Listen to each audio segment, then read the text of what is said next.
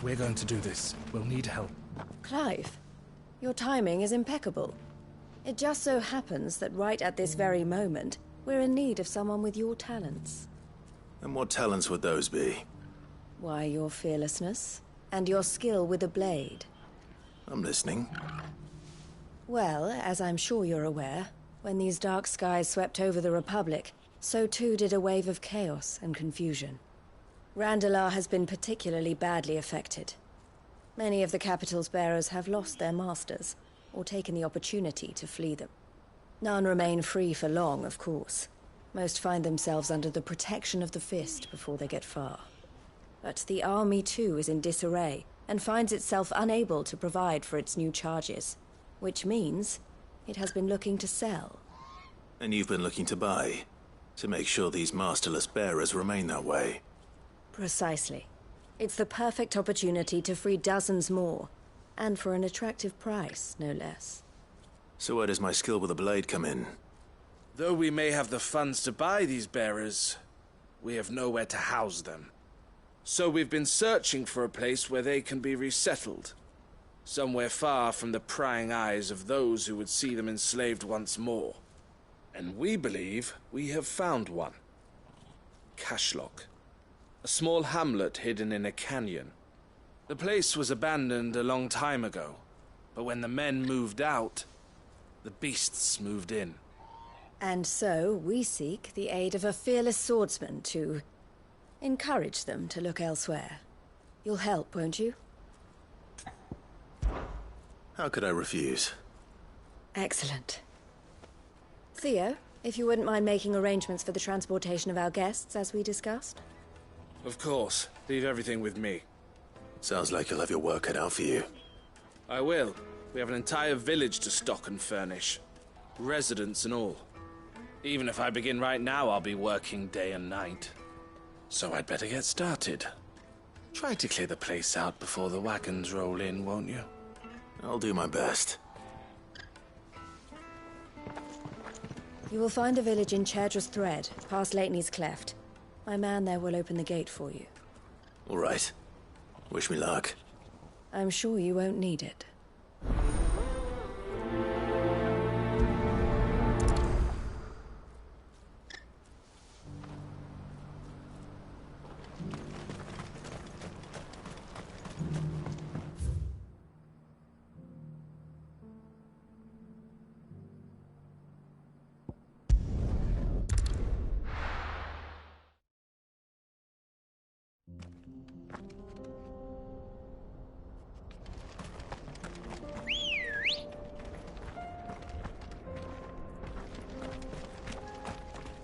Let's go.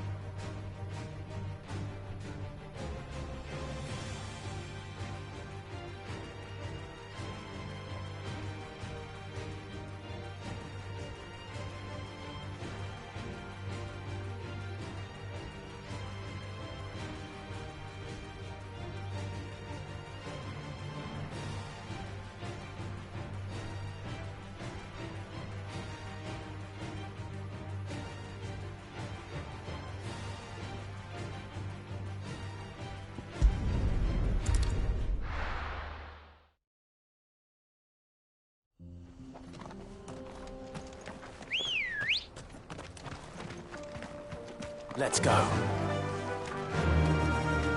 Yeah!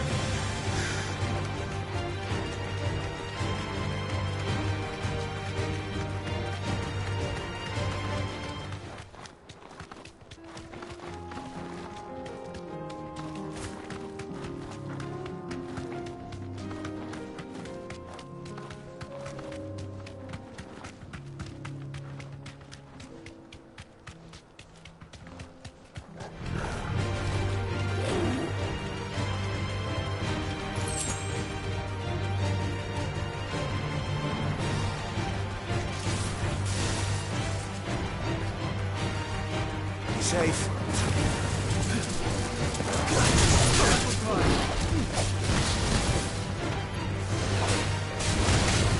This one.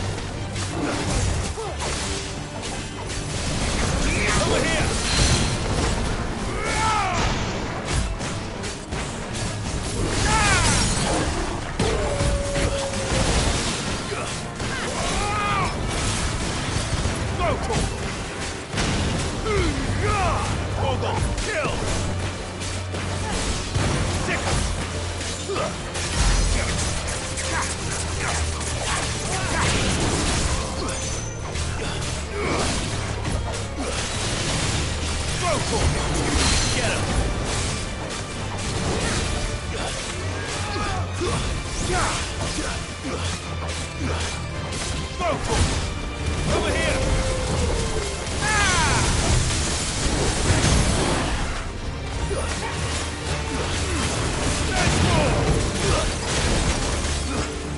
This one.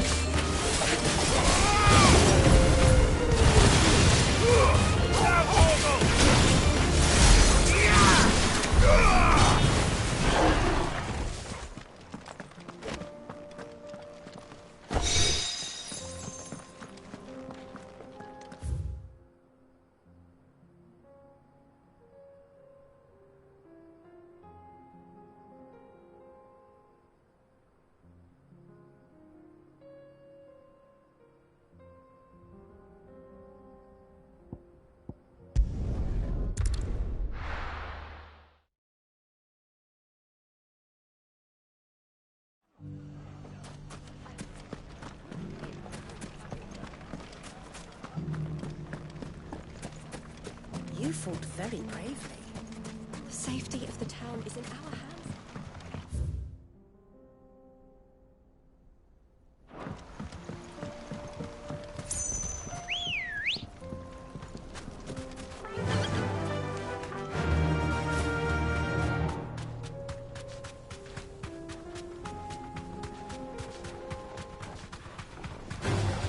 All right.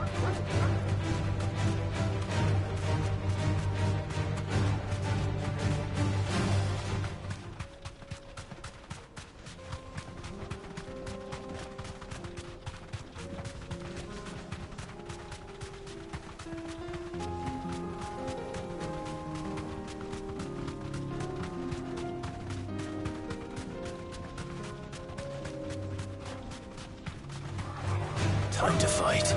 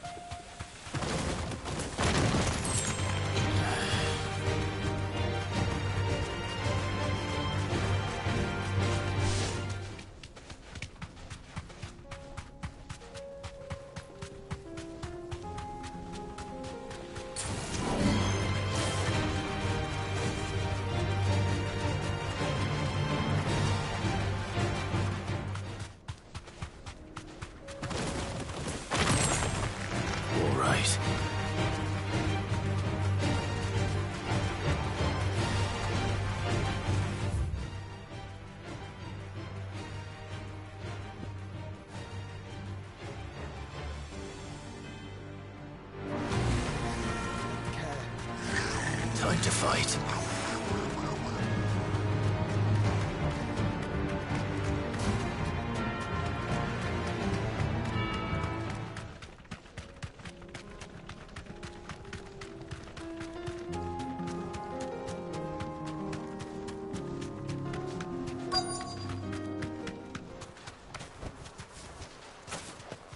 This must have been a nice place once.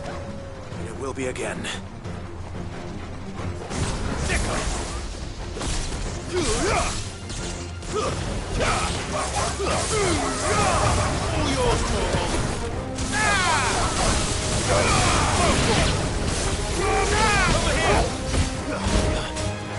This one.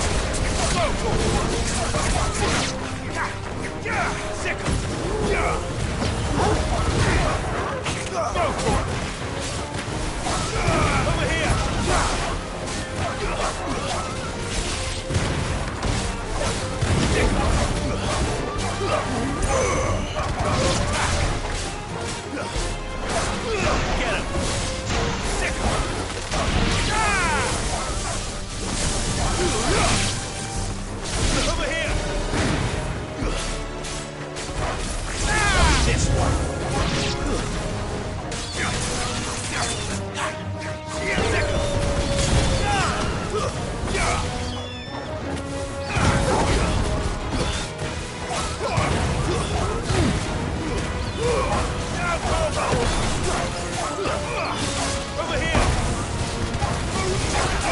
This one.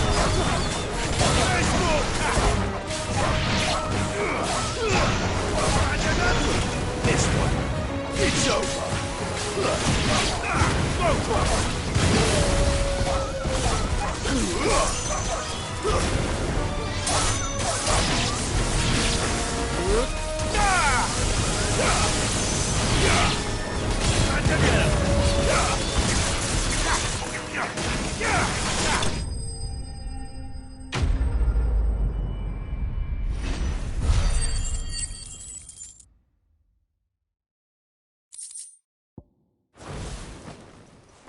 I think that's the last of them. I think you're right. Let's head back to Boklad.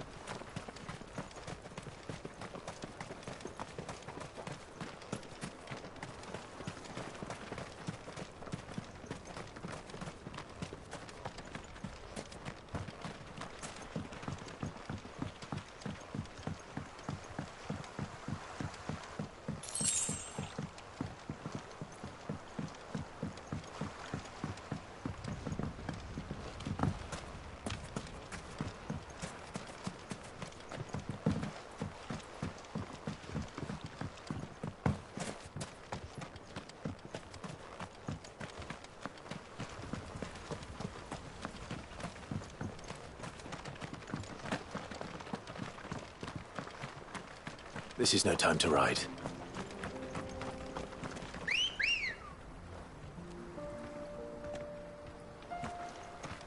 Ready, go?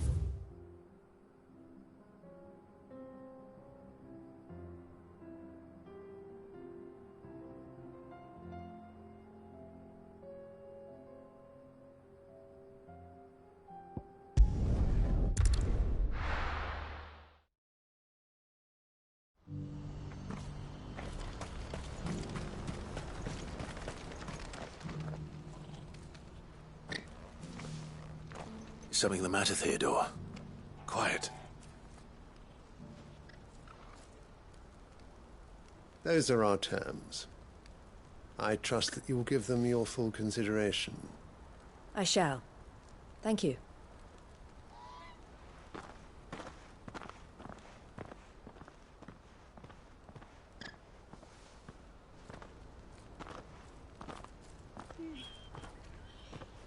Him again.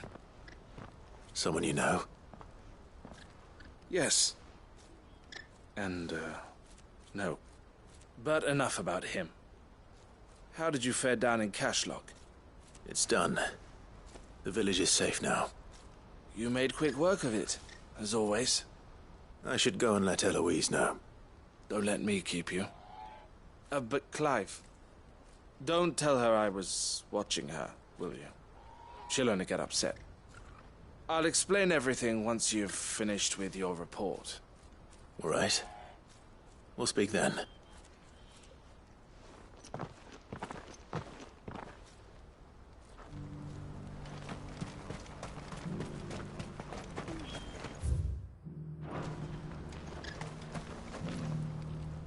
Eloise, I just got back from Cashlock.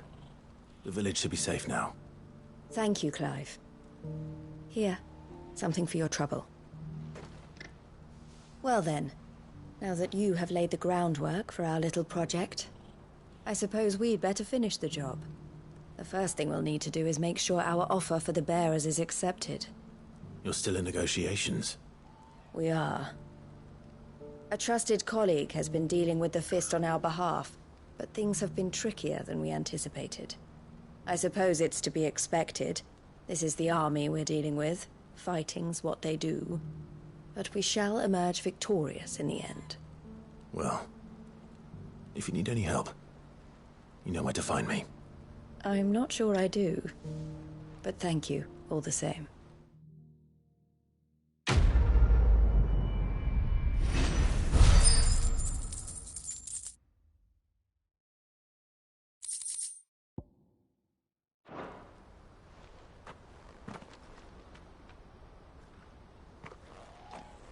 Ah, Clive. You wanted to talk? The man I was watching earlier, the one speaking to my sister. He represents the Silver Peak Consortium. It's one of the bigger trading houses. I don't think I've heard of them. Well, every trader in Dharmekia has. They operate across the length and breadth of the Republic, and they're still expanding. They've been trying to get Eloise to join their ranks for some time now, and judging by her reaction earlier, I'd say she had half a mind to accept their latest offer. And you'd rather she didn't? I would rather she did what makes her happy. And I would never deny her such an opportunity. Eloise saved me from slavery, and we have striven to save others like me ever since. But this was not the life my sister wanted, nor the one she deserves. I won't let her give up on her dreams again for my sake. She freed me from my bonds, and she must be freed from hers in turn. You're a good man, Theo. I have always been grateful for what my sister did for me, and I want to repay the favor by letting her live her own life. But each time an opportunity to do just that arises, she turns it down. For my sake. She loves you. And I love her. Which is why I want this time to be different. To show her that I don't need to be watched over anymore. Though I'm sure I'll still need some help from time to time. I trust that I can count on you. Always. Thank you, Clive. Well then, I had better get back to work. These bearers aren't going to move themselves. That's a job for the Crimson Caravans.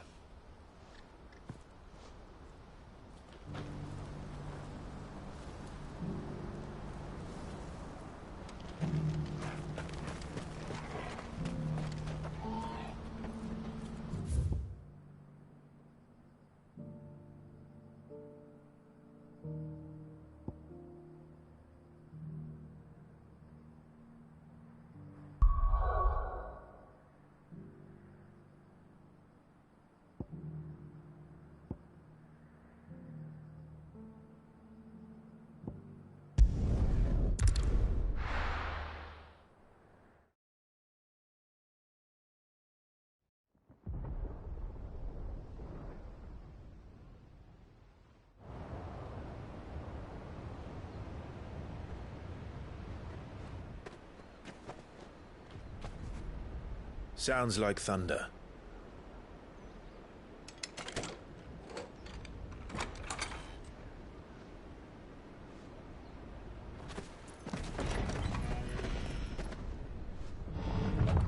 You're late.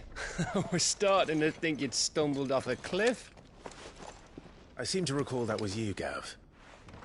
Good to see you. Any trouble on the road? Nothing we couldn't handle. I knew you'd come. Is that who I think it is? Yes. Allow me to introduce my brother, Joshua. Clive's told me all about you.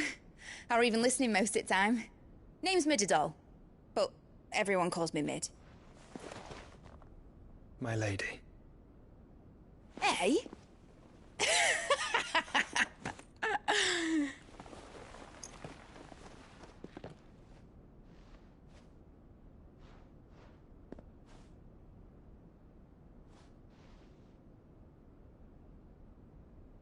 My boy.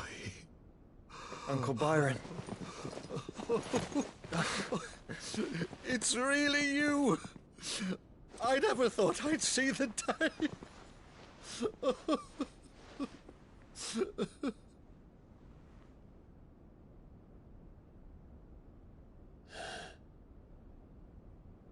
So these Akashic are being controlled.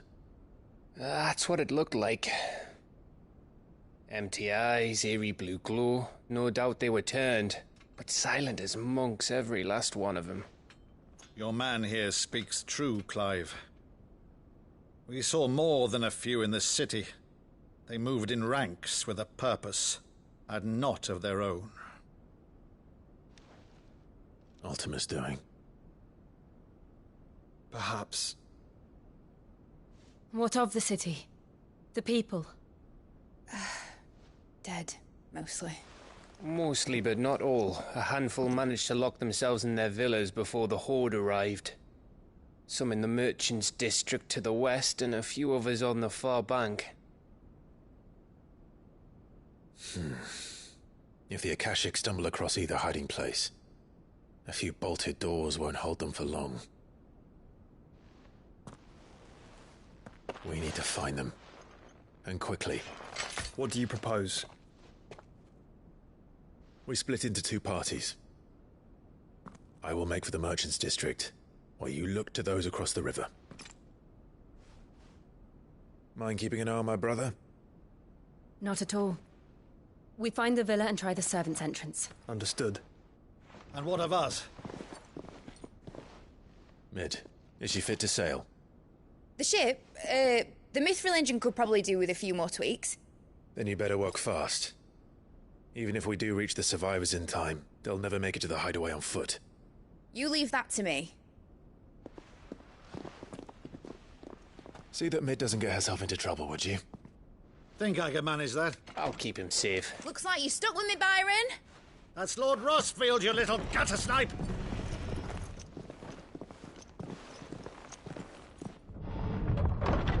Shall we then? And you keep Clive safe. Be careful. Both of you. You too.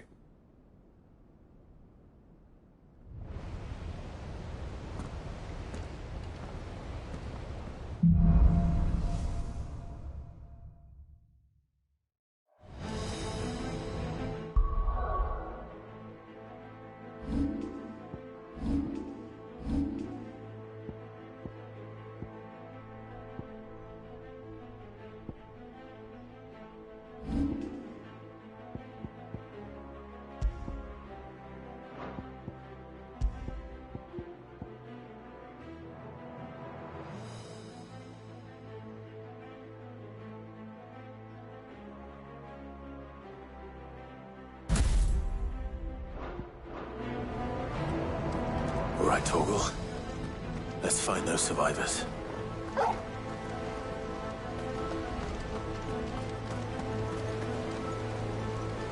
They don't stand a chance against those things.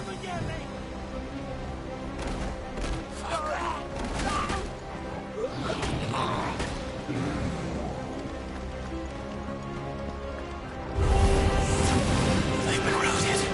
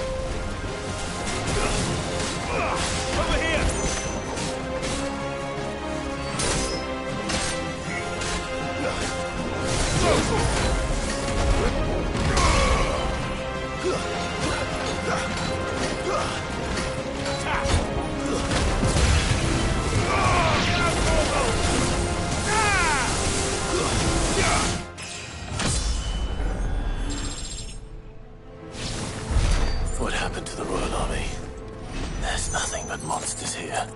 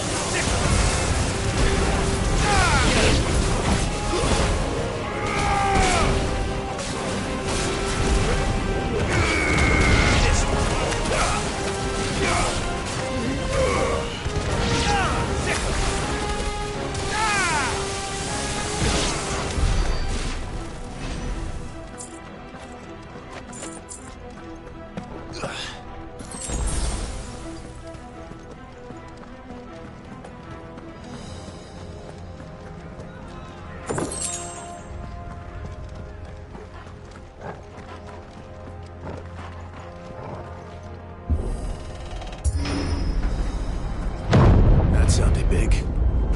Joshua and Jill must be busy.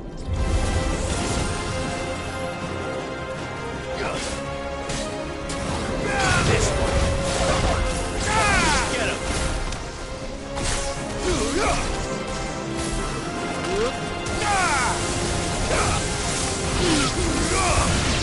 This one.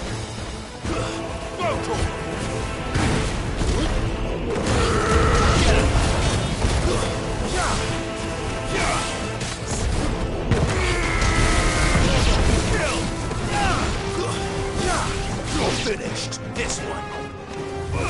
Second.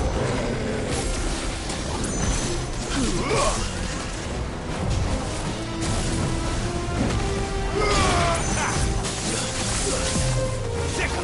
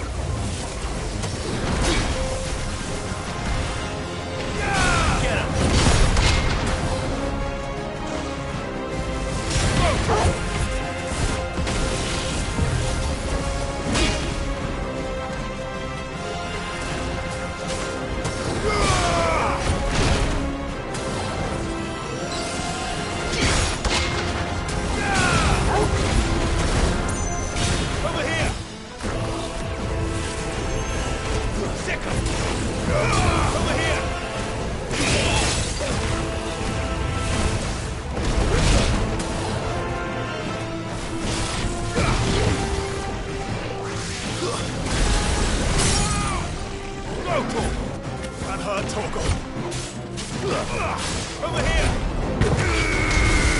All yours, Torgal!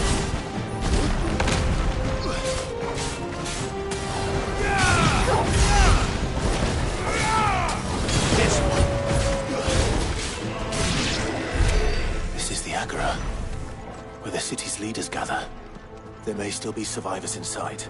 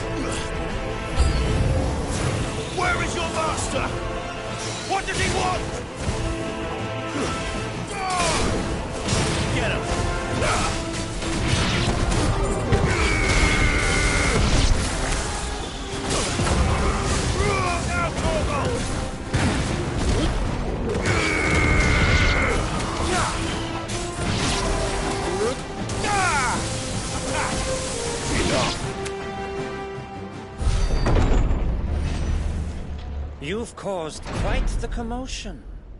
But then I would expect no less from you, Muthos. You again. I don't believe we've been introduced. You were in my family's crypt. And now you're here. With an army of Akashic thralls. Manners, Lord Rossfield? They are men, like you and me. Albeit ones unburdened by the wills that drive our kind to madness. They are pure. They are divine. What? And they are all that remains in this once raucous city. You'll pay for what you've done. As you wish. I confess I have been very much looking forward to this. Pardon me this indulgence, Your Majesty. The vessel shall not be spoiled.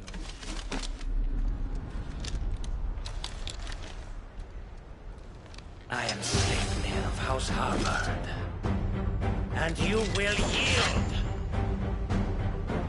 Or not. As long as you don't hold back. This one.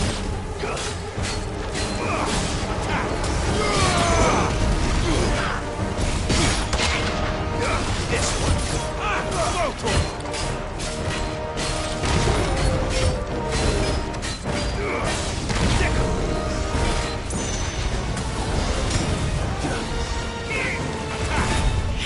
This one.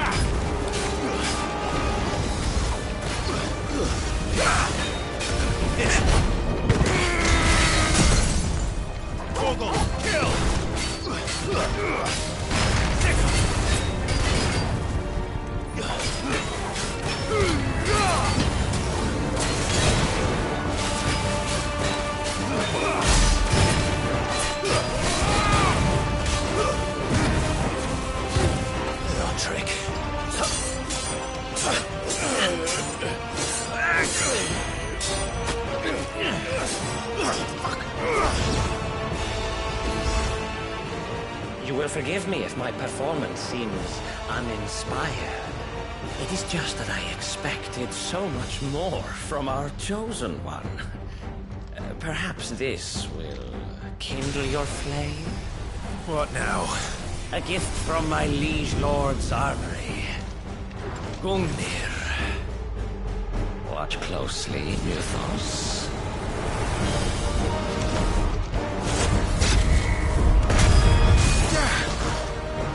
Yes! Yes! Nice try.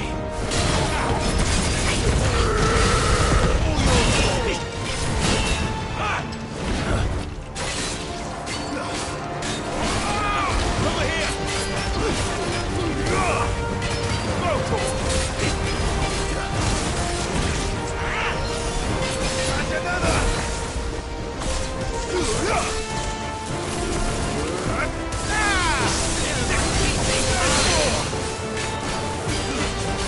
One is seldom enough.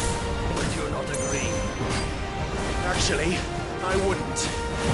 Attack!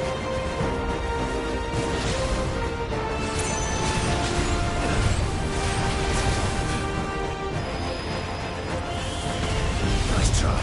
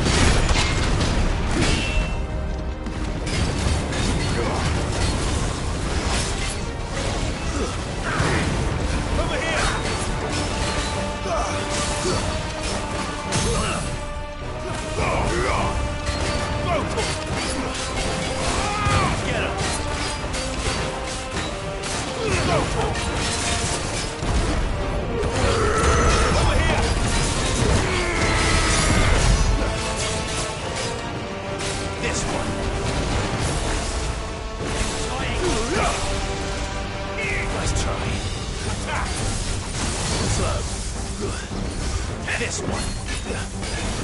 Nice try. Get him. This one. Attack.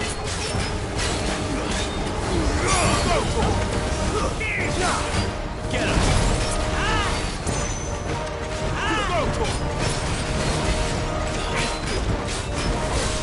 Over here.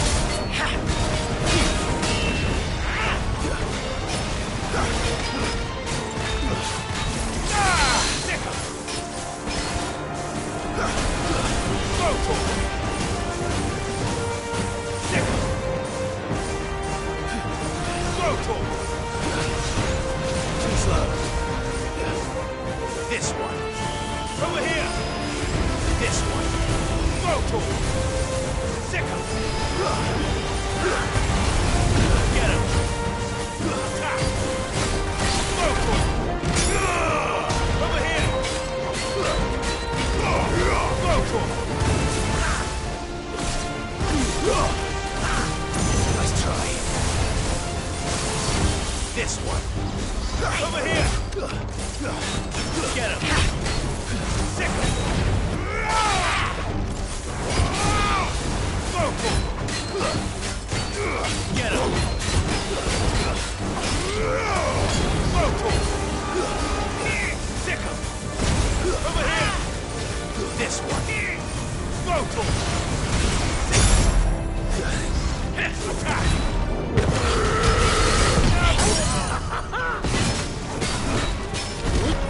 Mythos.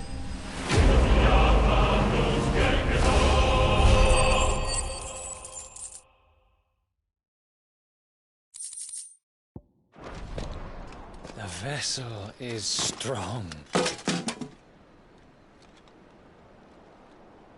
My liege.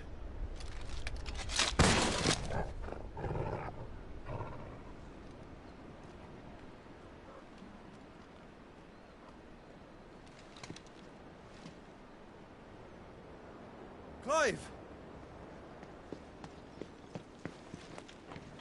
You're all right. As are you, I see. We are, yes. I'm sorry, but we couldn't save them. It was over before we arrived. Well, you did what you could. I fear we were all too late. What's wrong? Nothing. I hope.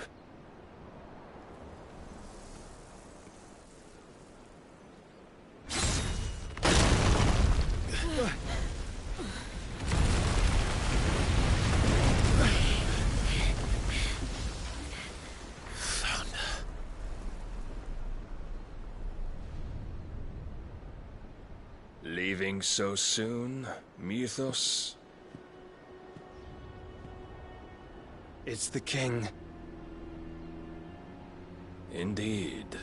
You may kneel before Barnabas Tharm, Warden of Ash and King of Waloed. Get back.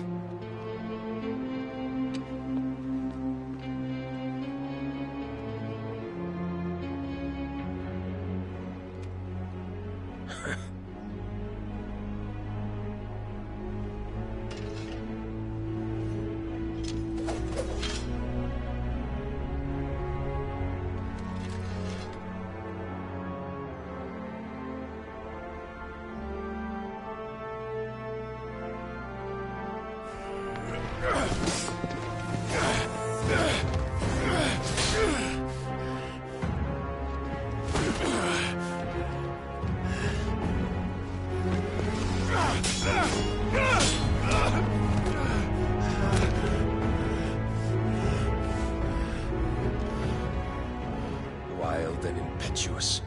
I expected more of the boy who bested my Lord Commander. Yet I see why my master covets you so. The power within you, Mythos. The potential.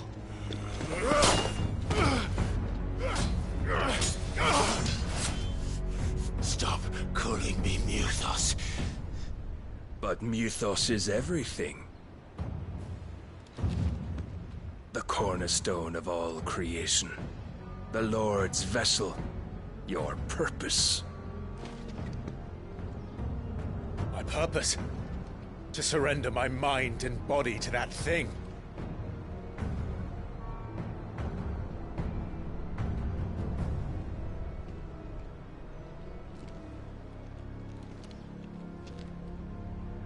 No, Your Majesty. My purpose is my own. I made a promise to my friends, to my people. And nothing is going to stand in my way. You would allow this delusion of free will to bar your path to greatness? Truly, your volition is a cancer. One that must be excised.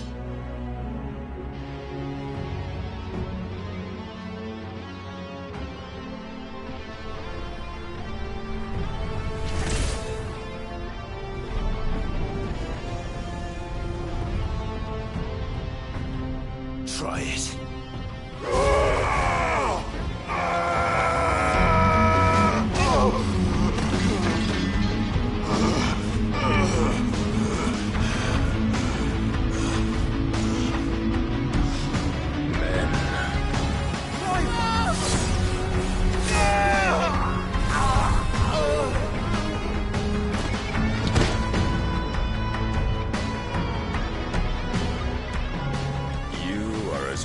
As all the rest.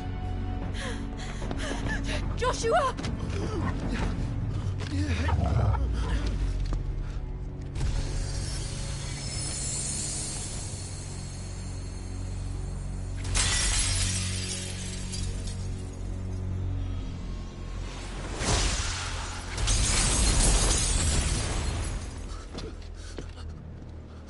Oi! Oi! This way! Hurry!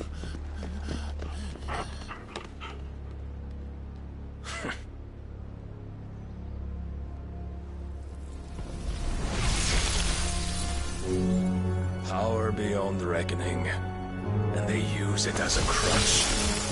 Such a waste.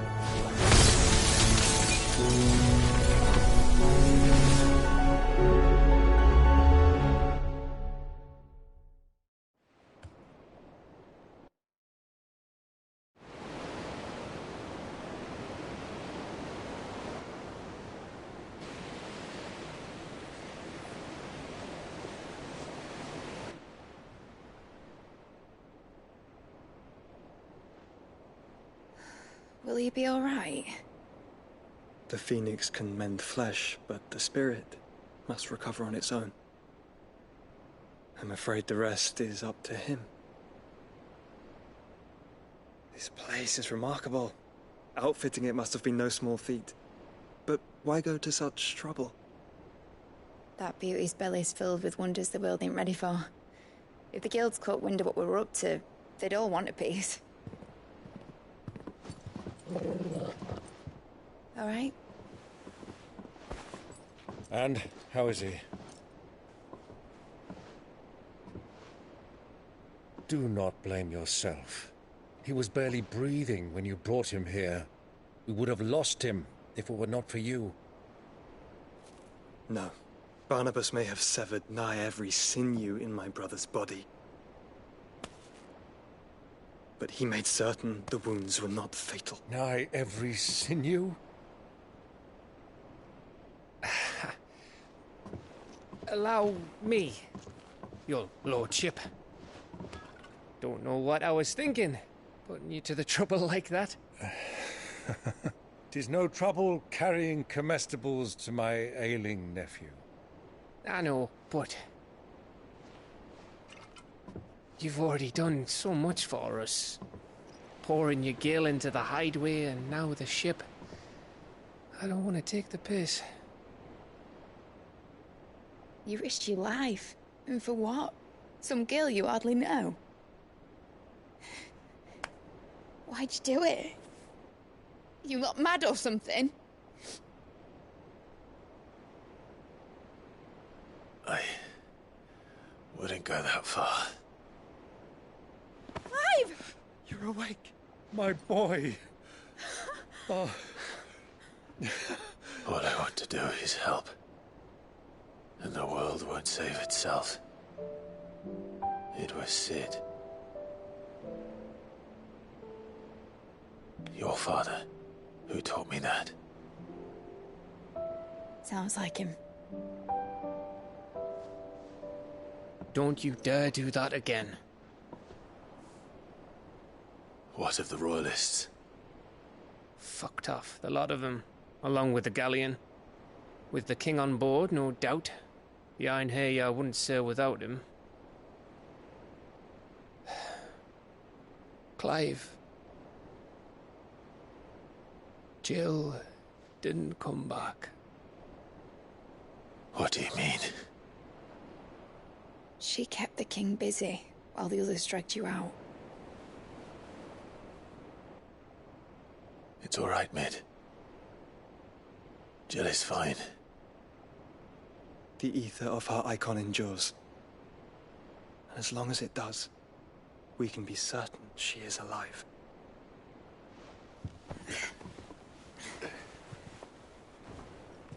We must pursue the Black Galleon. Jill will be with the king, I'm sure of it. Well, good luck catching him, because my ship's going nowhere. It's the Mithril engine. She's got a kick like a wild chocobo and a mind to tear the hull in half. But you have an idea. Well, of course I do. My dad'll have seen this coming a league off. If I had his old writings... If you had his old writings, you'd be sitting under a fuckload of rubble. The ones Otto didn't save anyway. I suppose he might still have a few pages in his stores. We'll have to hope it's enough. Do what you can to ready the ship. I'll speak with Otto. In your condition, you really are mad. Perhaps. But the world really won't save itself.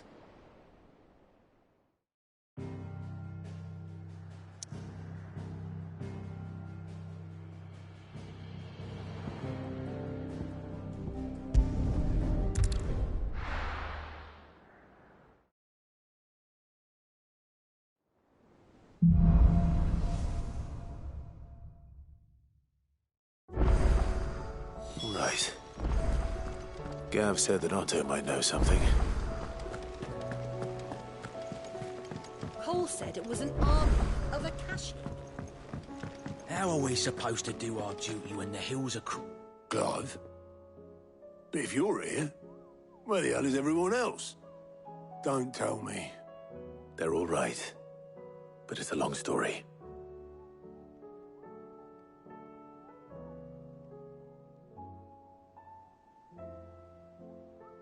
You lot don't do things by halves, do you? Well, at least everyone's still breathing. Now, as for these writings, I'm sorry to say, Clive, but if you had those, you'd be... Sitting under a pile of rubble, I know.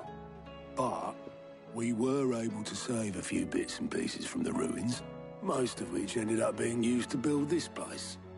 The more personal items we gave to the next of kin. In the case of Sid's things, that would have been mid. Then I'll check the workshop.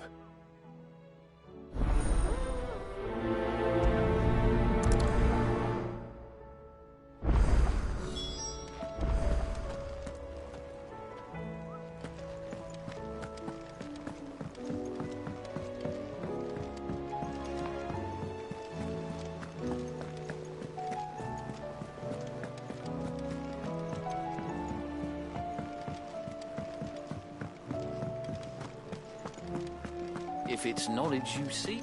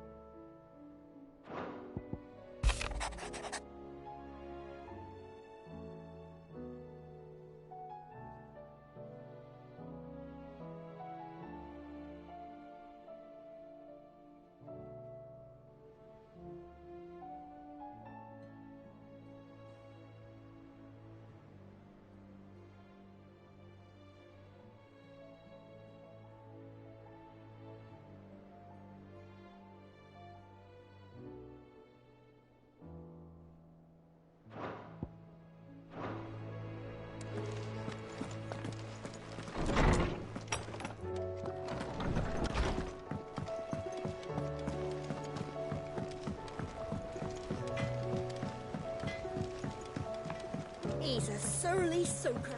Who cares less for us?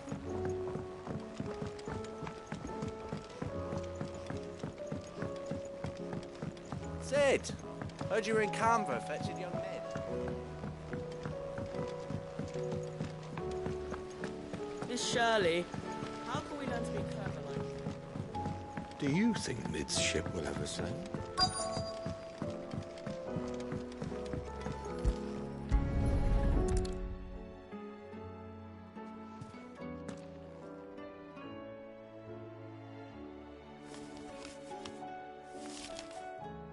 This looks like it's from Sid's old diary. But you'll already have read it. I'd better keep looking.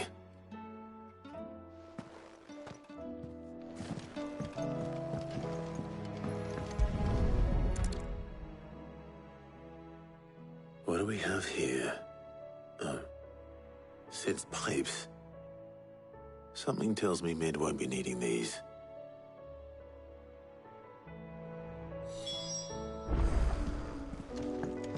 We've had no word from Canva for days.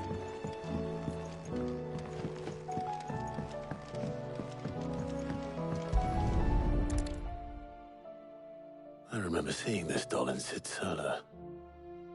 I wonder if it was Mid's.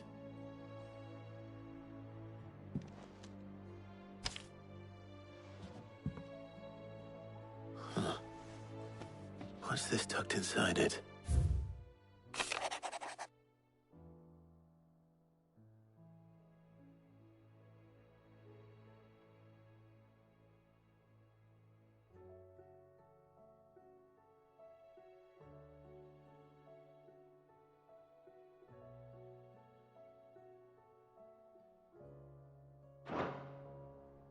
Sid's best invention. Huh. That sounds promising. So Sid hid something in Mid's first opus. But what would that be? Perhaps Otto might know. If Amber and the Lazarus are gone.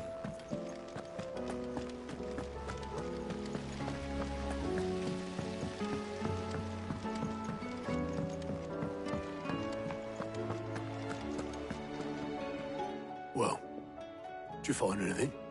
Possibly. You wouldn't happen to know what Mid's first opus was? Opus? That girl's as tone deaf as a banshee. Unless you mean the orchestrion. She couldn't have been more than, what, 11, 12 when she cobbled that thing together? It surprised us all. Not least her dad. You should have seen how proud he was of the little scamp. What's that battered old box have to do with anything? I think Sid may have hidden something inside it. Wouldn't surprise me. Those two and their bloody treasure hunts. Half the things in the hideaway were hidden one time or another. How are we supposed to do our duty when the hills are cool?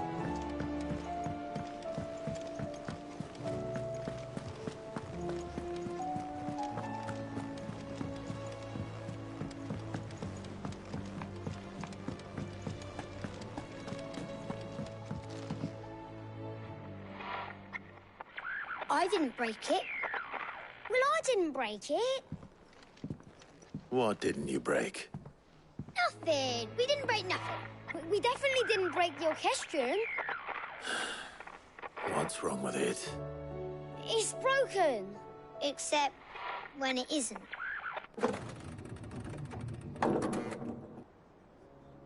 See?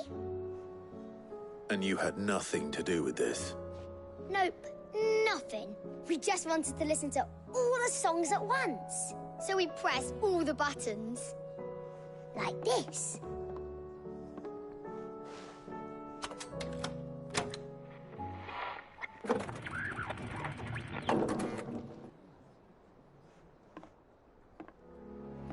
See? All too well. All right, out of the way.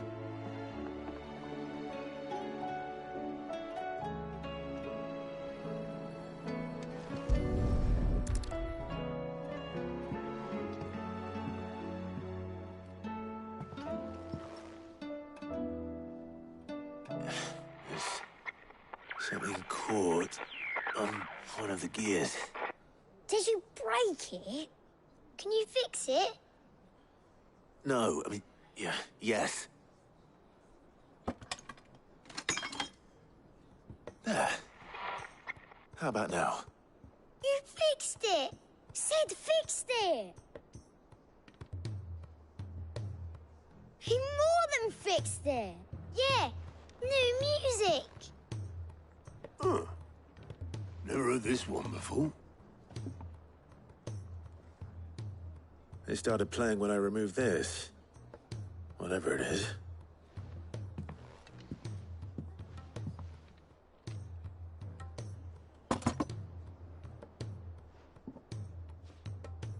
Well, don't look at me. I can tell you it's important, though. Sid showed it to me once and said as much. Said it was the stuff dreams were made of. Let's just hope it's the stuff ships are made of as well. Indeed. Let's see if we can make some dreams come true.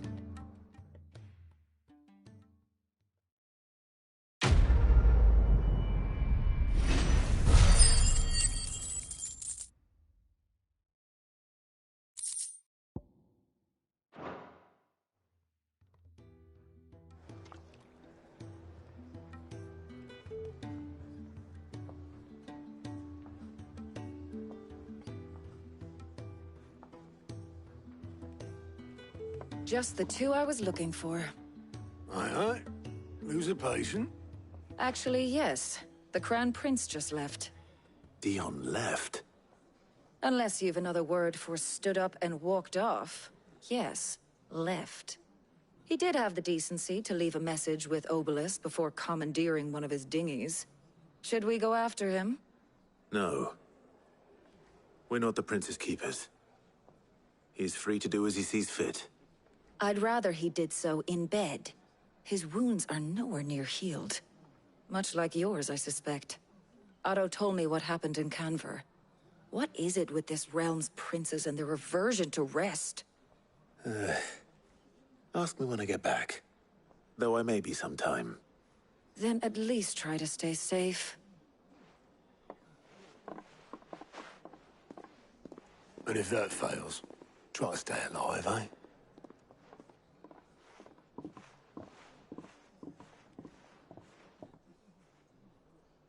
Every moment I waste here, the further the flagship sails. I have to get back. If it's knowledge you seek, we've tomes of plenty to go.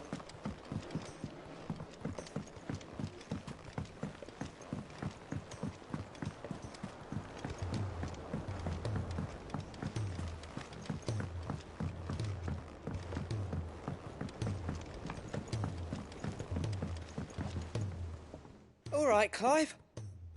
Blackthorn told me you helped him out again. Tough of that. Speaking of which, I'm actually a bit, Worried about him. And you want my advice? afraid so. It's a bit of a funny one, this, but I saved this posh knob while I was out on a mission, and he gave me this flashy ring to say thank you. So, obviously, I show it to Blackthorn, thinking he'll be impressed, only for him to go white as a sheet and quiet as a curl instead. Try as I might, I can't for the life of me work out what could have got him upset like that. And seeing as how Blackthorn opens up when you're around, I thought maybe... I'd speak to him again. Well, I suppose there's no point leaving him to stew. Cheers, Clive. I'll be sure to pay him a visit as soon as I have a moment. All right, I'll meet you by the forge then. You come along when you're ready.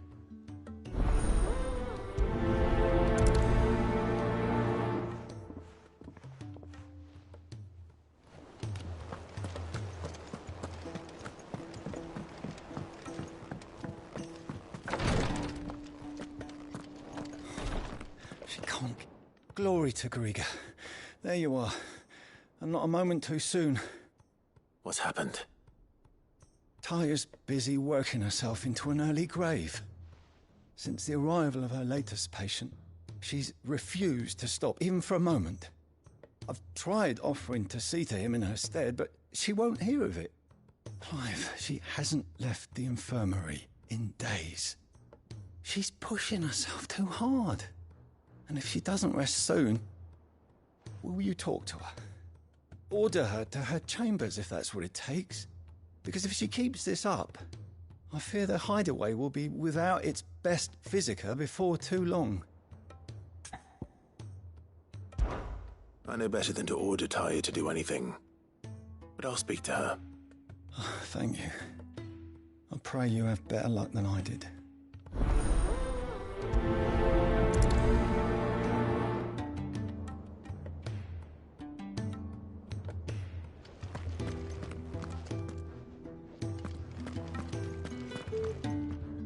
Well, Tyre, Rodriguez worried about you. And if what he says is true, then so am I. We all admire your dedication, but you do need to rest. I will, when it's time. Until then, I'm staying put. We owe him that much. Who is he? Someone from my past. Someone who doesn't deserve to die alone. It won't be much longer. The crystal's curse has almost finished its work. If I had the tears, I could ease his passing. But without them, we've nothing that will touch the agony of those last few hours.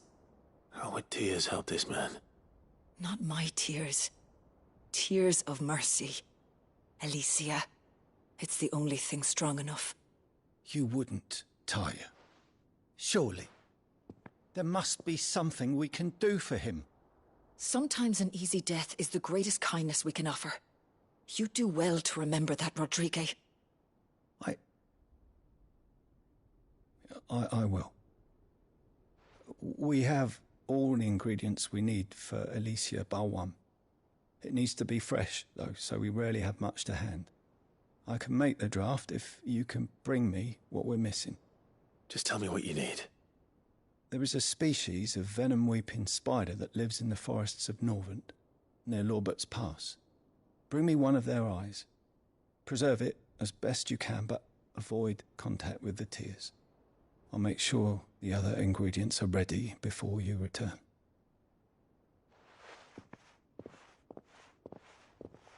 Thank you, Clive.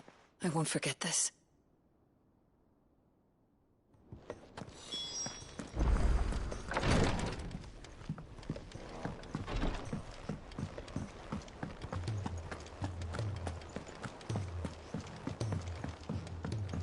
Cole said it was an army of Akashi. What will happen to...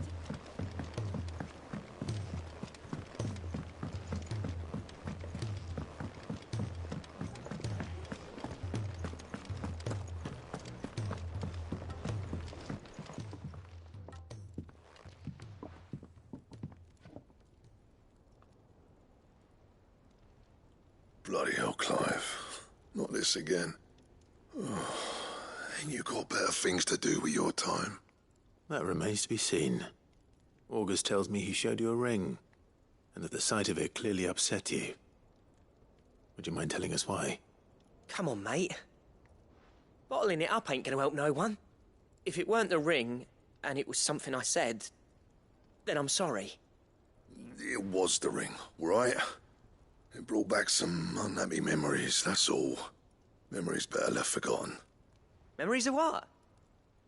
There are things we'd all rather leave behind, Blackthorn. But sometimes it helps to talk about them. And sometimes it doesn't. Is that so hard to understand? Don't be like that. Fine. If it'll get you off my back. That ring you flashed was the work of Zoltan. We apprenticed together, back in the day. You've never mentioned him before. Why would I? Ain't seen him in decades, and the last time I did, we almost came to blows. The ring brought it all back. I could tell it was one of his the moment I saw it. Bastard's improved, though. More than I thought possible. That thing's a work of art. So it was a nice ring. Worth a few gil, maybe. What's it matter to you? It matters because engraving metal's a nightmare, and I've got no bloody idea how he managed it. The fact is, I couldn't make anything even half that detailed. So what? You're an armorer, not a jeweler. I'm the Hideaway's master craftsman. I'm not stealing a living at some backwater village forge. My armor keeps you lot safe and my swords keep you dangerous. As far as I'm concerned, every swing of my hammer's another blow struck in the name of our cause. So I put my heart and soul into my work. Because the curse breakers deserve better than second best. And I refuse to be shown up by the likes of Zoltan. Very well. Why don't we go and pay him a visit? Learn his secret. I doubt he'd be too happy to see me. Then just this once. Make peace with being second best. Swallow your pride, and focus all your energies on the task at hand. Keeping the curse breakers armed and armored. Provided you can do that, you'll hear no complaints from me. But if you can't, and it's going to distract you, we need to do something about it. What'd you say, Blackthorn? You know he's right. And it's not like you'll be going alone. All right. Magic. So, where do you reckon old what's-his-name is then? Zoltan, was it? In Dravozd, my old village. He won't have left. He's the chief. Dravozd, eh? That rings a bell. Not far from Tabor, right? Just north of the fields of Carava. Got that, Clive? Meet us at Dravozd as soon as you can, yeah? And I'll make sure Blackthorn don't get cold feet. Good luck with that. I'll see you there.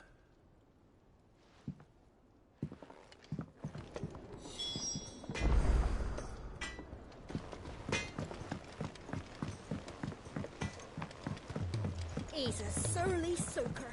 Who cares then?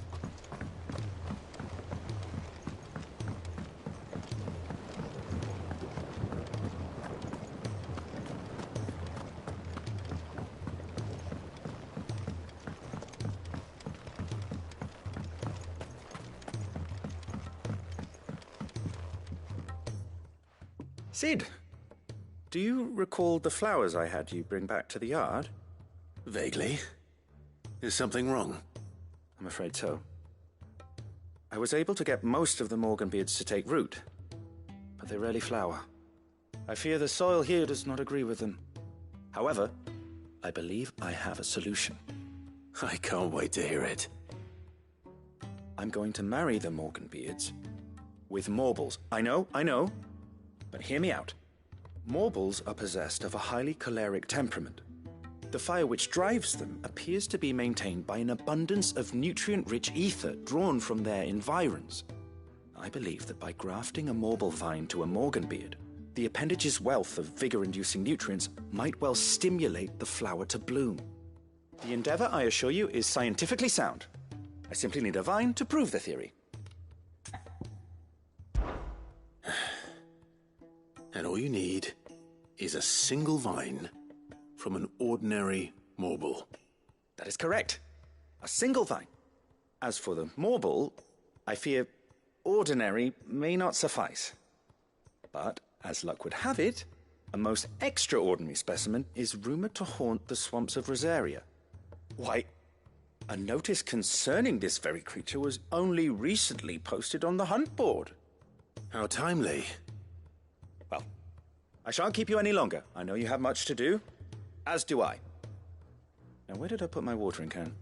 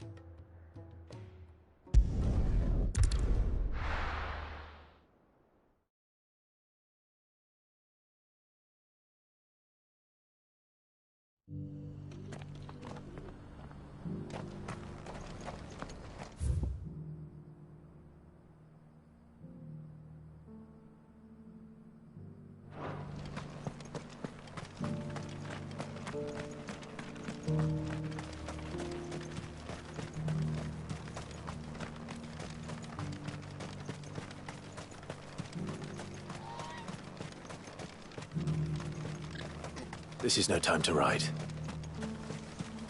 The free cities and the sea.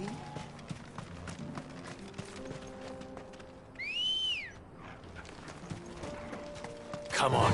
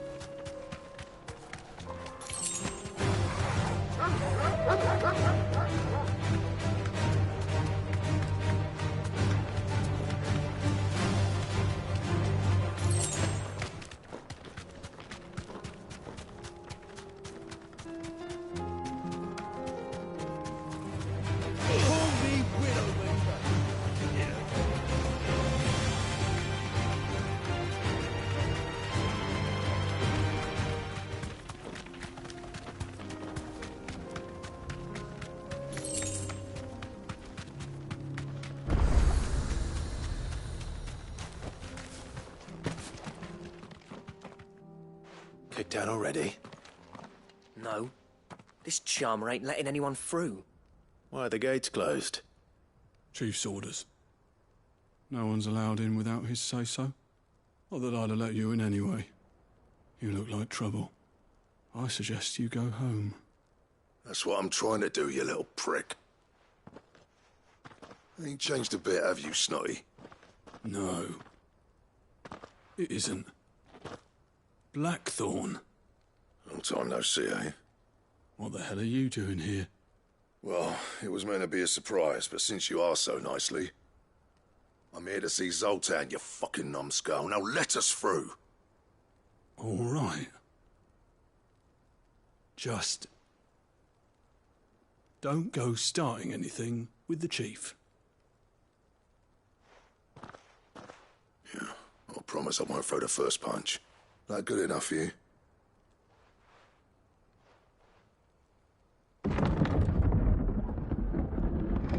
Go on then. Much obliged.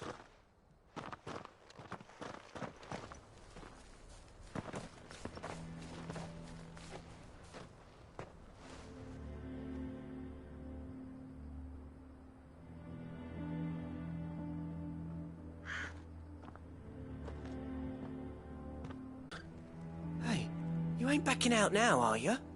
There's a river of bad blood between me and the chief. But if someone can build me a bridge, then I'll cross it. All right. I'll see what I can do. I appreciate it. It'll be near the forge on the hill. It was our master's. He'd have inherited it when I left. The forge on the hill? Good luck. You'll be needing it.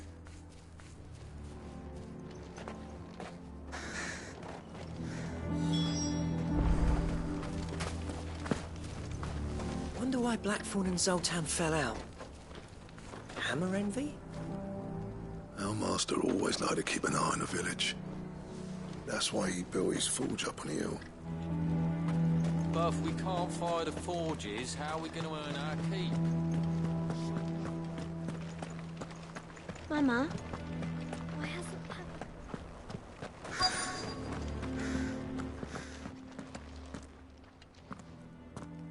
Hotter! Hotter, damn it! Those miserable flames wouldn't melt butter, let alone iron. Pardon the intrusion. I'm looking for the chief. That'd be me. It's a pleasure to meet you. I'll bet it is. Keep the gates closed, I tell him. Well done, Snotty.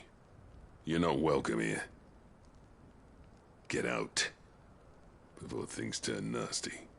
Blackthorn's here. What did you say? He's traveled a long way to see you. Yes, has he? He's waiting. Down by the gates.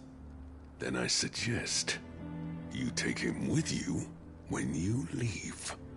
Didn't you apprentice together? So what if we did? Fuck! We're getting nowhere! These bearers' flames are next to bloody useless! We're never going to be able to fire up the forges unless we can find some new crystals. I'm a busy man, as you can see, so do me a favor and piss off. Oh, and if you're struggling to find your way out, ask Blackthorn. That prick knows exactly where the exit is. He's not wanted here. And neither are you. All right. I'm going.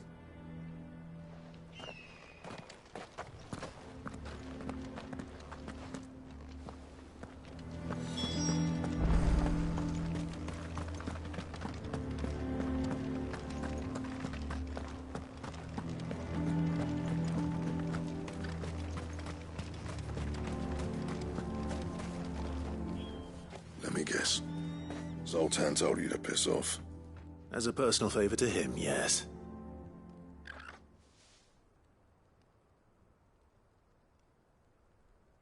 Well, at least he didn't beat about the bush. There'll be no talking him round. Not after what I did. Which is what exactly? If we're to help, we need to know. What turned the village against you? I left. Dravost. Zoltan. The burden of leadership our dying master dropped in our laps. All of it. There are two kinds of smiths in this world, you see. My kind, who are in it for the love of the craft, who labour on a single piece from dawn to dusk to get it just right. And the other kind, who are in it for different reasons. People like Zoltan, whose work is quick and cheap. The kind of smiths who shit out a few hundred blades, reap the profit, and divvy it out among themselves. There wasn't a single day we weren't at each other's throats. And bit by bit, people started taking sides. You would have torn Dravost in half had it gone on. So, I left. You didn't have to do that. Zoltan's a better chief than I would have been. His way of doing things kept food on people's tables. Dravost prospered without me and my lofty ideals getting in the road. Until the crystals run out at any rate. Without magic to fire the furnaces, this place is as good as dead. It depends on how you look at it, though. There's got to be other ways of making fire. We manage it in the Deadlands.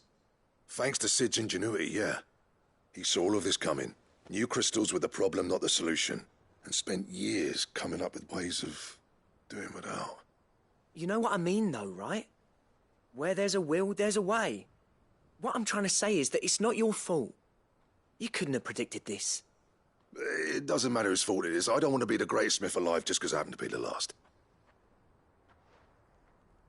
Clive. Dravost won't last long without its furnaces. So, do you think it's time we shared Sid's bellows with the world? The way I see it, it's your decision to make. Hold on, Blackthorn. Sid made those things for us. They give us an edge over the rest. And you'd be throwing it away. All right. Do it. This place was your home. I won't abandon it to its fate. Sid's creations were never meant to be hoarded. It was only ever a matter of time before we shared them. Let this be another step on the road to freeing Valisthea from the prison of the Crystal's blessing. Dravost will show the world that it's possible. Wouldn't you agree, August? When you put it that way, of course. It's like hearing Sid speak from beyond the grave. Thank you, Clive.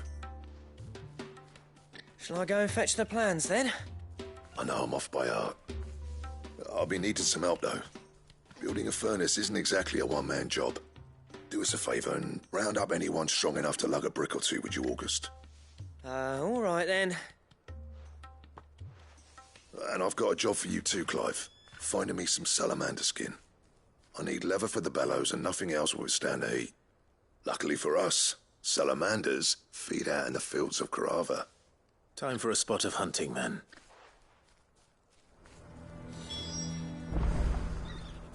Sid tried all sorts of leather to make those bellows, but salamander skin was the only kind that worked. Luckily for all our sakes, salamanders aren't too hard to find around these parts.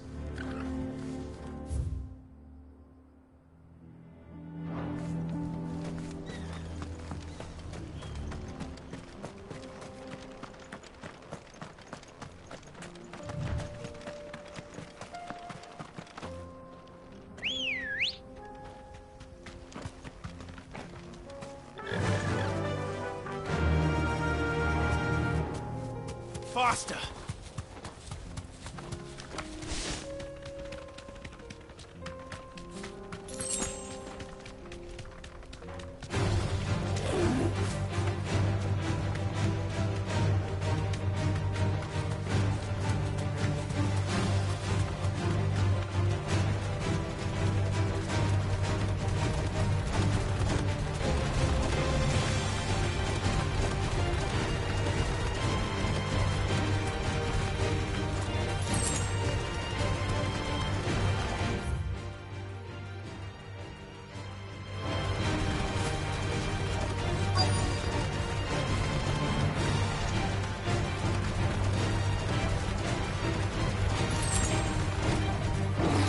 make this quick, shall we?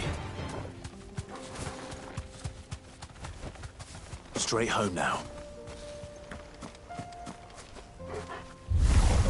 No mistakes.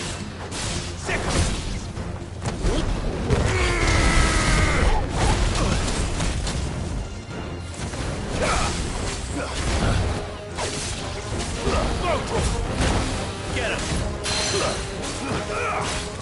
Sick him!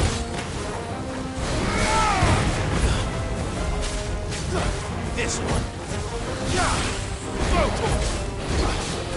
Nice try. This one.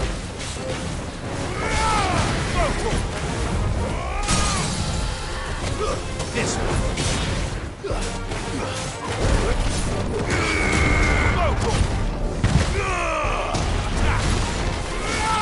Over here! Kill! This one.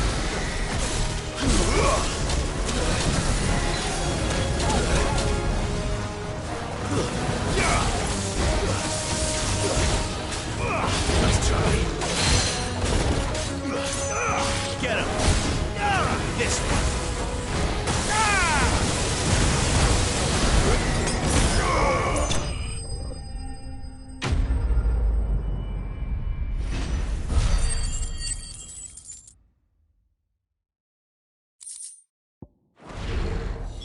I dare say that won't be enough for a decent set of bellows. Run like the wind.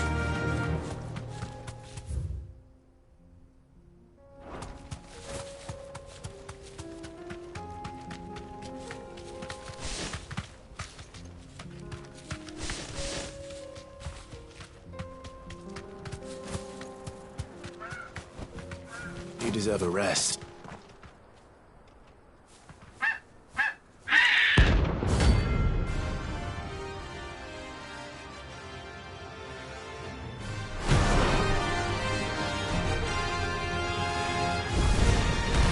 That's like no chocobo I've ever seen. Something tells me it won't be easily broken.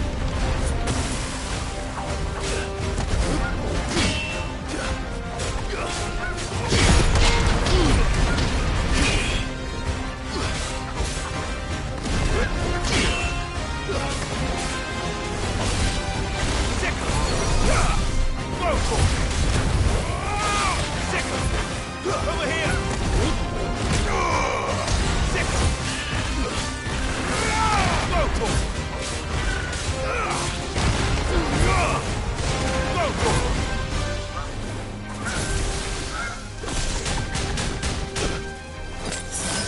Get him!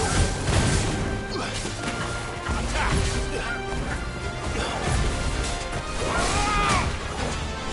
Let's try. Attack! This one. Attack! Get him! Over here! This one. Sick him! Get him! Attack! Over here! Get him! Over here! Get him! This one. Attack! Over here!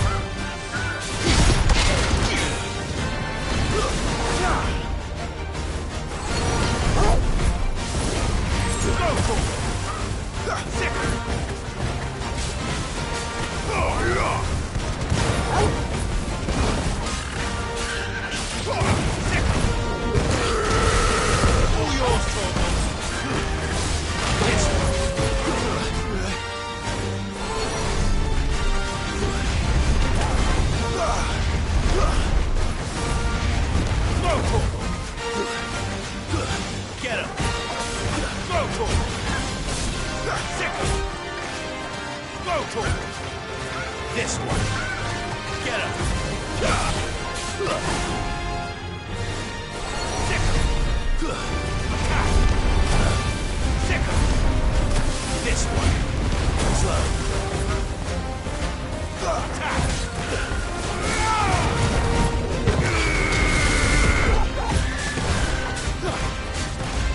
Go for it!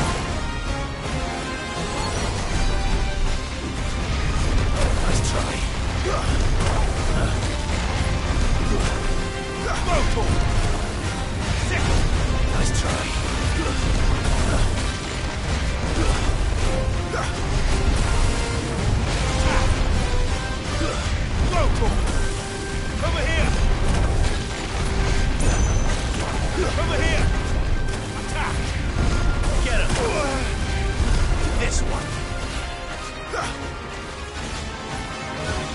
Tor! Get him! Over here!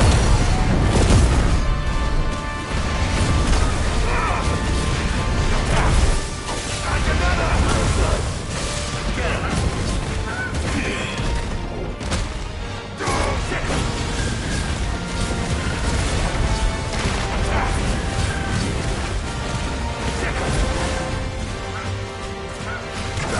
Too slow. Get him!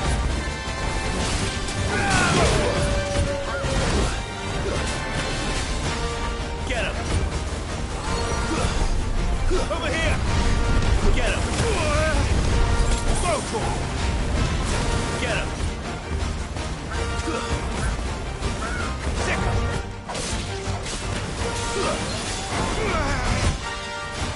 Go, Tor!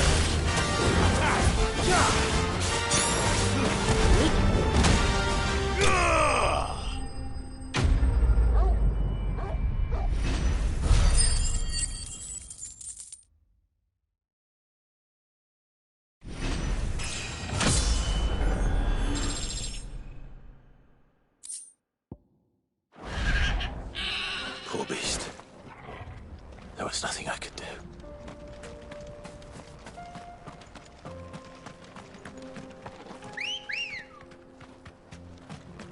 Ready, go?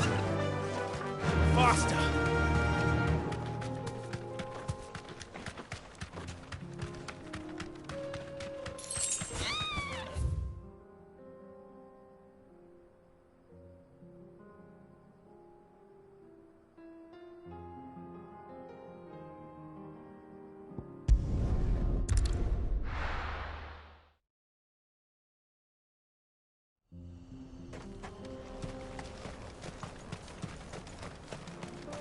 What's this all about, then?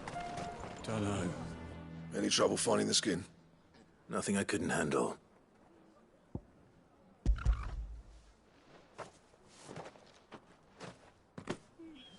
There should be plenty. Right then, time to put these louds to work. If everyone pulls their weight, we'll be finished in no time.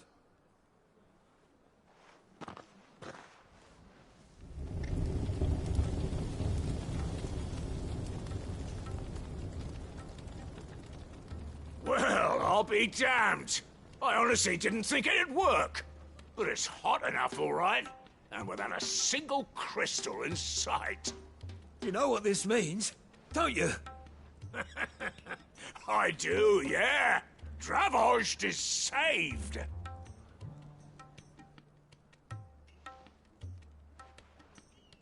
Sorry about earlier.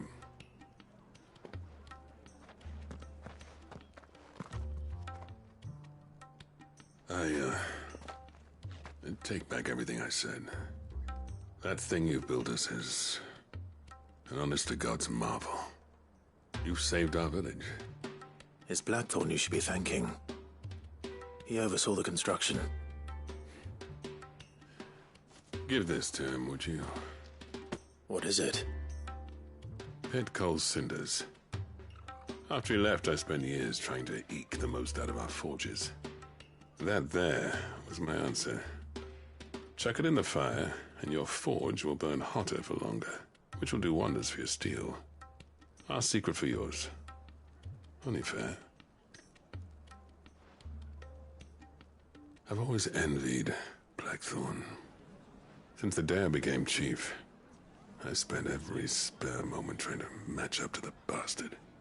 No amount of sleepless nights at the anvil will ever bridge that gap, though. He's a genius. Plain and simple. The man Dravost needed. But he took all his talent and left. Gifted and free. Is it any wonder I hate his guts? The cinders would mean more coming from you. I need to forgive him first. And that's not gonna happen.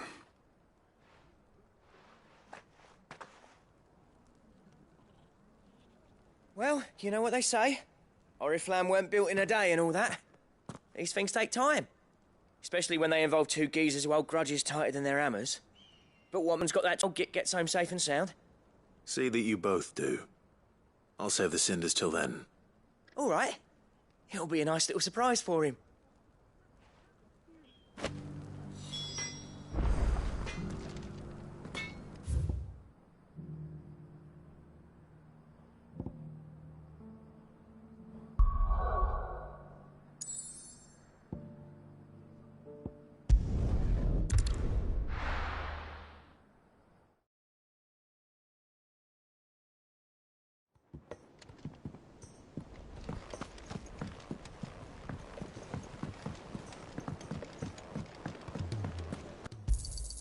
You'll not find a better price than that.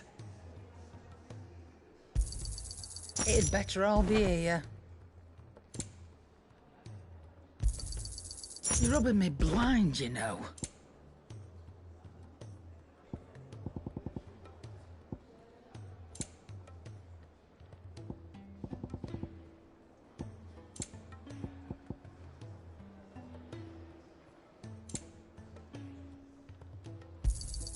You'll not find a better price than that.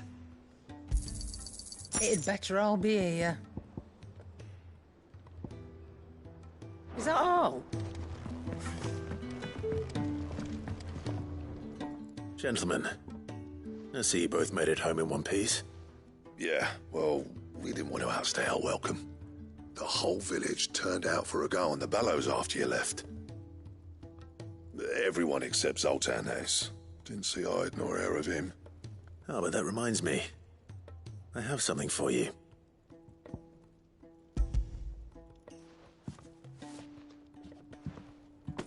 Pico Cinder? How'd you come by this?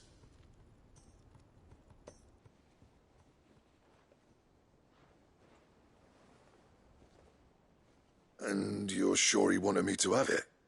I'm sure. He didn't say so, but I think he wants to forgive you. Huh. Imagine that.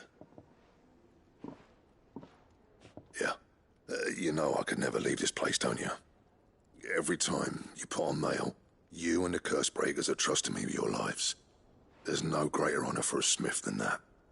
I'm not about to go crawling back to Zoltan for forgiveness, but I will make good use of his cinder. And if that helps save even a single life, then he'll have my gratitude. What was it you said he called me? Huh? A genius? And he spent sleepless night trying to copy me, did he? Sounds like I better get to work. I've got a reputation to uphold. It's good to see you back on form, Blackthorn. I don't know how you pair put up with me sometimes, but I'm grateful all the same. Now, where was I?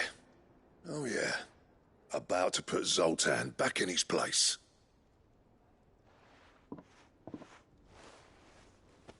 Ain't got the art to tell him how similar they are. Stubborn bastards. A little healthy competition should be good for him. You're not wrong. Still, it's a shame him and Zoltan couldn't let bygones be bygones. No use grumbling about it now, though. Blackthorn's happy. Or as near to happy as he gets. And that's good enough for me.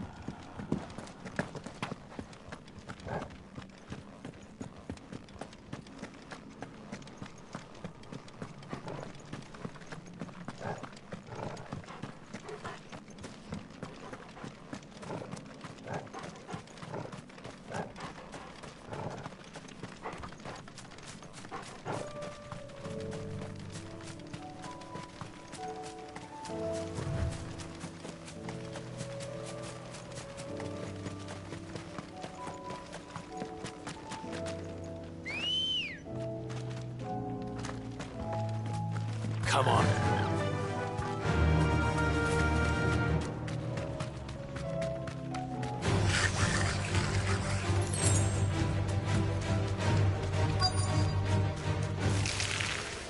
Rodrigo could have mentioned his spiders would be the size of curls.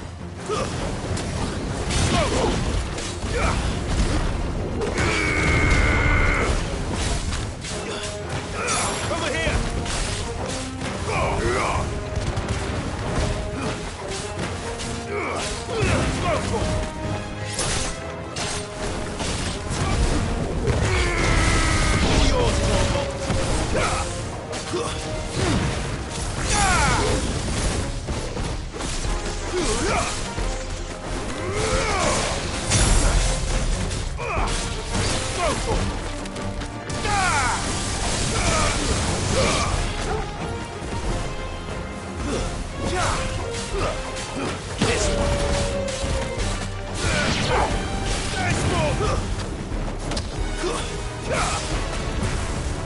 You lose!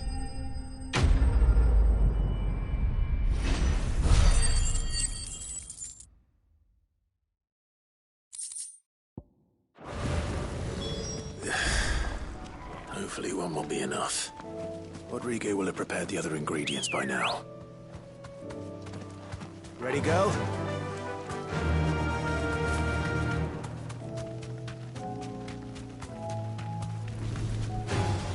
Time to fight.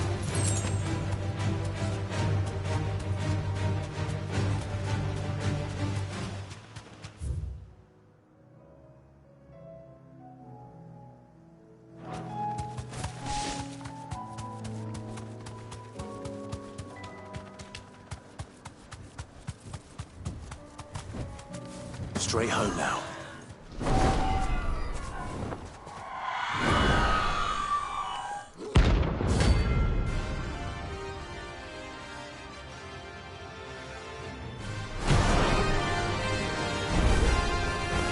That's what I think it is.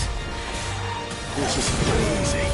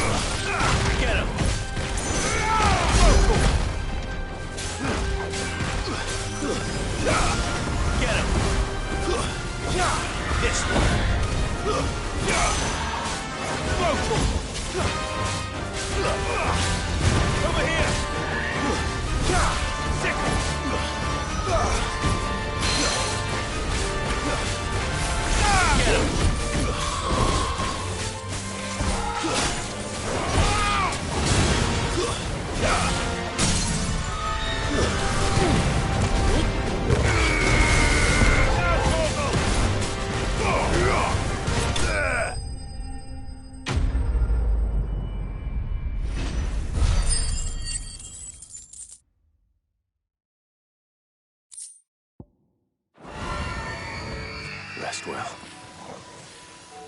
I know I will.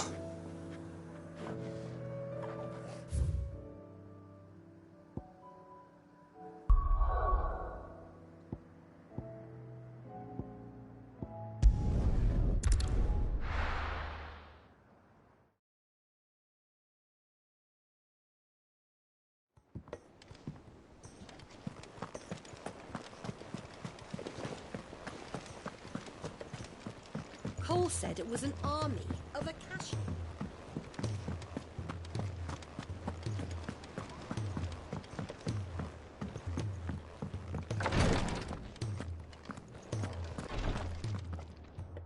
Thank goodness you're back. Taya looks like she's about to collapse. Is this what you needed?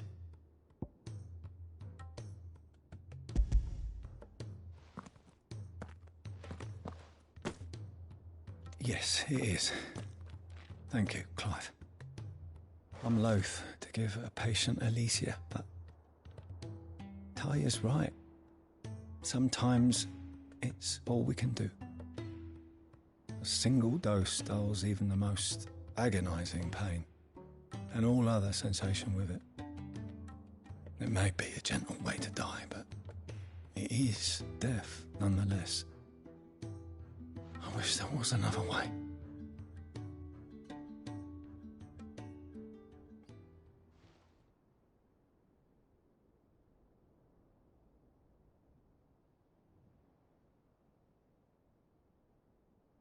How are you feeling? Light, mid-here. Drifting on waves. Good. Just relax.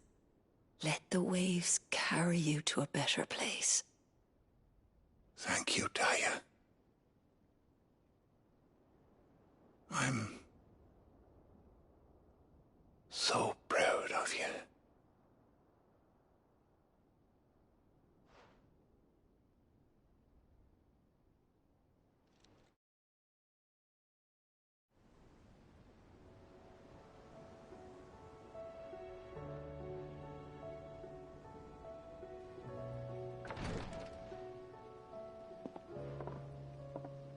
He's gone. Thank you, Rodrigo. And you, Clive? I'll see that he's properly laid to rest.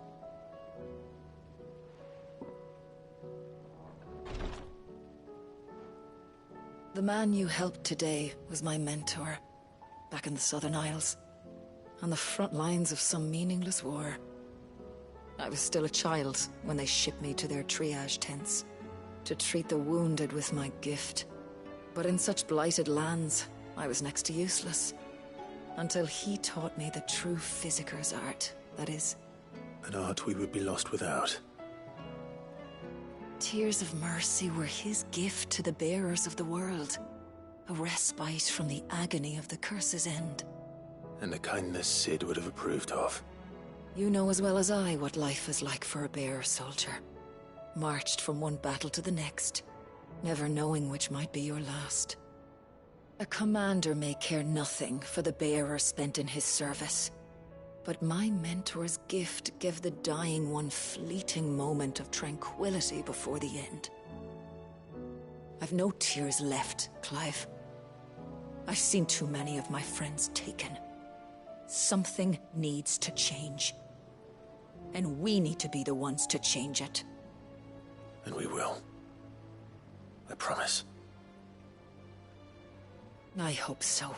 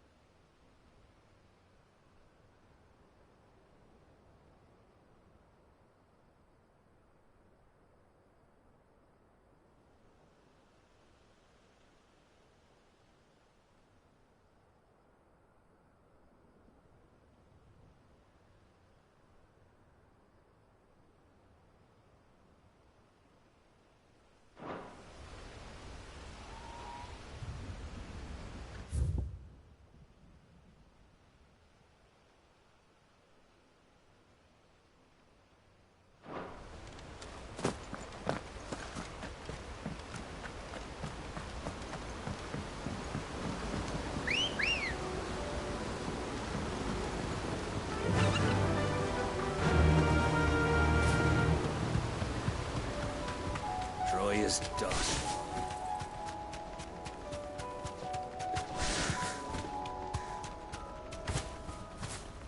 Be safe.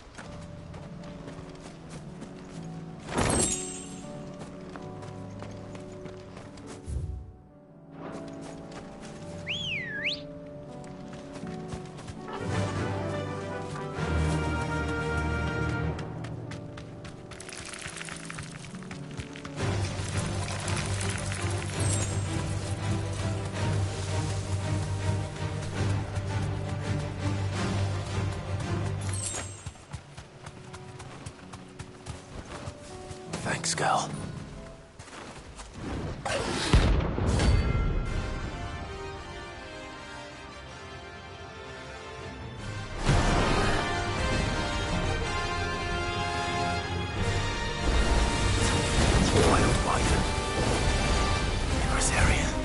Get him! Over here! Go for him! Get him!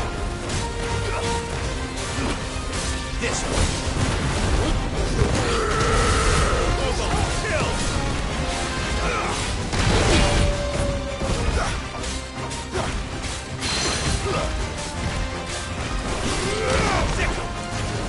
Over here! This one!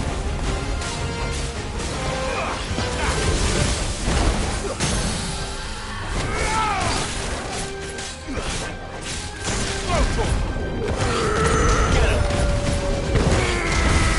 All yours, Torgal!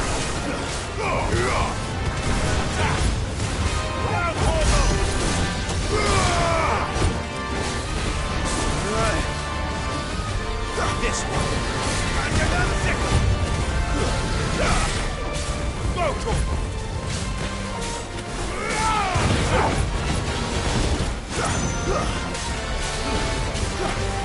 Over here!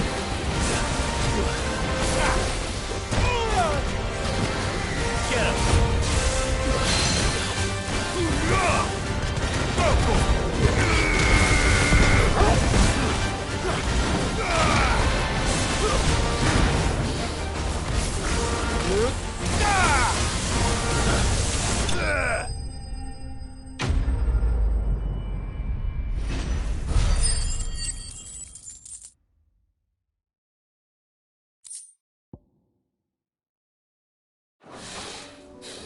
Hope there aren't any more of them.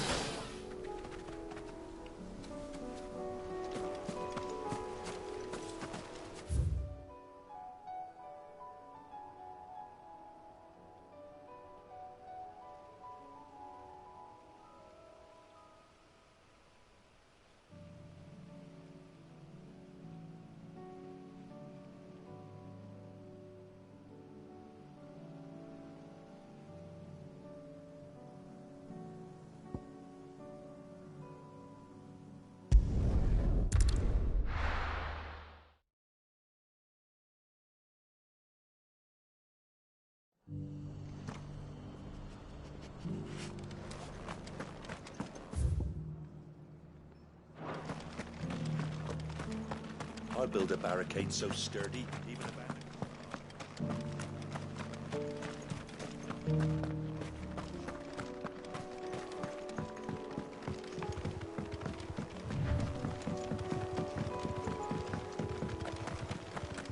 Can hardly make out. Let's go.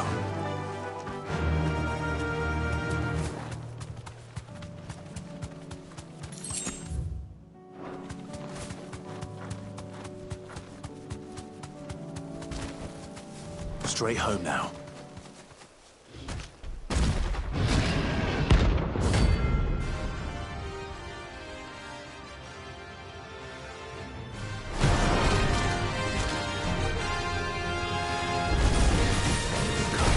Rightfully so close to the end. Time to take the bull by the horns. Over here! There's more! Go for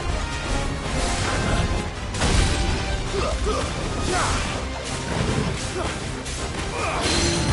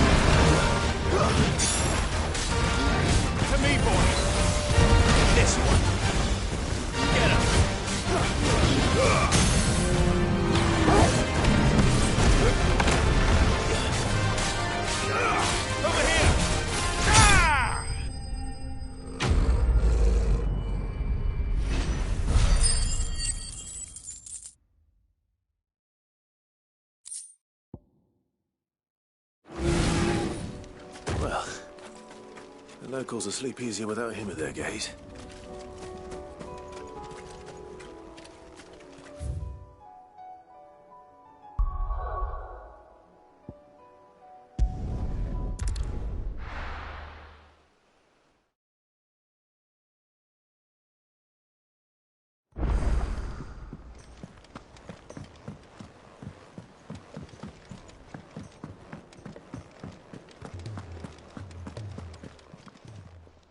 Still alive, are you?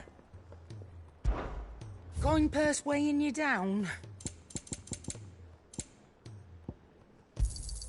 It'd better all be here.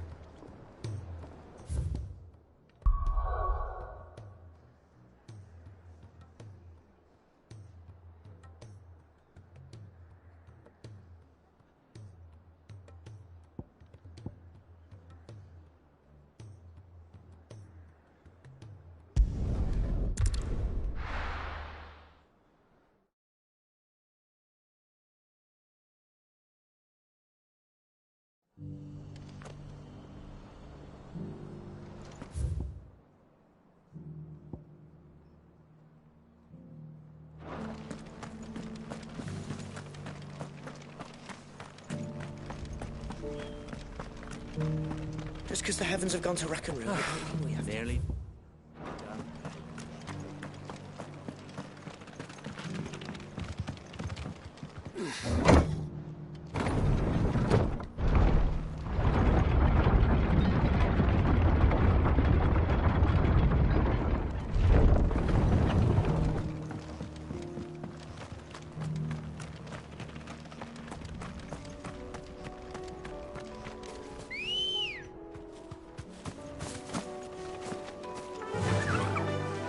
Run like the wind.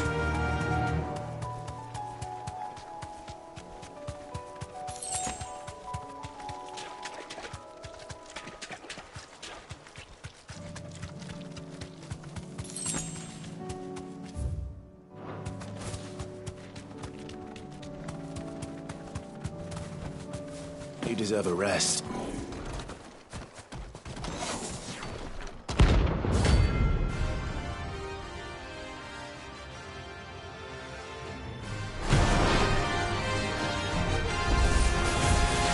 What is this thing doing out in the ruins? Attack! Go for it! Attack! Get him! Sick him! Let's try. Over here! Sick him!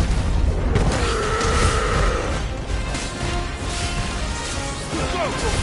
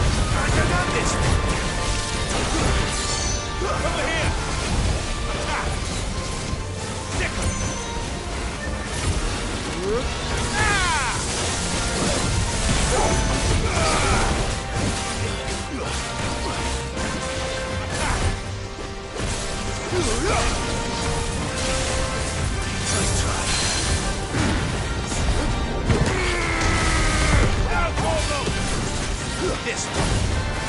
Over here. There's this one.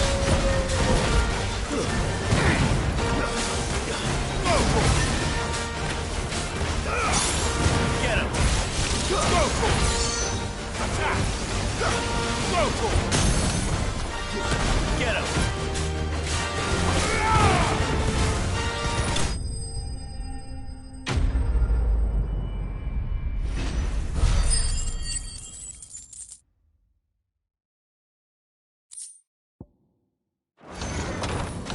From the ruins it came, and to ruin it returns.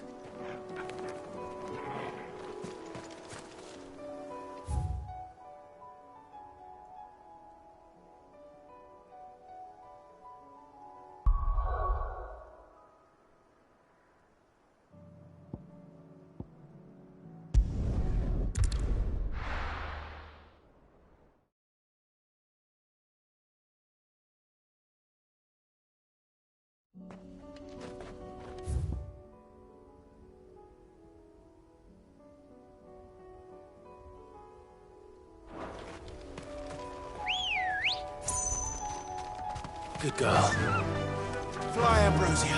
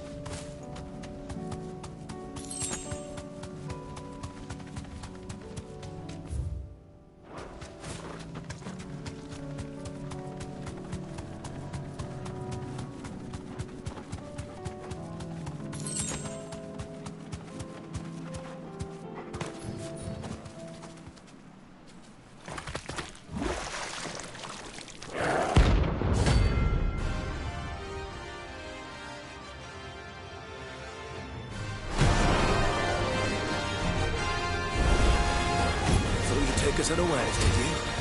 Attack! This one. Go to him! Get him! This one. All yours, Torgal. Get him! Over here! This one. Go, Torgal! This one. Go to him. Second. Get him. Attack. Over here. This one.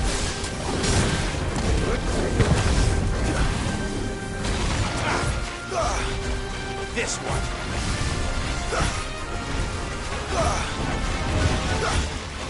Get him. Second. Over here!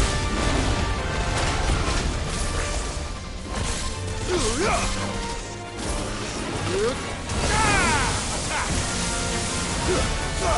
Go for it! Attack! Get him! Over here!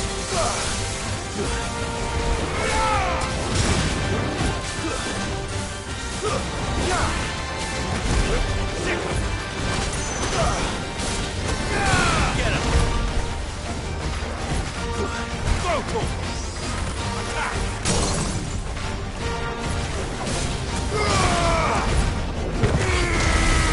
Torgal, kill!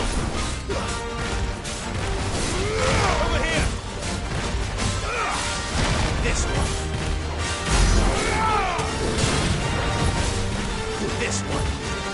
Get him! Go to him! Get him! Over here! Attack!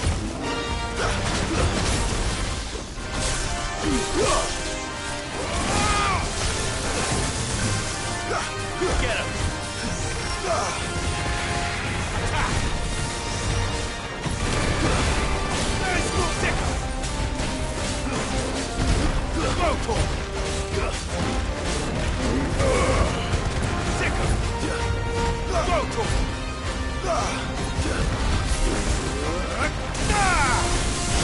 Over here! This one! Go to him!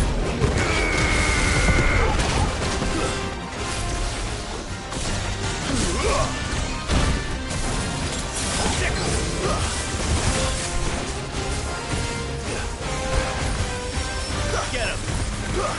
Go to him!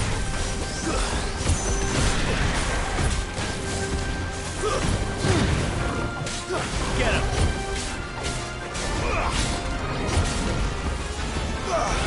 Over here! This one!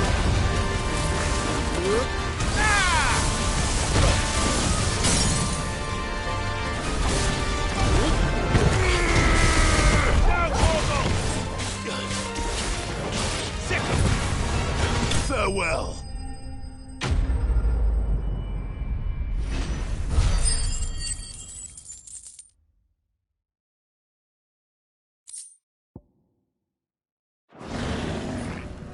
it's dead now. Whatever it was.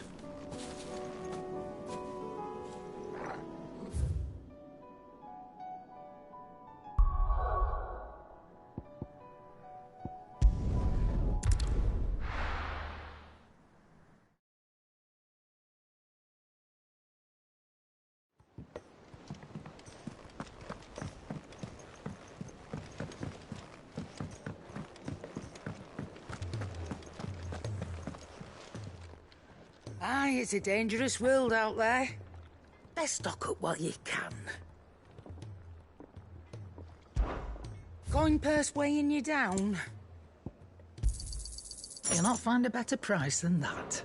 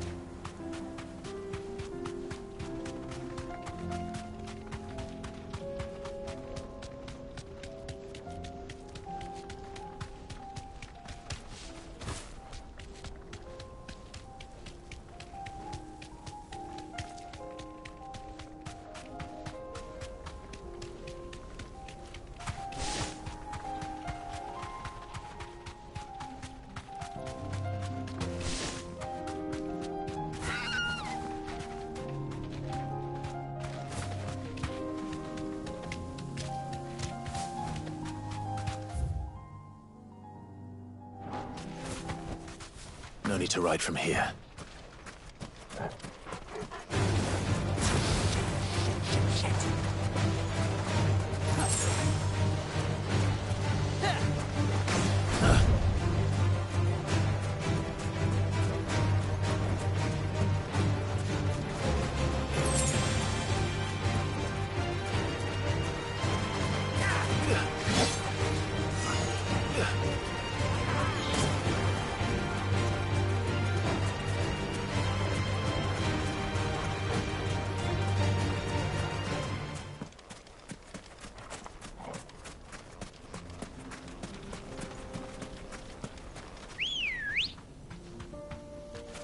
Come on.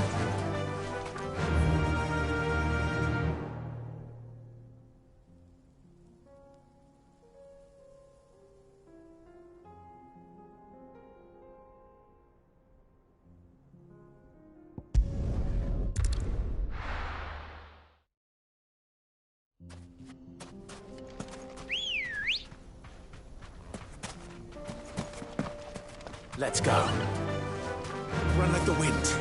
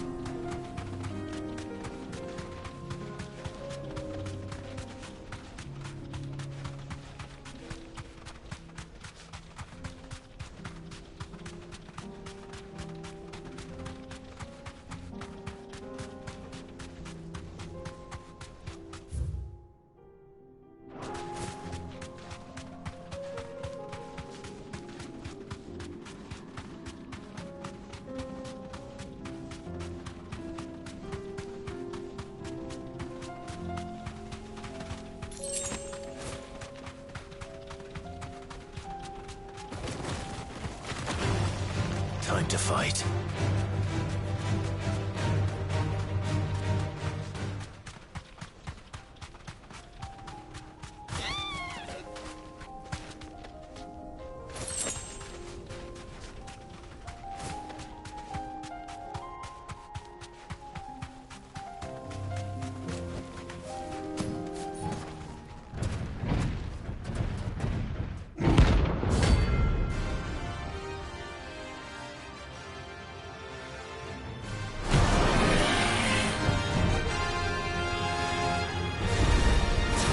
Well, Clive, looks like we're gonna need a new bigger sword.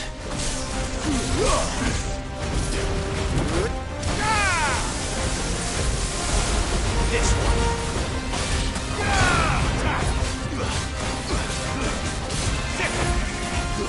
Go for it.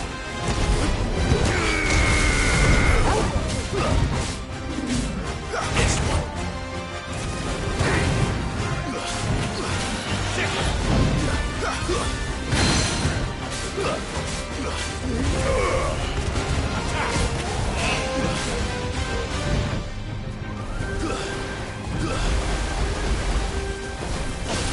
Get him. This one.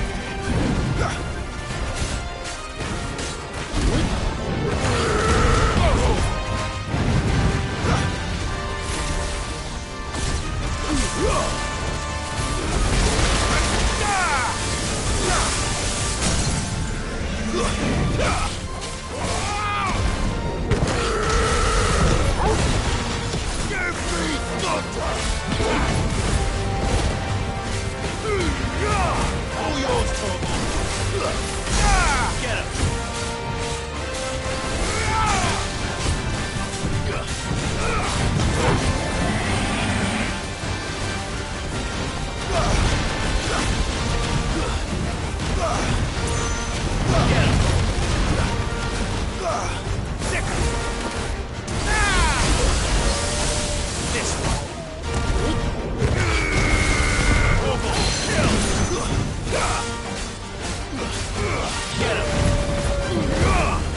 This one. Get him. This one.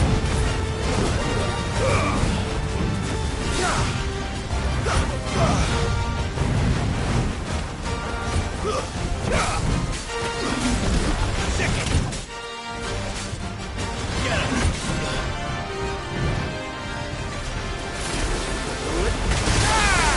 Go for it. Over here.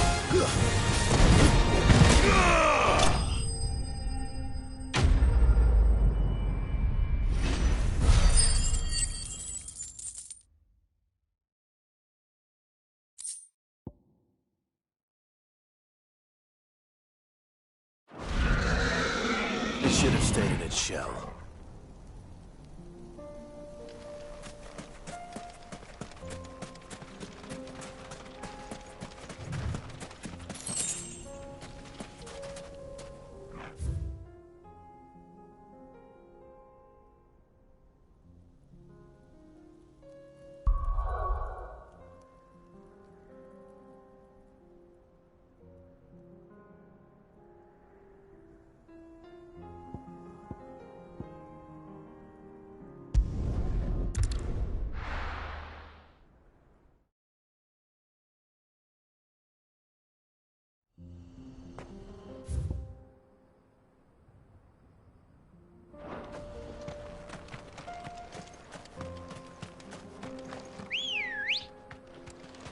Come on.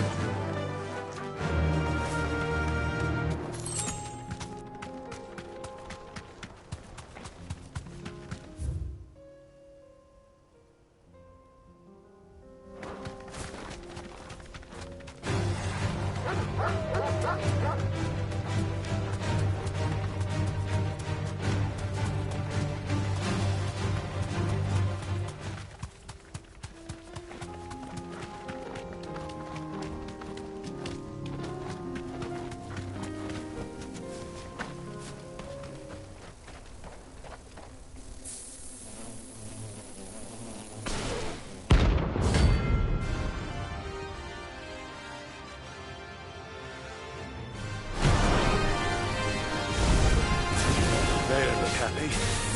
Go for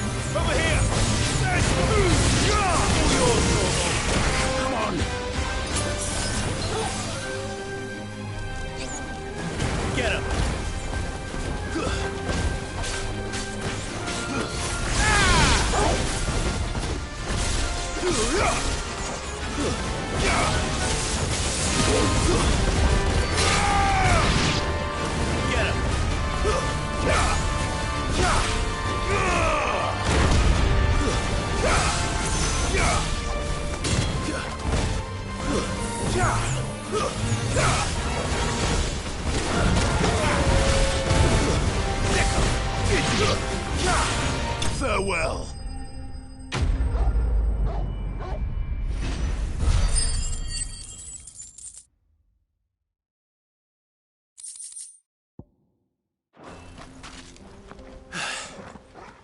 Peace at last.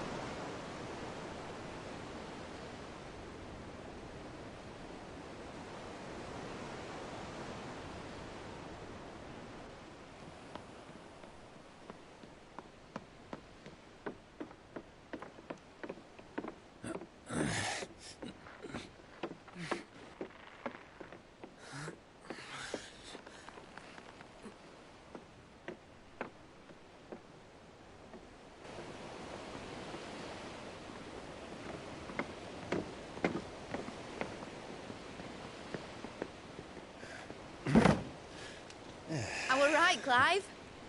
My dad had it all worked out. He'd be proud of you, Mid. His writings may have helped, but this achievement is all yours. Can we catch them?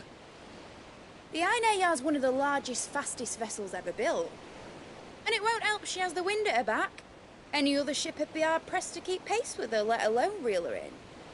But this isn't any other ship. This is the Enterprise! And the world's never seen anything like my dad's engine. It certainly hasn't.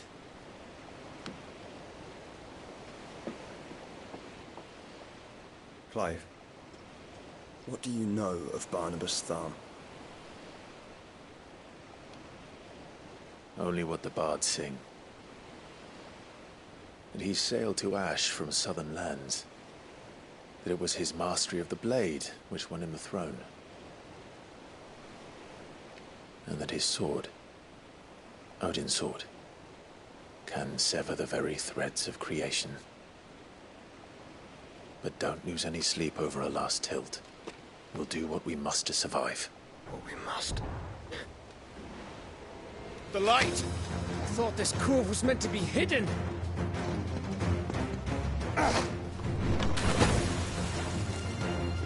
Mid! Company! Eh? We'll hold them off until the ship is ready. But hurry! Bollocks! All hands! Man your stations!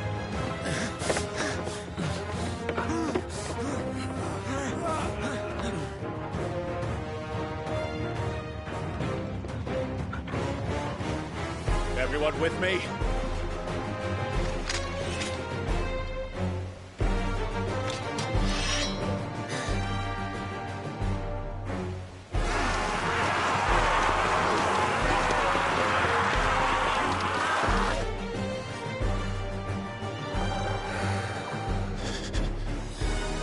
Here they come!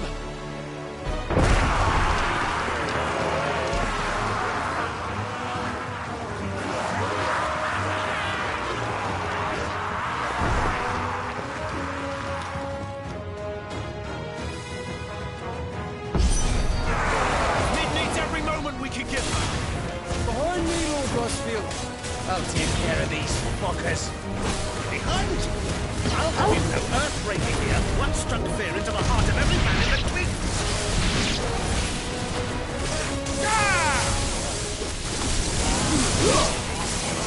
This one.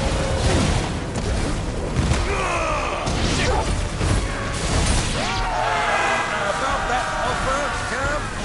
How are we doing, Mitch? I thought you said that ship was fast! Once you get going, well, that takes time. So if you fancy giving us a push, you lay in the old sack of jam. Oh? I haven't felt this alive in 20 summers! Come on, then! Which of you lot fancies meeting Ogre Killer next? I thought it was called Heartbreaker. Over here! Sounds like a classic. We don't be paying enough candy fanboy first.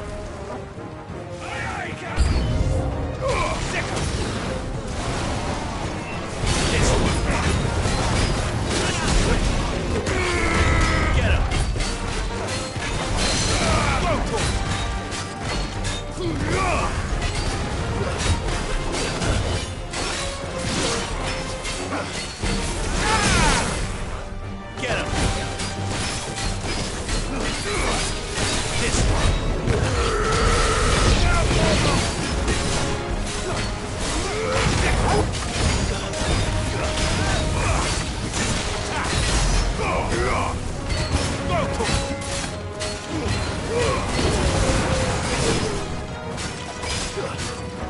This one.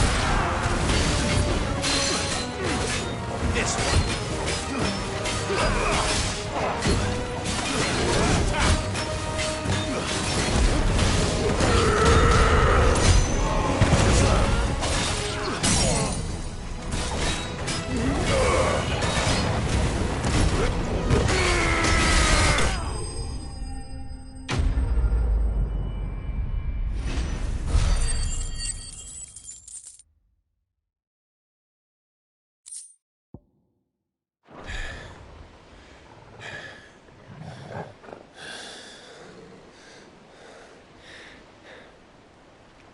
That was easy enough. All right, you lousy lot. Get your asses on board. She's ready to sail. You heard the captain?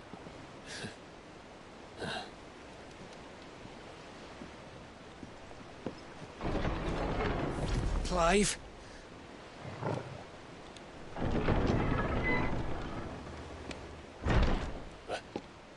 But I thought he was... Confounded. Then it is as I feared. Sleipnir is no man, but a creation of Odin.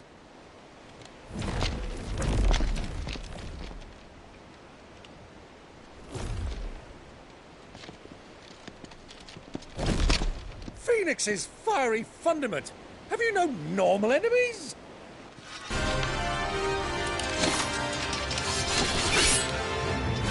Up for another round? Of course we are. Right, Lord Rosfield? My boy, there was a time people called me the Executioner. Always at my eyes. No matter, heads will roll all the same. Mate! New plan! You leave! We follow! Follow? Swimming, are you? Oh, bugger me! Weigh anchor! Engine's dead slow ahead!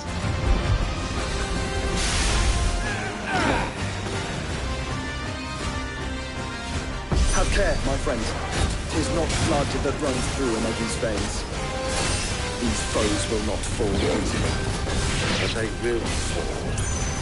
Like oaks before a woodman's axe. Good thing I brought one! How long are we meant to keep this up? As long as it takes.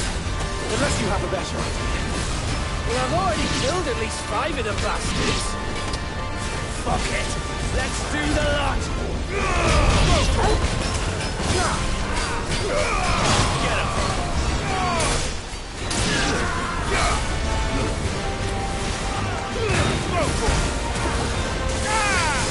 Over here.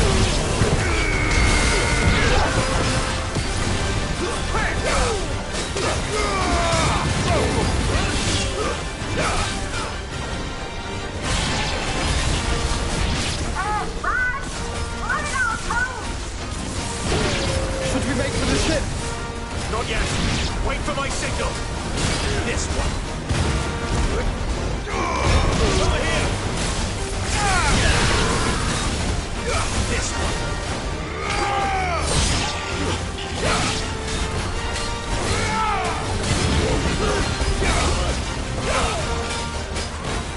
Get him. In your own time, Clive!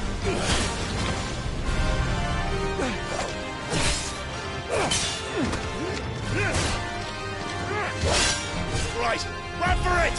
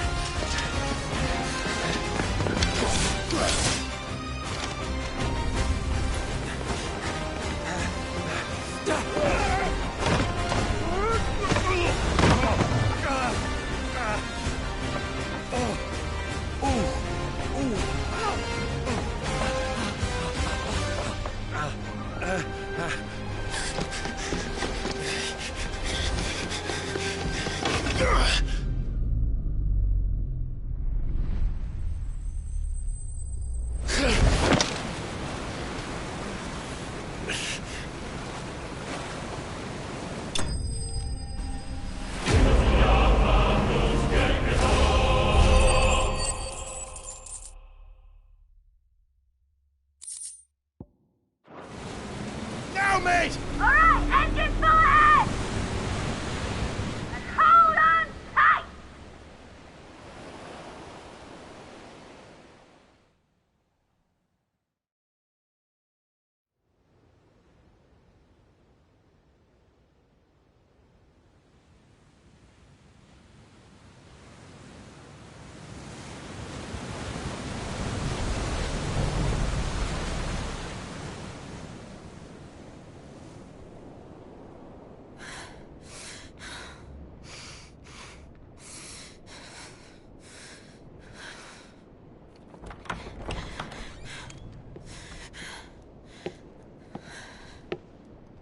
What do you want?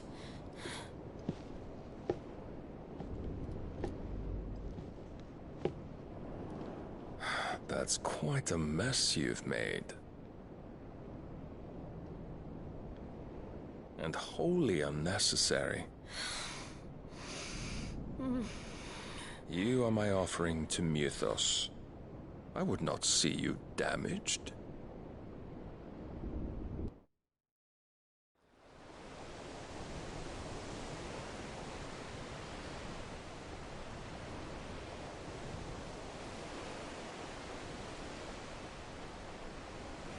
Now back to your stations! Every bell spent treading water puts another league between us and the galleon.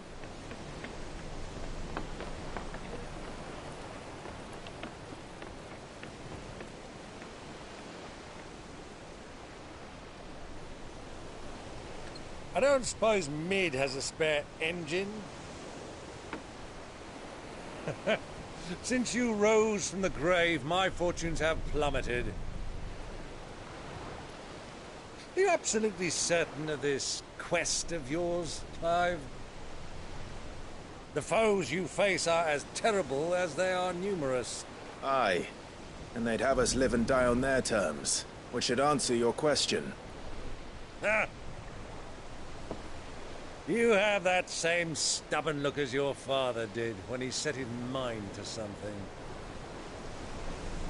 On the battlefield, I am but a single axe. A deadly one, mind, but a single one nonetheless. Yet what you require is 1,000, and I believe my old friend in Brandalar can provide them.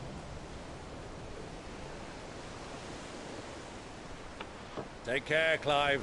I have many more tales of your father's exploits to share. And I cannot very well do that if you're dead. Again. Good luck, Uncle. And may fair winds attend you.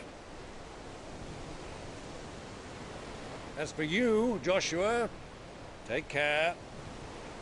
I shall do my best, Uncle.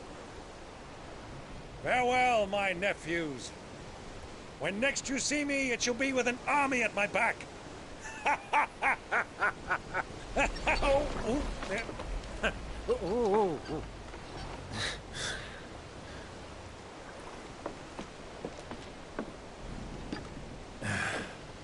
Cheerio!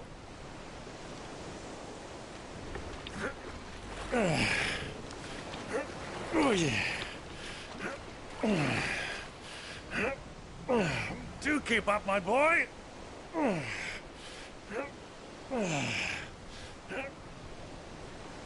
Well, we can't have him showing us up now, can we? We would never hear the end of it.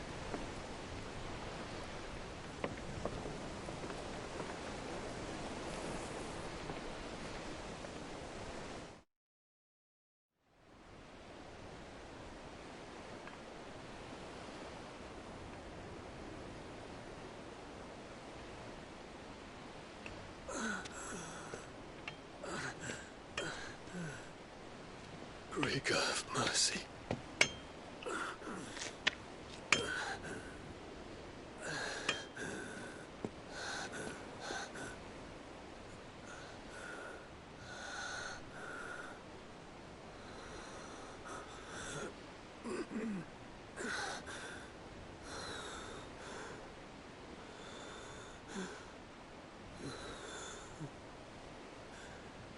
All this.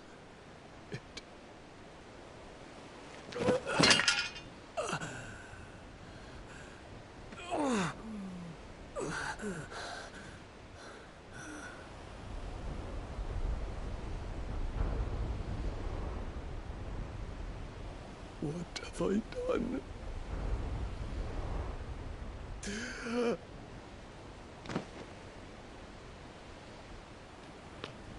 My lord.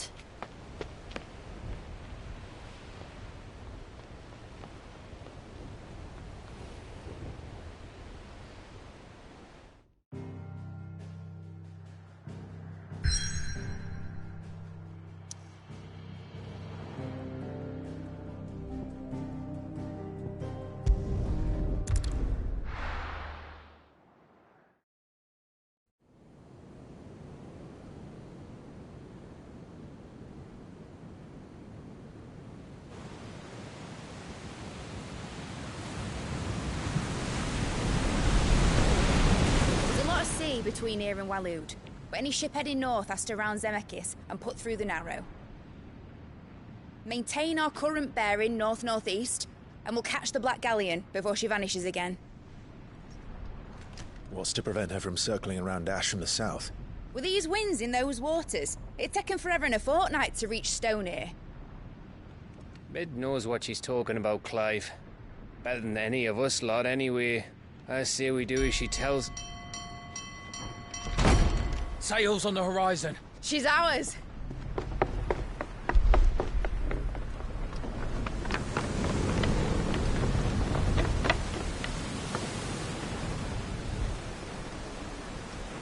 Look alive, boys! Pull ahead! And keep those furnaces fed! Aye, aye! Do you feel that? Jill. All hands! Battle stations!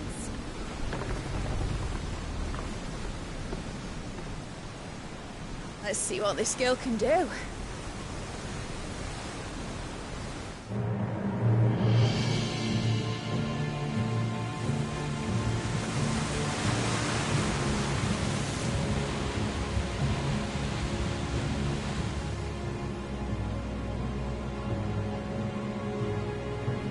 one leads, so does the other follow.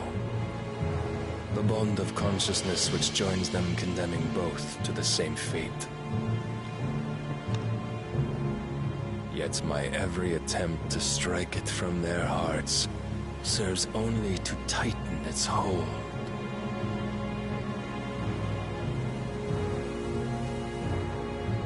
Fascinating.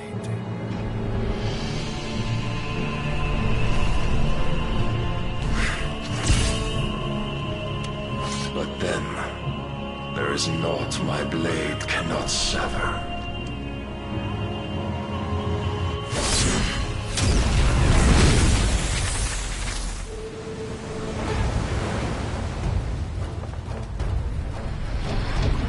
Great Grigo's gosh!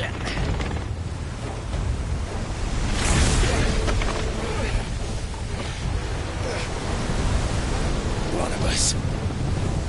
Hard port! Heads down, you brutes! And brace for impact!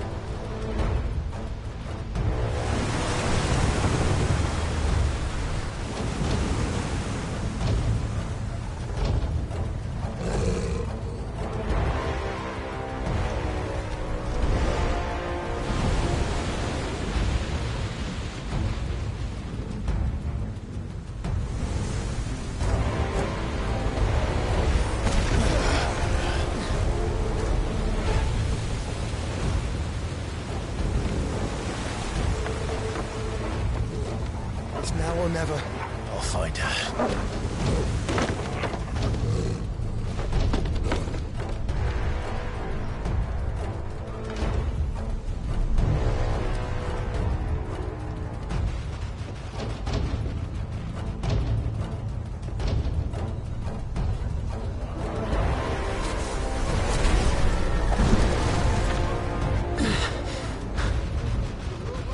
Bloody hell! How to stop it!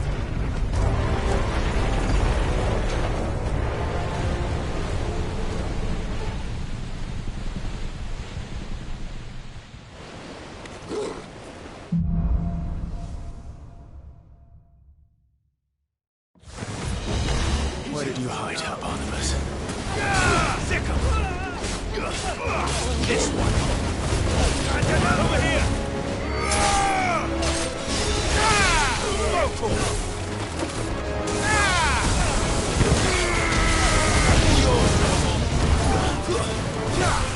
Get him.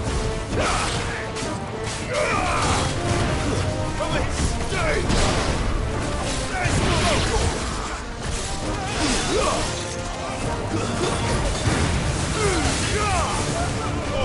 Kill!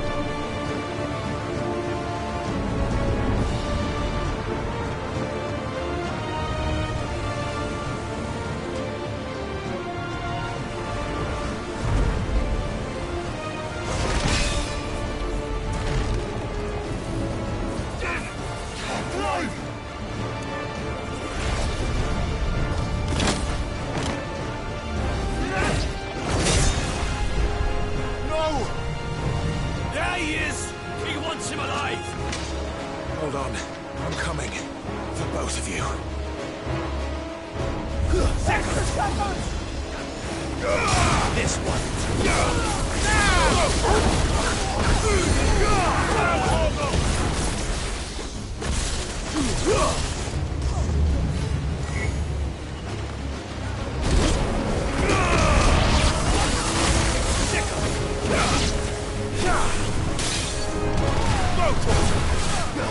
Let's try.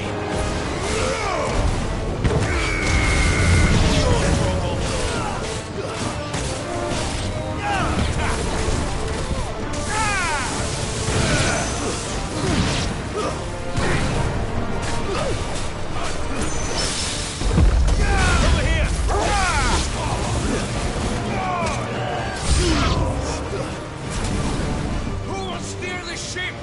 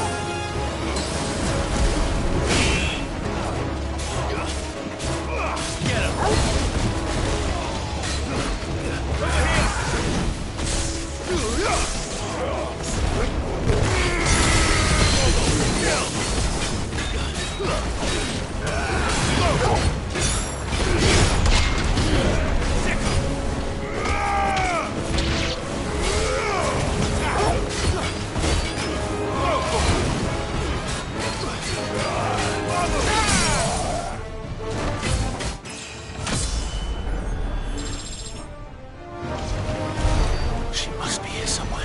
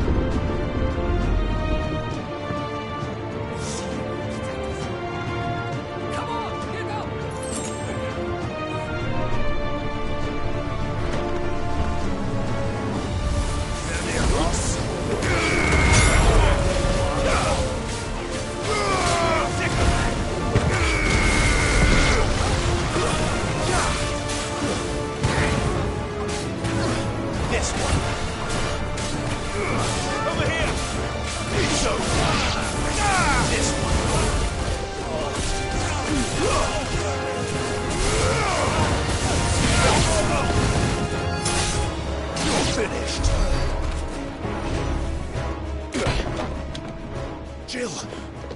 You came. Get back!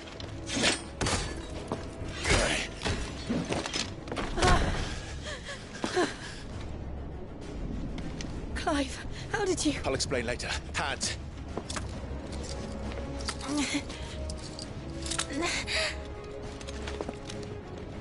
Can you walk? Out of here I can.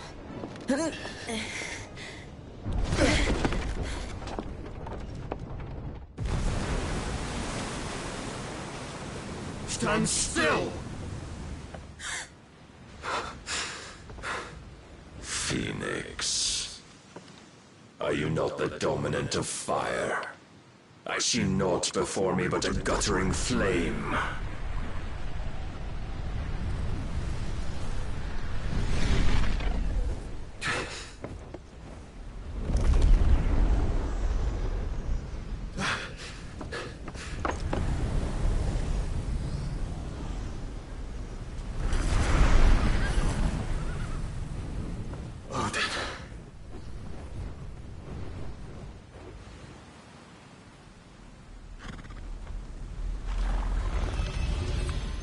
in earnest then.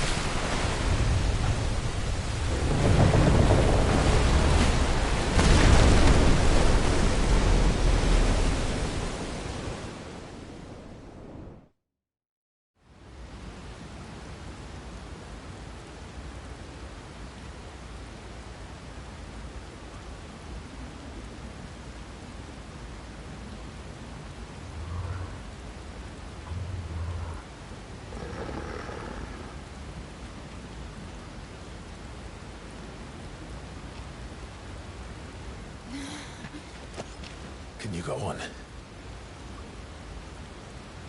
I think so.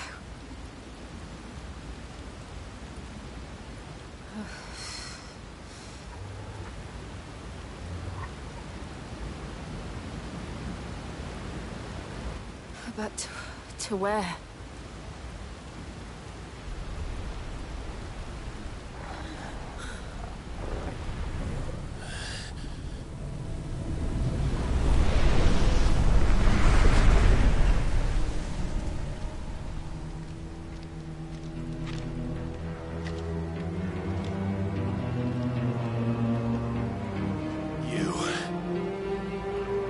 What did you do to Joshua? The Phoenix? Oh, I expect he will survive. This consciousness in which you coil your feeble souls is grown thick with desperation. And thus has my master turned to my blade.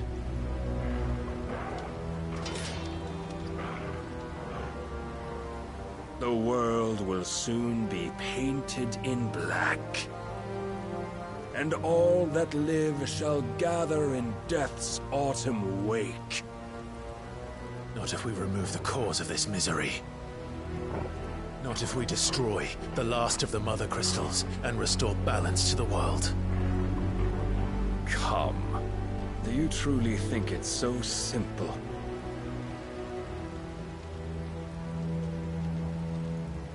The Blight is inevitable. Not even the Almighty might stop its endless march. Your efforts will avail us naught. Naught, that is, but suffering. You must embrace the truth, Mythos. Accept your place with the Lord. Keep it. As long as there's a chance, there's a choice. Ever led astray by your blind resolve.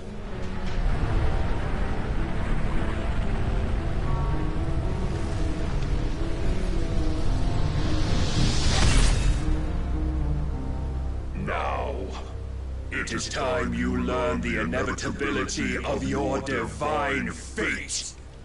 However much it may hurt. Get as far away as you can. Clive, no. Trust me, Jill.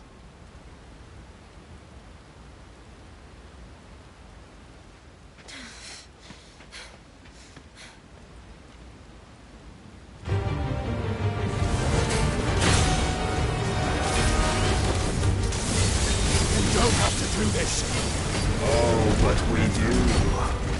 If only to remind you of your duty.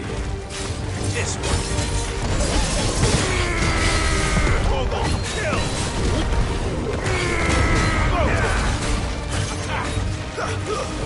In the short time since our last meeting, you have grown much. Yet as a vessel, I fear my lord will still find you lacking. Defenders!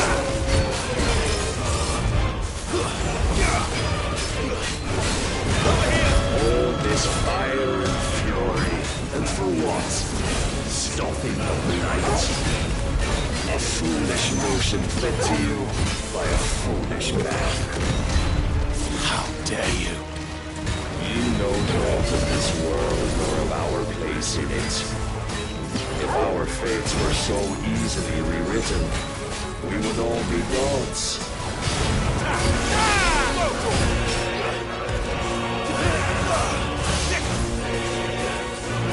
have seen enough.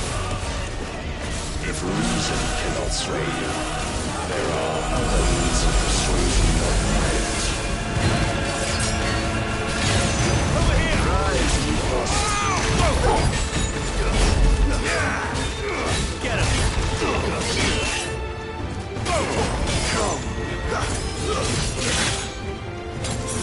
This one. This one. Raise your guard.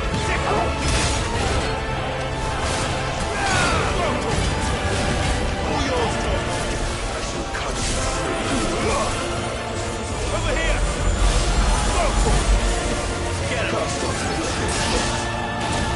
Attack. Over here. This one. Over here. Over here.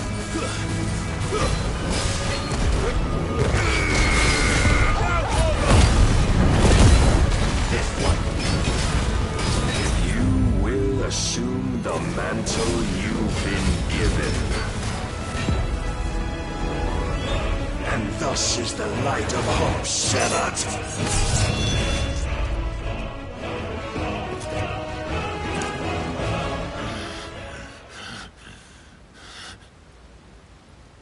You would yield so soon. Never. Clive!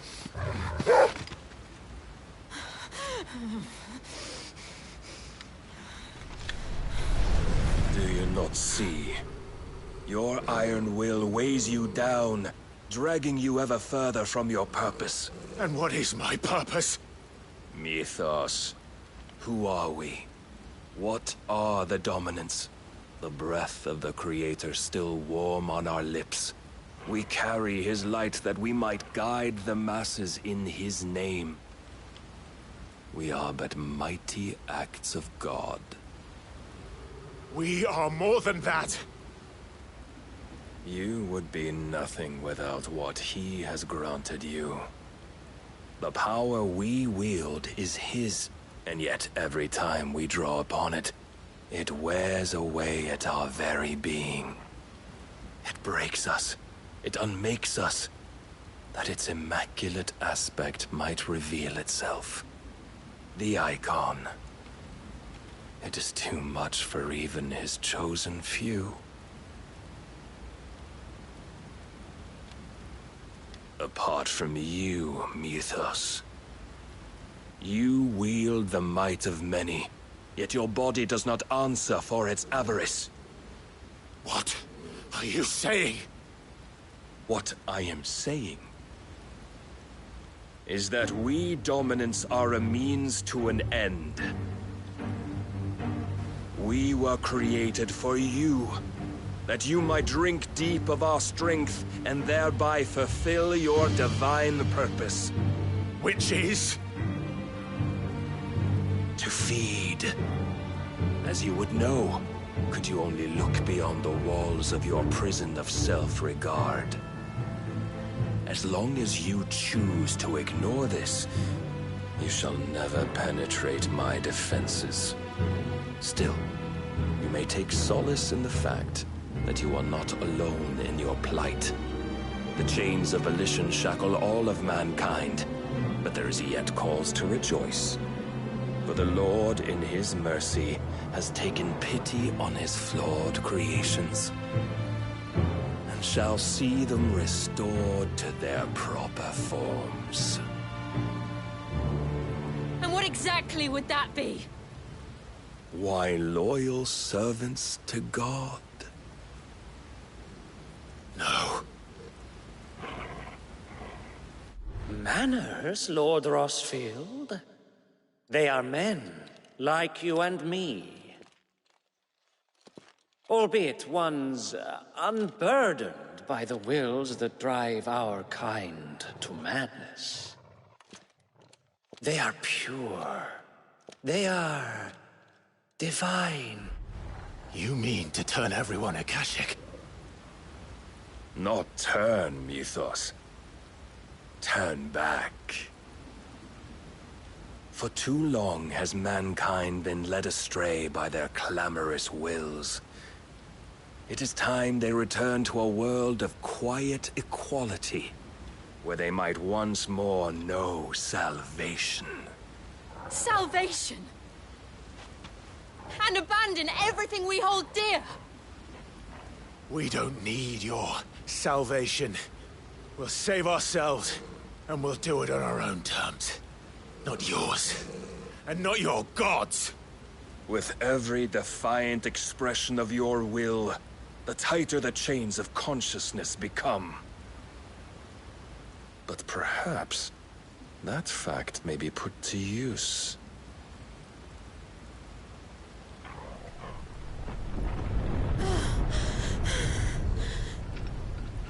Clive! The faster it binds you to the remaining dominance, the stronger your hunger will become. Until it leads you back to the only answer there ever was. Mayhap not by the path my master intended, but back all the same.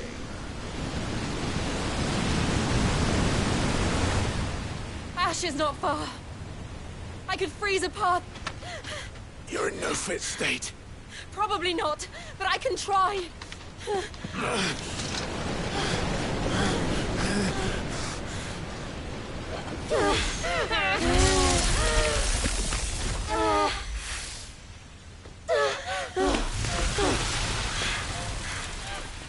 Don't look back!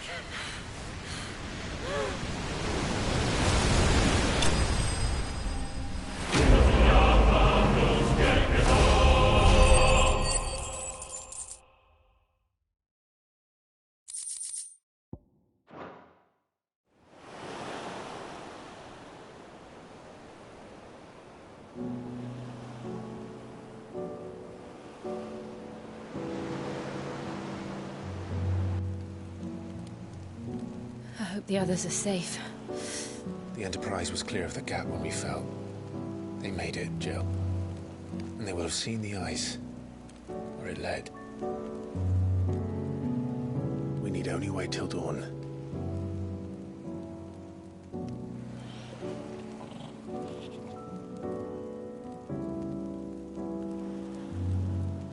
This is the second time Barnabas has bested me. I'm powerless against him. And maybe there really is nothing else for it but to give yourself to his master.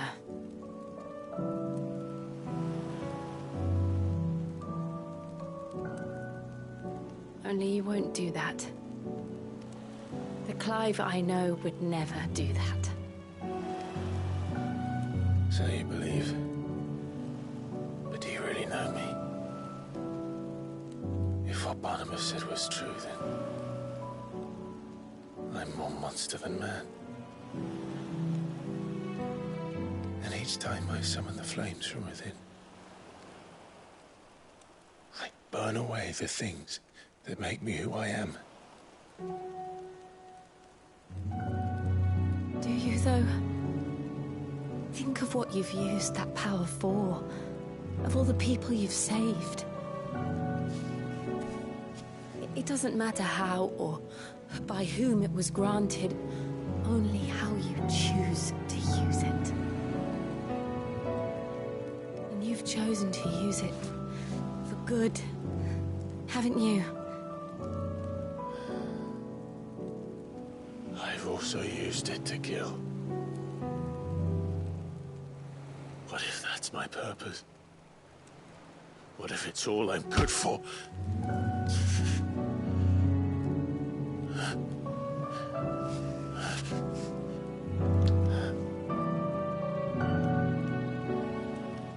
You're still that same boy I grew up with. Always so eager to save everyone around you, and yet always so alone. Because you failed to realize the one thing that needed saving most of all. You, Clive. You. You never once took the time to save yourself.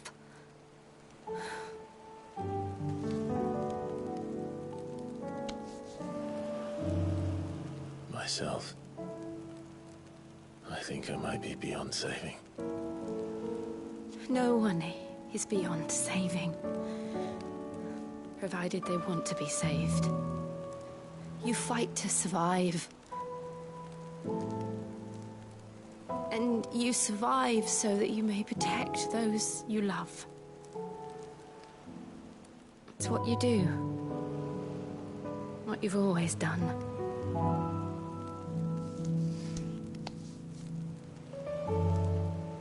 And I know you're not about to change. So I'm going to help you. To give you what you need to protect us all.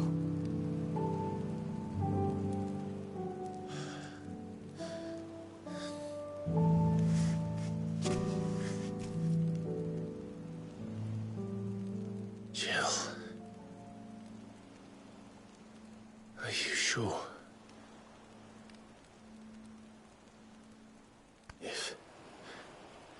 If this is what you want, then...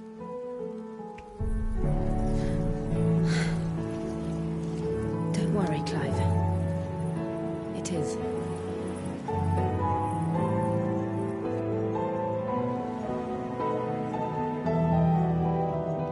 This burden, I'll give you the strength to bear it alone. But I'm not alone.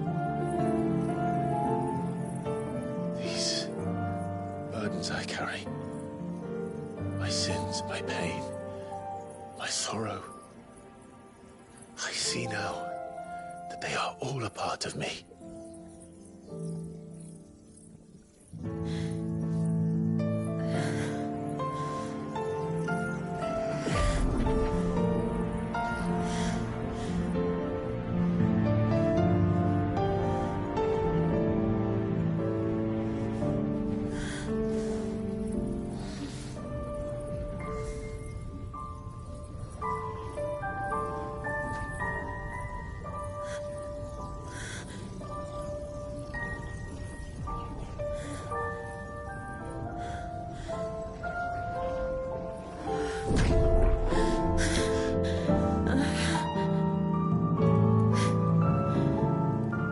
If I'm to continue on, having pledged my life to those I love, then I will gladly bear your burdens too, until my last breath. Clive.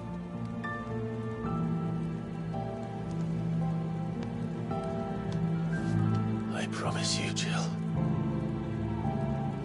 we will find a way to escape this fate. Find a way to save each other.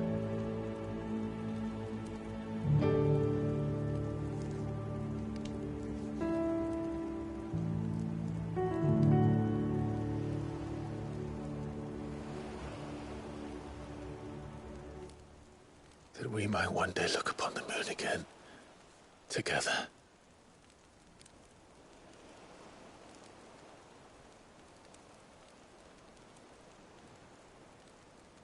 And I promise you, Clive, that I will be there No matter what you must become. I know.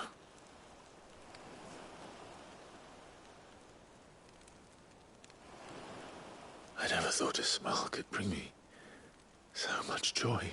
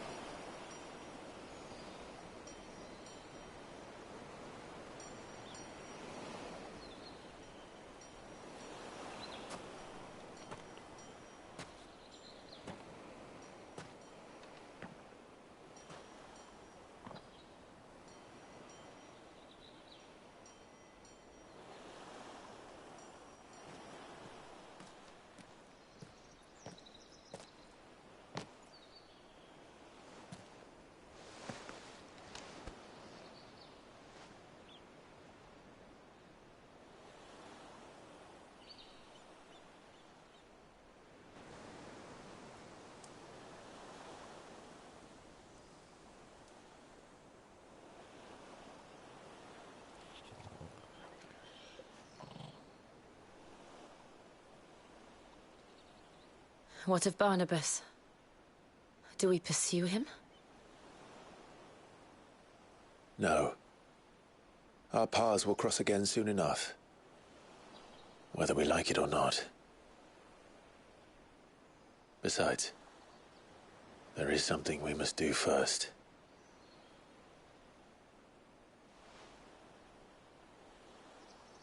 Of course. Drake's spine. The last Mother Crystal. The Einherja is at the bottom of the sea. Waloed won't dare move on Storm without her. But they know we're coming now.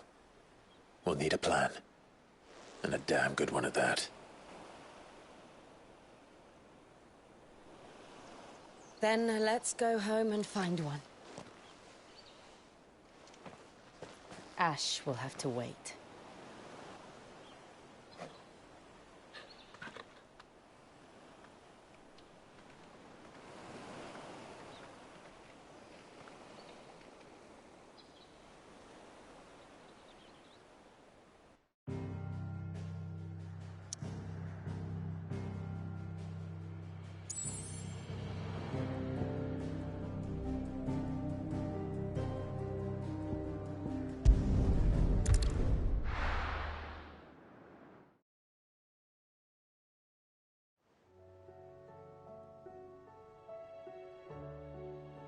Mid says Odin split the sea in two. She's always been partial to a tall tale. But there's tall, and then there's tall. I struggle to believe it myself. I see your uncle isn't with you. He stayed with the Enterprise. After our brush with the Einherja, she was in urgent need of repair. And my uncle knows a shipwright in Randalar. We're to join him there when we're ready to sail for Ash. You sure that's wise? Last I heard, the place was still overrun with Akashic. Show me a city where that isn't true. Ultima's plague is spreading. We're running out of time, aren't we? We've done our best to shore up that hideaway. But I doubt a few planks will stop what's coming. Still, we'll keep at it. Every little helps, I suppose. Let's hope so.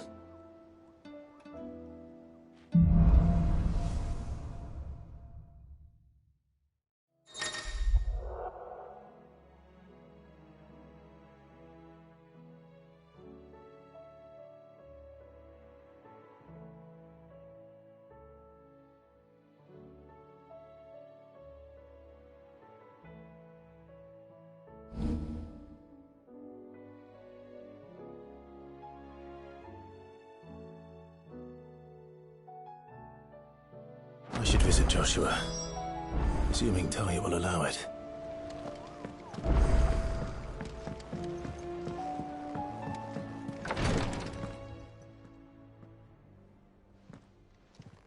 How are you feeling, Joshua? Better than I was. But not nearly as well as you should be. Your cuts and burns may have healed, but your body still bears the burden of every spell cast. And what would you have had me do? It was no ordinary foe we faced. It was the Warden of Darkness. Yet still, it was not enough. The king could have ended me at any moment, but instead chose to toy with me like a curl does a mouse. You underestimate yourself. Oh, it was crystal clear. Only one man established his dominance that day, and that man was Barnabas. I'm sorry, brother. That was ill-spoken. It's just, I have never felt so powerless. And when so many are looking to us for strength, perhaps the prince feels the same.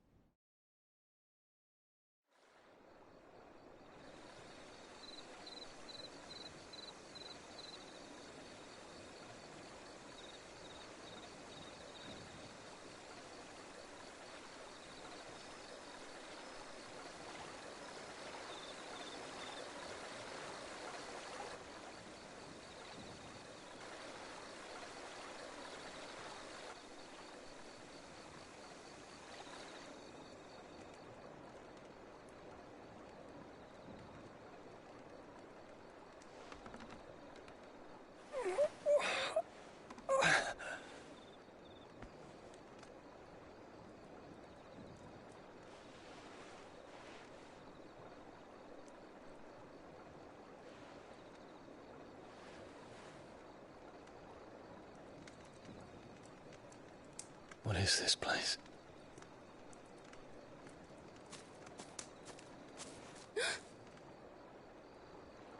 Don't move.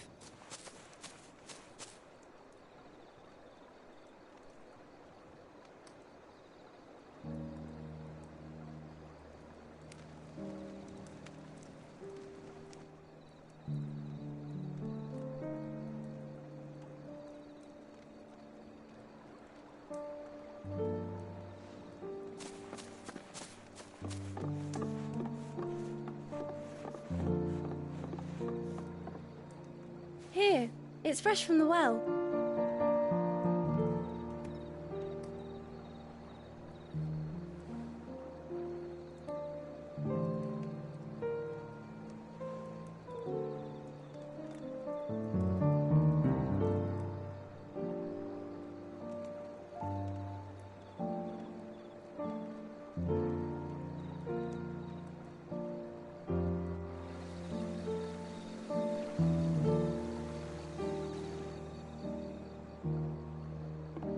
Grandmother told me spirits sometimes get lost, and that the lanterns guide them to their proper place.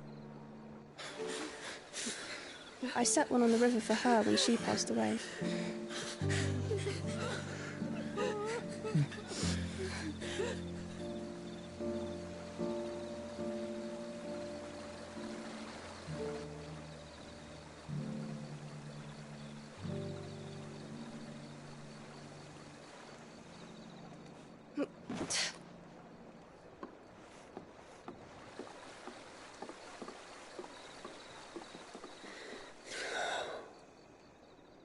The fiend works from the shadows.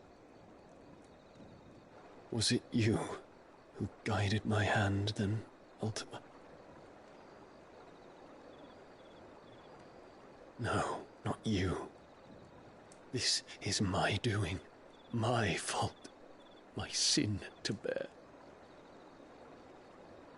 And for it, I must atone. Your hurts are healing nicely.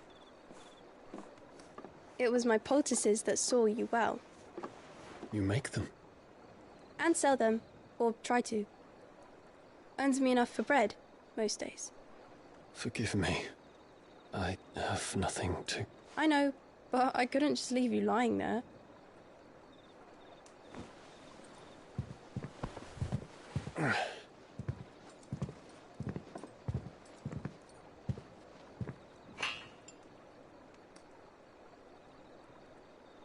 You're going then? Of course. I'm healed.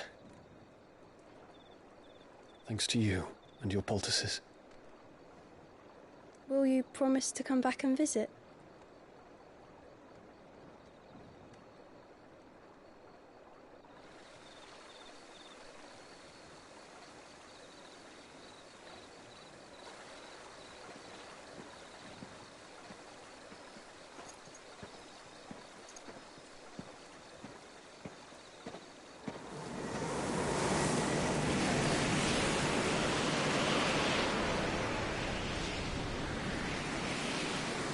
Well, Phoenix, it would seem that I owe you my wings.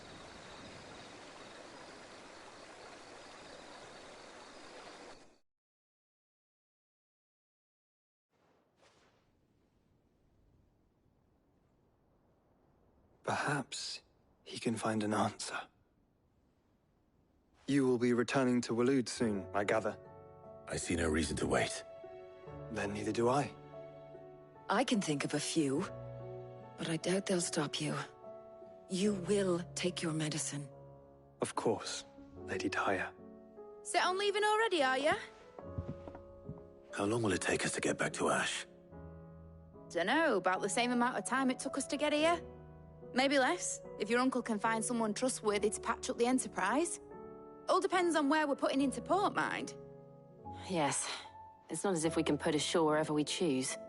We have to assume that the whole of Ash is hostile, and that we'll be attacked on sight. Then we must find a place they won't think to look. And I have an idea who might know of one. The Professor! I'll go and tell you coming!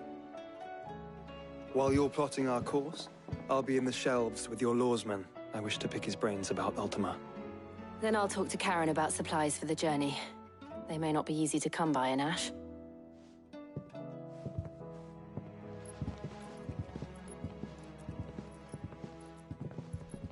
Your brother's body won't take much more of this recklessness. You know that, don't you? I do. You've seen more of the world these past 5 years than most do in a lifetime. It's a shame you never had a moment to enjoy it.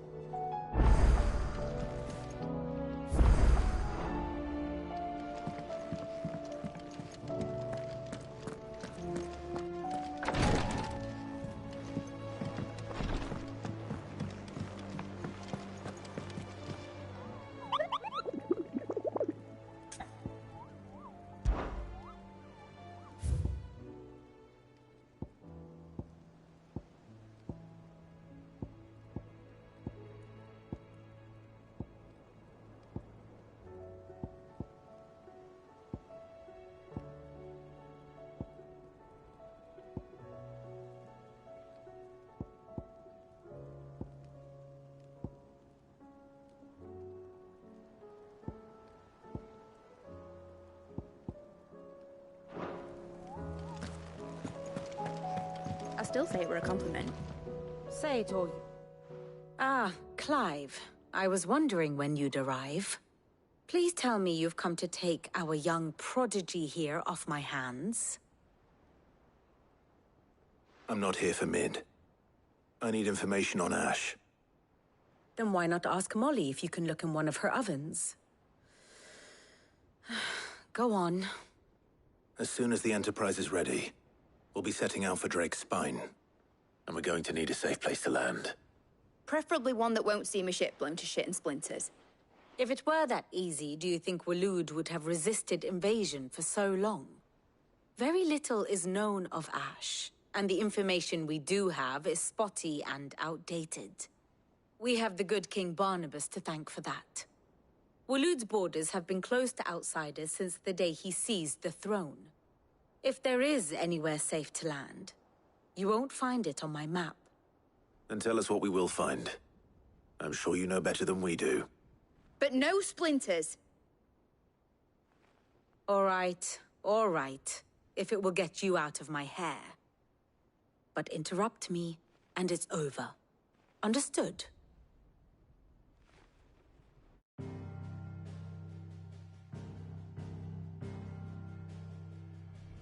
Barnabas Tharm, the one they call the Last King.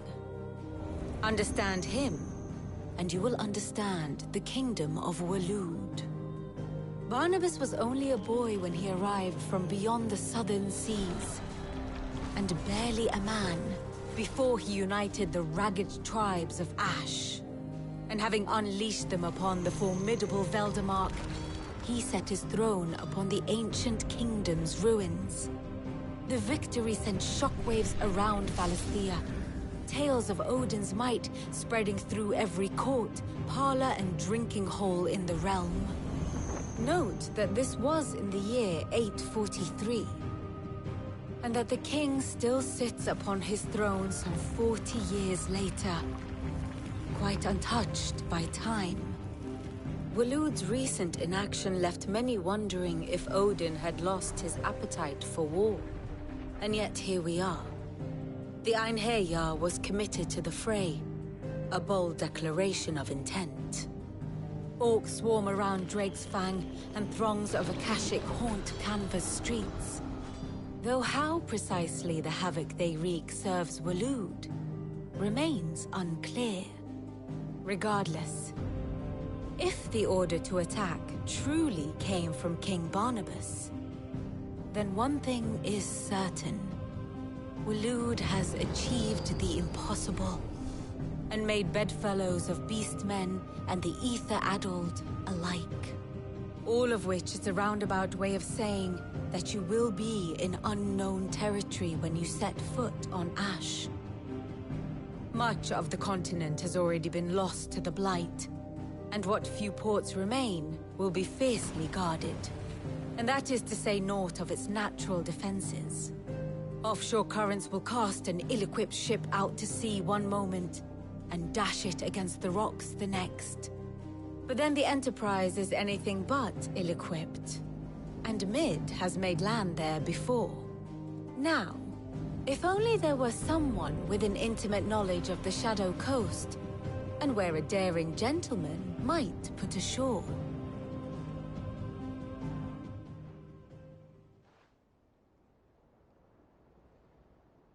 You see, Clive, you had the answer all along. Do you think you can get us back to that beach, Mid? Picked you up from it, didn't I? Not that it were easy. The currents were a right bastard. But then, if it wasn't hard, it wouldn't be worth doing, would it? Well said.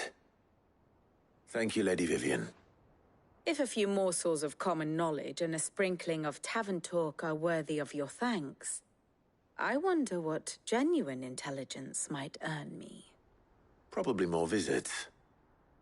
Mid, I need everyone in the ale hall now. I'll fetch Joshua from the shelves.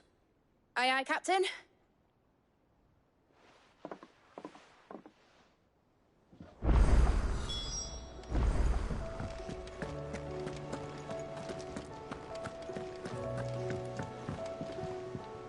Heard the bad news then, did you?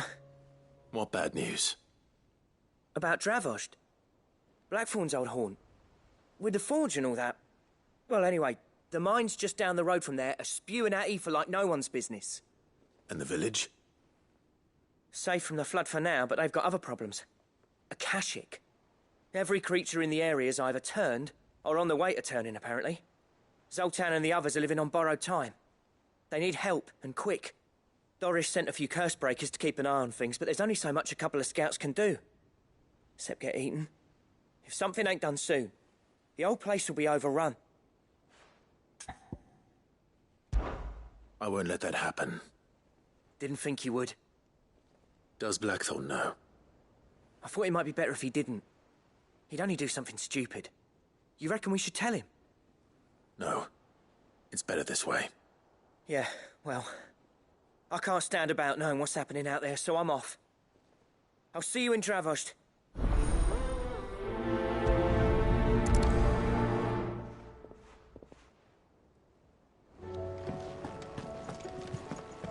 How do you... Reckon we're better. Fancy a look at the list, do you? Anything catch your eye?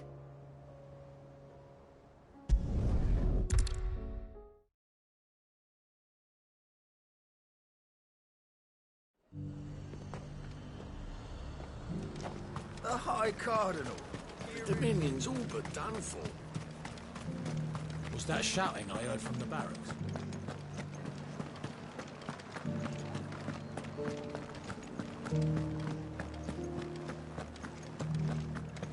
And you're just gonna fall into line? I don't trust this Duke. Oh, Clive. What am I to do? My wards and I may soon be without a home. What's happened?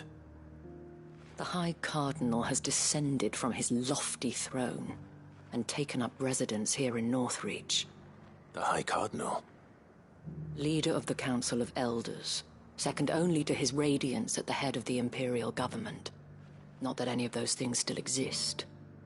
Now he goes by his noble title, the Duke of Oriflamme. And what does he want with Northreach? He wants to transform it into a military stronghold, a foundation upon which to build a new Sambrec. He's already secured the support of the various army remnants, with promises that they shall be afforded the respect they deserve in his empire. One built on the confiscated property of the people. He would rob the populace to pay for it. Believe me, I have used every means of persuasion to discourage him from this folly. But for whatever reason, he will not listen to me. What does Captain Philippe make of this? When the town was under attack, it was him the soldiers rallied around. Couldn't he use that influence again? How? By speaking out against one of the most powerful men in Sambrec.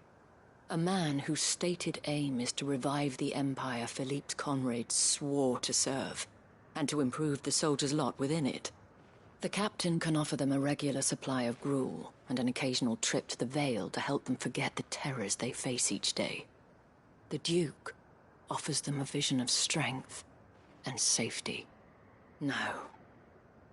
Any attempt to incite mutiny would cost Philippe the support of his men, if it did not cost him his life. But given the mood around town, mutiny may yet be unavoidable. The people have little appetite for further deprivation, least of all when it serves only to elevate others. Who could blame them? Clive, would you appeal to the Duke on my behalf?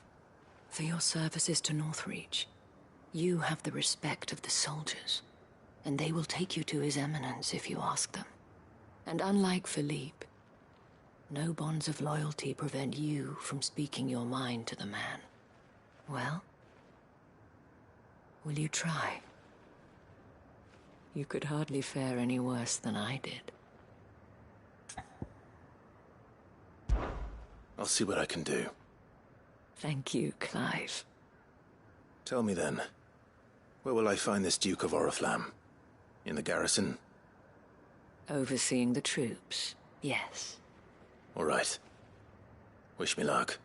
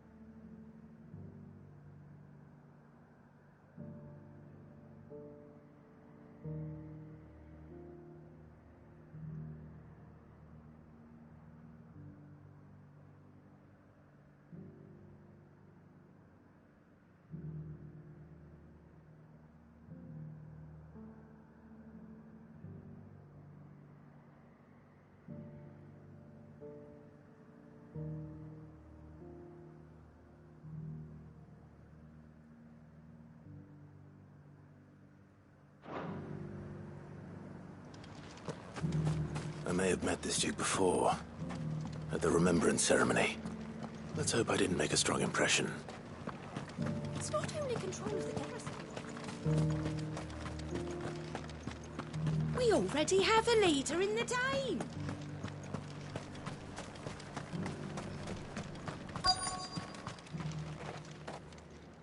Halt! Oh, sorry about that. You're the dame's man, aren't you? You got some business with the captain? No, actually. With the duke. I was hoping I might be able to speak with him. We're under orders not to let any civilians pass. But you should be all right. His Eminence has heard all about you and your heroics. Wait here. I'll go and ask.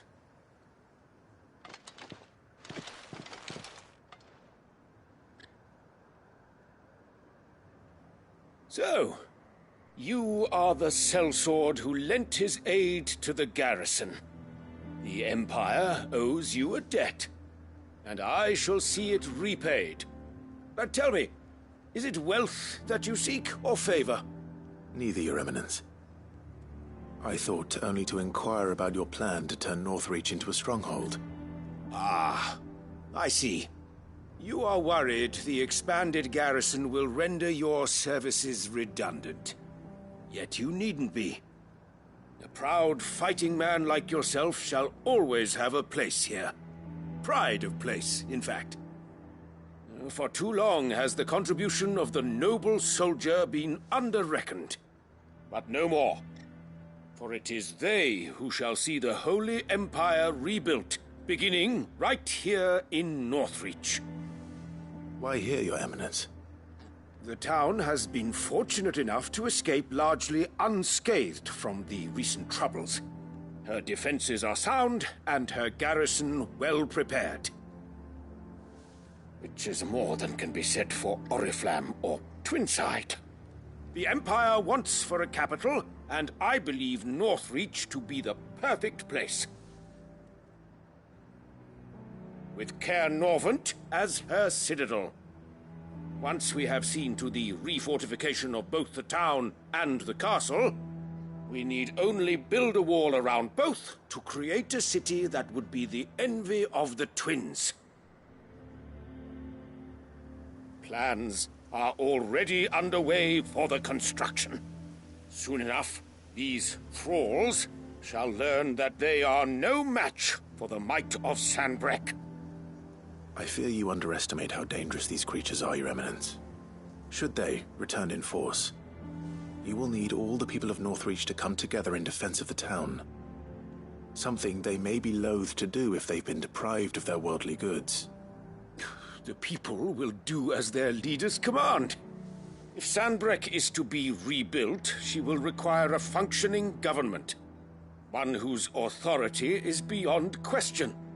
That is why this levy is necessary. So that any man who wishes to join the army might do so and be fed, outfitted, and paid as befits a defender of the Empire.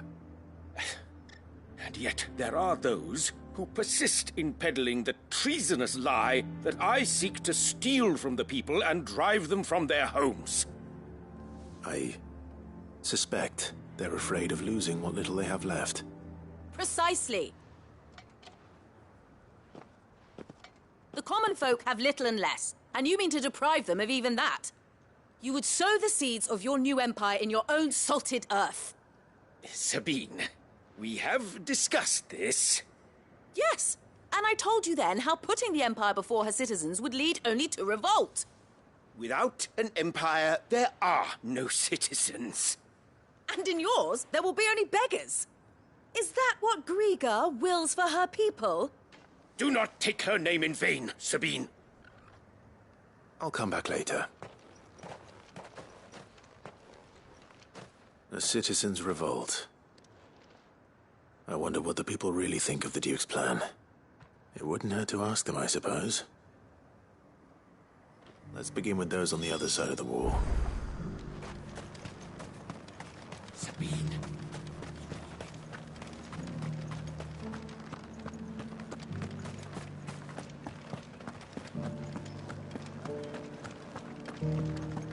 Do you think he was the only one who survived?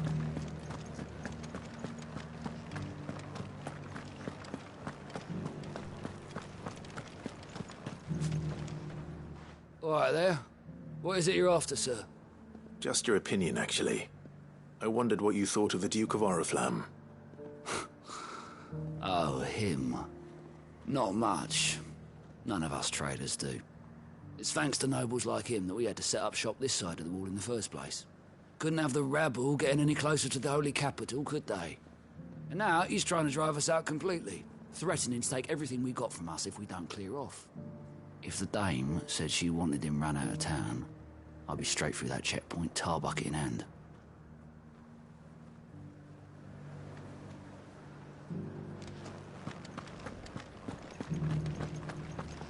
Half of what comes in is barely fit for pressing. The garrison salvaged what they could from... A question, if you don't mind. What do you think of the Duke of Oriflamme? Don't get me started. You build a life for yourself somewhere, earning for some noble to turn up and tell you you've got to hand it all over to him. If he thinks his name and his chains give him the right to empty our purses, he's in for a rude awakening. We'll do whatever it takes to keep what's ours. Whatever it takes.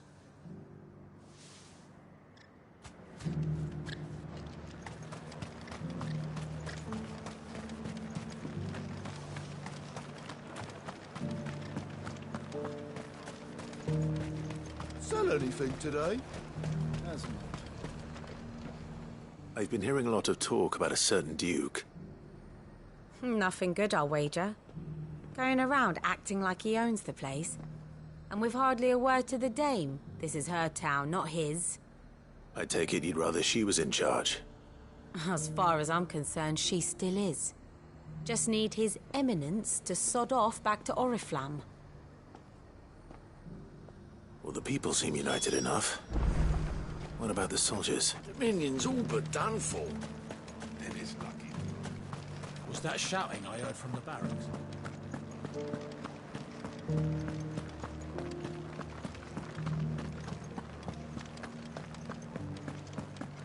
And you're just gonna fall into line? Excuse me, do you have a moment? I wondered if you'd mind sharing your thoughts on the Duke of Oriflamme. Well, he's made a lot of enemies coming in the way he did. But I mean, look around us. You can see the state the realm's in. The traders might not like having the screws put on them, but if they volunteered a few more of their hard-earned gil before things got bad, maybe they wouldn't have to. I think the Duke's got a point when he says rebuilding the Empire's the best way of making sure we're all protected. And if that means people who don't know one end of a sword from another have to make way for those who do, well, that's just how it goes.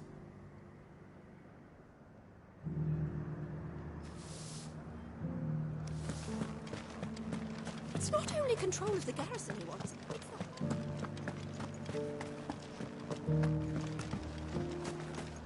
We already have a leader in the Dame. One at a time now.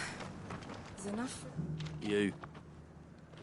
You're the one who was talking to His Eminence. On the Dame's behalf, yes. I was trying to persuade him not to take the people's goodwill for granted, but it seems my words fell on deaf ears. What do you think of his plans? I'm a soldier, mate. He tells me what to do, not the other way round. Listen, I've got nothing but respect for the Dame, but I've got a family to look after. That's where my loyalties lie, not with the town or the Empire, but with my wife and children.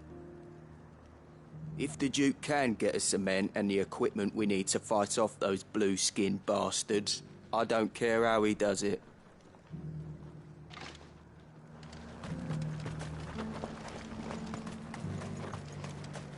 Sabine, you are embarrassing me. You're embarrassed. I hear the Duke of Oriflamme plans to turn this town into some sort of fortress. Do you think that's a good idea? It's not for me to say. All I know is that unless the Emperor orders me otherwise, His Eminence's word is law. Look, no one likes all these taxes and tariffs, but empires don't come for free. Once Sandbreck is back on her feet, we'll all reap the benefits. Let's see what Philippe makes of all this.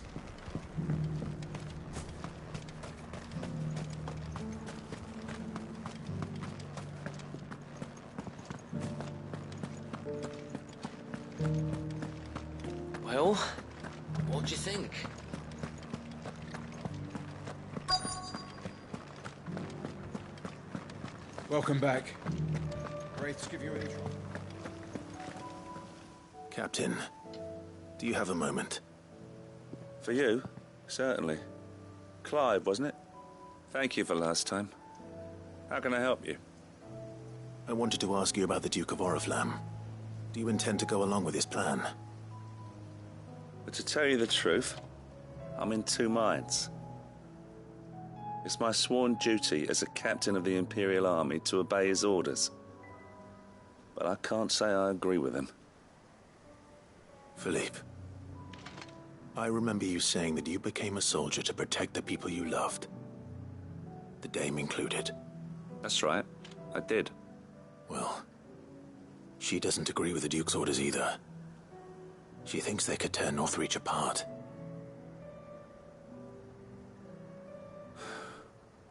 And she's probably right. Thank you, Clive. I know what I need to do now. Protecting the people I love is what matters.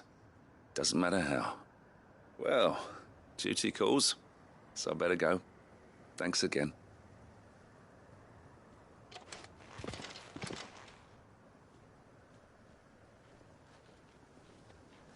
It seems Philippe wants to do the right thing at least. I expect Isabel will be pleased to hear that, if nothing else.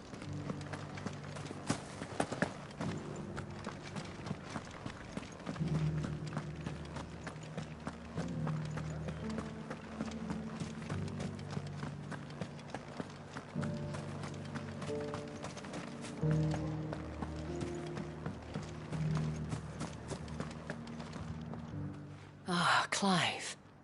How did you fare? Were you able to speak with the Duke? I was, but...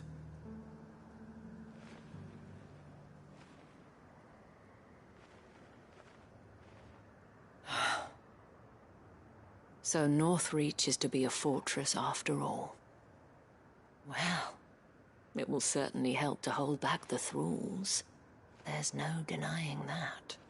Though I doubt it will come as much consolation to the townspeople whose worldly goods are confiscated to pay for it. They deserve to be heard, Clive. To have a say in this new empire the Duke means to build. Sadly, His Eminence values their obedience more than their opinions, and hopes to reassert the authority of the state. I fear he sees the people as mere pawns on his chessboard to be sacrificed for the greater good. Needless to say, they themselves are of a different opinion, and would rather their destinies were in your hands. The soldiers, meanwhile, are content to follow their orders. And not just because of the Duke's rank, but because of his vision. I thought as much. Had I sworn to protect Sambrek, I dare say I too would want nothing more than to see it rise from the ashes. Thank you for trying. But the battle is lost. I don't know about that. What happened to your uniform? I handed it in, along with my resignation.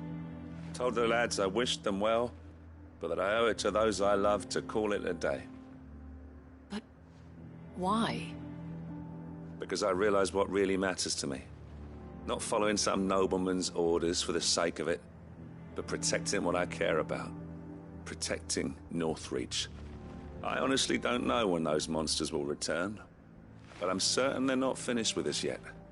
And when they do come back, we need to be ready for them.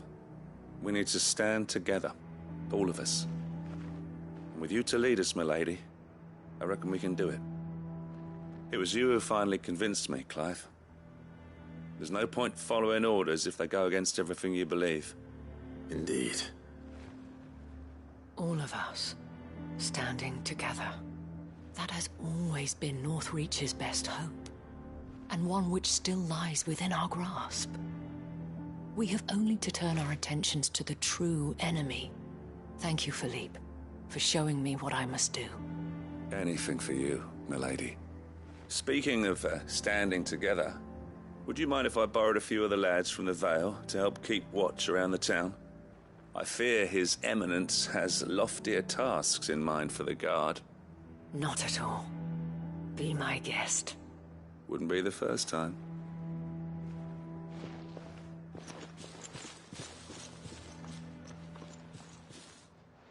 There may be hope for Northreach yet. especially with men like you and Philippe to champion our cause. I, for my part, shall continue to work upon the Duke, in the stubborn belief that I might still tempt him into joining hands. But I suspect I shall have to call upon your aid again. Until then, Clive. Until then.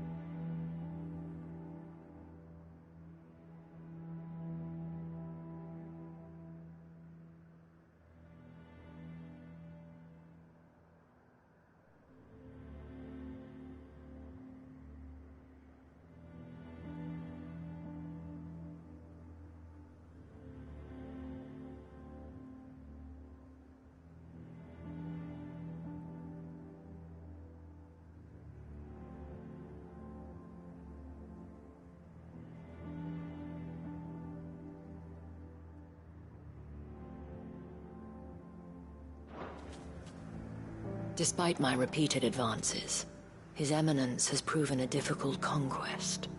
Fortunately, I am nothing if not persistent.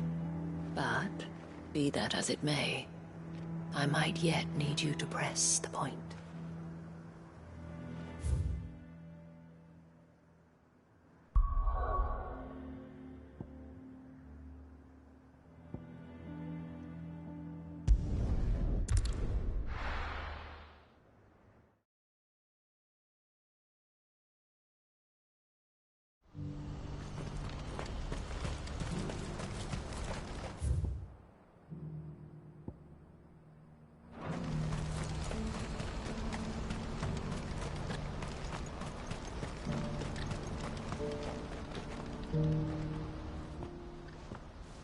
Clive, you'll be pleased to know that the negotiations are progressing well. That is good news. Yes. Our comrade in Randala has just sent word that the contract should be signed very soon.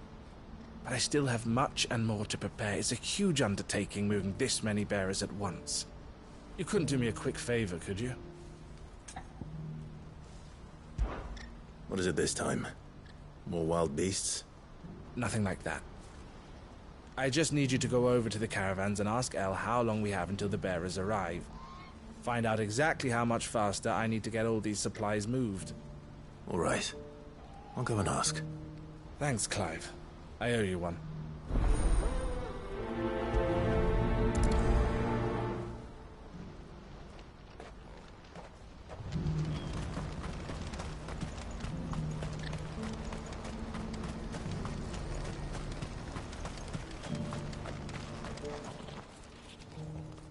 Don't blame yourself, El. This is their fault, not yours. I know, but... No buts about it, all right?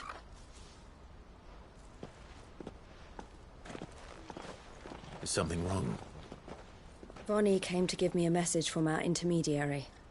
The talks with the Republican army have fallen through. They've reached an agreement with the Silver Peak Consortium instead. Though prices have fallen of late, we deliberately offered above the going rate to try and deter other bidders.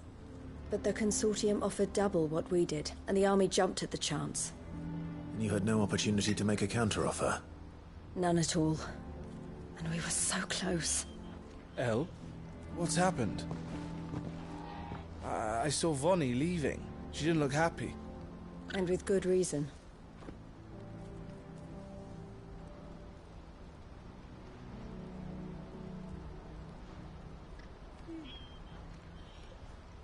But I thought we were the only ones the Fist were speaking to about the bearers. How did the Consortium even find out about this? It's not so surprising. They have ears all over the Republic. This isn't over. The Consortium will have to sell these bearers eventually, and at the price they paid, buyers will be few and far between. I'm going to Randalar myself. Alone? You sure that's wise? Are you offering to be my bodyguard? How kind. Meet me at the checkpoint near the capital gates. I'll send an owl ahead and request a meeting. You go to Cashlock, Theo, and get everything ready. We've waited far too long as it is. Even if I fail to free these bearers, there will be others. Someone needs to prepare the place and keep any prowling beasts at bay. Oh, and that's me, is it? Well, it looks like I'm following orders till she gets back from meeting the Silver Peak Consortium, who've been doing their best to undermine our scheme. She'll never join them after this, surely. No, she said it herself. She still has plans for Cashlock, even if this one falls through. She means to stay with us, then. I can't say I'm not happy to hear it, but... is this what she really wants? You have to trust her. You're right. It's what she wants now. And if Elle's off fighting for the cause, I should do my part too. So I bid you farewell and safe travels, my friend. I'll gather my men and leave for Cashlock. We'll make sure the place is well stocked and defended. You go to Randalar and see if you can stop my sister biting the Consortium's heads off. If she won't consider her prospects, someone has to. I'll do my best.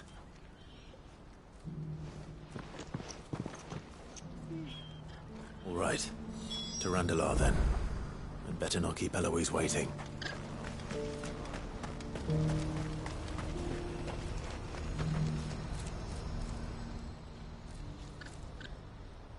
Well, this isn't at all foreboding.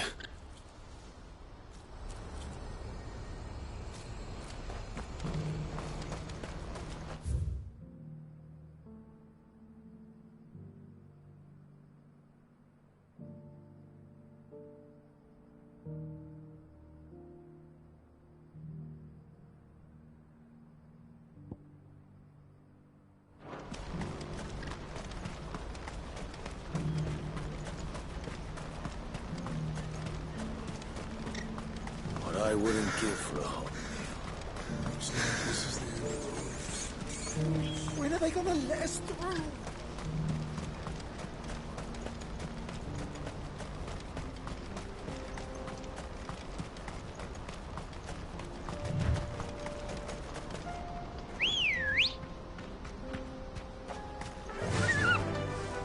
Faster!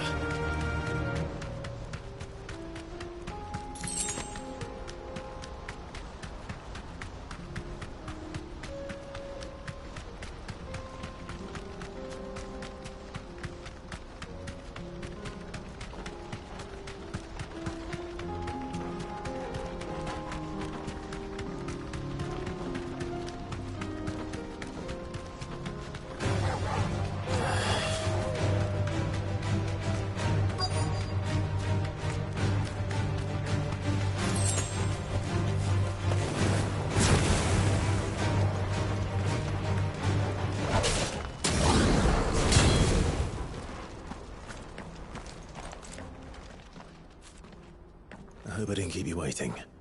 Did you arrange to speak with the Consortium? Here they are now. You wish to consult with me? I did. It's about the bearers you recently purchased from the Fist. We had all but finished making arrangements to buy them ourselves, and then you stepped into the fray. You misunderstand. The Consortium had an interest in purchasing them from the very first. It was only our regard for you that kept us from bidding. But your hesitancy in accepting our offer to you suggested that the regard was not mutual. And so we resumed our business. I did not hesitate. I am simply not inclined to make such decisions without first giving them due consideration. But what is done is done.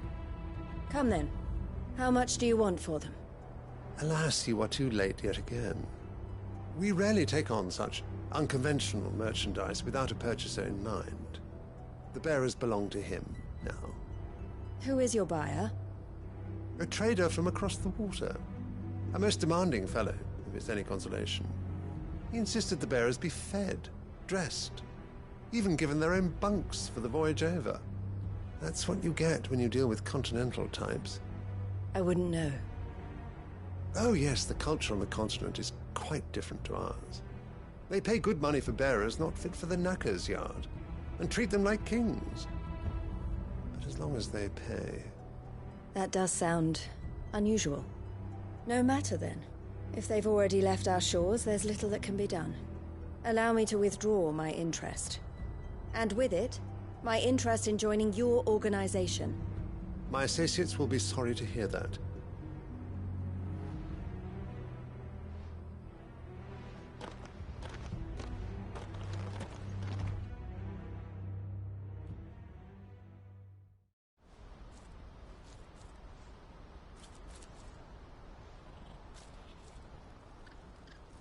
I'm sorry you weren't able to save them. As am I. But I only have myself to blame. He was right, you see. The Silver Peak Consortium did intend to buy those bearers before I did. Their representative hinted at a possible purchase when he came to recruit me. I feigned interest in joining them in the hope he might be encouraged to tell me more. And he did just that. As soon as he left, I sent my own offer to Randalar. So you never... No. I entertained the Consortium's proposal solely so I could learn more about those bearers. But I was a fool to think they wouldn't find out. I knew exactly who I was dealing with. You tried? I did. And if what he said was true, the bearers are to be well treated. Which is something, at least. But they deserved more. I wanted so badly to see them freed. Eloise! Eloise! Word from Cashlock. The village is under attack. A pack of beasts have come down from the mountains, and there's a dragon at its head. Theo and the others are trying to hold them off as best they can, but the odds are against them. They need help, and fast. Theo! I'll go on ahead. Thank you, Clive. I'll gather some men and join you there. Just... make sure he's safe.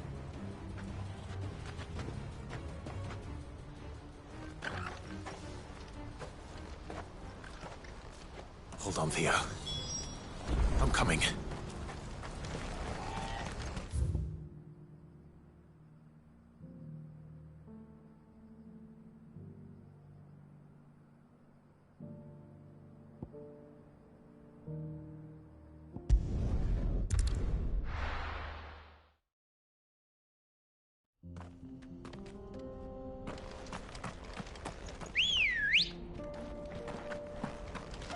Come on. Fly, Ambrosia.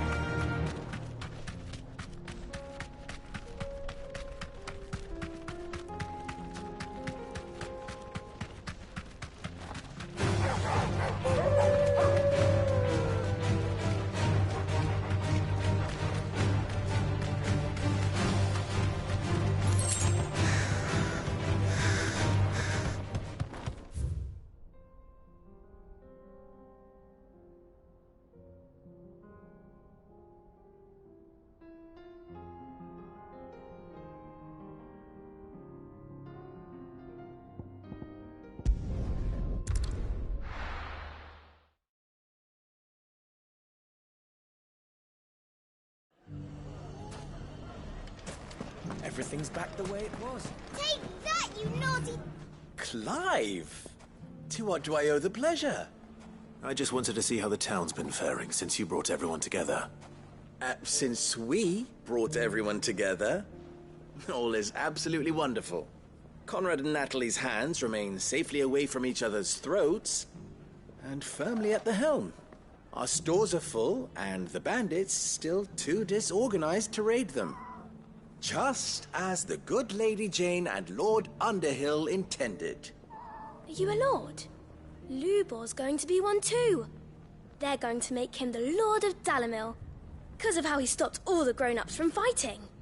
It's the mayor of Dalimil, dear child, and the vote hasn't taken place just yet. But if the people wish me to lead them, I shall. And my first act will be to build a school so that menaces like you two learn not to interrupt your elders. Speaking of menaces, there may be a rather worrying one just over the horizon. May there indeed.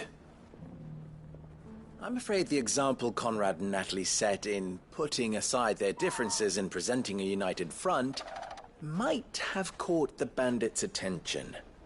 And they might have elected to take a similar approach.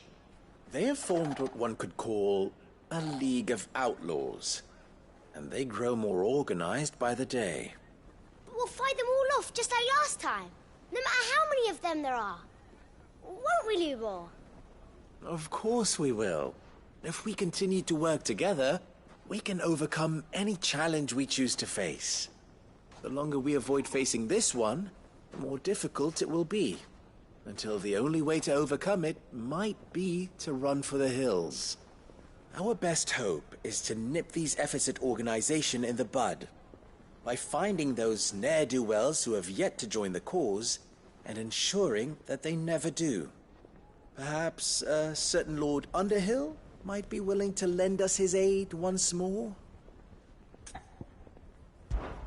How could I refuse?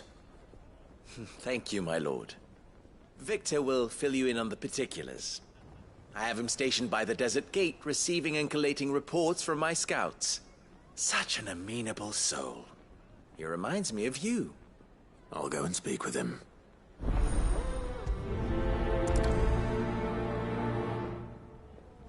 What's the difference between a lord and a man? A League of Outlaws. Sounds like we have some competition.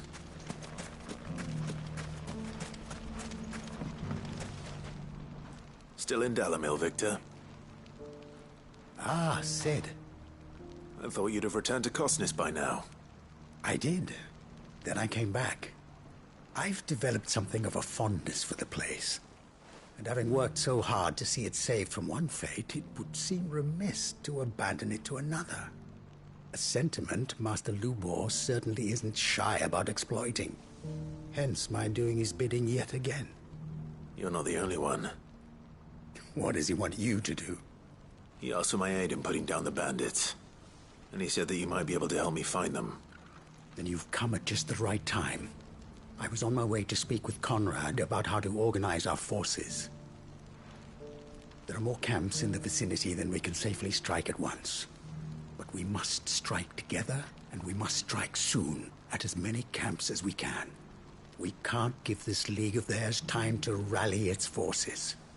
All right. Which camp shall I take? There's one upriver. Just out there, across the dunes. Leave it with me.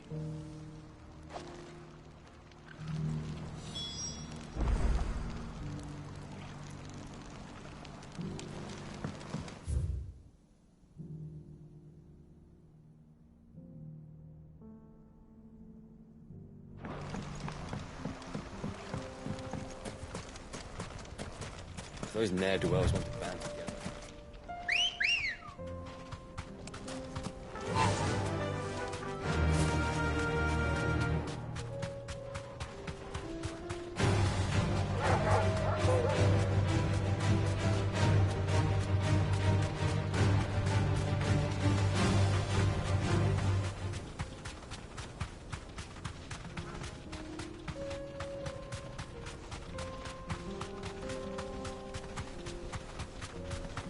That must be the camp Victor mentioned.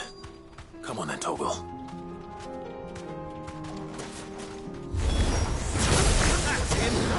The one who killed Locke and Fingers! Take his head off! Get him!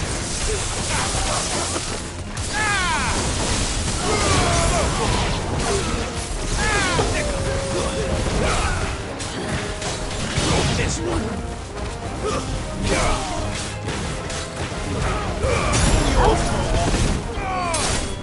It's over!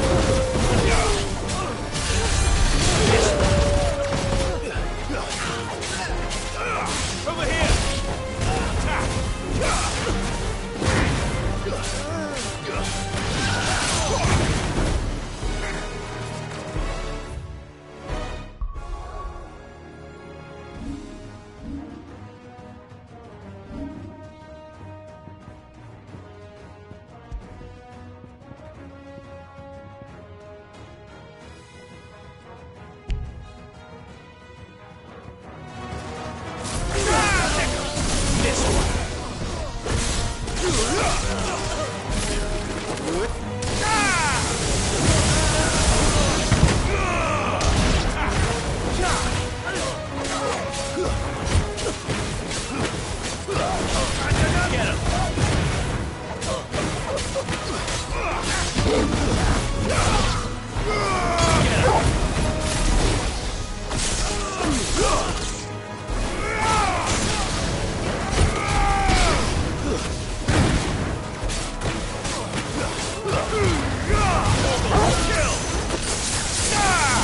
Over here!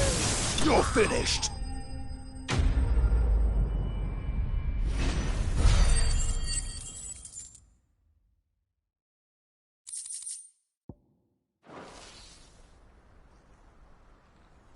I'd better let Victor know. Sid, where are you? Ah, I see the bandits didn't pose you any trouble. No, but that's not why you're here, is it? No. Something's happened. We need you back in Dalimil. What is it? The whole town's in uproar. They're saying that Lubor is a bearer. What? Seems that one of our parties wasn't as thorough as they should have been.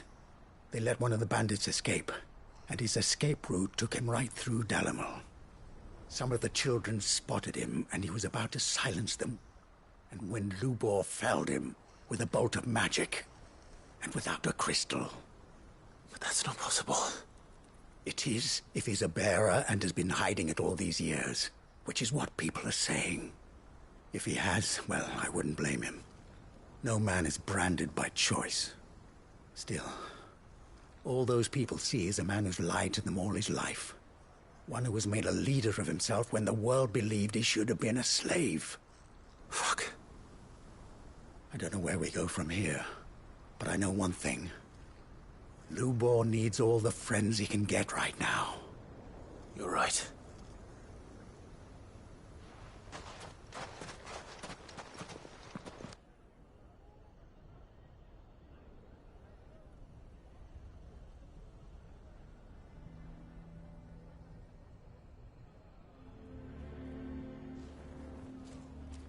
And now everyone knows. I made it a habit to keep a crystal close at hand for just such an occasion. And when that occasion arose, I forgot to reach for it. Well, it was bound to come out sooner or later. We're sorry, Lubor.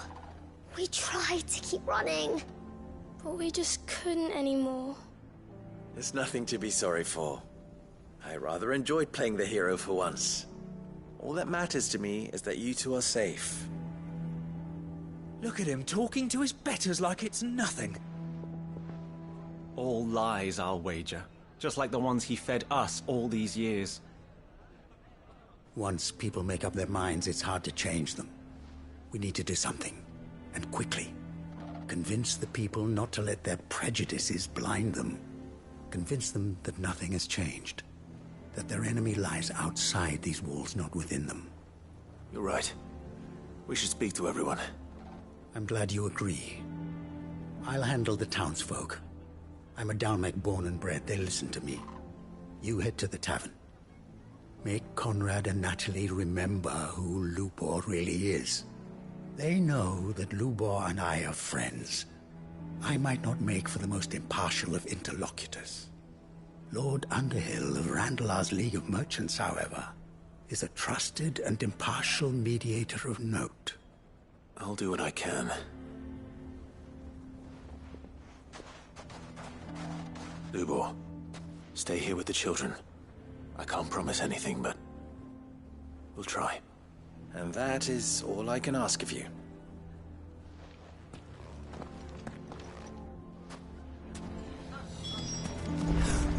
Why are you taking the bearers? Why do they always have to make such a... He knew all along that he was Forgive me for disturbing you, but could I have a moment of your time? I've seen your face before. As have I. Lord Underhill, wasn't it? Of the League of Merchants. That's right. I wanted to speak to you about Lubor. The rumors that he's a bearer. All true, I'm afraid. He'll never be mayor now. Not if I have anything to do with it. But what of his wares? Bearer or no, his steel is highly valued throughout the Republic. In this at least he's done the town a service. Might that not earn him a little leniency? Leniency? He pretended to be one of us when he was laughing behind our backs all the while. I'm sorry, my lord, but he lied to us. He lied to you. He cannot be trusted. So what do you propose? Will you drive him from his home? Close his forge? Perhaps. That is a question for the people of Dalimil, and they will thank you not to get involved.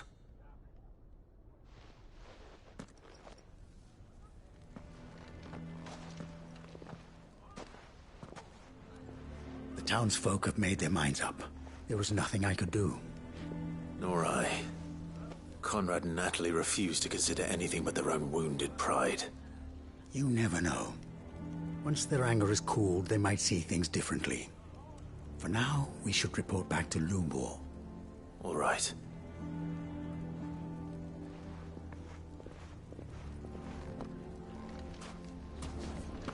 Why the hell would Victor take the bearer's side? I assume the situation is hopeless? There's still hope. But...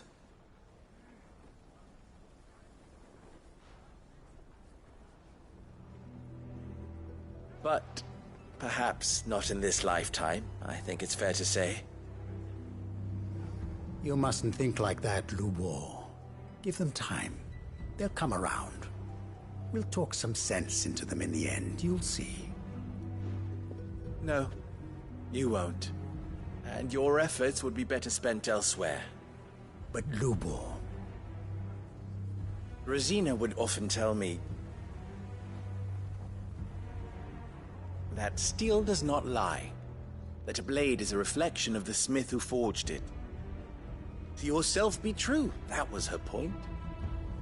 Rather an ironic one when you consider that her life was taken with a blade of her own making. But I do not doubt that she was always true to herself and what she believed in, right to the end. And so must I be. I must do what I know to be right, no matter what others might think of me. And now, I know what that is. I must embrace my new role of villain so that the people of Dalimil have something to unite against. For only united can they hope to stand against the threat that awaits them. I'll need to make a suitably dramatic exit, of course. Don't go, Lubor. You're the only one who was ever kind to us. We'll be all alone. Again. Trust me, little ones. It is for the best that I go. Not only for the town, but for you, too. How could it possibly be for the best? These children need you. The least you can do is give the townspeople a chance to change their minds. I would not take it, Victor. It's over. Over, you say? And so just like that, you're going to throw this town and these children to the wolves? I thought you were better than this. But it seems you had me fooled as well. Victor. Forget it. Do what you will. You sure you're making the right choice, Lubor? Of those available to me, I believe it's the best one. Yes. Ah, but where are my manners? Here. A reward for clearing out that bandit camp. Right then. I have packing to do. If there's anything I can do. Anything. I'll bear it in mind. Thank you.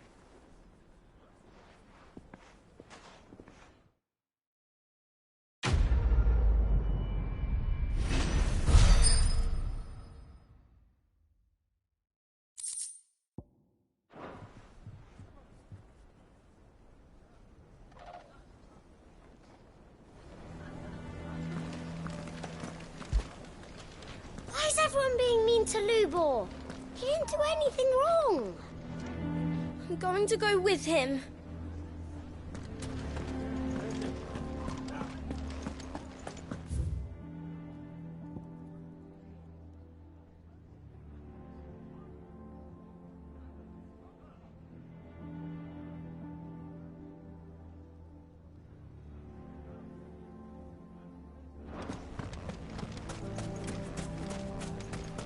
None of the stalls were plundered this time, thanks, Pete.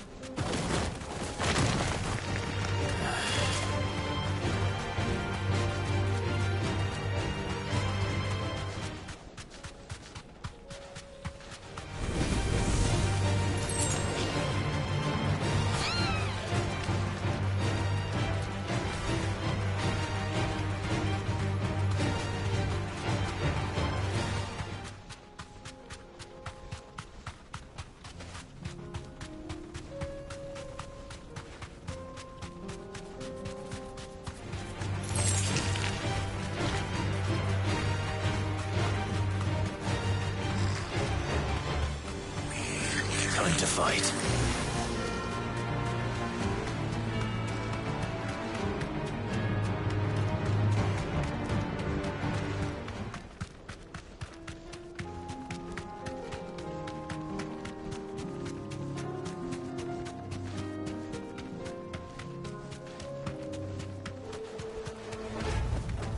Back to the stables, go.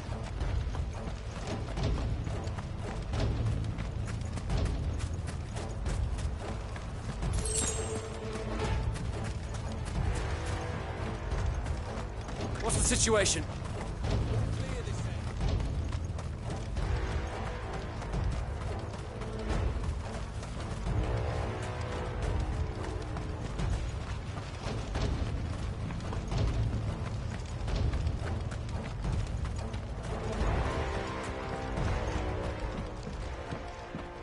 Where's Theodore? Upriver! He led the dragon that way to keep it from the village, but the whole area's flooded with ether. We just have to pray he makes it out in one piece.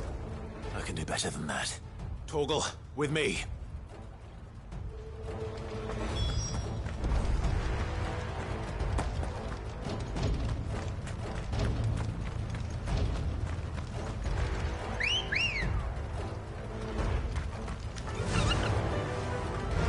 Faster!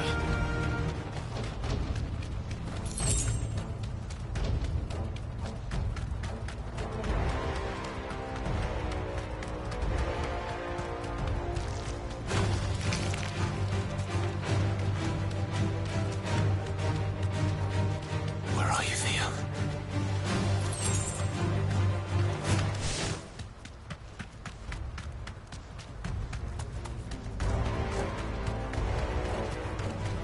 All right.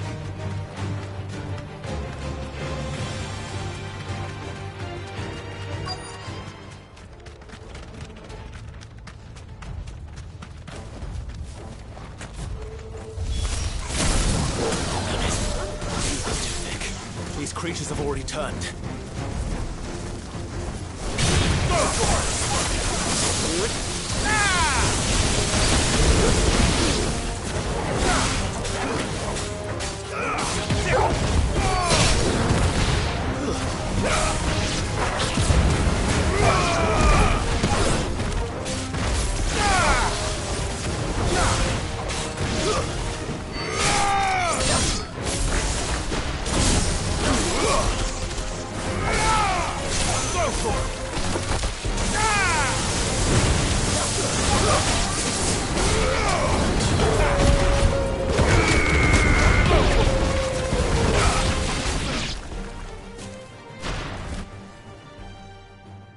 can't waste any more time.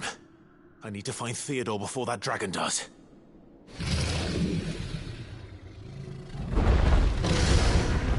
Looks like it's found me. If this thing's turned as well, this isn't going to be easy. Get him!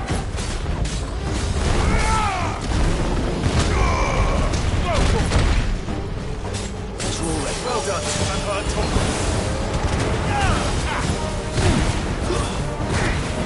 Over here! Get him!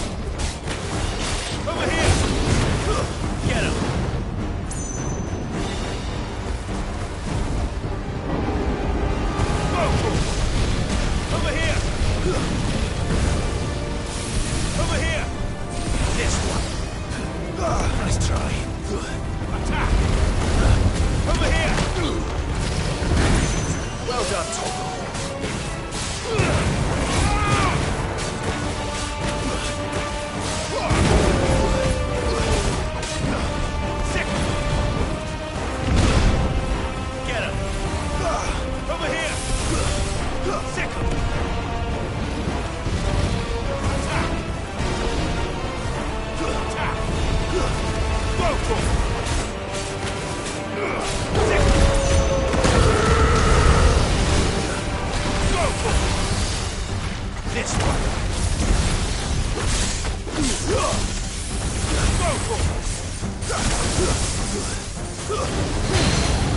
Thanks, boy. This one.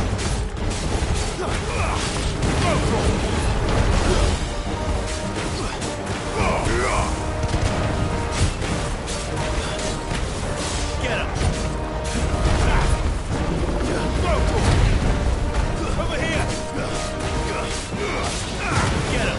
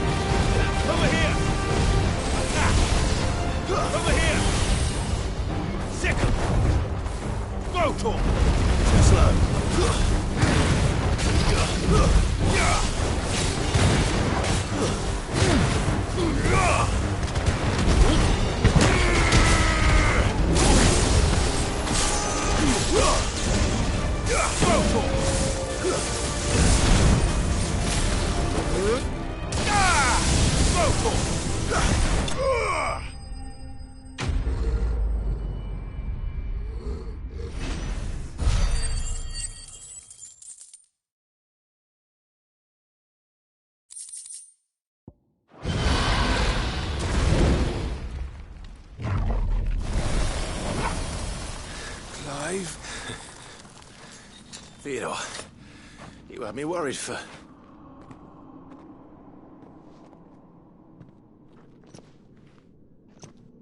We have to get you out of here.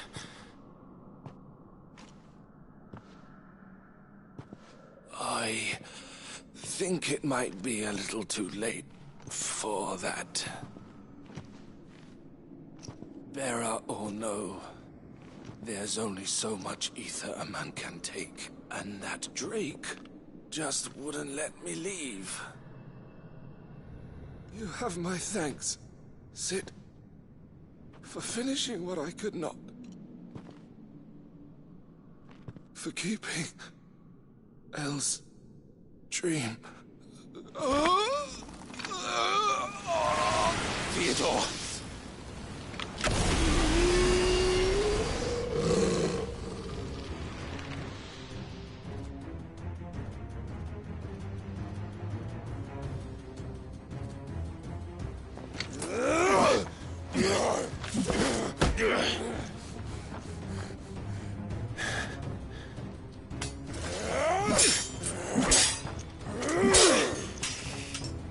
Don't make me do this.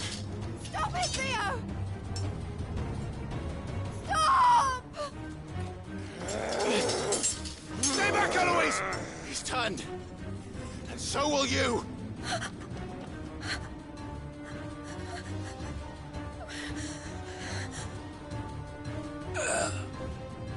Elle. Theodore.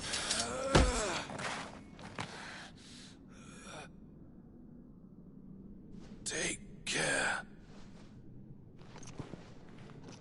of my sister. Theodore, wait.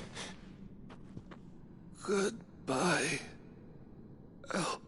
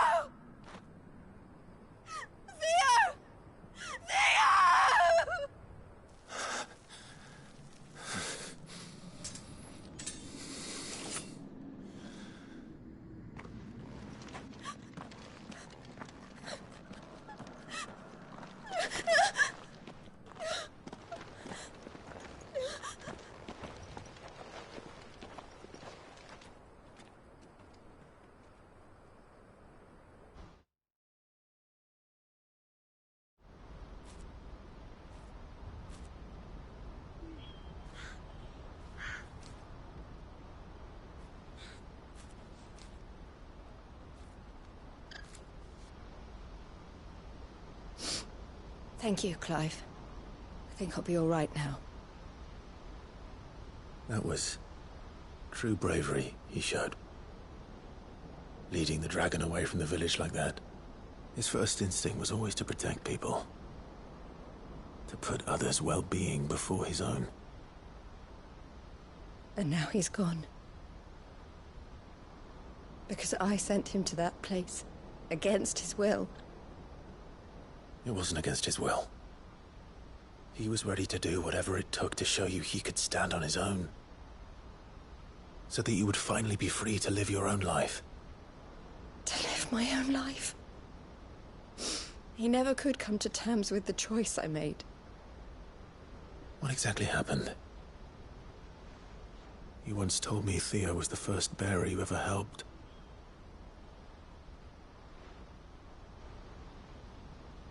We grew up in Canva. We were born to one of the great trading houses. And I was chosen to inherit the family business. I had my father's head for figures, you see. Theo did not. While I studied the art of commerce, he played at soldiers instead. A late bloomer. In more ways than one. For unlike most bearers, it wasn't until his 15th summer that his powers awakened. My parents tried to drive him out of the house and into the care of the constables. But before they could, I took him into mine. Theo told me something else. He clearly admired your devotion to the cause of freeing others like him from slavery. But he said you deserved a better life than this. He wanted to free you from what he called your bonds, just as you freed him from his. I would be lying if I said I had not wondered from time to time How much easier my life might have been if I had allowed Theo to be taken, and devoted myself to the family business instead.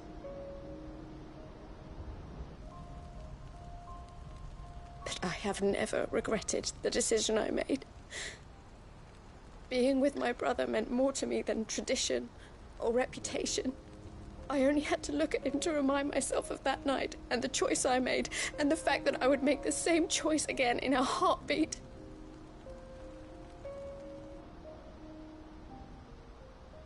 He was never a burden. How could he even think that? If anything, I was the one who weighed him down. You weren't, Eloise. He said it himself, that he had always been grateful to you for saving him, and that he wanted to repay you by letting you live the life you were denied. Neither you nor Theo weighed each other down. You loved one another.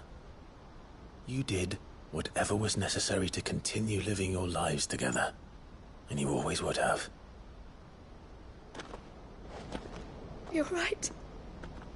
All I ever wanted, all I ever did, it was so we could be together. Oh, Theo, why did you have to...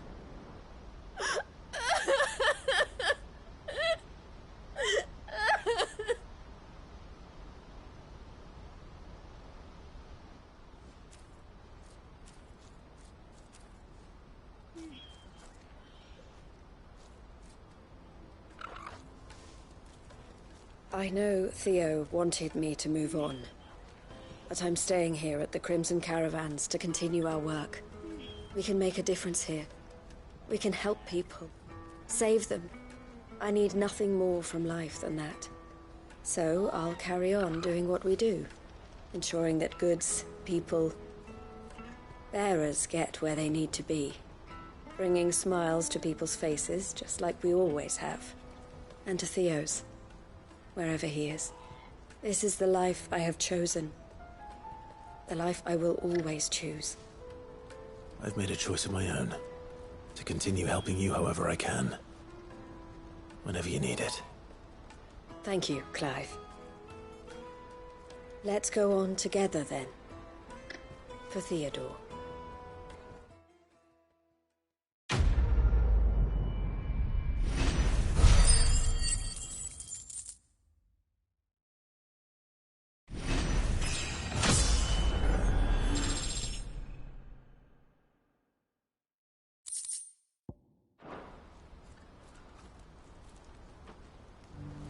The Crimson Caravans is my family business now, and I would not exchange it for the world. I brought Theo here to be safe, and I have never looked back since.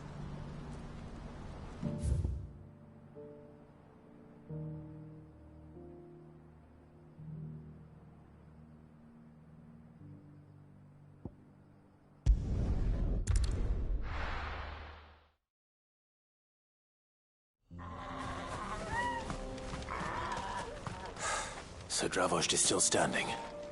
For now, at least.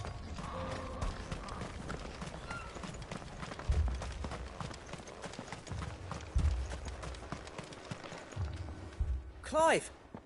You're here! And the Akashic? Mostly off to the north still. But I spoke to Doris's scouts and it turns out things are worse than I thought. There's swarms of them out there. Told old Snotty to be ready to seal the north gate. That should buy us some time if we need it. Enough for the villagers to barricade themselves inside their homes, at least. Well done.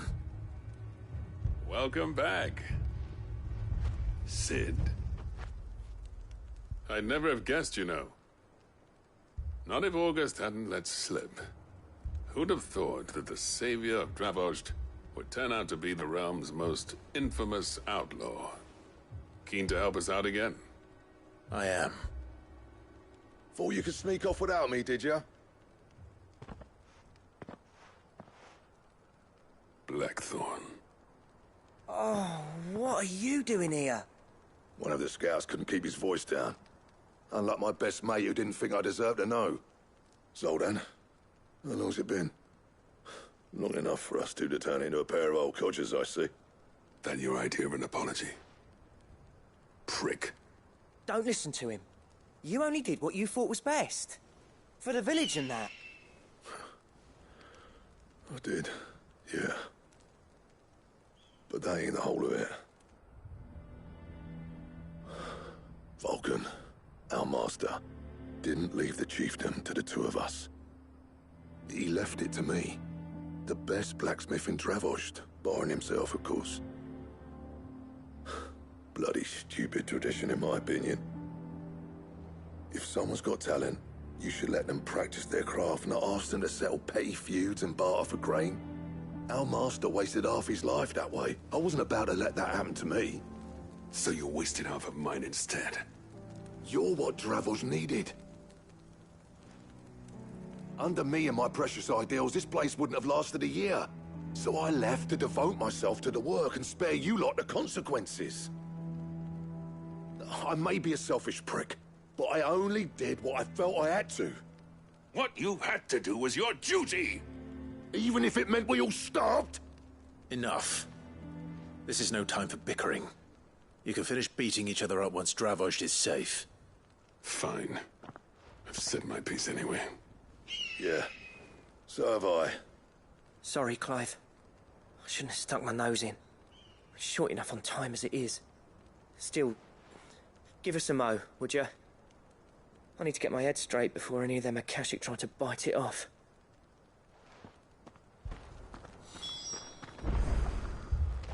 You, ready for the off, then?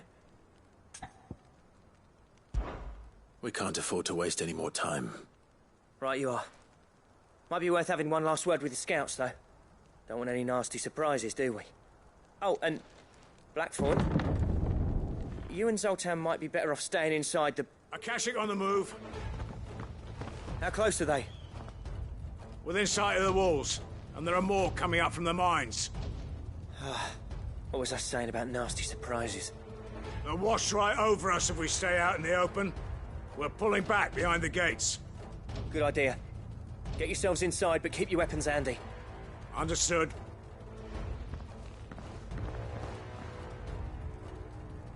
I'm prepared to fight if I have to. Well, let's hope you don't. That's our job. Once the scouts are inside, order your men to barricade the gates. No heroic last stands, you hear me? No fighting at all if you can help it. August's right. I've seen what Akashic beasts can do to armor. The people here are tough and willing, but they ain't equipped to face what's coming. I'm going out there. Start work on the gate as soon as I've left. I'll give you as much time as I can. And if they kill you? You evacuate. But it won't come to that. I promise. You'd better be right. Take good care of Dravost till I get back. Leave it to me. And give those things what for, yeah?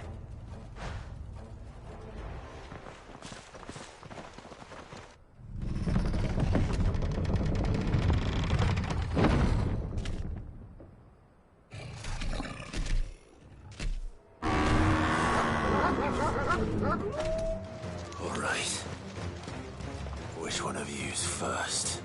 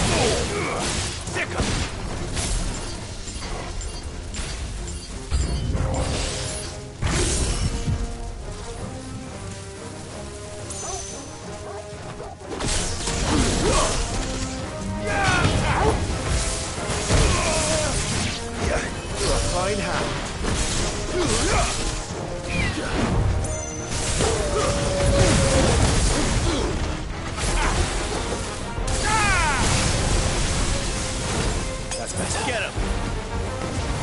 Nice try.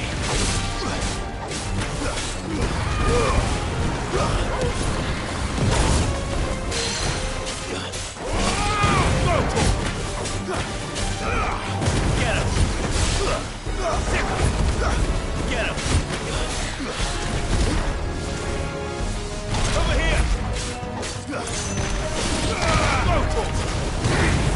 Get him!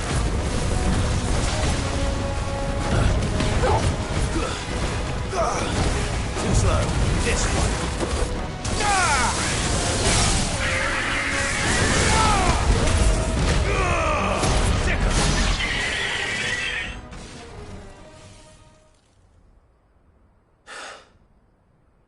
Is that it? Apparently not.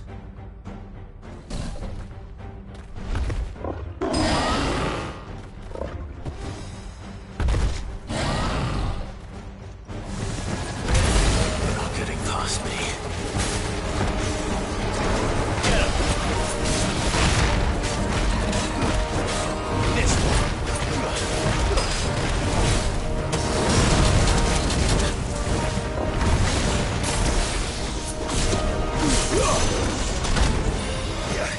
This one. Over here.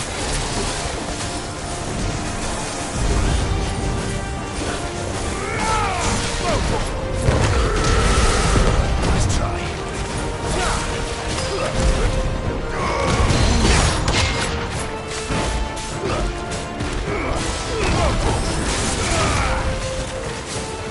This one.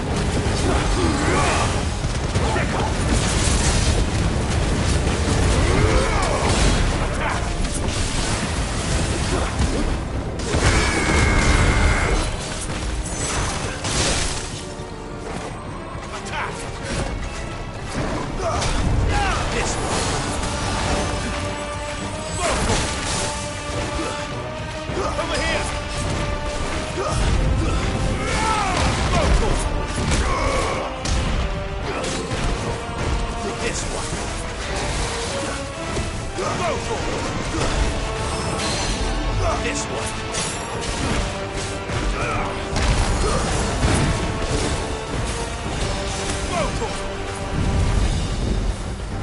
Get him. This one.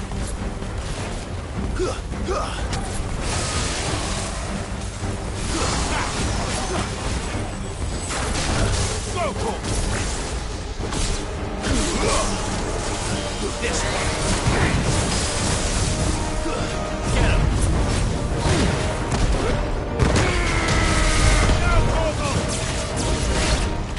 This one. Over here. This one. Get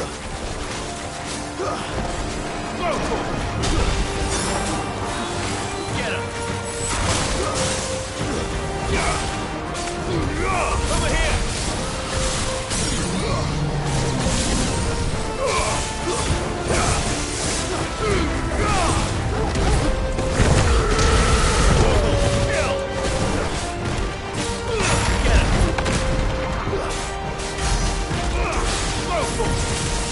Get him.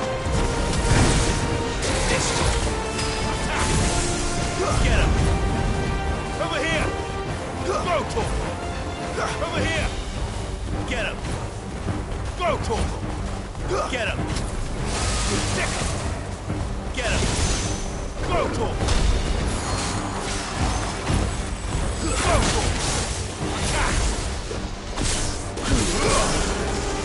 Stick him.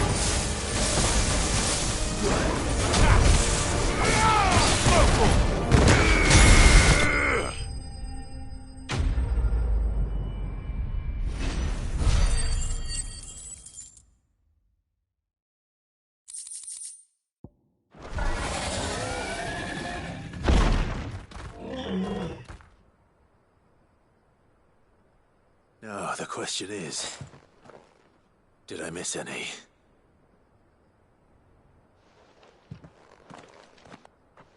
Man alive! You're still in one piece!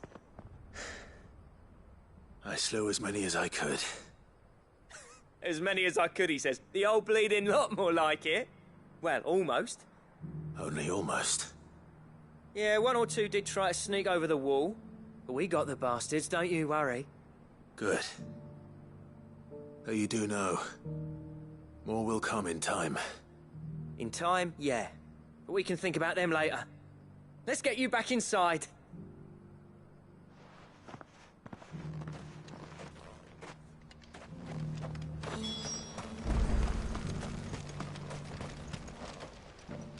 Sid! You're even more fearsome than your reputation. Enough to give those Akashic monsters nightmares. I almost felt sorry for the wretched things. But mostly, I felt grateful. Dravoged won't forget what you did today. I'm afraid I've only delayed the inevitable.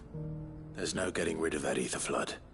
Meaning that any living thing which stumbles into those mines will end up clawing at your walls again. And that's if the flood don't spread. If it does, well, I hate to say it, but the village's days are numbered. That may be, but we're staying just the same. With ether floods springing up all over, it's no less safe than anywhere, and more importantly, it's our home.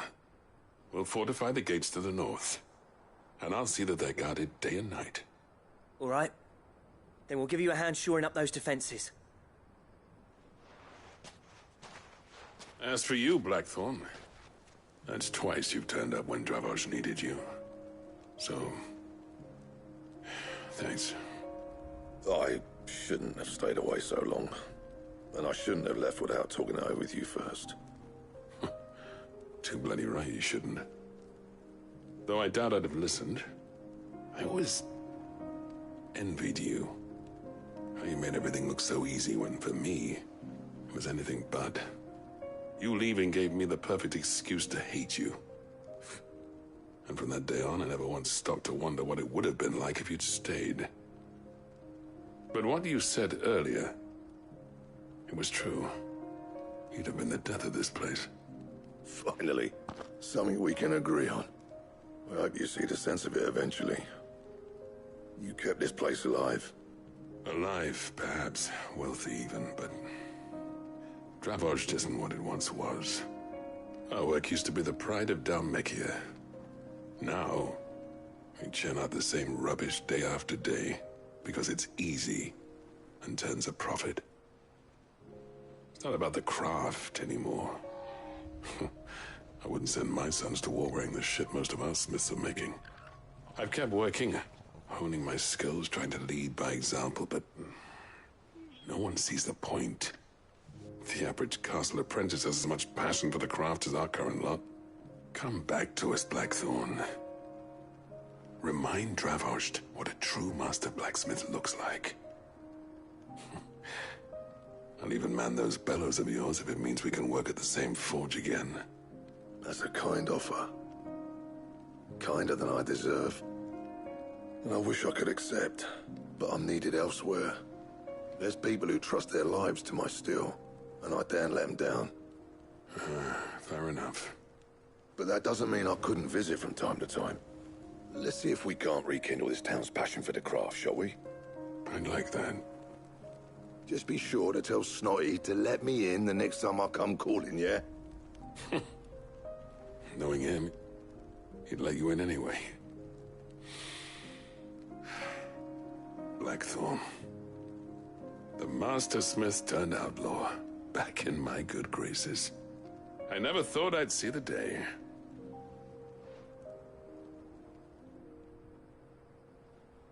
I'd say that went pretty well, wouldn't you? Even better than I'd hoped. Sid, I've got something for you.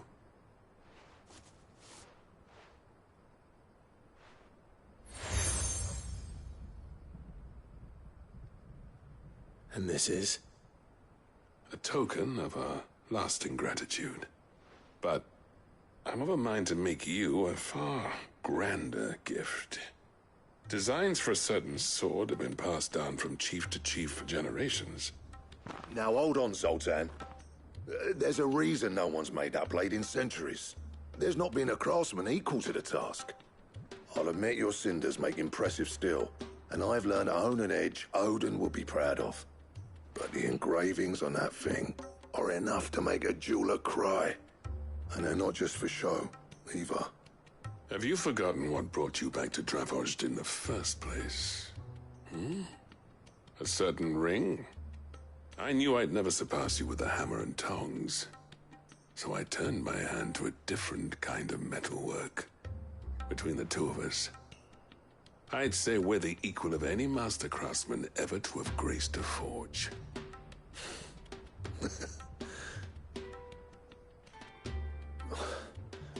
You know what? I think you might be right. Clive, you wouldn't mind if Zoltan came back to the Hideaway, would you? He's more than welcome. As long as he can keep our secret. Right. Zoltan, get your tools. We've got a legend to forge.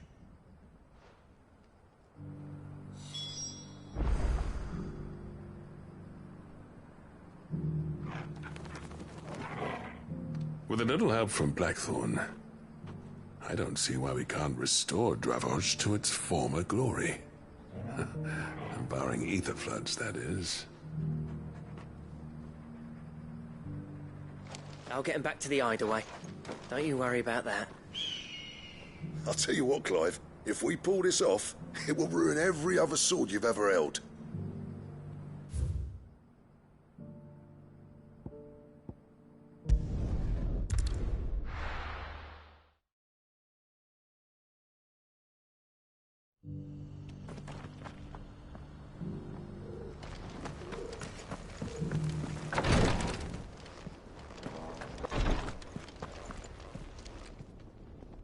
Lord Rosfield, is there aught the Undying might assist you with this day?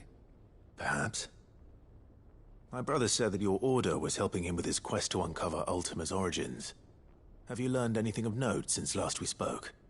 Little and less, I regret to report. I see. Be assured, however, that we will not rest until the truth is known. Even now, our archaeologians scour ruins in every corner of the realm for traces of Ultima's touch. Fallen ruins, I take it. Dating back as far as Phoenix Gate. Indeed. Ultima's thralls are oft sighted among the remnants of the fallen civilization, as if protecting the secrets concealed within. Secrets we'd see unearthed. Should our methods be of interest, my lord, mayhap it would please you to observe some of our number at work. Would that be possible? Of course. A survey is being conducted not far from here. Perchance you are familiar with Kretov, a small hamlet built around a fallen airship. I was due to visit my colleagues there to collect their preliminary findings, but if you would consent to do so in my stead, I'm sure that they would be honored to relate any discoveries they have made to you directly. All right. I'll go and meet with them. They will be most gratified, I am sure. Might I suggest you take the road through Titan's Wake? It will lead you straight to the village after but a short walk. Thank you. I will. I wish you a safe journey, my lord. May the Firebird's flames burn ever in your heart.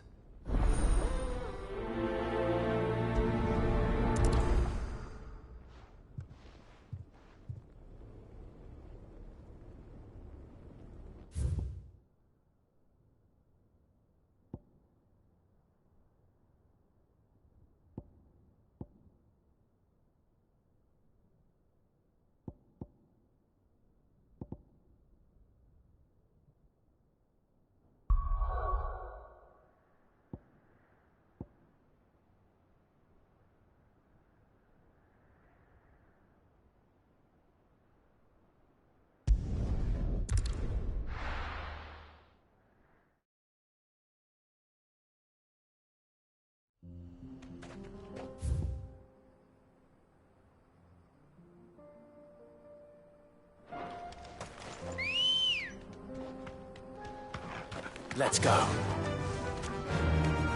Fly, Ambrosia.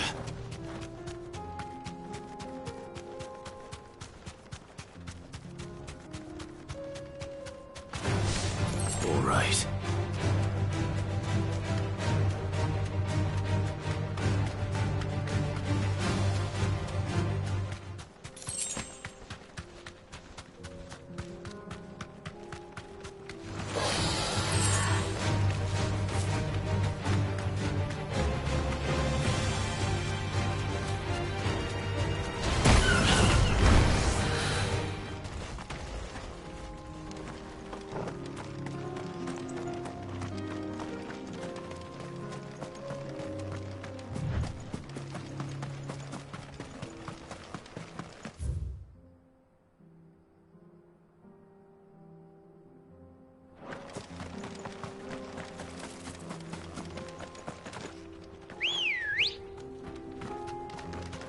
Ready, go? Don't get surrounded.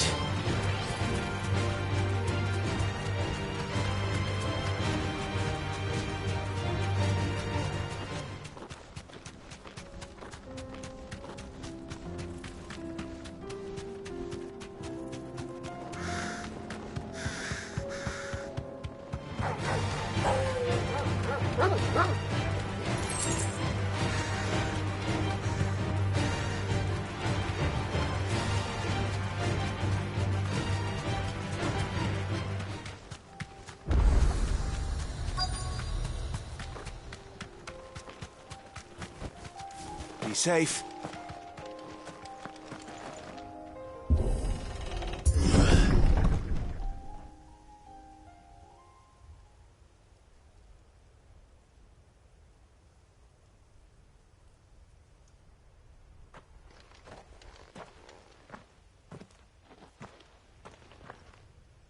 Oh no.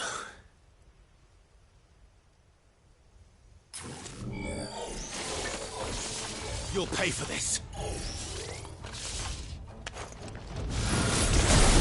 May still be survivors.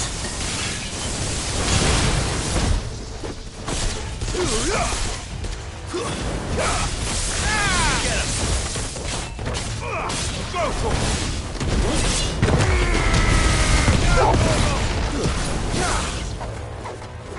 Get him! Sickle! This one!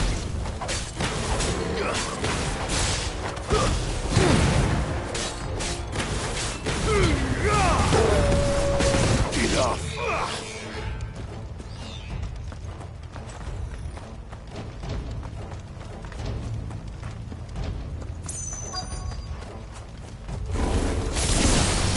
Whatever that thing is, I'd say it's their leader. This one!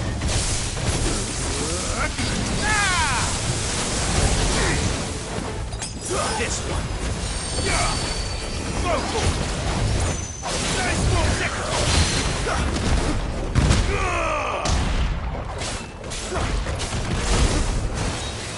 Go for it!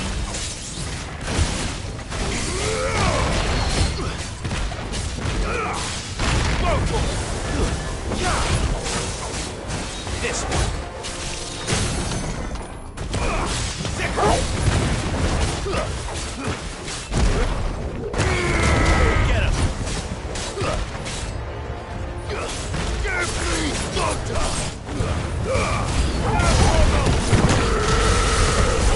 Kill! Attack! Go for it! Get him! Go for it! Sickle! This one! Go for it! This one! Slow! This one! Get him! Over here!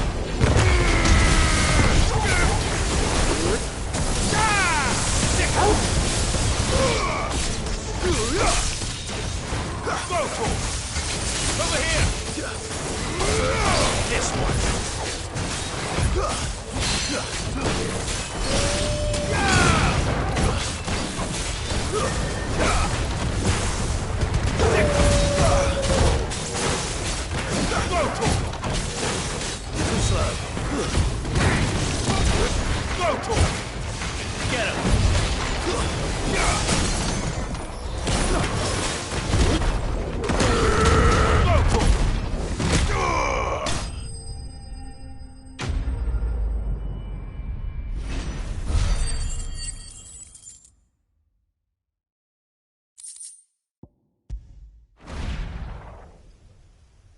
Should have stayed in the past.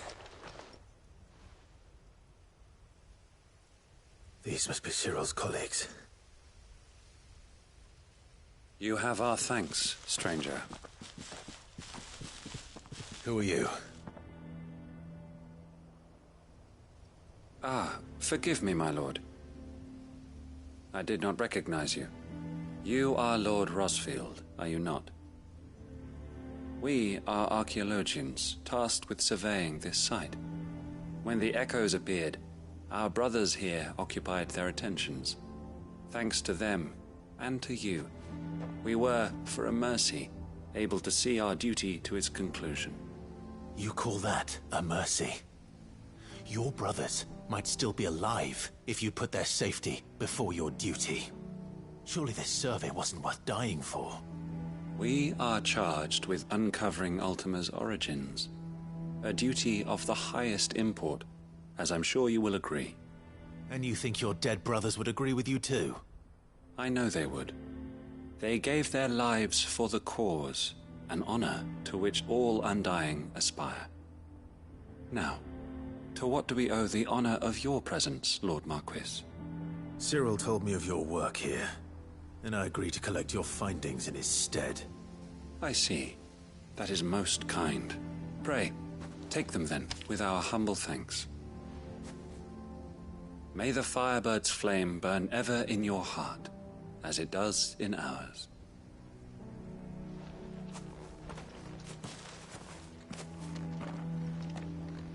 It's one thing to lay down your life for another, but for a survey... I suppose I'd better get this back to Cyril. Think no more of us, my lord. Only deliver our findings to the bearer of the burning quill.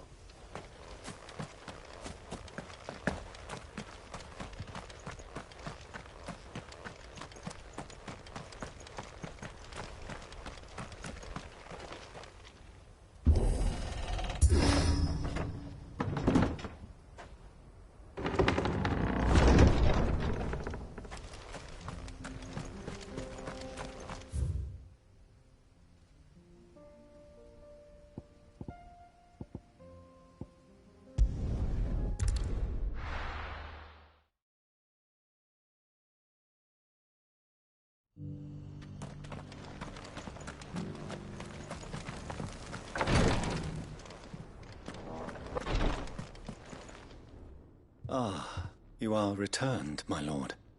I collected your colleagues' preliminary findings. Here, take them.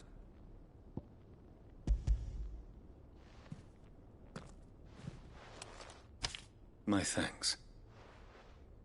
I shall study them, and inform you forthwith if I discover aught that might aid you in your fight against Ultima. Cyril, your survey party suffered several losses in Kretov.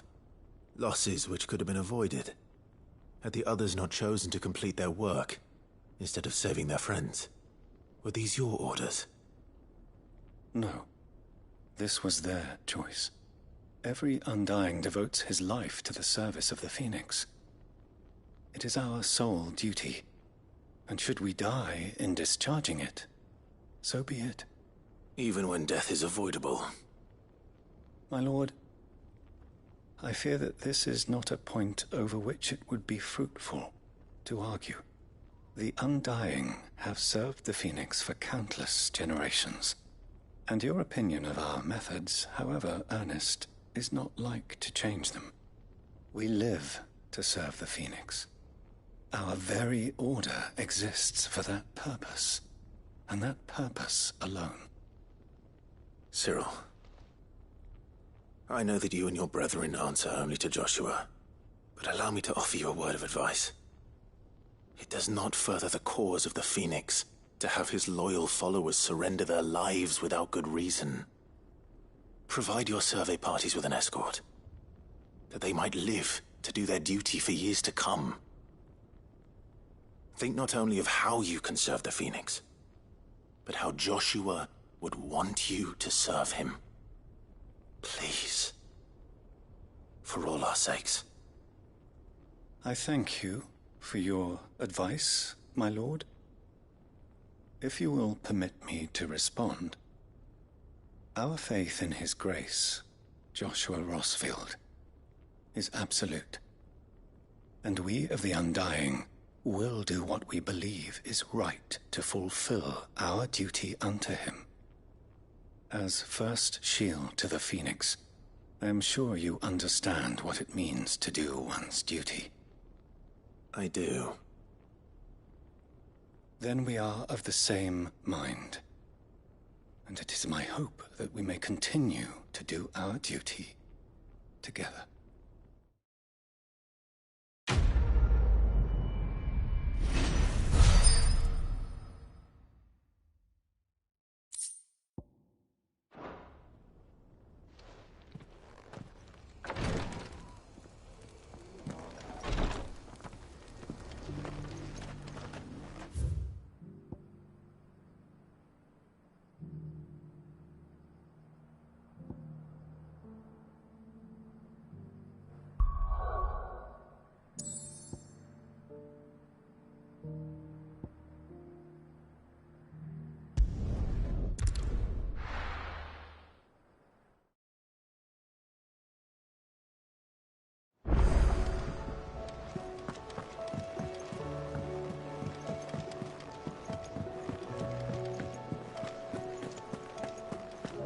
Tell me we've run out of... Aye, it's a dangerous world out there.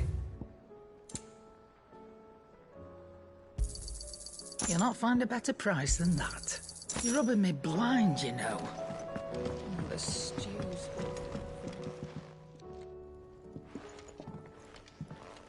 Ah, the man himself. We were just about to make a start on that sword I promised you. It's funny, but none of this would have been possible without your help. You remember Camille? We'll be using his leatherwork for the grip. The steel, meanwhile, will be tempered in a fire, burning the cinders you charmed out of old Zoltan here. And that whetstone from the Outer Isles, that'll be what gives the blade its edge.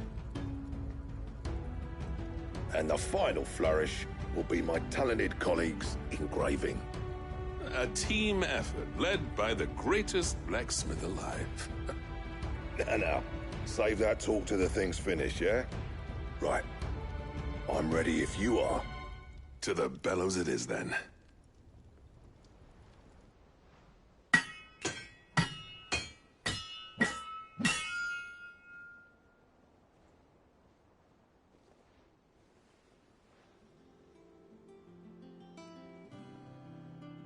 Well, bugger me.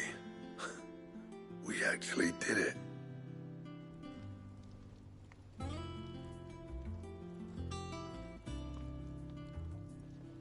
The sword to end all swords. Ragnarok. It's quite something. I trust you'll take good care of it. Thank you. Both of you. So, does this make you pair the greatest craftsman alive, then? This? Nah. This was just following the footsteps of the greats of old. It'll take more than that to earn us our place in history. But we're up for the challenge. Here. A list of materials. Zoltan and I got talking on the long road back from Dravost. We reckon with those items there, we could craft something even better than the Ragnarok.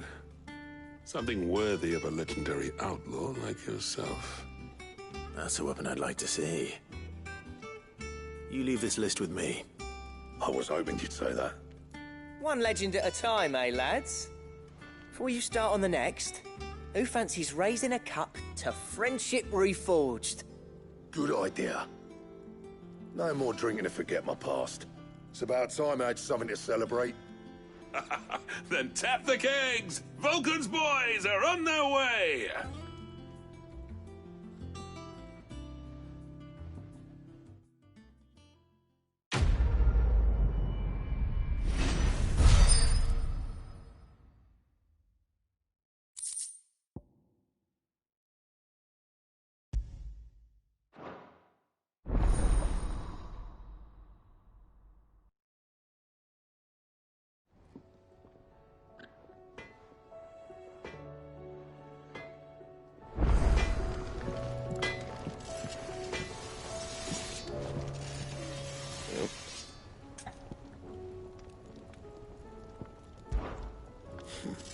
never thought me and Zoltan would ever speak again, let alone work together.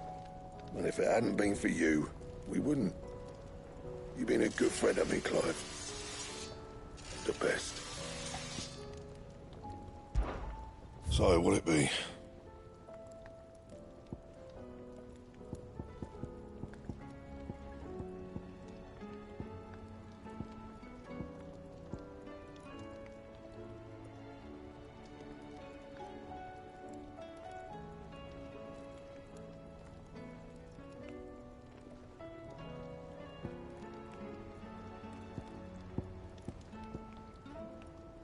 Anything else?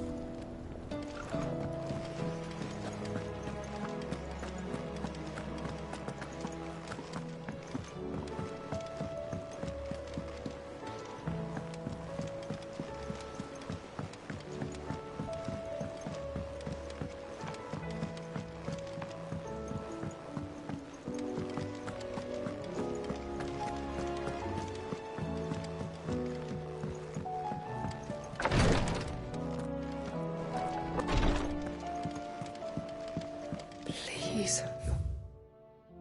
Grace, stay strong. Ah, my Lord Marquis.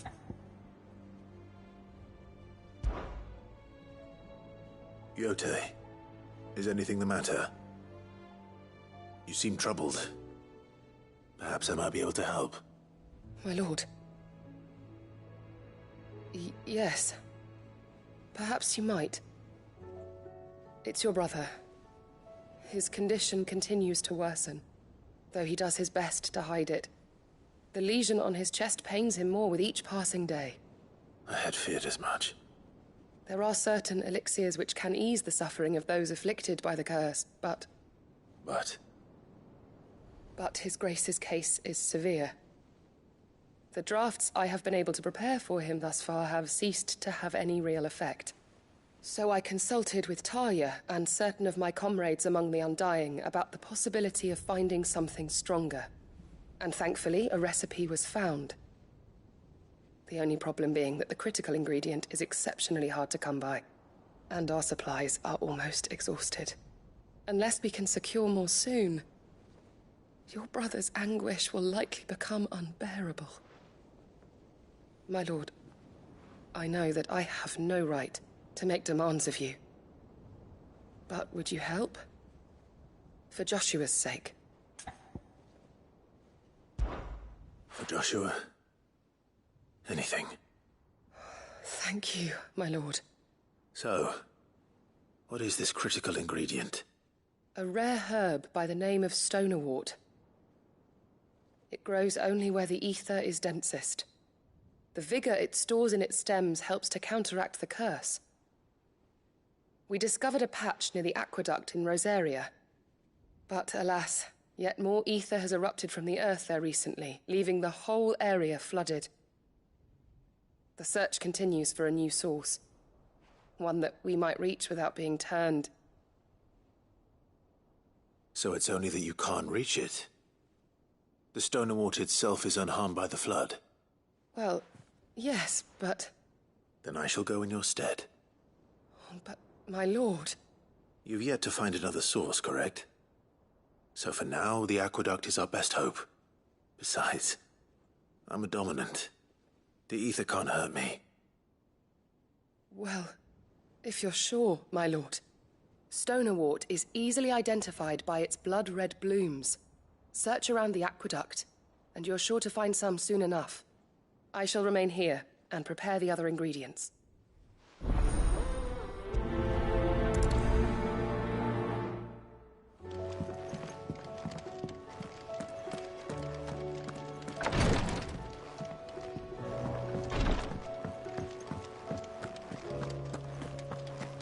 How do you split the sea? Covered in nicks and lumps, the lot of them.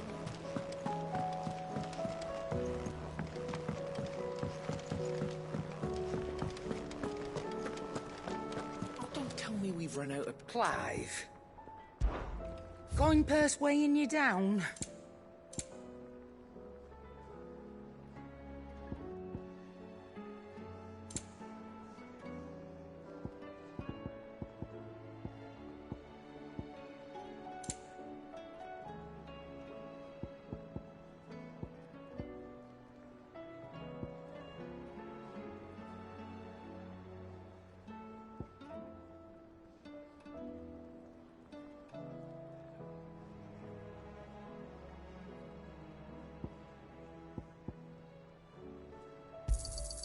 It'd better all be here.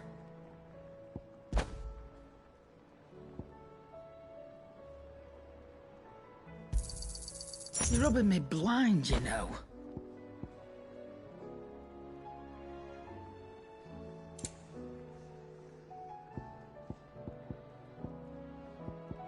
Finished, are you?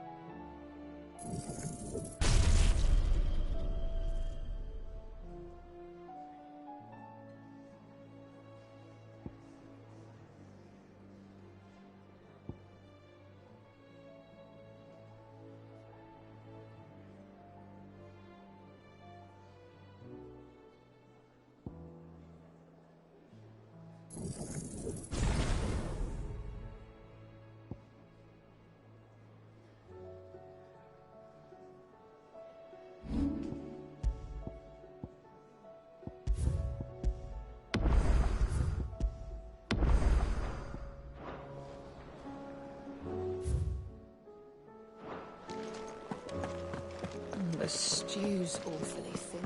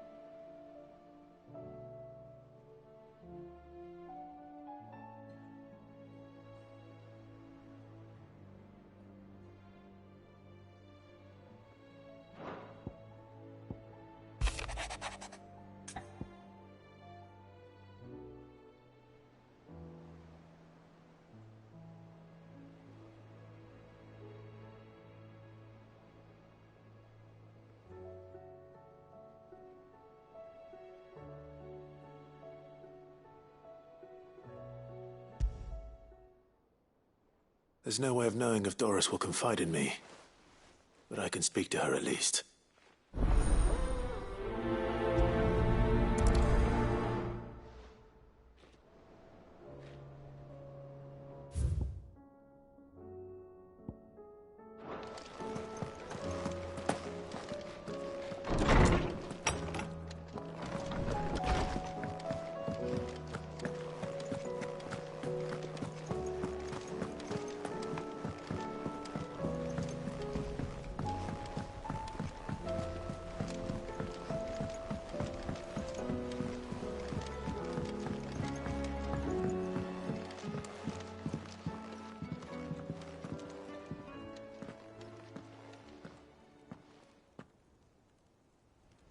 Where are you? Can I help you, Sid? I'm looking for Doris. Is she here? I'm afraid not. She's at Martha's Rest on a job. My job, actually. When she heard what the mission was, she insisted on going herself. Alone. Did she? What was the mission? Following up on some new information. Once they'd settled in, the bearers you helped liberate in the Dragon's Eyrie were keen to talk about their imprisonment. And about their captor. The slaver Cole's team were tracking when they were attacked by the Beastmen. I'll go and find her. She's at Martha's Rest, you say? If she's not moved on already, yes. I hope everything's all right. Why would Doris insist on going alone? Maybe Cole was right to be worried.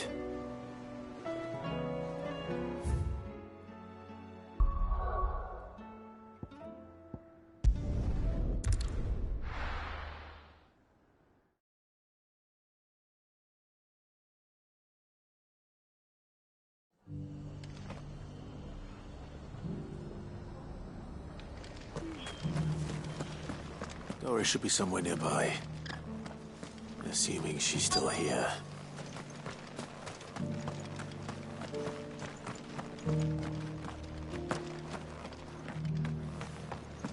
Just because the heavens have gone to rack and ruin, it don't mean we have to. No.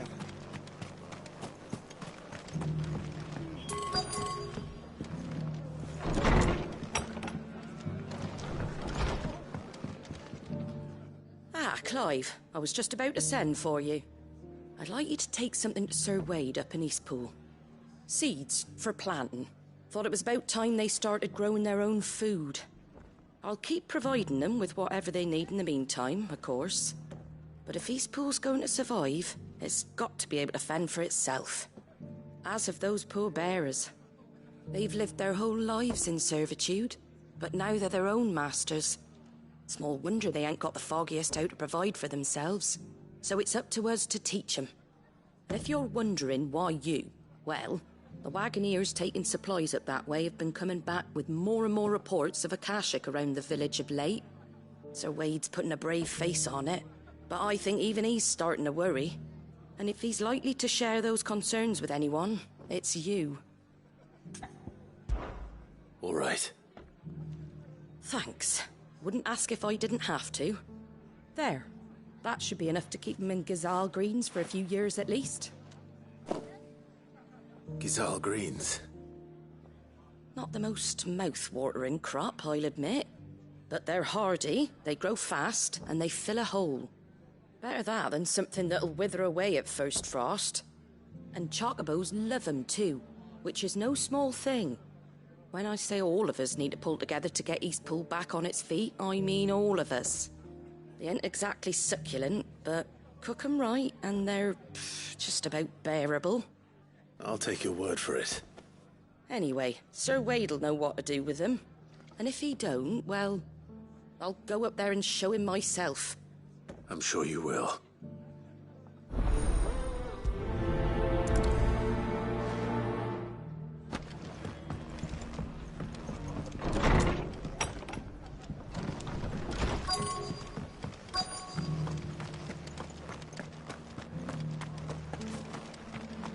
I've got greens of all shapes and sizes. Colours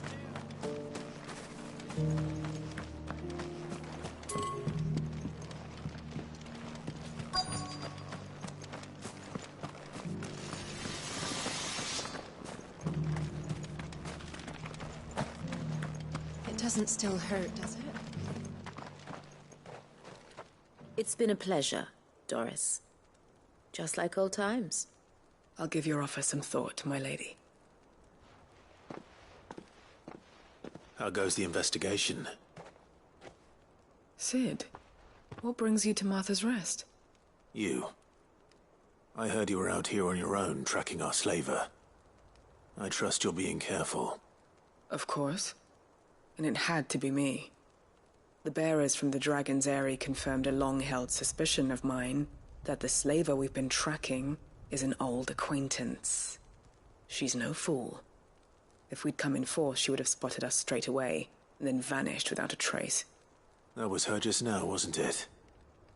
So, was it a fruitful reunion? I'd say so. She tried to recruit me. Seems her time in Rosaria is coming to an end. She's abducted bearers from across the region and is looking to smuggle them back into Sambrec. After her brush with those beastmen on the road to Northreach, she hired herself an Imperial escort, which she wants me to join. She's dangerous, Sid, but I think I can stop her. Then I'm going with you. I'll take care of the escort. You can see the bearers to safety. Where are they? The Baum Archers, soon to break camp. You go on ahead. I'll follow once I've sent word back to the hideaway.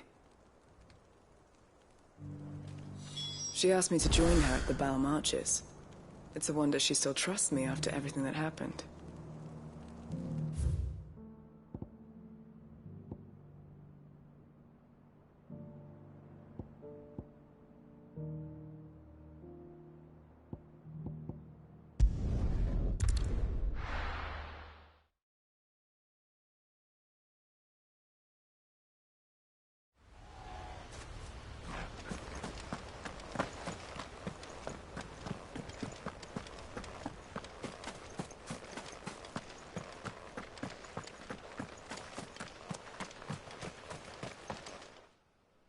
Ah, Lord Rossfield.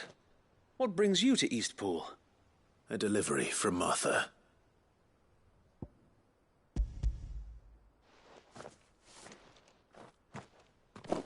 These are Gizal green seeds. Martha's keen to cut the apron strings, then, is she? I jest, of course. You see, I had thought we might be able to revive the old wheat fields, but they'd long since gone to seed. Only without the seeds. Martha was hoping you might be able to show the bearers how to plant and tend these, so that they'll be able to fend for themselves. That's not a bad idea. These bearers had only recently escaped their bonds before we brought them here.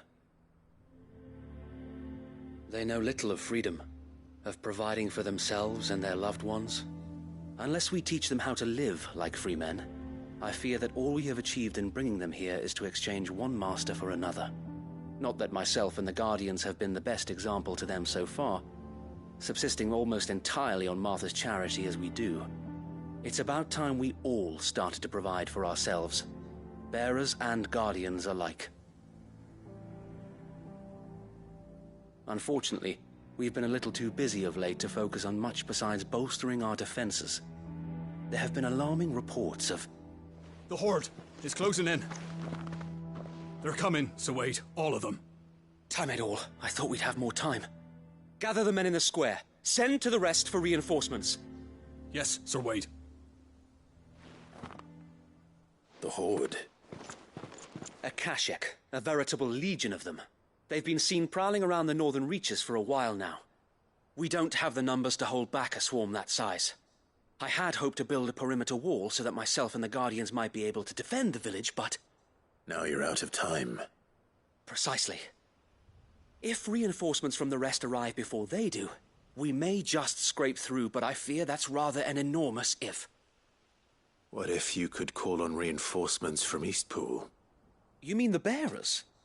We brought them here so they might live, not die, fighting for their lives. So wait. You said you lack men to defend the village. Are the bearers not men? Do they not wish to see Eastpool saved? Though they may not be trained soldiers like your Guardians, what help they are able to offer could still prove the difference between victory and defeat. You're right, my lord. I will appeal to them.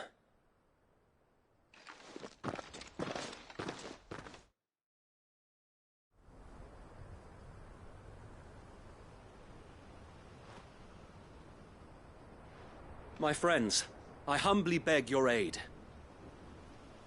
We Guardians are few and our enemies many. But I swear we can defeat them with you at our side. You would send us to the slaughter, to serve as bait for those fiends so that you and your men might be spared. And to think we trusted you. Say what you will. A home is not worth dying for. But it is worth fighting for. Sir Wade fights to give you lot a chance. Just like I do. Just like Sid does. We all wanted to give you a home where you could be free. And you got one, didn't you? This place, Eastpool.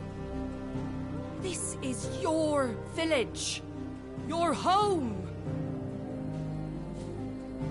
And if you don't fight to protect what's yours, you'll lose it. You know I'm right. This world wants to take everything from you. Everything. Your homes, your freedom, your very lives. So then, are you going to stand by and let that happen to you? Are you going to accept fate like good little Bran did and die, having never stood up for yourselves? Or will you fight like free men and women?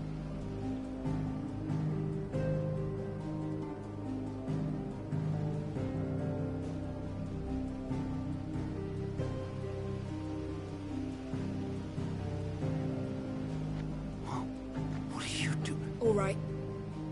Give me a sword. I never dreamt I'd have a home of my own. And now that I have, I don't want to lose it. I will protect what's mine, or die trying. We all will. Free men and women, fighting together.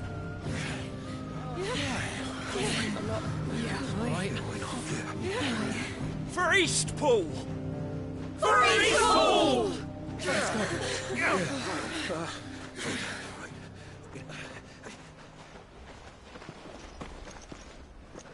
Thank you, Martha. Don't mention it. Just promise me one thing. That you'll show them how freeborn fight. Gladly.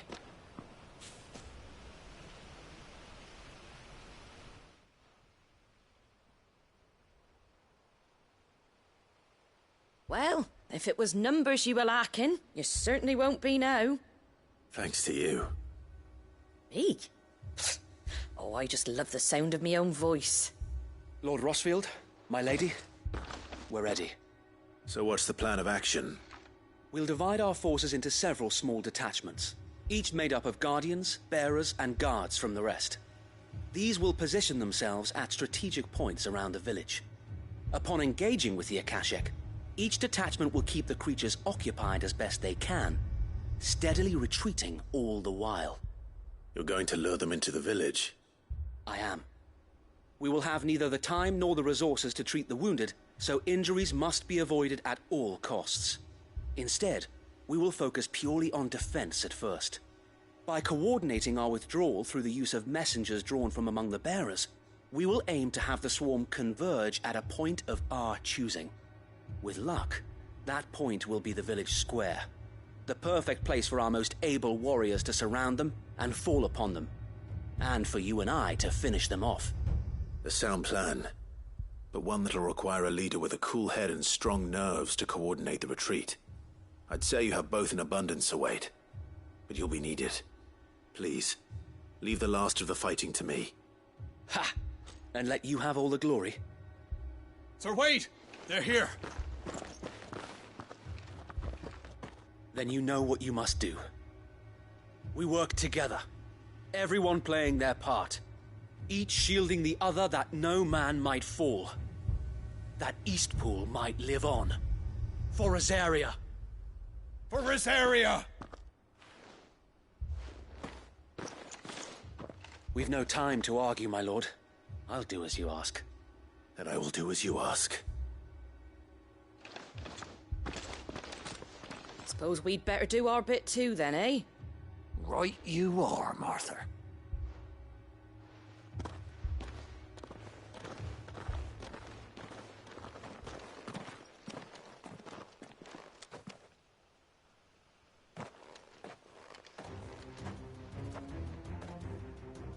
The calm before the storm.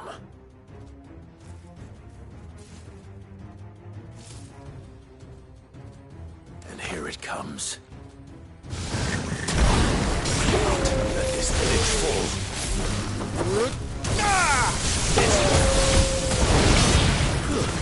Stay down!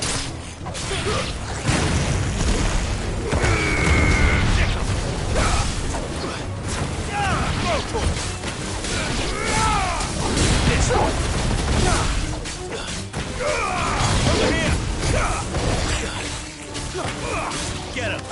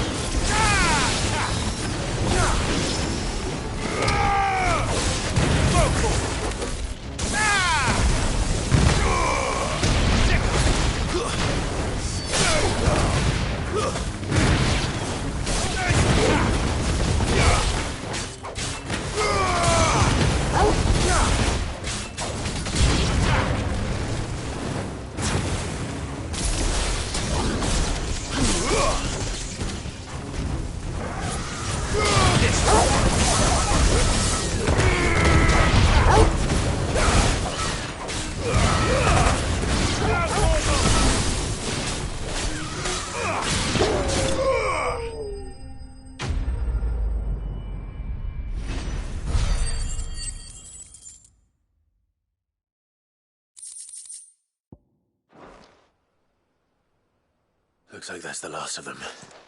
Lord Rossfield! Change of plan! What is it? Owl from the rest. An Akashic curl's been sighted on Rhiannon's Ride and is headed in their direction. Well, the better half of her guard is here.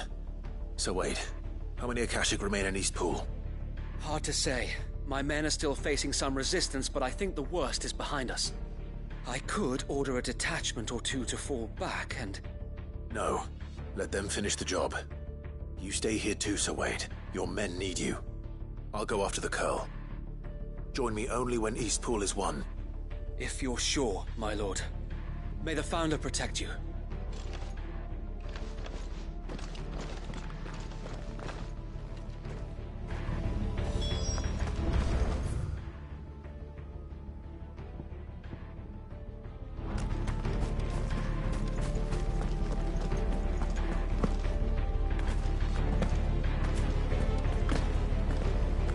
Next one's mine.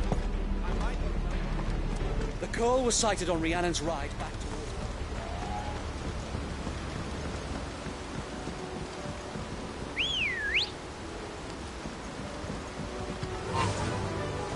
Run like the wind.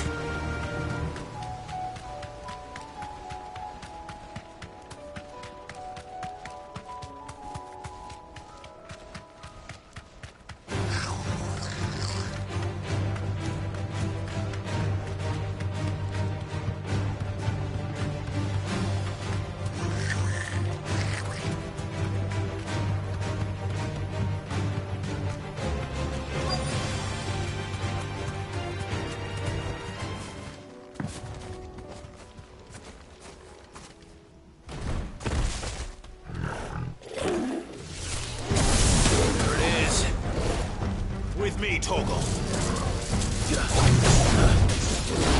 Get him! Torgal, kill! This one!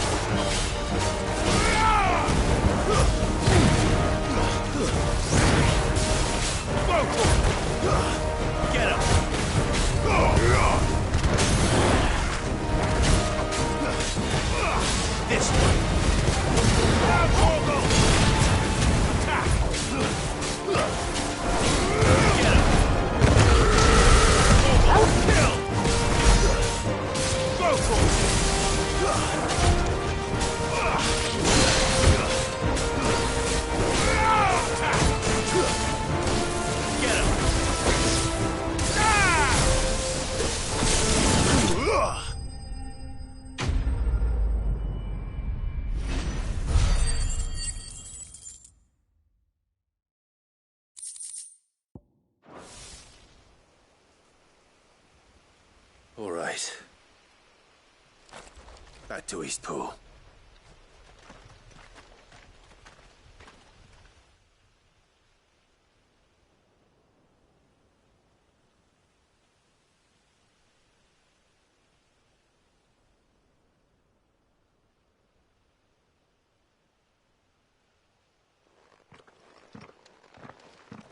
Lord Rosfield, the Curl, is it? It's dead. Thank the Founder for that. And for you, my lord. We were able to eradicate the rest of the Horde. I have guardians posted around the village to keep watch for further attacks, but all seems quiet for now. I hesitate to say it, but I think it might be over. I think it might.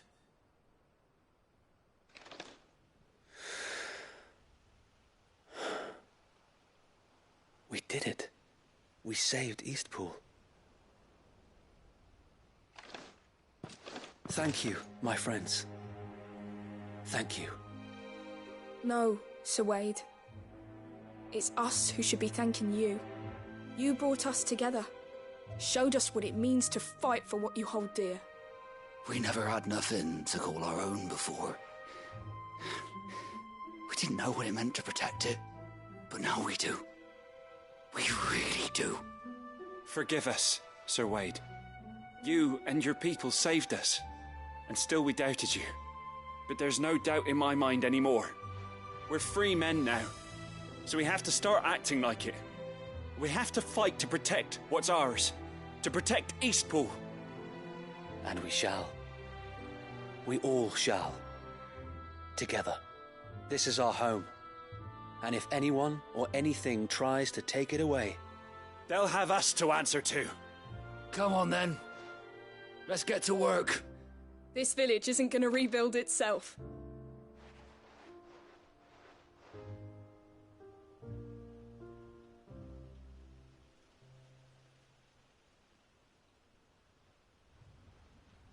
They're not slaves anymore. No. They're Rosarians. Your father took pity on the bearer's plight, and I believe if he was still with us today, this is what he would have wanted. I believe you might be right. I shall remain here, my lord, and do what I can to help rebuild the village. After all, this is my home now too, and I could hardly call myself an Eastpoolian if I didn't pull my weight. I think you'll find it's Eastpudlian, Sir Wade. But you should be proud all the same. I'll have to pull my weight too. Can't have the rest getting outclassed. Speaking of which, I ought to be getting back. Can we continue to count on your support, Martha? Of course, and I'll be counting on yours too. Us Rosarians have got to stick together, haven't we? Indeed we have. And Clive, come by the Golden Stables when you get the chance. I ain't paid you for delivering them seeds yet. All right. I will.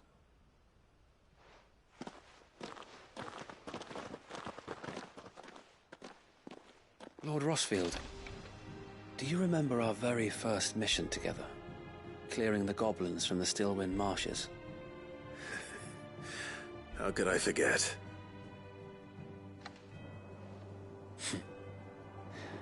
There's one sight that I shall never forget. You, facing off against that giant Morble. Not a trace of fear on your face. Since that day, there have been more than a few times when I felt like giving up. When the odds seemed so stacked in the enemy's favor, I thought I may as well just lay down my sword and surrender. But every time I would think back to the look in your eyes that day and remember what it means to be a shield. Know that whatever trials Eastpool may face, I shall never lose courage. Thanks to you. So Wade, you have always been a true shield. I know that Eastpool, and indeed all of Rosaria, will be safe in your hands. Thank you, my lord. I know the rest of the world will be safe in yours. I'll do my best. Thank you again for all you have done for me and mine, my lord. You may rest assured that Eastpool will be safe in my hands.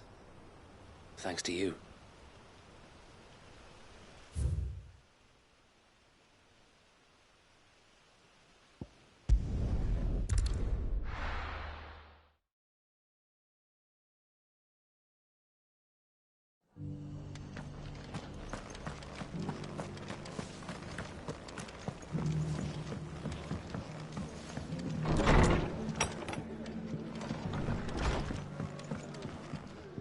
The hero returns.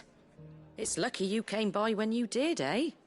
Not only did my seeds get delivered, but you went and saved Eastpool and all. I just did what I could. And it's only right that you get rewarded for it. Take it before I change my mind. Thank you, Martha. So, Eastpool's finally back on its feet again. And a home to free bearers. Who'd have thought we'd see the day, eh? Well, it was your idea. I know that, but I never stopped to think what it would mean. Bearers in charge of themselves, thinking for themselves, working for themselves. Like your hideaway, but not even hidden away. Though I suppose the rest ain't much different nowadays. You know, bearers living free like that reminds me of when I first met Sid. Loath as I am to recall that particular day. I take it you didn't always see eye to eye. What happened? Well, if you really want to know, I started doing what I do long before I met Sid. In fact, that's how I met him. Or at least how he came to meet me. He showed up at the stables one day, asking questions about who'd been buying up bearers. Founder knows what he thought I was doing with them. Running a hunt, poking around in their innards. Something awful anyway. Me, I thought he was a new constable. Thought the game was up. But somehow we both managed to work out what each other was about. And before I knew it, the cheeky arse was rattling on at me about how I was doing it all wrong. After all my hard work. Told me I was giving them relief, but not freedom. That my bearers were still dying as slaves. Got right under my skin, it did. Told him if he didn't like it, he could bugger off and report me to the garrison. And do you know what he did? He smiled. And then he laughed. And then I did the same. We made a pact that day. That whenever one of us was in need, the other would always be there for him. And you were? Well, we both wanted the same thing. To make life better for bearers. Just like your dad. Do you know I was born right around the time Elwyn became Archduke? Growing up, I saw how he tried to change things. He certainly didn't lack for ambition, that one. Indeed. But the loftier one's ambitions, the harder they are to achieve. Which is why those of us who follow in their footsteps need to finish what people like Sid and my father started. Suppose you're right, aye. And if we don't manage it, there's always them who come after us. Good thing we've got a few half-decent sorts waiting in the wings, eh? It's almost enough to give you a little bit of hope. Just a little. Anyway, enough nattering. Better get back to work. Let's see about making everyone some dinner, shall we? The least the folks who saved Eastpool deserve is a hot meal. And you and me ain't gonna save the world on an empty stomach neither. That sounds like a wonderful idea.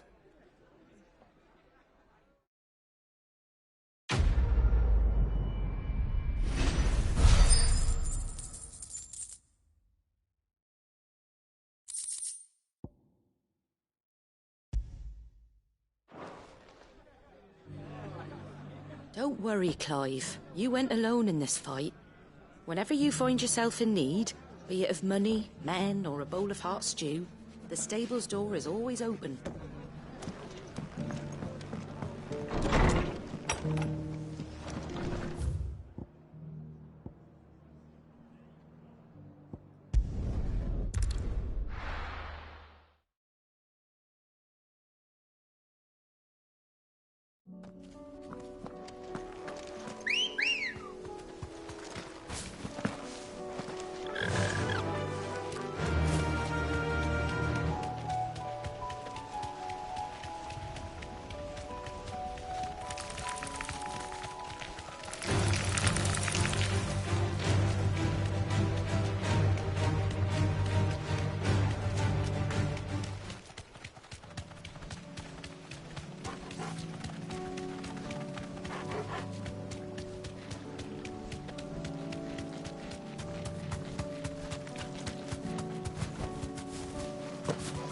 Here's the aqueduct.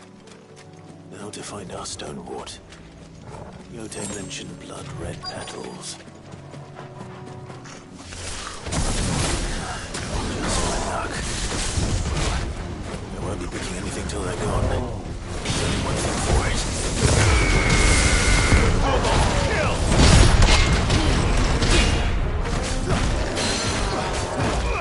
This one.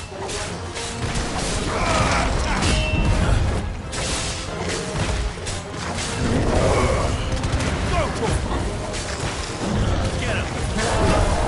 This one!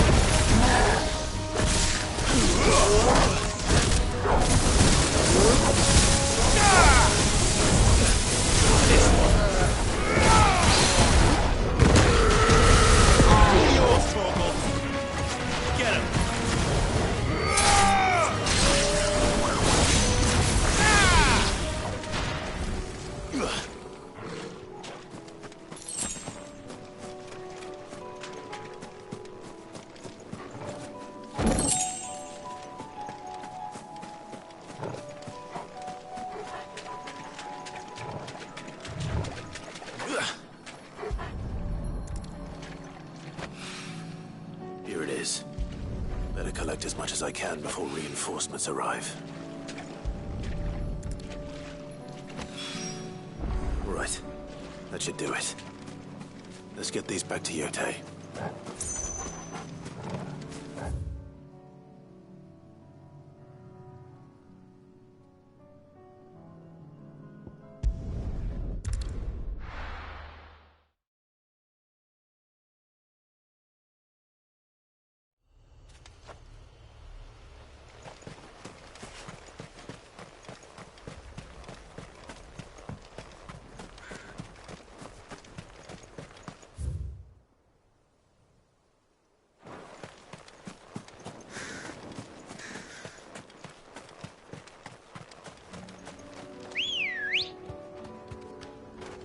Ready, go?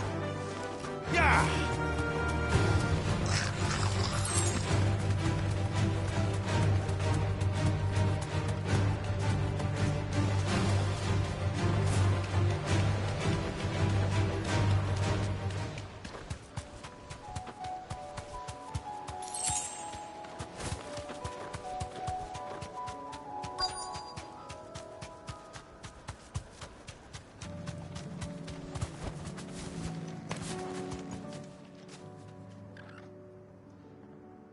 Good.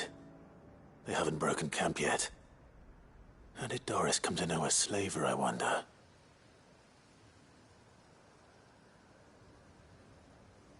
We've waited long enough. She's not coming. Ready the bearers. We're leaving. Back to civilization, is it, Mom? With all haste. Lest any of you lackwits start talking like these feckless bumpkins. I presume your men are ready. We've suffered too many delays as it is. Any more, and I'll be docking your pay. Yes, Mom. Oh, but before you go, it appears we have company. Kill him. You're welcome to try.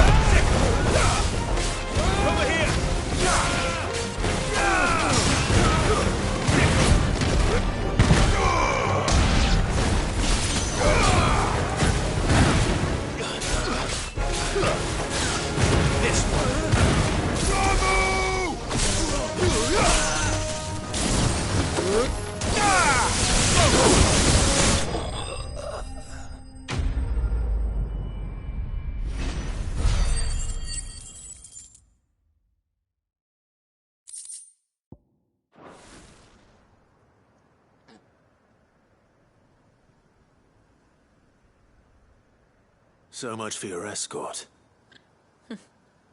You'll forgive me for not avenging my men. I'm not the swordswoman I used to be. I surrender. Do with me as you wish, Cid the Outlaw. Cid! Ah, Doris. I take it you're not here to rescue me from our brooding renegade? You know, I always wondered where you'd vanished to. But casting your lot with this criminal of all people... Better fighting for a cause than killing for coin. I'm sorry, Cid. I should have told you sooner. This woman, my former master, once trained bearer children to be weapons in service of the highest bidder. She raised me like a daughter, and I did terrible things to earn her favor. It wasn't all terrible, surely. We had our fun, too. You were always so eager to learn, and had such clever hands. All my other children took either to the blade or to the books. Always either or. But you proved yourself a master of both. That's why I kept you for my own. How about it, my little dagger? Care to swear that blade to me again? I never swore my blade to you, nor will I ever. I fight for a higher cause, to liberate the bearers of this world. Farewell, Master. Thank you for making me the weapon I am. You always were a righteous child. Perhaps that's the reason I loved you so.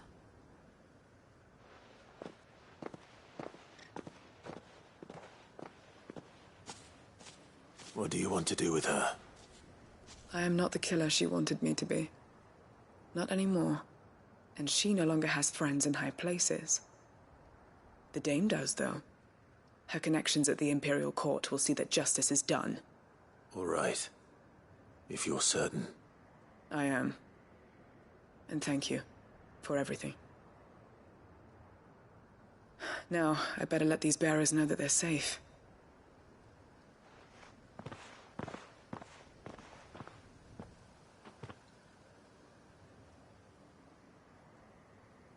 And I should head back to the hideaway and put Cole's mind at ease.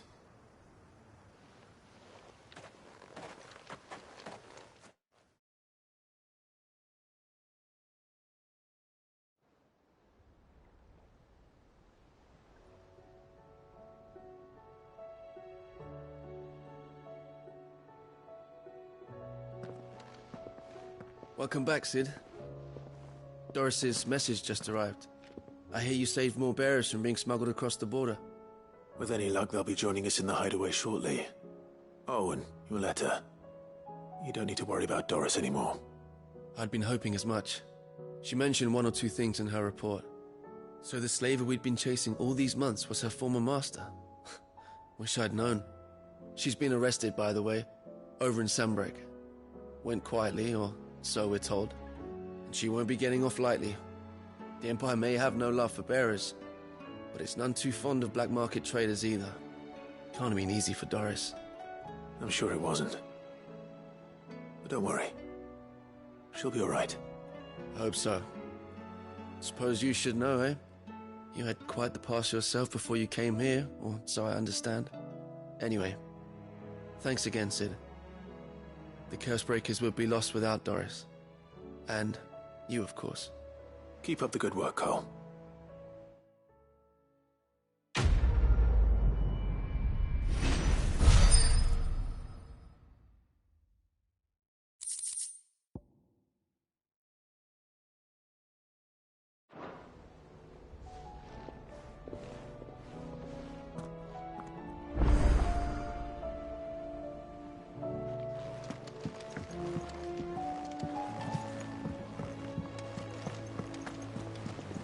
Covered in nicks and lumps, the lot of them.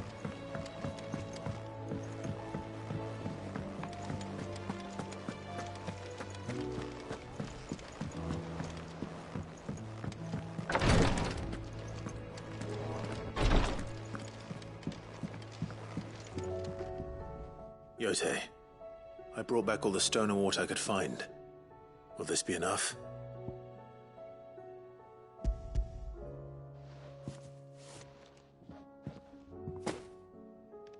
Yes, my lord. Thank you. I'm sure it will serve us until we can find another source. I'm very glad to hear it. You and His Grace are very much alike, you know. You think only of how you might help others, and never of the danger to yourselves. No more than you have minding my brother. You've risked a lot for him, and I thank you for it. I am honored that you should say so. But I beg you, my lord, do not give too much of yourself for the sake of others. We could not afford to lose you. I'll keep that in mind.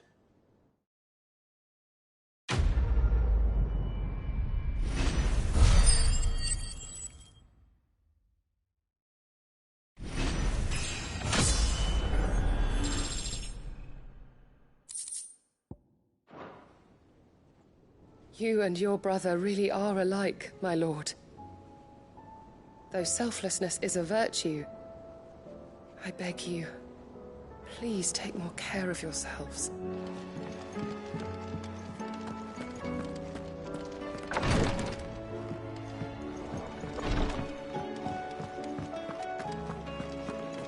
How do you split the sea?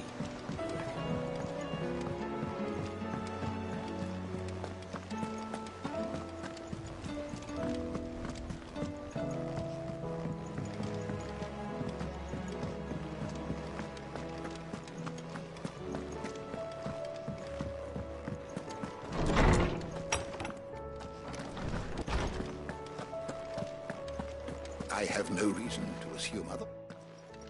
Clive, you must listen to this. Lawsman, tell him. Do you recall when we spoke before on the divinity of Ultima? Well, it inspired me to delve deeper into the subject. And what I discovered appears to agree with the findings of His Grace. You will recall that my quest to uncover Ultima's origins began with the mural at Phoenix Gate. But while I've always known it to be important, its secrets have heretofore eluded me.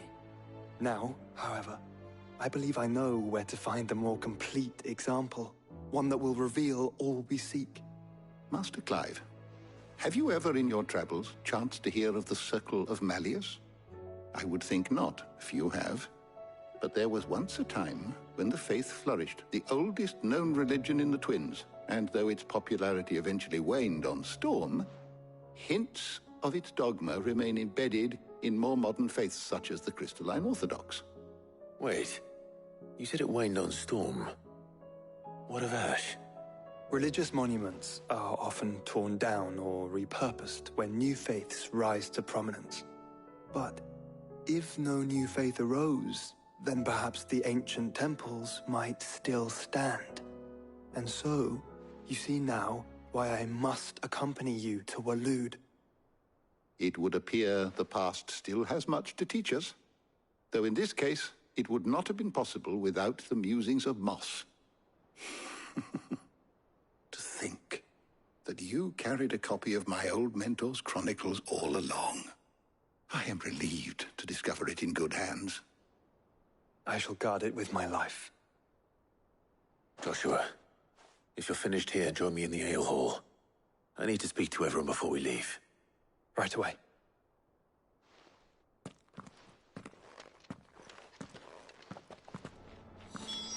Mid said I could ride the Enterprise next.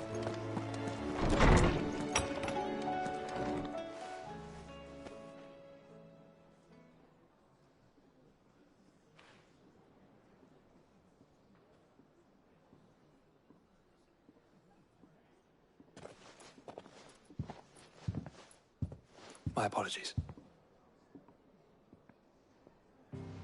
By now you've all heard where we're going and why. So I won't bother you with the boring details, only the important ones. If we attempt to approach Stone here by sea, there's a good chance we'll be sighted and fall prey to the capital's artillery. So instead, we'll disembark on the southwest coast and make for Drake's Spine on foot. I say we, but it's highly likely the entirety of Ash is under the rule of Ultima.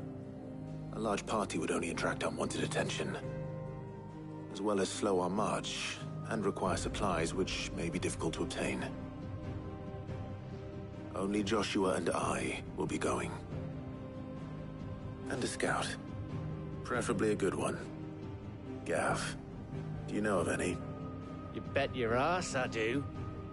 Might still borrow some of Lady Vivian's maps, though. Just in case, like. Once you've dropped us off at the Shadow Coast, you need to retreat into neutral waters, fly merchant colors, and stay inconspicuous. If you sense any danger at all, you leave us behind and return to Storm. Inconspicuous is my middle name. But like hell am I leaving anyone behind. The ship ain't going nowhere till your scurvy mugs are smiling on deck. Jill, the Enterprise will appear a tempting target for royalists and pirates alike. You're to stop anyone boarding. Don't worry. I'll keep the ship and her crew safe.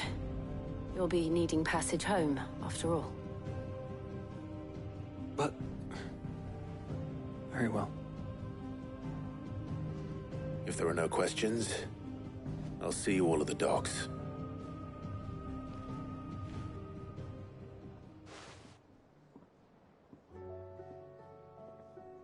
Let me know when you're leaving. I want a word before you go. Of course.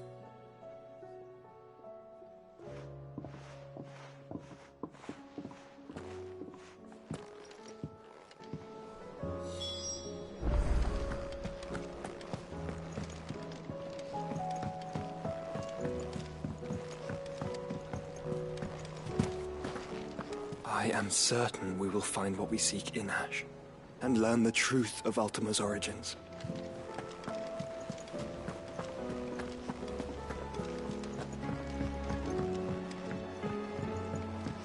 How do you split the sea? Welcome to the Patron's Whisper. Is everything we've received and everything promised? You earned this. All yours. Here you are. You earned this. Here you are. All yours. You earned this. All yours. All in good time, eh?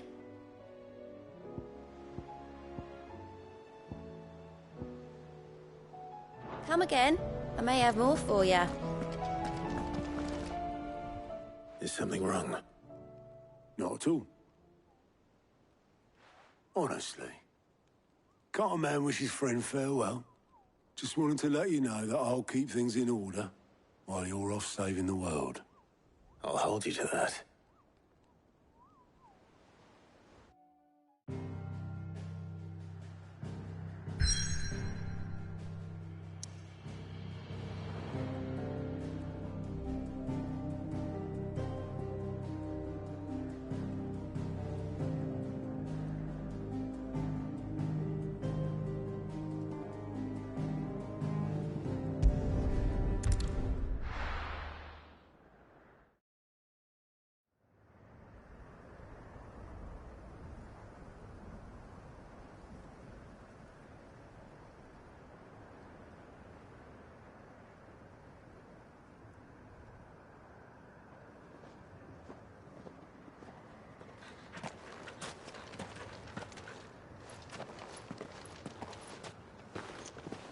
Reckon it'll be a long walk to the capital if we follow the cliffs. I'll scout ahead, see if I can't find us an inland route.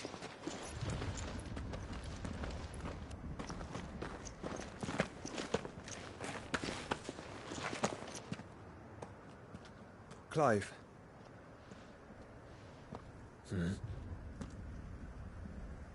There's something I've been meaning to ask. You took her icon, didn't you?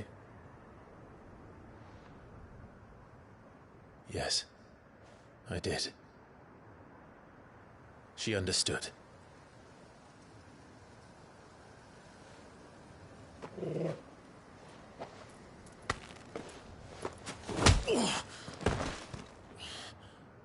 Oh, she understood.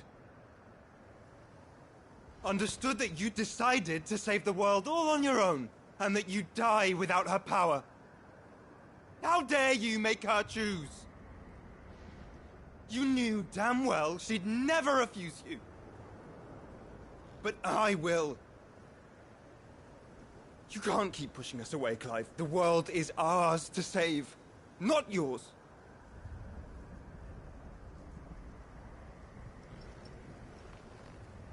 I used my gift because I thought it was the right thing to do.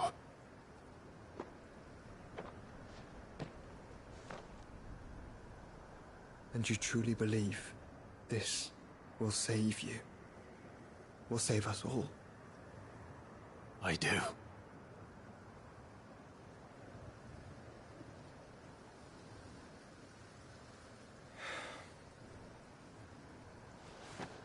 Then so be it.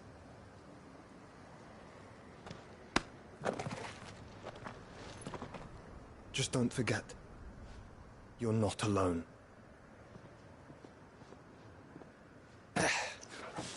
Think I found us a trail. Did I miss something?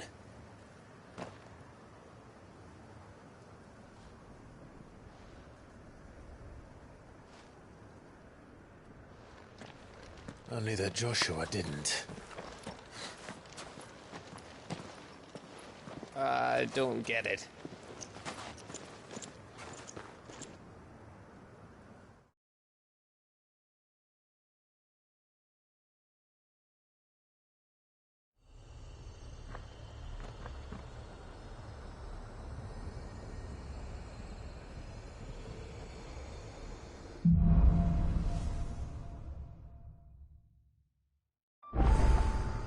Always wanted to visit Ash. We're in Waluda territory now. Don't expect a warm welcome. Oh, I don't know, Clive. That castle over there looks inviting enough. Shall we sample its inhabitants' hospitality?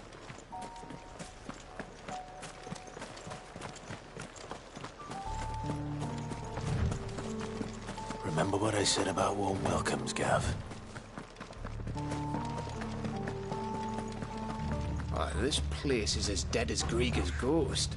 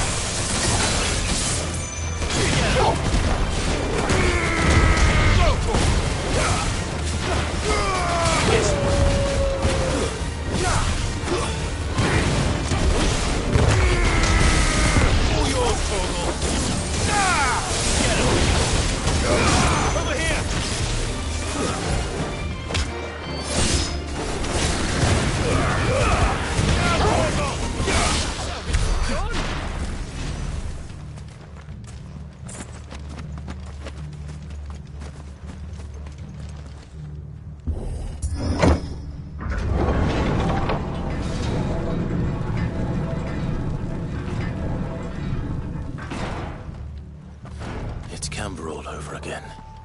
Where the hell are the royalists? Seems you were right about that welcome after all, Clive.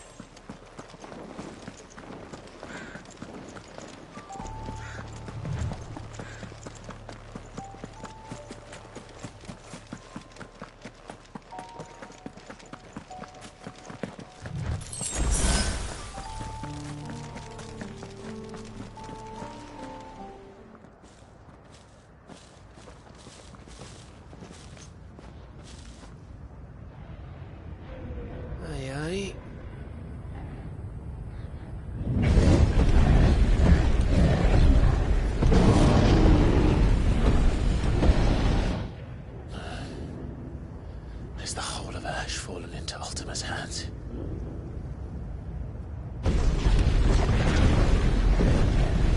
That's no peace delegation.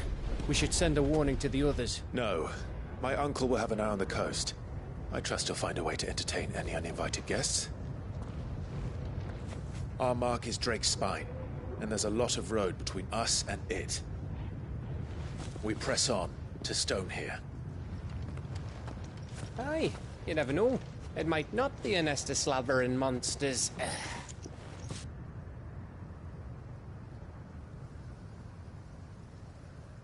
Clive, you must go on ahead without me. This stronghold is as old as Phoenix Gate, perhaps older. It may yet hide Ultima's remaining secrets, and if we are to best him, they must be unearthed. All right. Stay out of trouble. I always do. Mostly.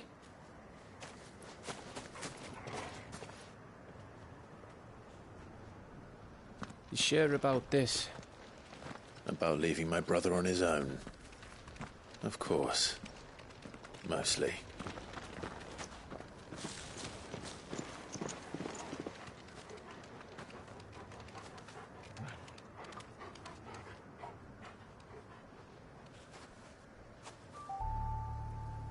Lady Vivian's map is so old it's hard to tell which way is up. But if I'm right, we're not far from a village called Eastler. Then we make our way there, resupply, and wait for Joshua.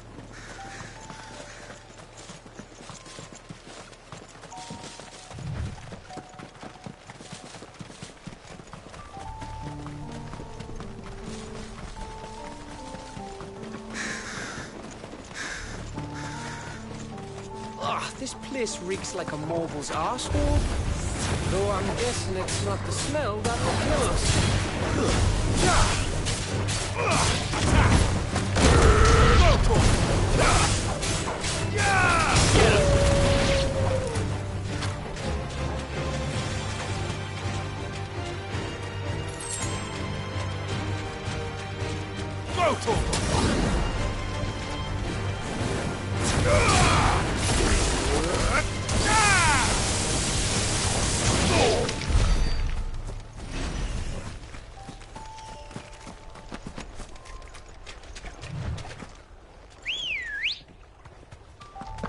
Let's go.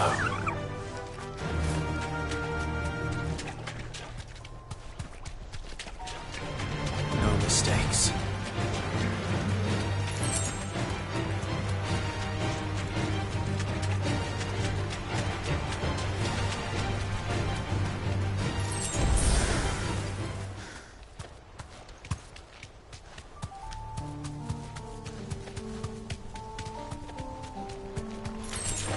This won't be easy.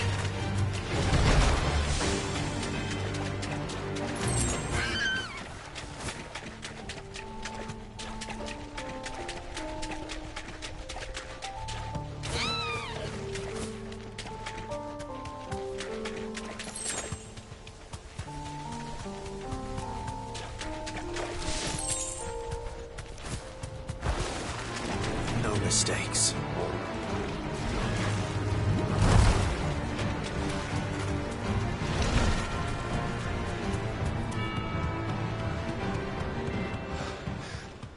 Oh, much breath. Don't look down, Torgal.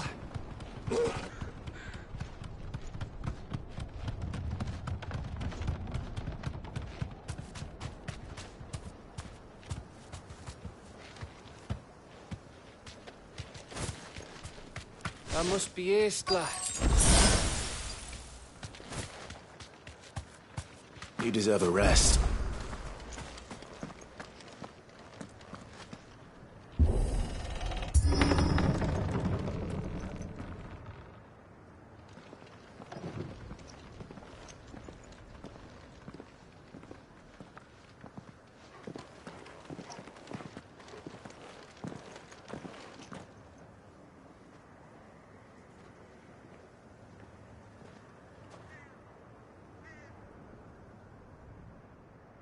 What do you think, Clive? Then we're too late.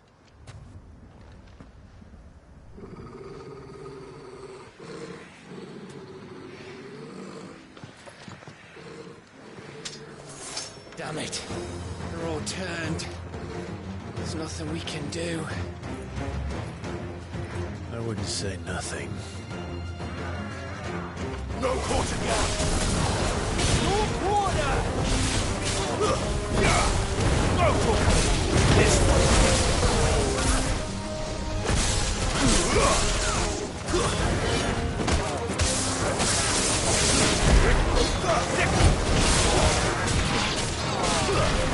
Get him!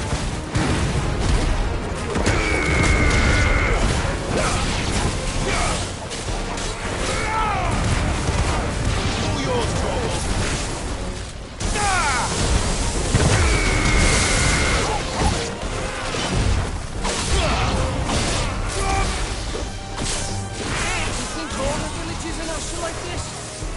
Question for later, Cap. Sick. Get him.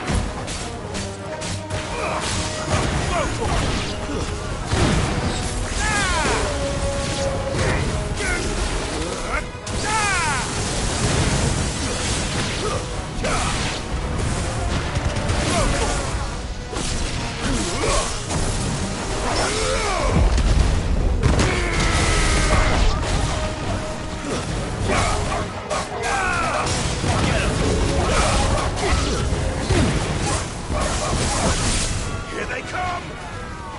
And come, and come, and come.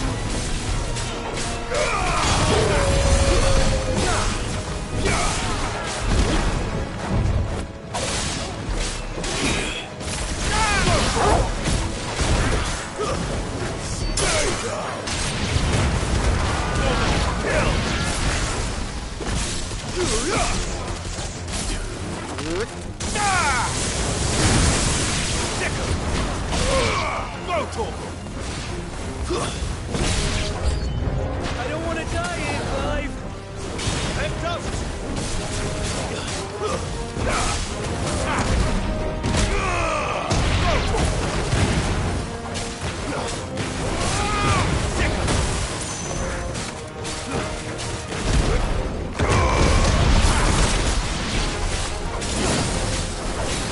This one. Get him. Over here.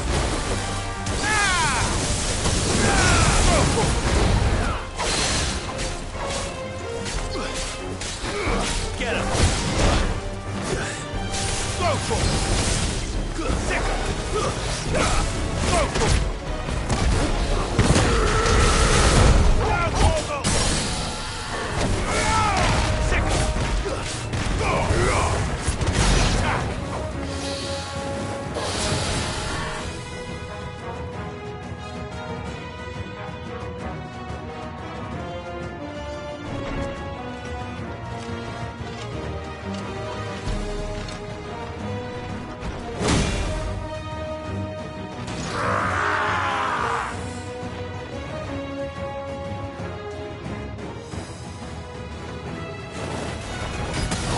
Over yet. Of course it bloody isn't. Go for it.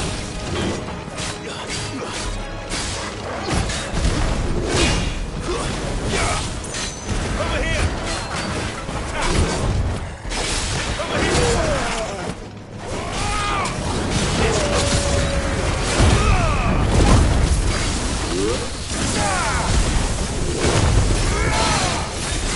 Over here.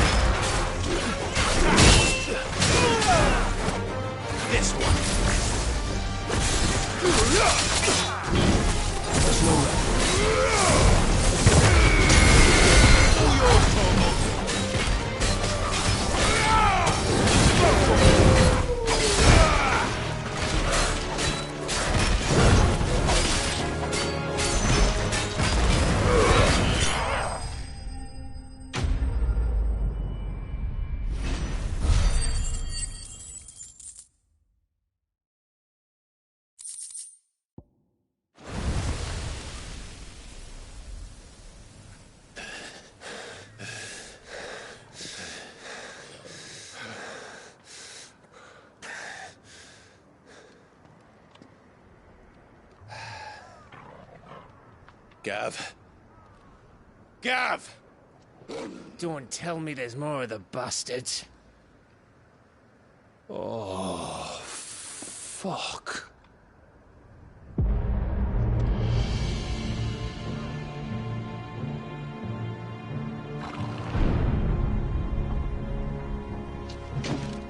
Have you come to watch, Odin? Bound for Stonehill. Good.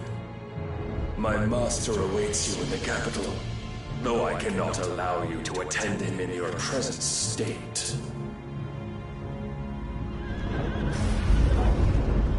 And how are you going to stop us? Why, with this!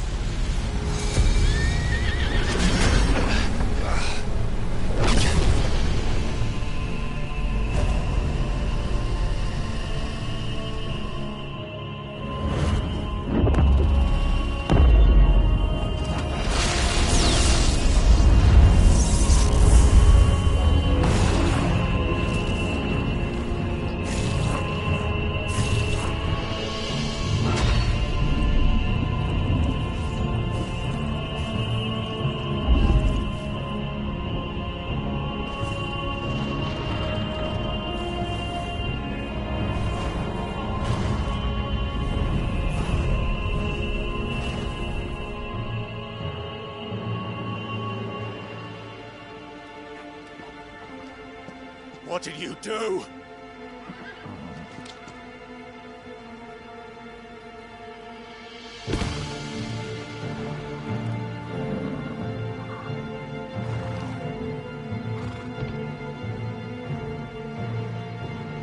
If the vessel would see the path opened, it has but to ask. I shall see that my master's prize is made presentable.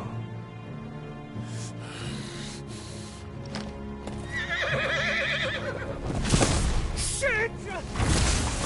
No!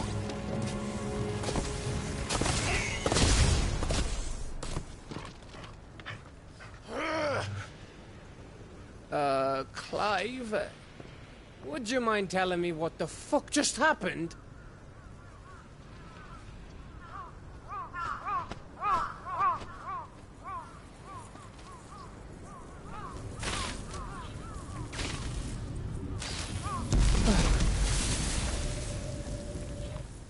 Oh, you've got to be. How are we supposed to get through that? We seek an audience with the king. If His Majesty wants me to come and ask him, then that is exactly what I'll do. Before you go practicing your petition, we don't even know where the fucker went. How about we cool our heads and think this through, eh?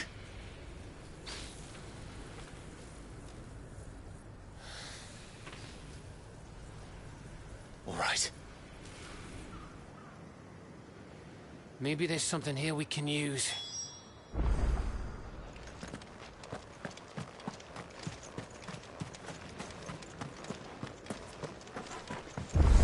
thought we got them all. So did I.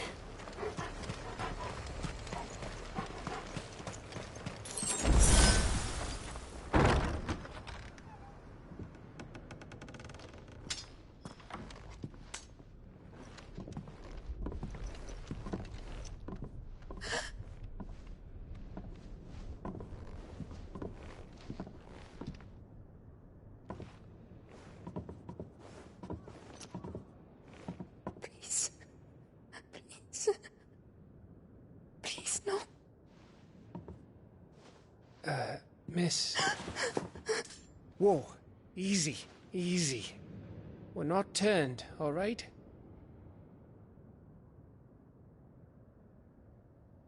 Who?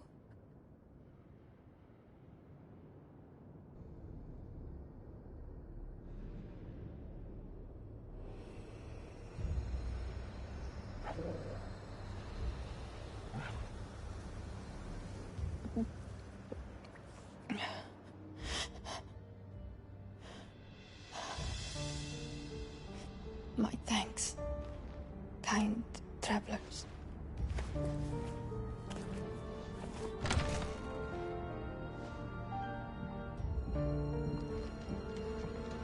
Edda, forgive me for asking, but what went on here?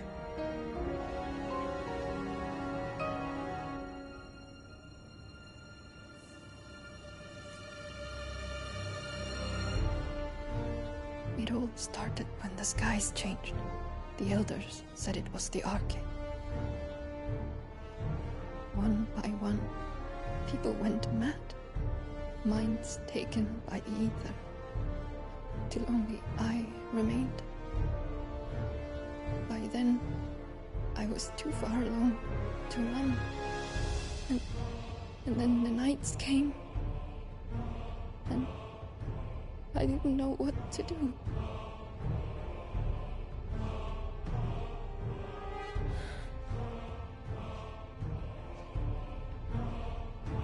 And this, Arcade is... Just a story. Something our grandparents told us when we misbehaved. About how the heavens would grow dark before the land took her last breath. The end of the world. You said the others went mad. But where did they go?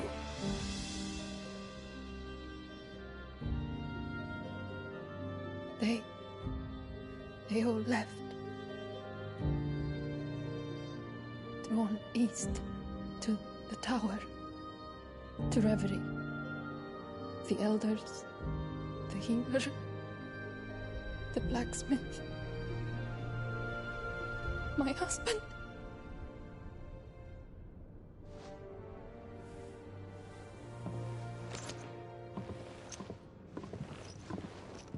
You thinking he did this?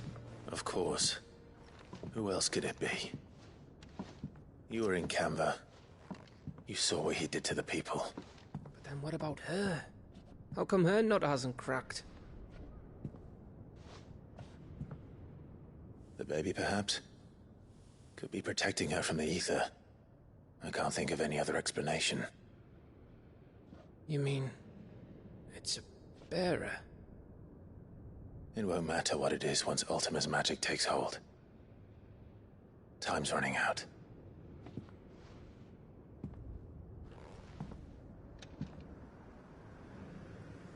This tower.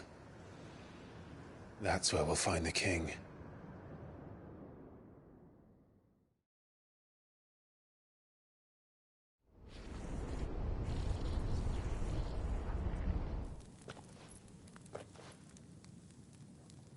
I knew it. It's the same as Phoenix Gate.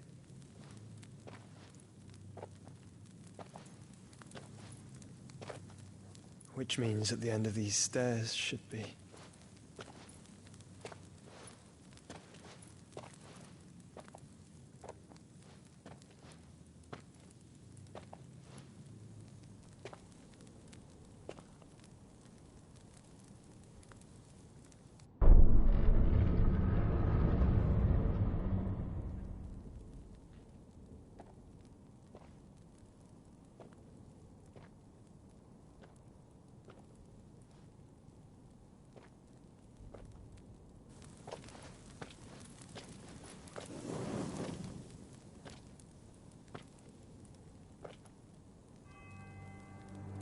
The mural is complete.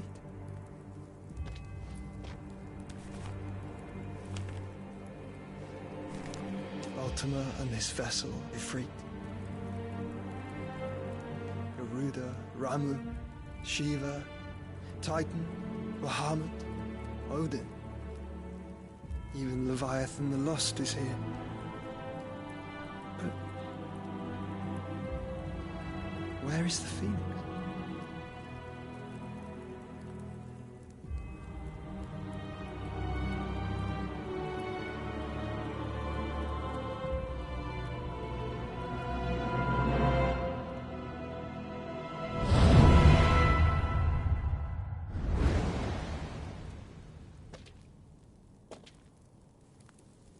by the Founder.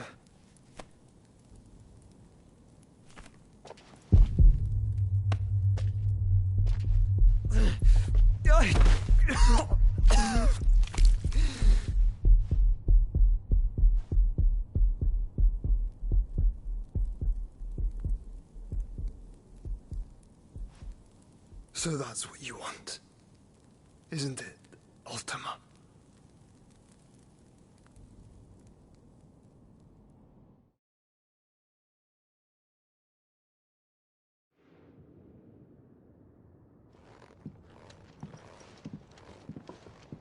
So that's how it's gonna be then?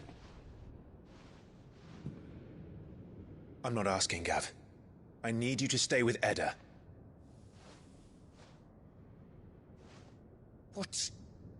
I must do this alone. If I don't return, you're to find Joshua and make for the Enterprise. Understood? Aye.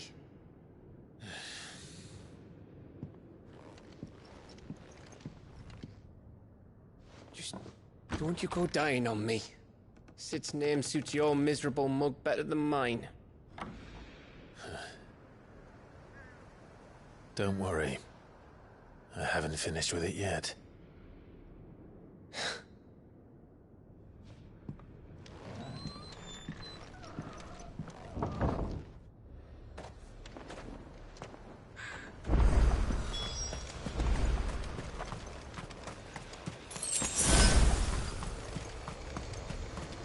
If Barnabas is controlling the Akashic, then wherever he goes, they'll follow. And so will I.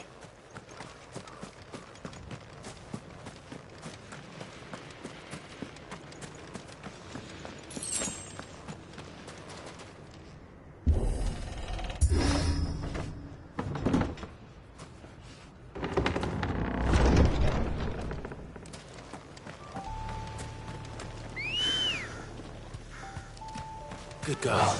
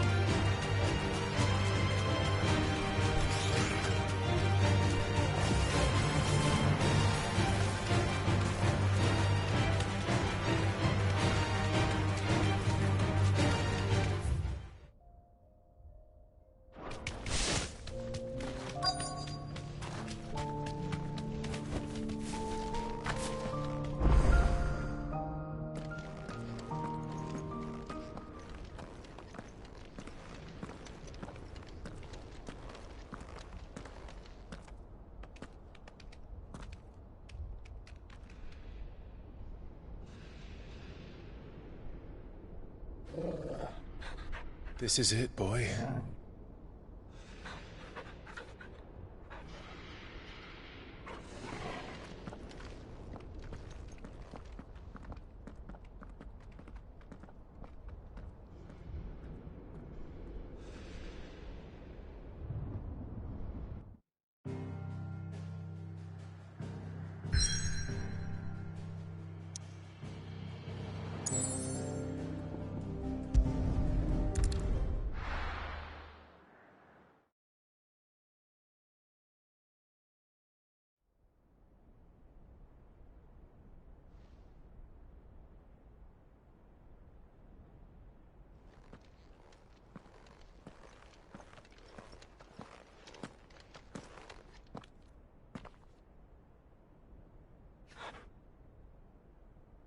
I've come for you, Barnabas.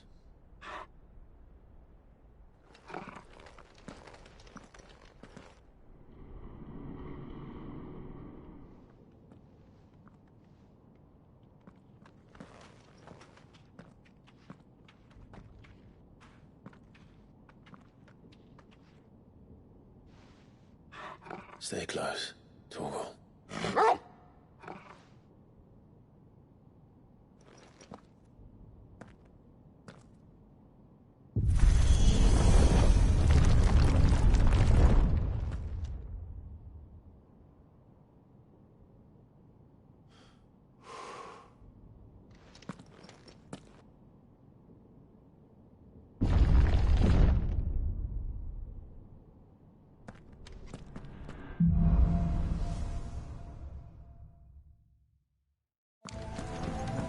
Tower. It's alive.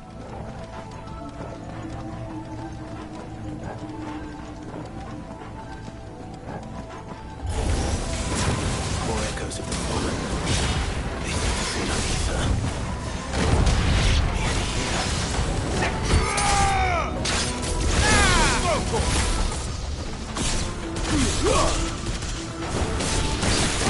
Too slow.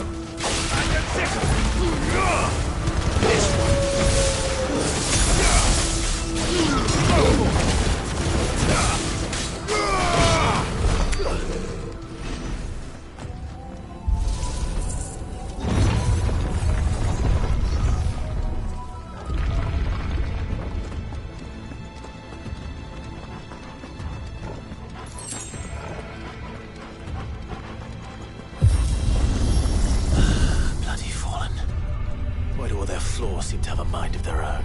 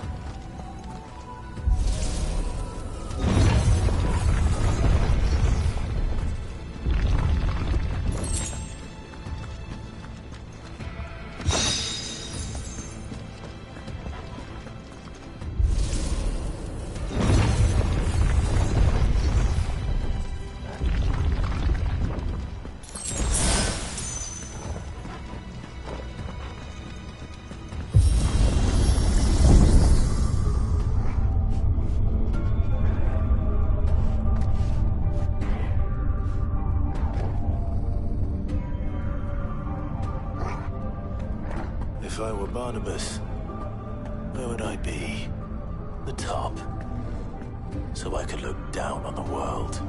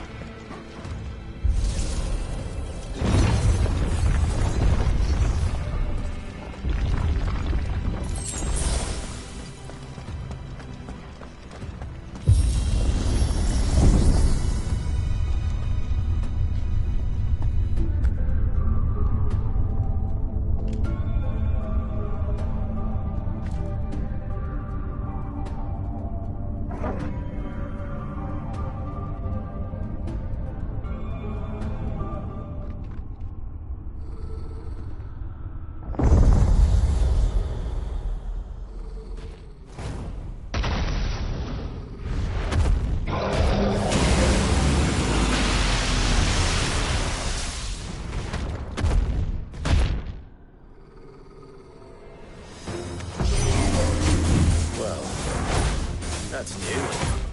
No, I expected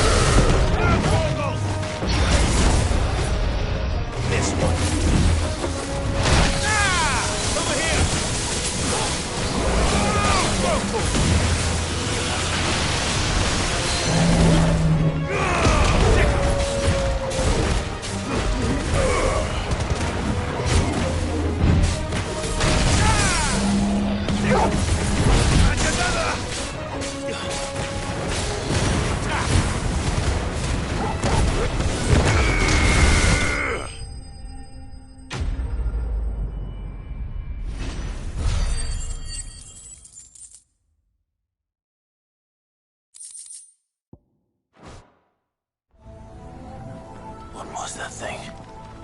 Hopefully there aren't any more.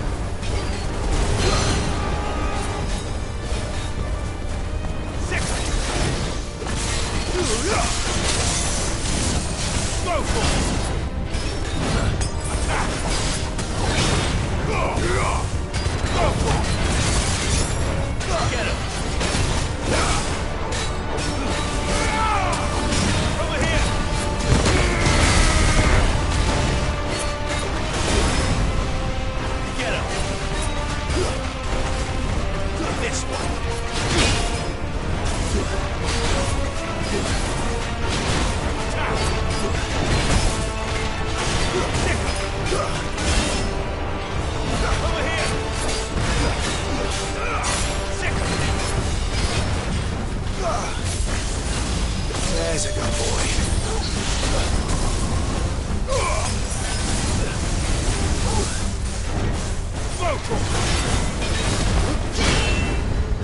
Get him!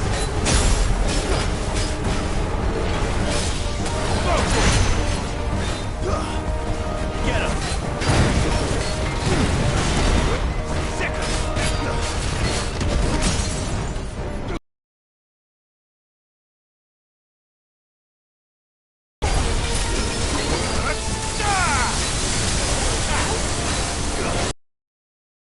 Enough.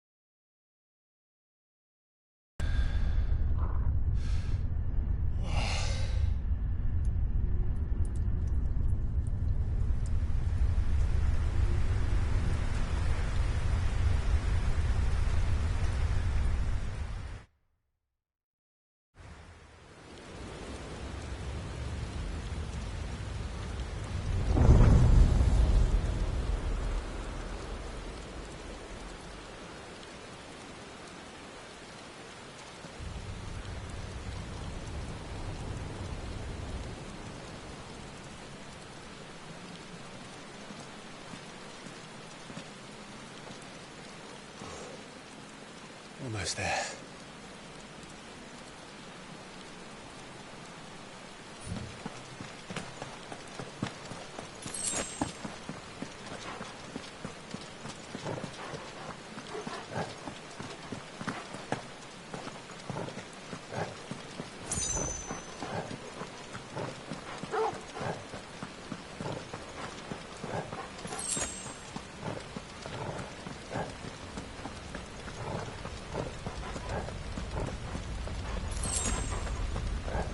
He's here. I can feel him.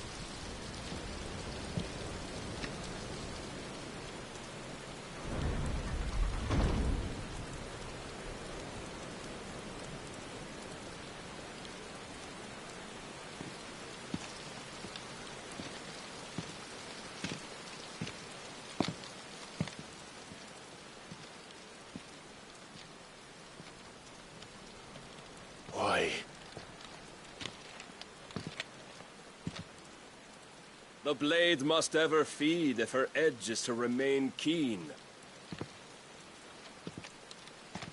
Butcher. What care you for these worthless creatures? They are nothing.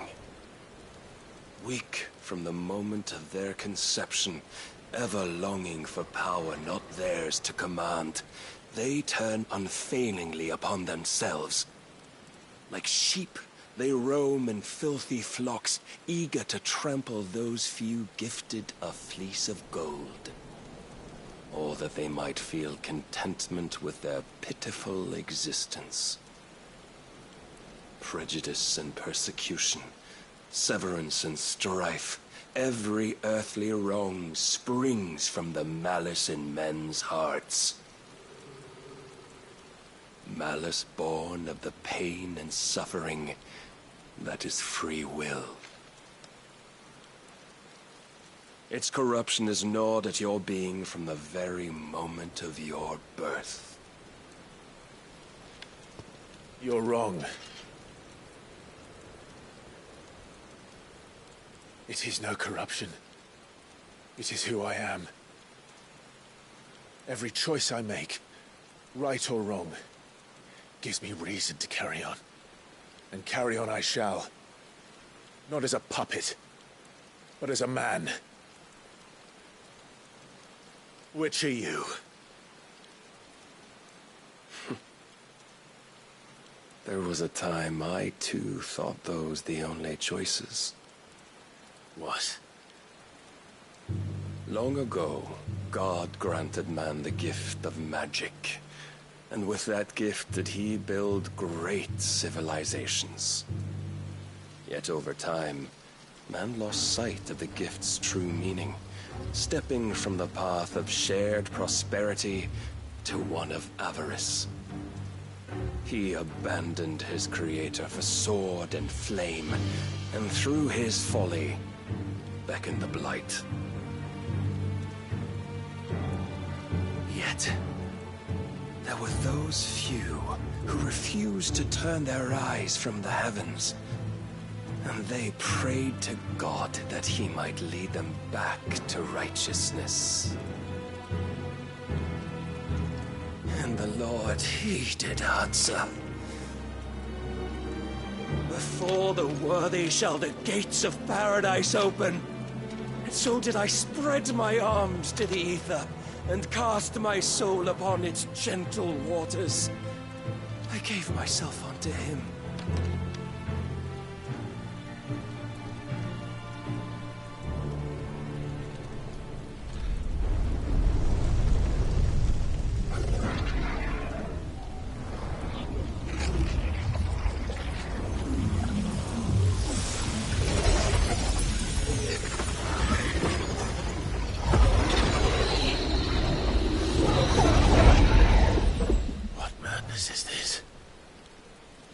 My worth proven, the Lord charged me thus. If your kind are to find salvation, they must be made to serve. You see, paradise lies but a single step away. Could we only take it? Could we only leave our transgressions behind? For none save the pure of heart and mind may set foot in the new world. I will save us. But it all begins and ends with you. You are the key, Mythos. And with this humble offering, shall I prove my faith once more. So you forsook your kingdom. You forsook yourself to serve. Tell me, how is that living?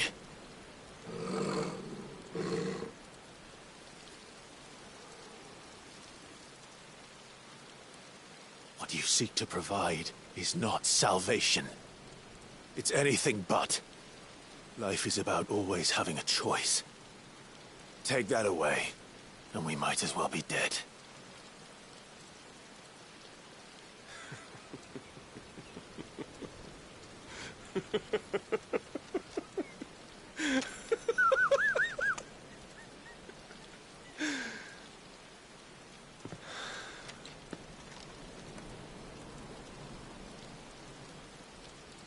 Very well. Come then. Show us the strength of your will. It's not the strength of my will that should worry you, but the weakness of yours.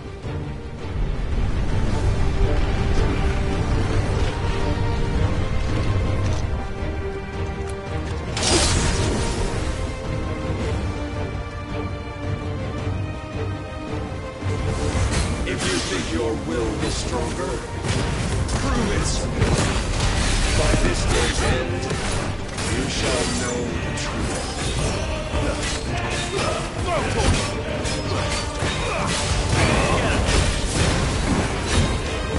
I'm tired of dust.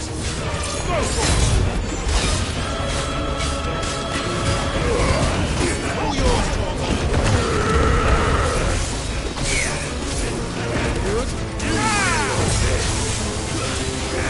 blessed with the might of a god, yet still fight like a man.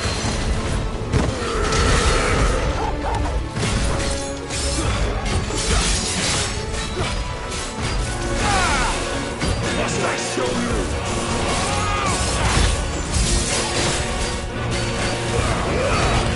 All yours,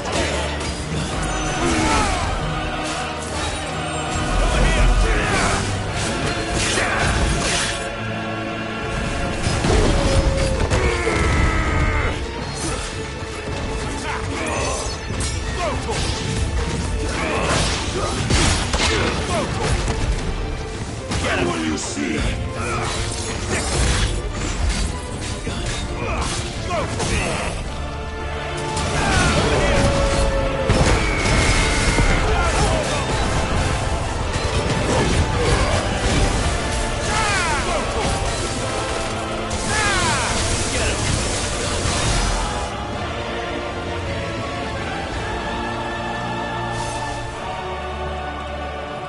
God chose you to serve as his vessel, and you cling to this foolish notion of hope when there is none.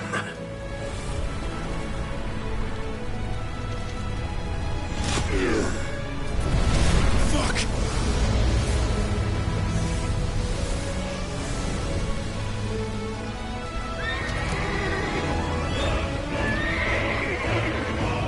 Desperate, are we?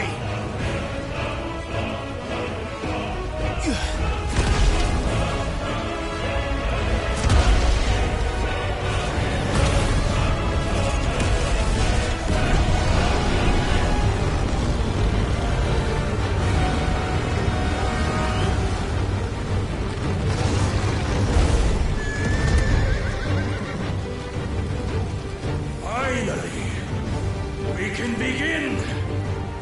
Yeah!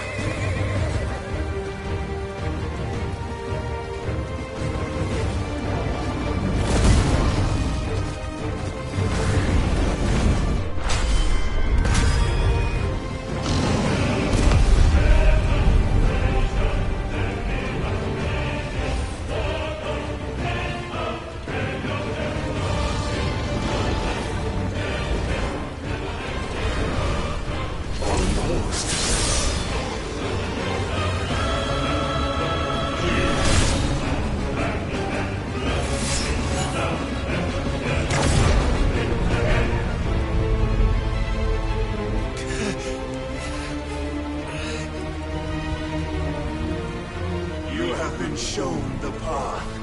Now you must follow it. Free yourself, Mythos. You will not defeat me otherwise. We'll see. Perhaps you still have the strength.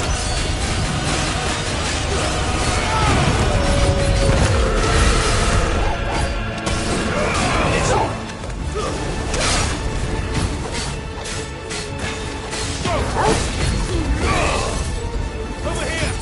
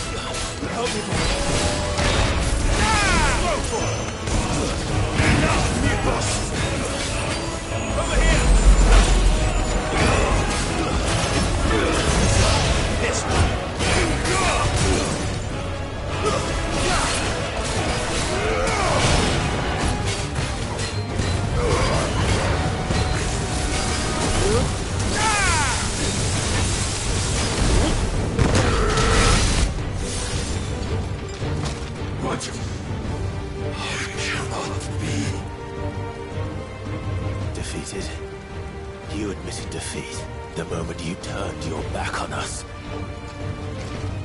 When you turned your back on the truth, Barnabas. We are not as weak as your god believes.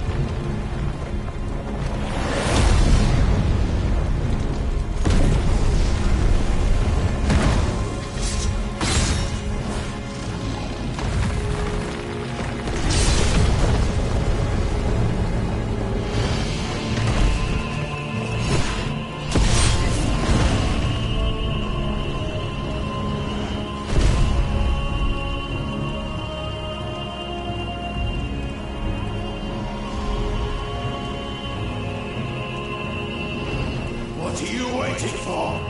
Men know nothing of strength.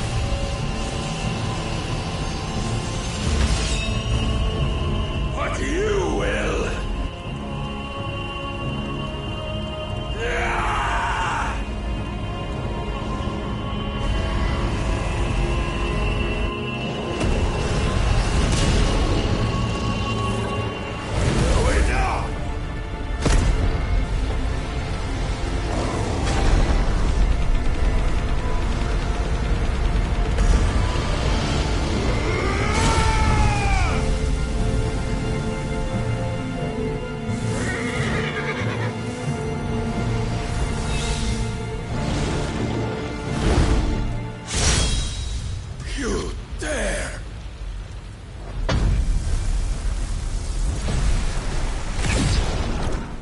Could it be you have made a weapon of your weakness? My apologies.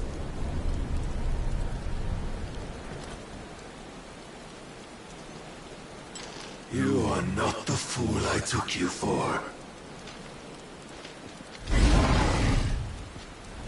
And so it ends. No!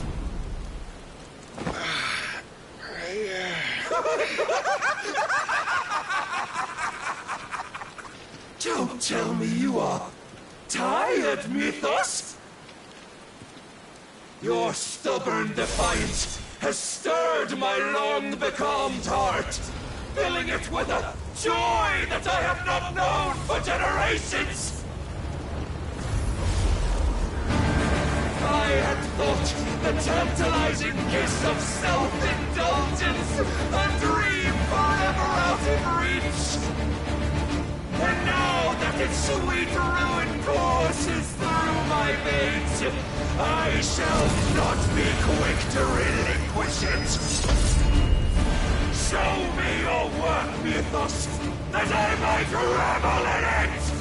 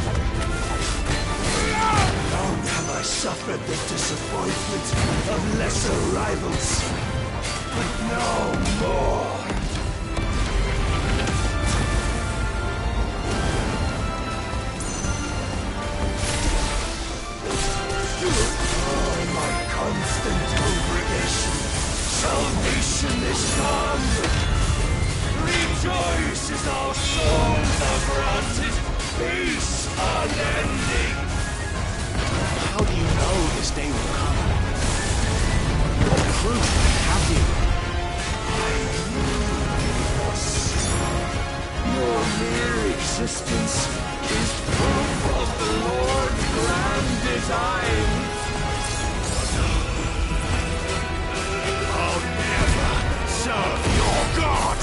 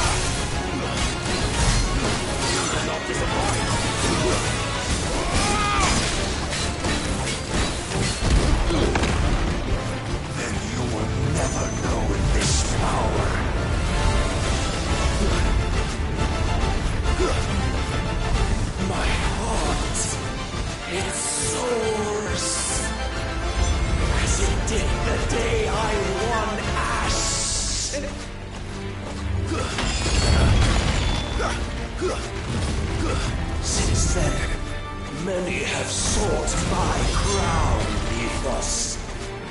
But none could wrest it from my head.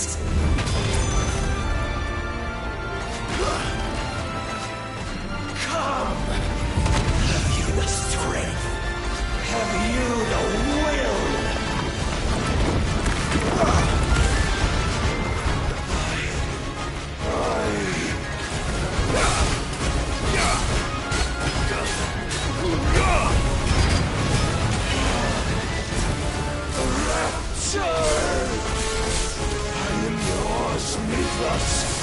Claim me as your prize! Let's try.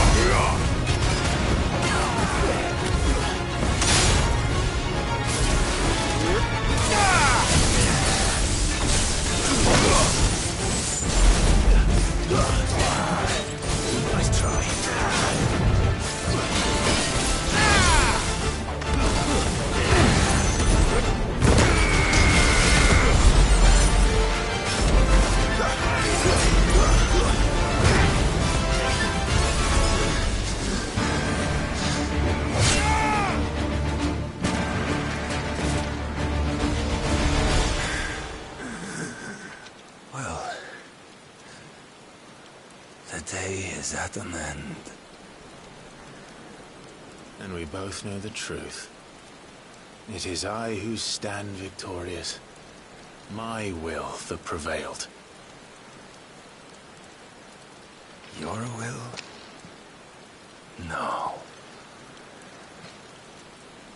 It was his. Clive Rossfield.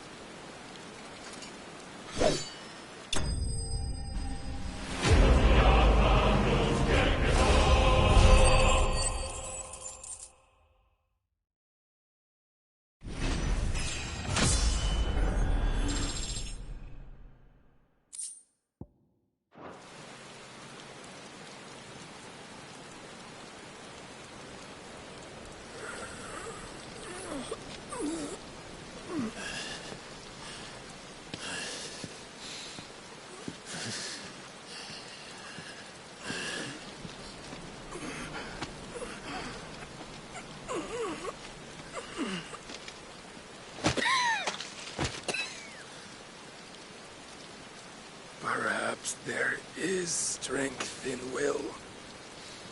Would that I had not relinquished my own.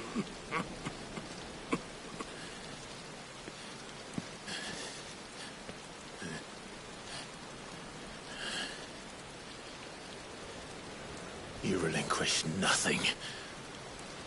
What was it, if not will, that made you strive for a new world?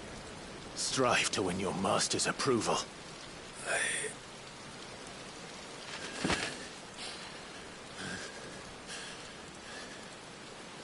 You were shown a fantasy, and you chose to believe it. But you were wrong. There is no world, but the one we live in. And that world is worth saving, even if it means killing a god.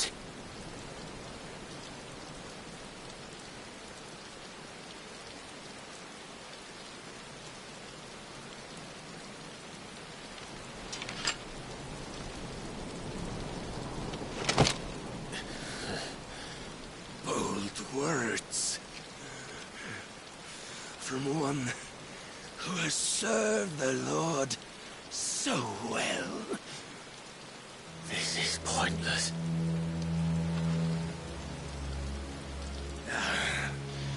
But I almost forgot.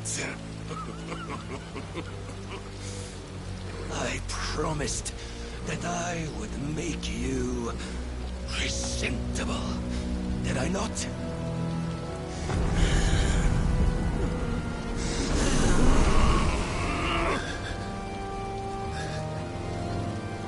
We shall fulfill our destinies, just as the Lord's Mother Crystals have fulfilled theirs. Come, Clive Rossfield. Take what is rightfully yours. Become one with God! No!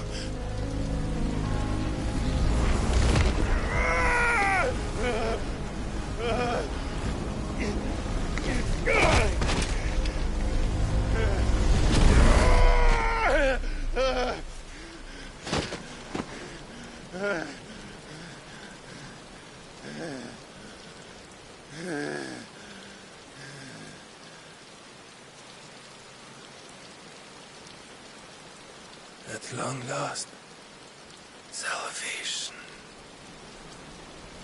I'm coming home. Mother.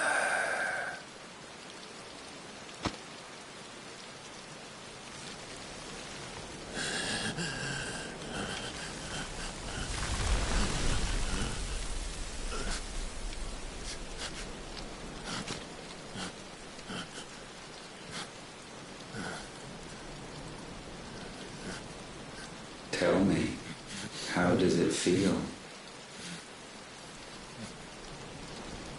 Show yourself! Face me! How does it feel to consume your rival's strength, to gorge yourself on their being, to edge step by trembling step ever closer to the divine? With or without a will, you are still but a vessel, our vessel. Behold, how your body shudders in anticipation of its fate.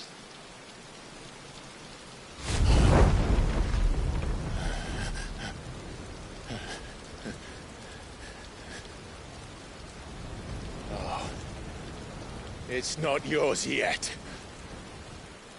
No. Come then, O wayward child. We shall await you upon the back of the first worm. There all shall end and begin again.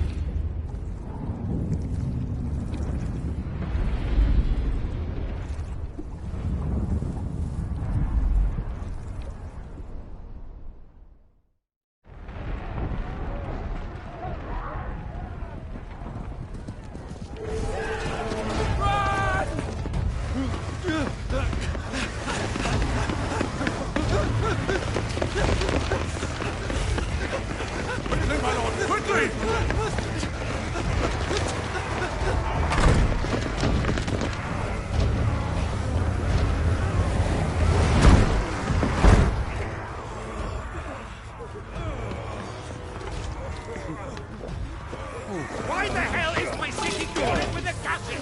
Don't ask me, ask them! Since when was Eugen Hamel one to hide when there was a fight to be had? Since they stripped me of my rank and banished me from the battlefield.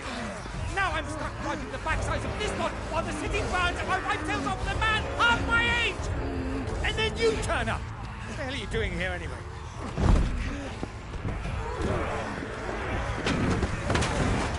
What indeed?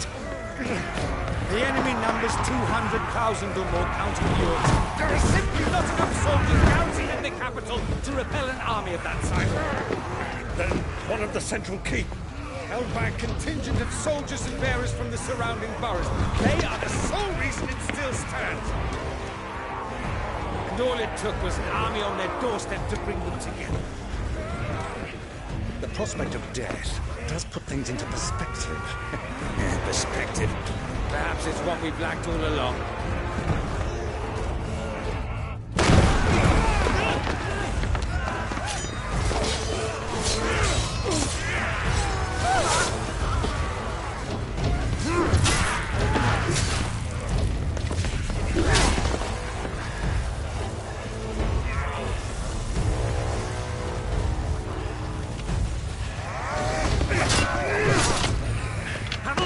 I need you to lend me some of your best men. Preferably all of them. My best men? Does it look like I'm able? I admit this might not be the most convenient time, but my nephew's in trouble. And I may have already promised him your help. Your nephew, the outlaw? Never! My soldiers have better things to do than die for nothing. And you and he are of the same mind. I fight for the opposite! He fights for a world in which they shouldn't have to live and die for nothing! And he fights today to give us all a chance of a better tomorrow! Be that as it may, a handful of men cannot stand it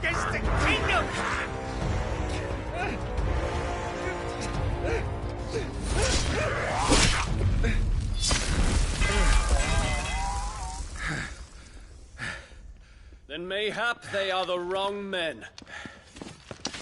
Well, I'll be damned. Our numbers are few, but I shall rally as many of my dragoons as I'm able. You, apprise the Lord Strategist of the state of the city's defenses. Yes, Your Radiance.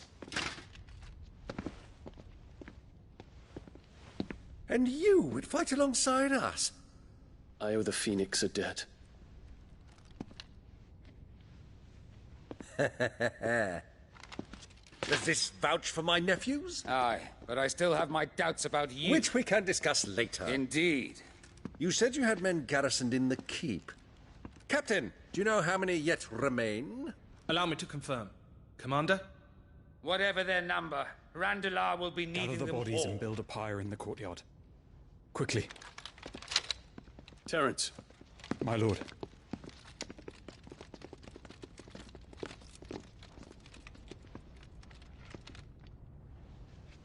You will find a girl there. A girl? We are in the middle of a war. I owe her my life, and I always pay my debts. You are to see that she is provided for. Dion, I cannot leave. But you shall. If I am ever to be worthy of the forgiveness of our people, then I must earn it. And I must earn it by my hand, and my hand alone. Know that I do not ask this lightly. And know that I will do it.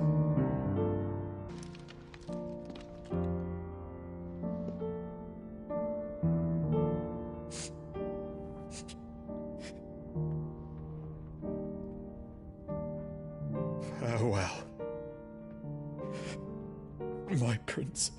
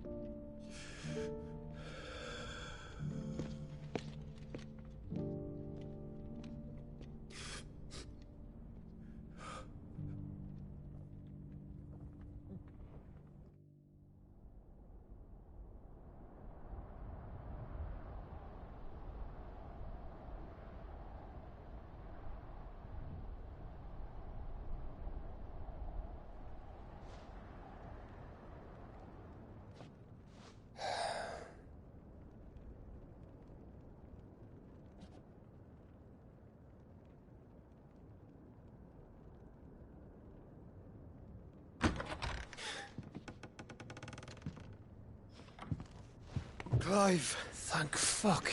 You alright? I am. But I'm a damn sight better for seeing you, Joshua. And Barnabas. The king is dead.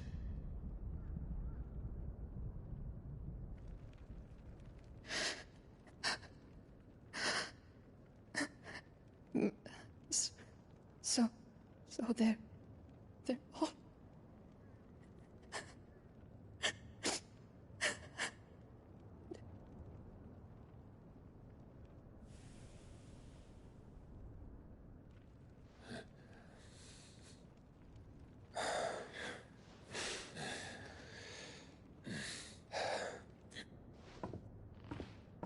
They are, but so is their killer. He can't hurt anyone anymore. You're safe.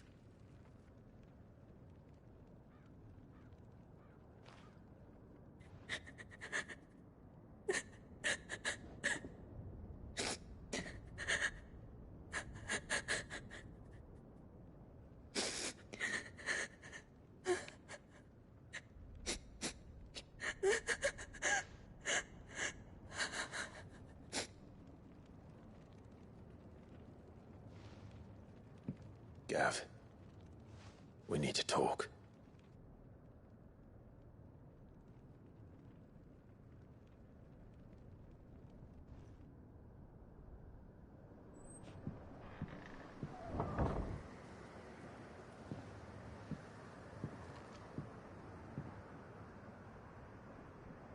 I'm sorry, Clive.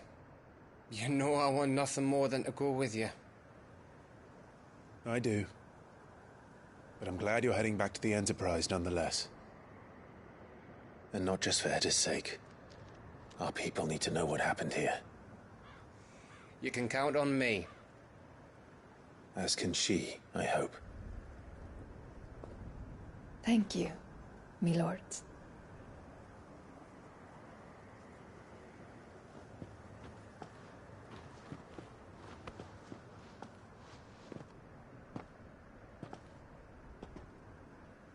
Do you think that was wise?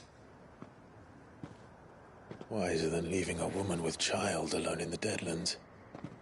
They'll be safer at the hideaway. For now, at least.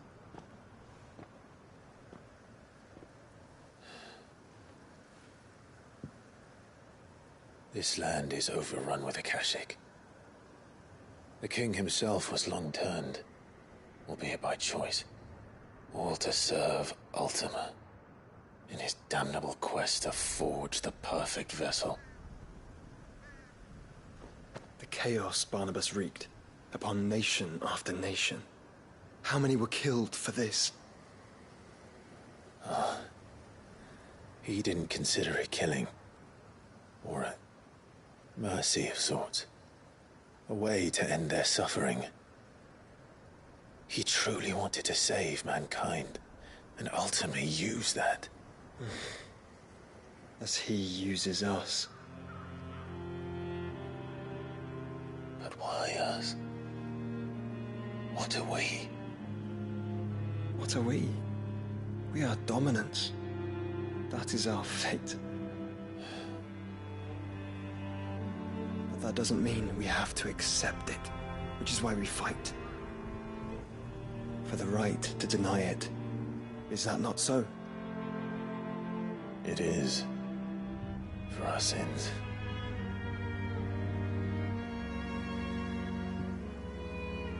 Barnabas said something else. That the Mother Crystals were Ultimas. Ultimas? Are you certain? We know that the Mother Crystals have been leading the land of Ether. And we also know that it's this which hastens the spread of the Blight. But what I cannot fathom is what Ultima stands to gain from that. What did you find at the Stronghold? The truth about Ultima's prize. For so long, I believed it to be you, and you alone. Yet, it is not merely a freat that he desires, but a freat and phoenix both. That which we became in the skies over Twinside. Only when the twin flames are joined shall his vessel be complete. Quite why he needs a vessel is another question. Unless there is something he cannot achieve without one. Something his immaterial form precludes. Something requiring an unthinkable amount of ether and a body resilient enough to channel it. If I did not know better, rather, I would think that he meant to cast a spell. A spell 1,000 years in the making. A spell to end all spells. And he cannot do it without us. Nor without the Mother Crystals. But if we destroy them all, we will stop not only the Blight, but Ultima as well.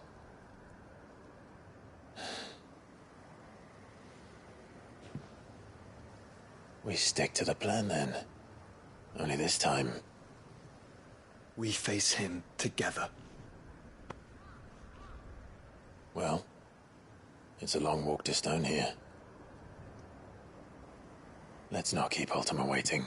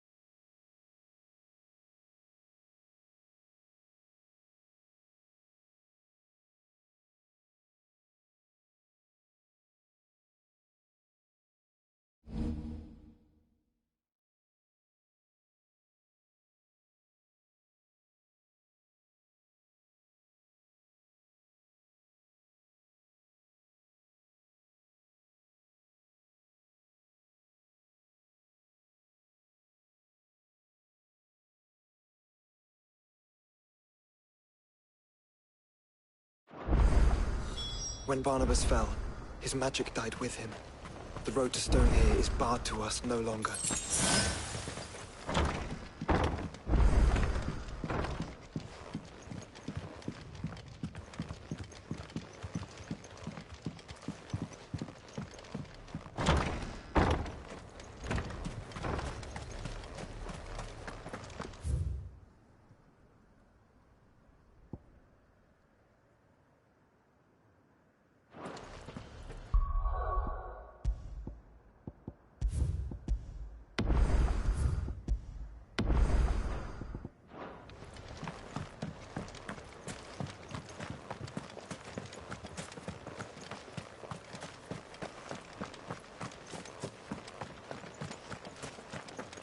Ambrosia won't help me here.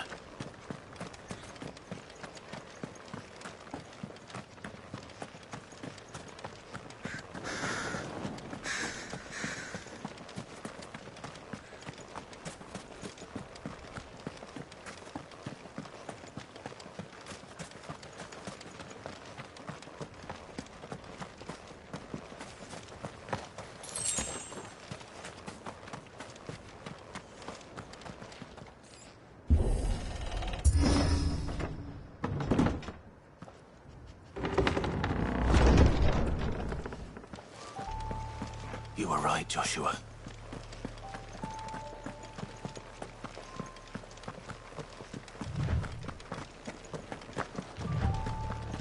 Bodies up ahead.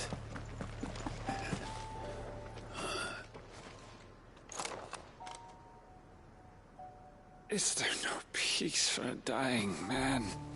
What happened here? The ether floods made savage beasts of my companions. And those faithless orcs, I knew they weren't to be trusted. We were told that they would stay loyal to our cause. Something commanded their loyalty, but it was not us. It's a wonder they stayed faithful for so long. Perhaps they sensed our downfall. The king is gone, our nation in ruins. What becomes of us loyal pawns now? Sworn to a shattered throne. Fuck Walud. Fuck the dead king and his god. Fuck this withered shithole. The floods do not affect you. You are a bearer, albeit one who's lost his brand. Pray, hear me, brother. Will you grant this pawn his final wish? Will you lay my dying soul to rest? Of course. What do you need? Finally, some luck. Beyond the castle walls, towards Stone here, there is a forest. Never turn. My parents are buried upon a bluff, nestled amongst the trees. Theirs was the only love I ever knew. I was torn from them in life, but perhaps I can return to them in death. Take my ring. See that it rests beside their bones.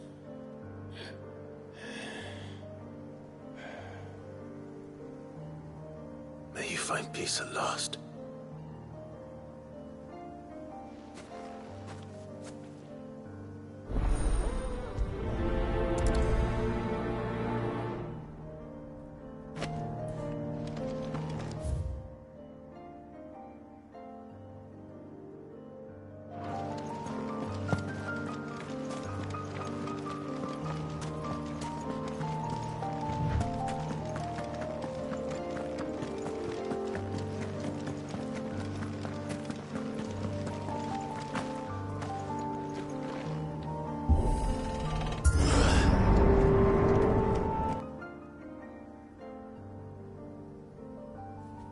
Don't tell me.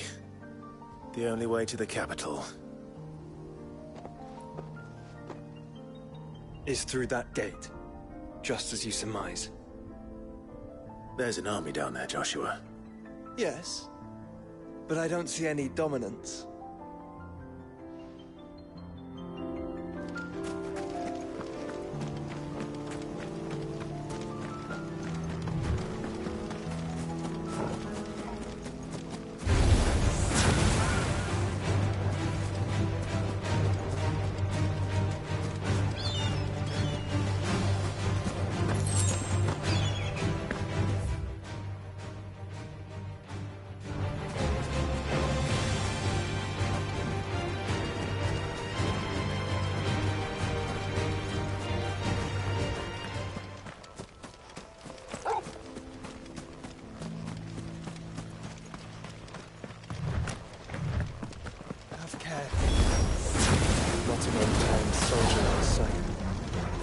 Suffering.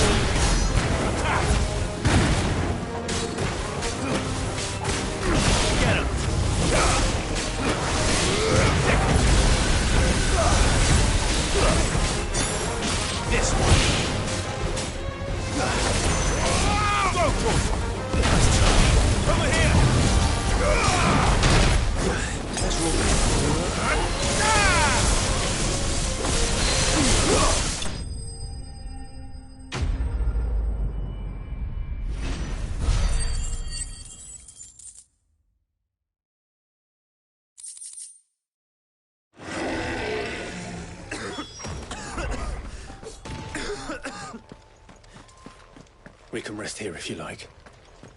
Don't worry. I'll be fine.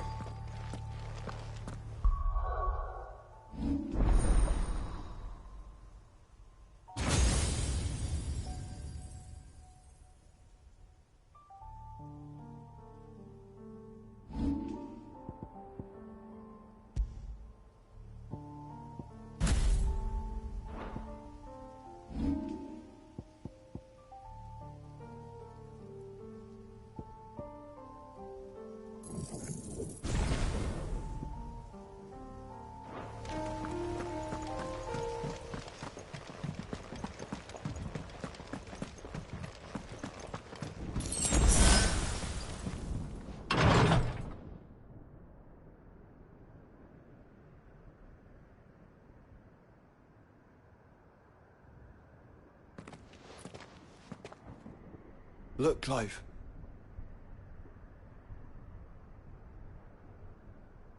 By the Founder. The place is a fortress.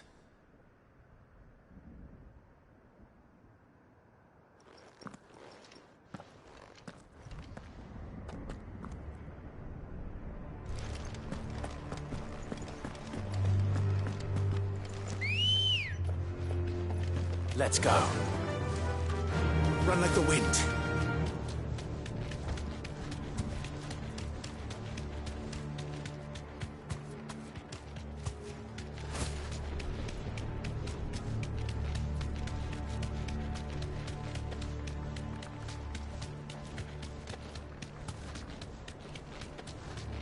No villages.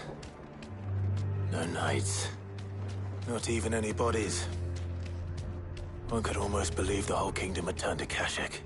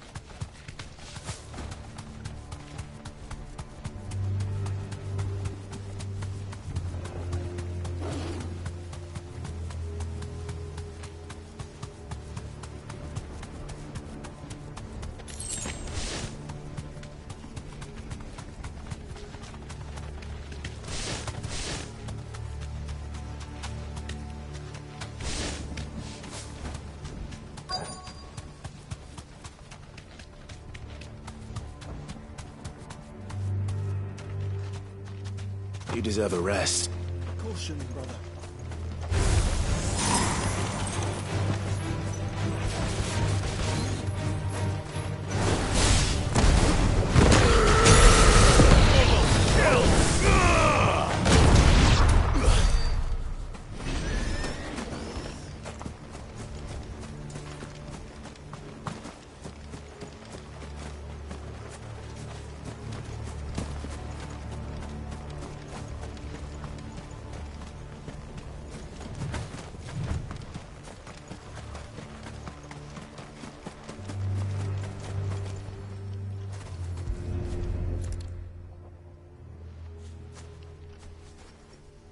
You'll be able to see all the way to Stone here.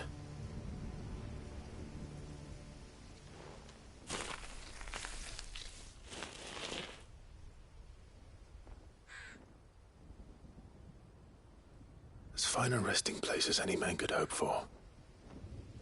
Reunited with those he loves at last.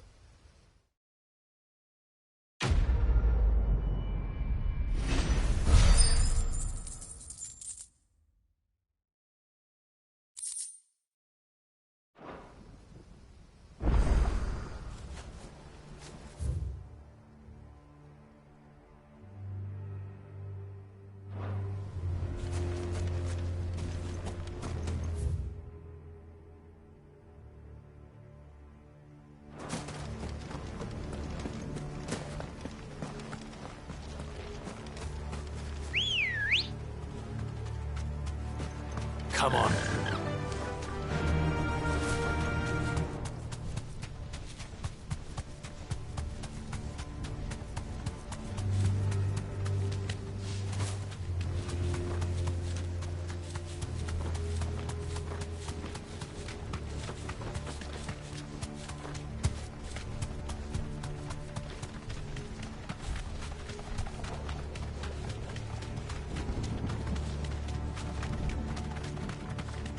Does it bother you that we haven't heard a single human sound?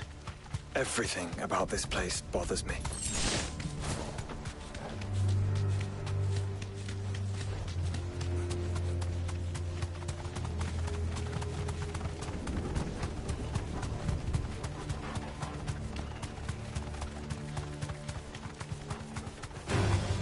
This might take a while.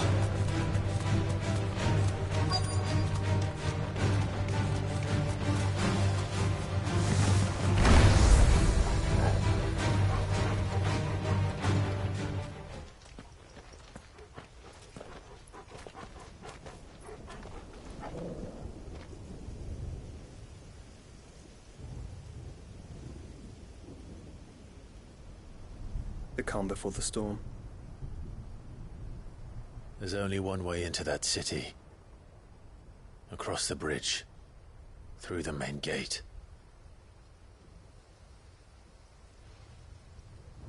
Right into the midst of whatever is left of the late King's army. Are you ready for this?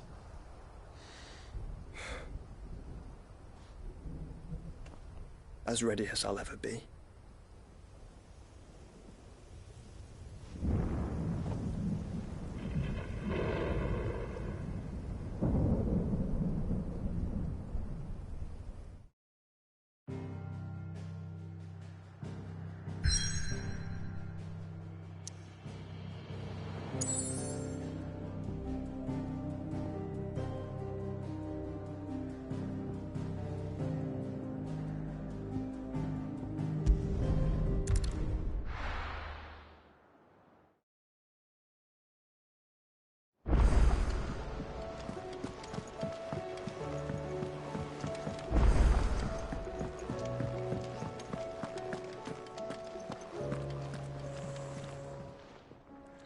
Still alive, are you? If you're gonna buy something, be quick about it. You'll not find a better price than that. You're rubbing me blind, you know.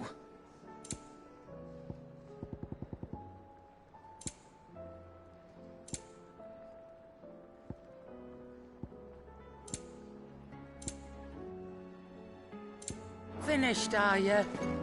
Oh, the stew's awfully thin these days.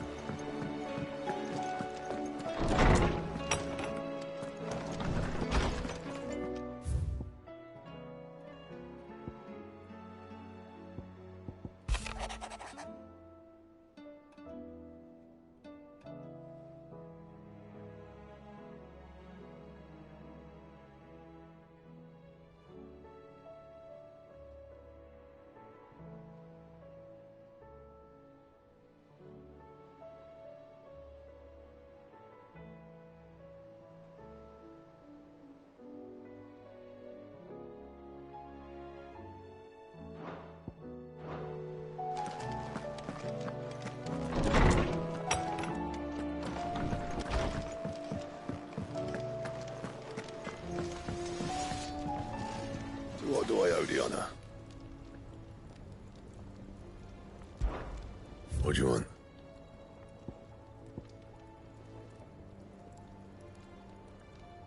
That it? Fine.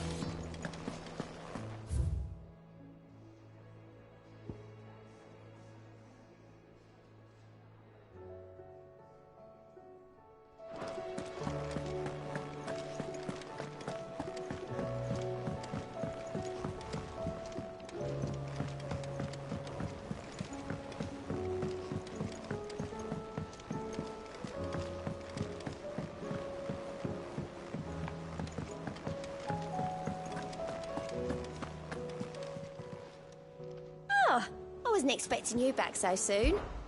Your benefactors are a generous lot. Here you are.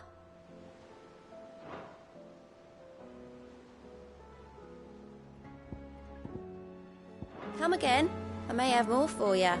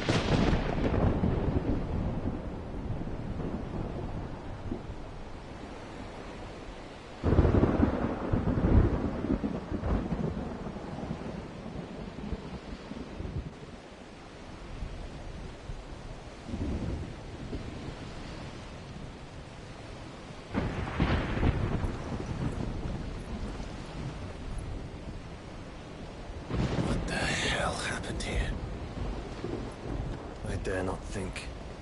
A stroke of good fortune, perhaps?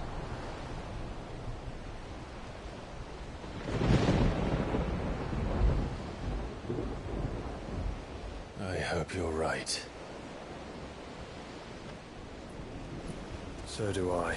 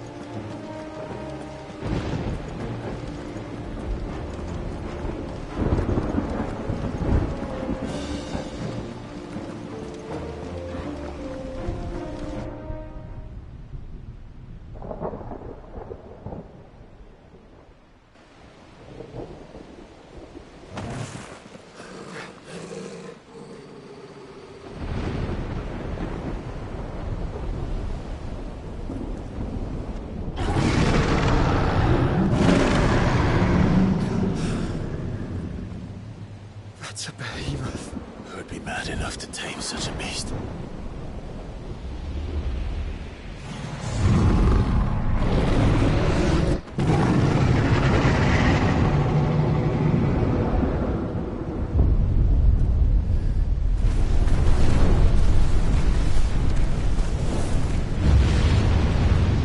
Stand back.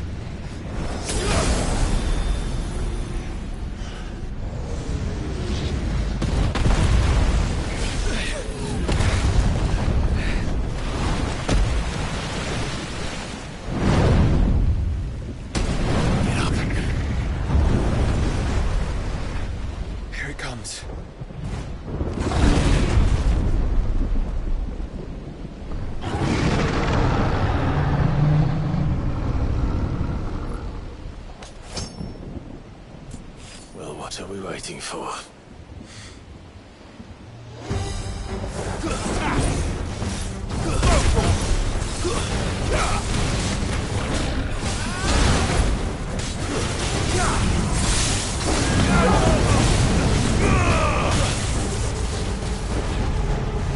This one.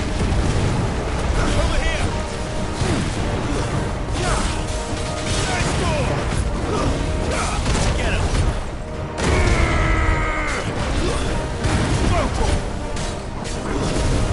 Get him. Attack. Vocal.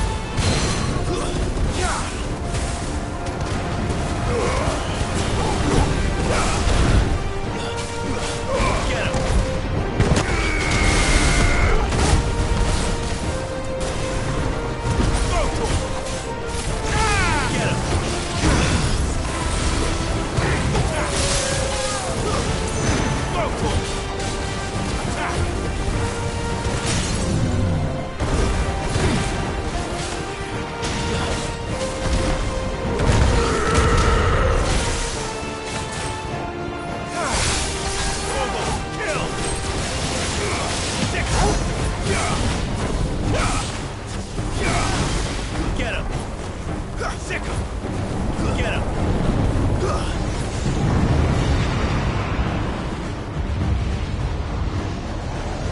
No! Stand back! I'll conjure a ward!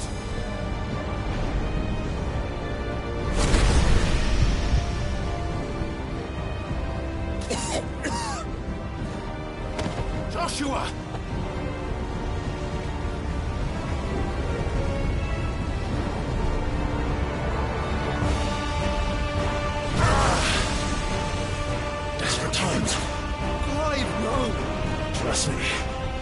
shield, remember?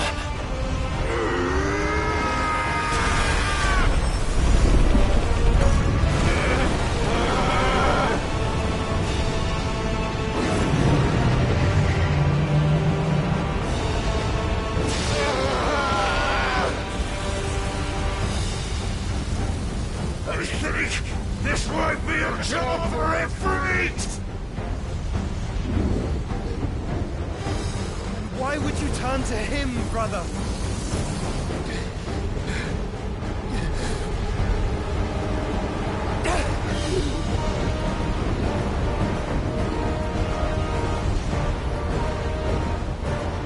When we fight together.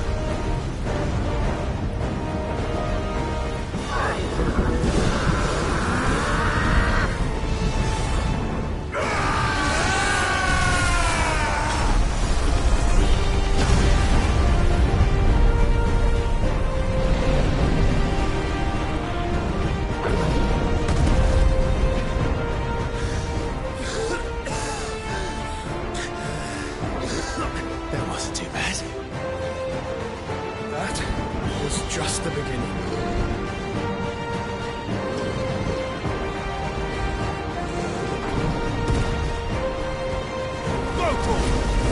Get him!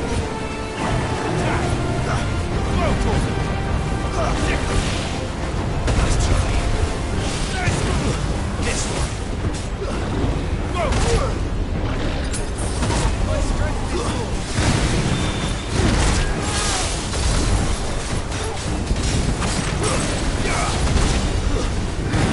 Over here! Go for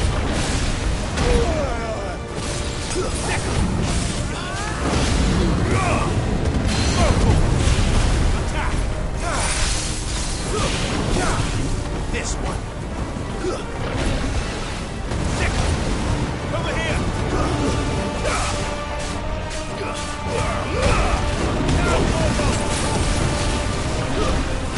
one.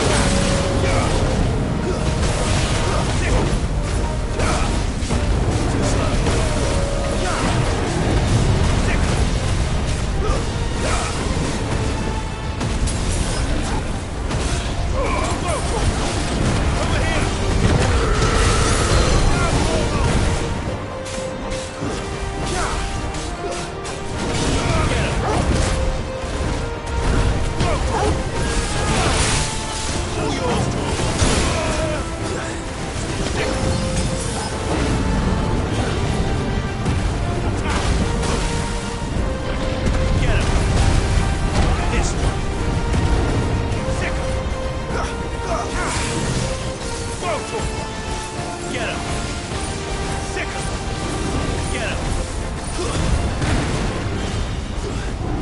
This one. Get him.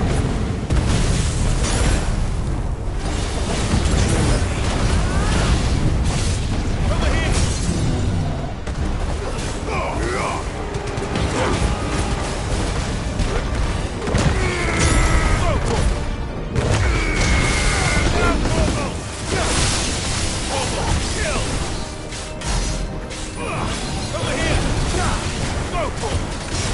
Get him!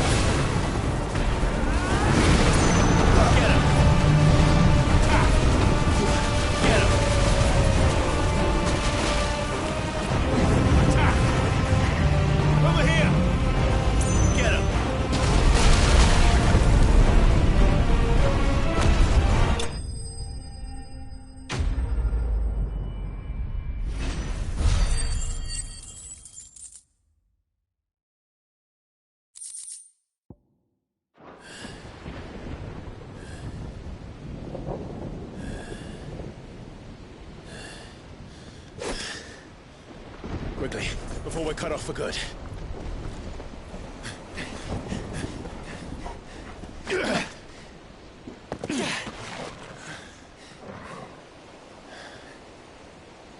If it is like the others, the entrance to the inner sanctum will be at the foot of the crystal.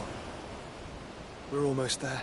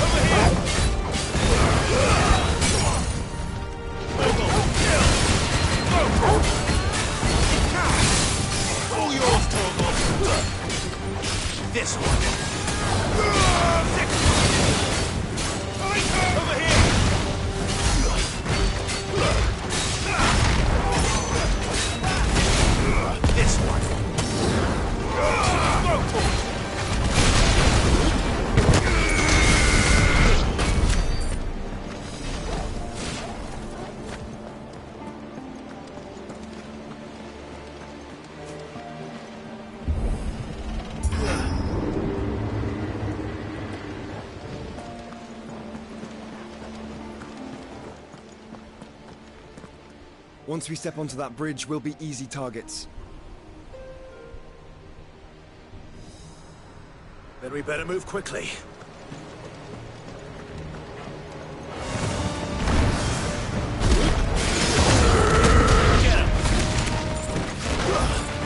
Over here!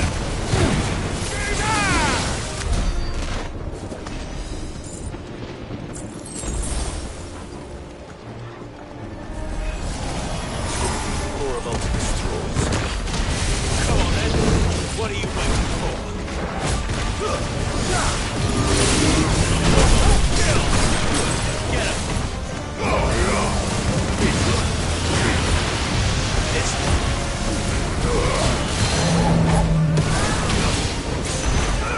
Get him! Nice try. Get him!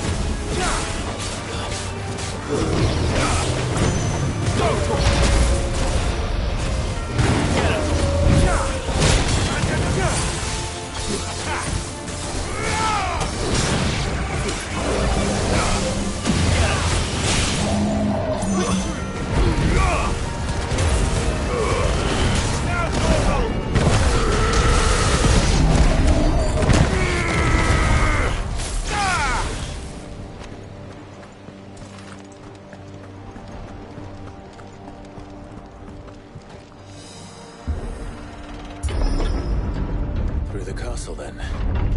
I don't see any other way.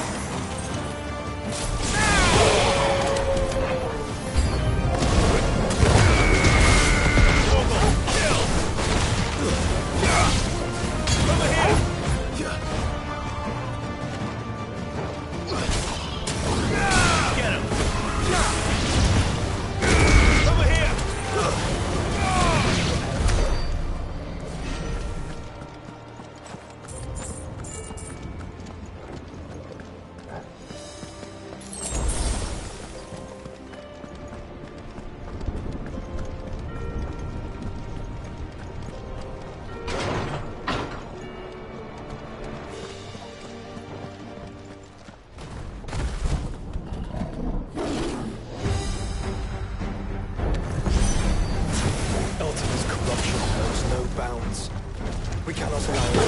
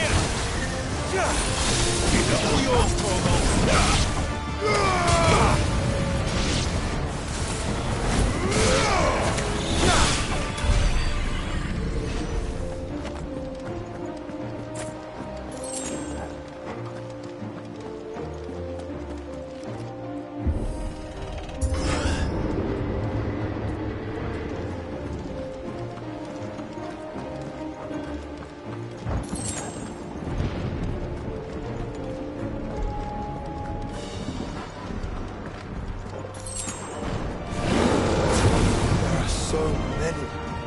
Focus, Joshua. We're not done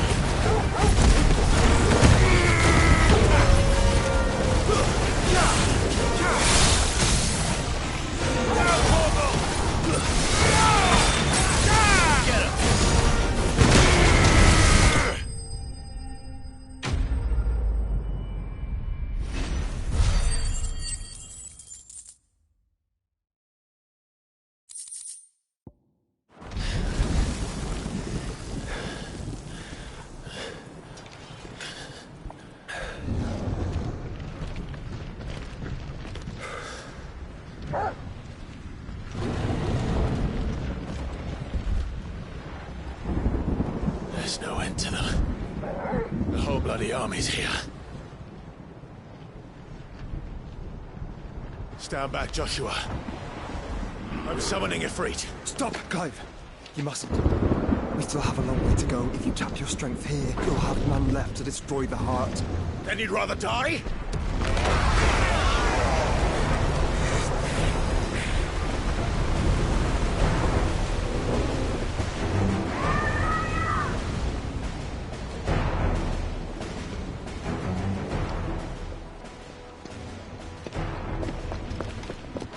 Jill!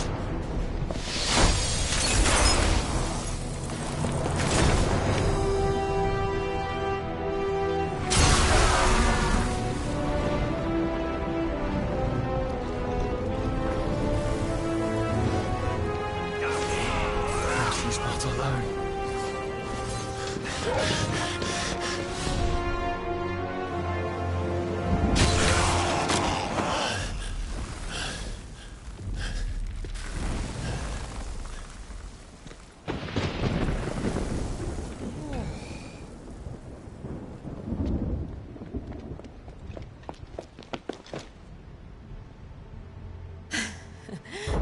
Surprised to see us. How did you? Gav. He told us exactly where you'd be. Even sniffed out a crack in the castle wall. And when we saw the heavens come crashing down, we had no choice but to believe him. It's been quite a day. To what do we owe this honor? A debt I would see repaid. Prince Dion. It's good to see you well. So, this must be Ifrit. Your uncle bade me give you a message. Listen to your heart, and guide your steel true. Your father would expect no less. That is all. Thank you. For everything, Your Highness. Dion, please. You do realize the only thing we've freed so far is this wall from its foundations, right? Now, if your lord and ladyship's quite finished... Well said, Gav. We have work to do.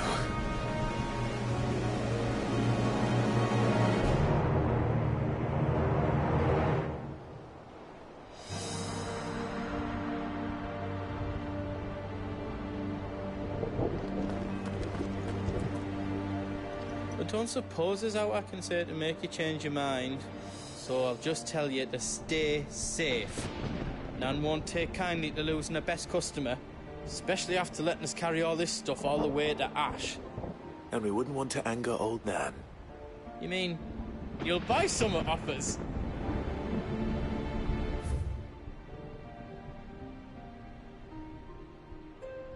Let me show you me wares.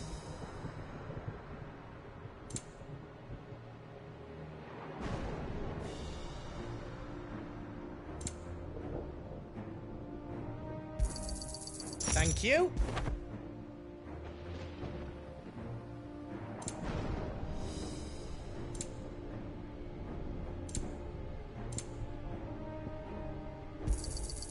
Righto, here you go. All done then?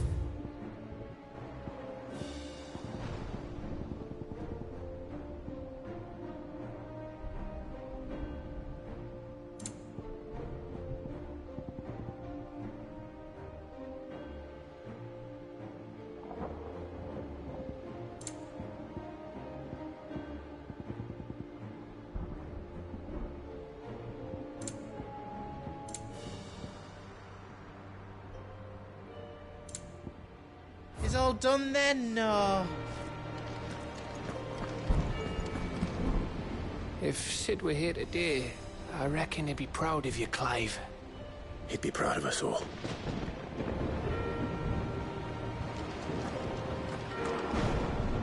I couldn't have made it this far without you, Torgal.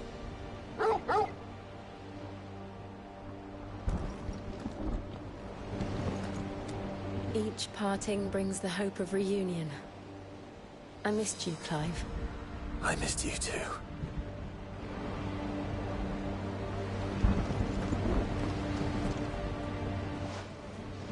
There is still much I would learn of your tale, once this day is done. Until then, all who might come between me and such knowledge shall answer to my spear. I do not envy them.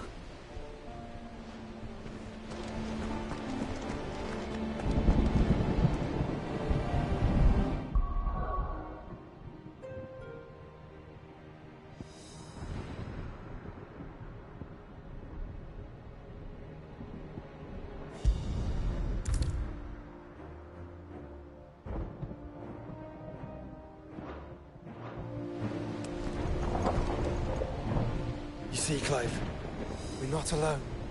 If we are to win the day, we must all play our part. And ours. Ours lies beyond those doors.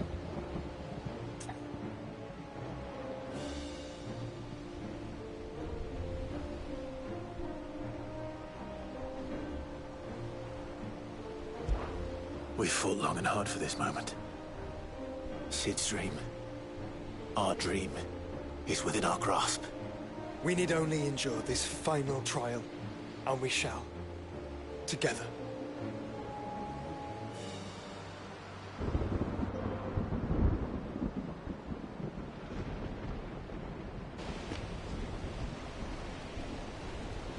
You all know what it is that awaits us beyond this gate. And we shall face it together. Aye.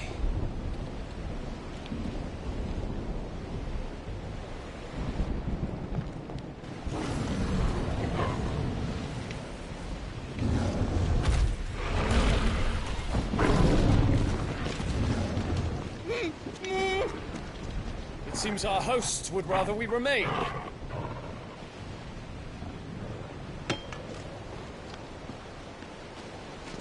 I will stay them. We will stay them. Go! Just don't keep us waiting. Thank you.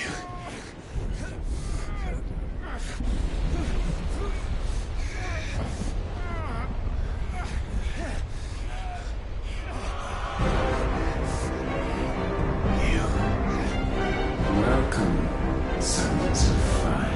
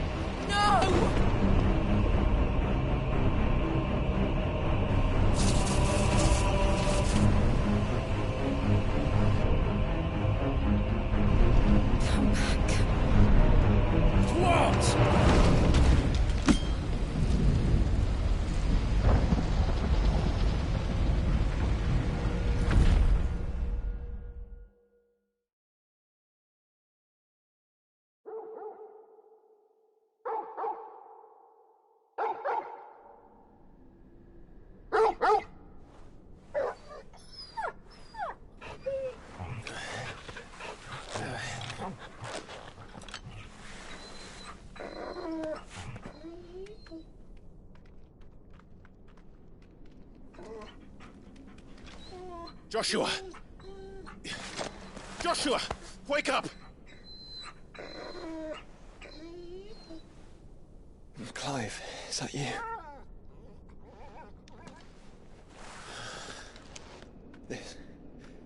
This isn't stone here.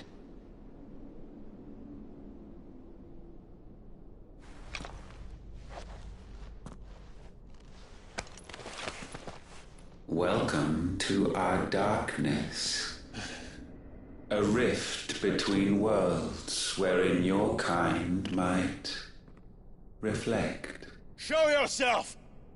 Grave and many are the sins of man.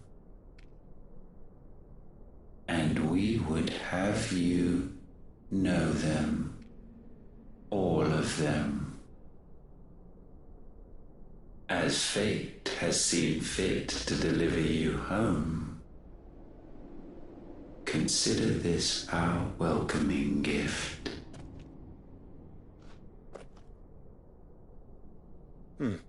It would seem we are trapped. And the only way out is through Ultima. We find him, and we leave.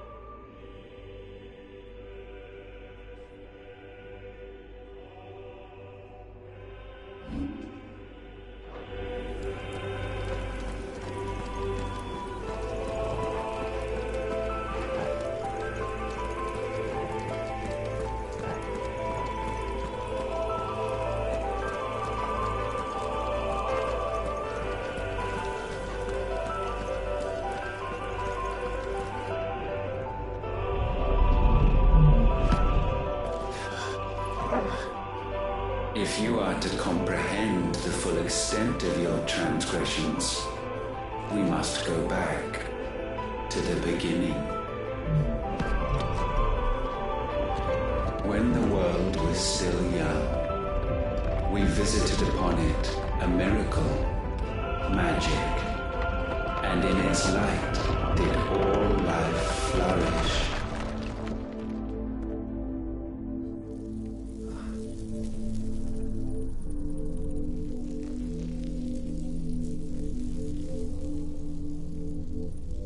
Yet the price for this boon would prove heavy. A pall descended upon the land, painting the horizon black as night. Though we labored to forestall its spread, in this one endeavor we stood powerless. And so we fled, that we might endure, that we might discover a means of salvation.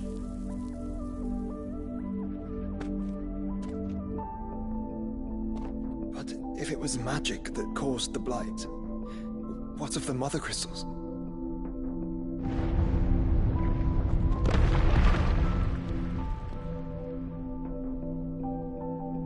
I expect he'll tell us soon enough.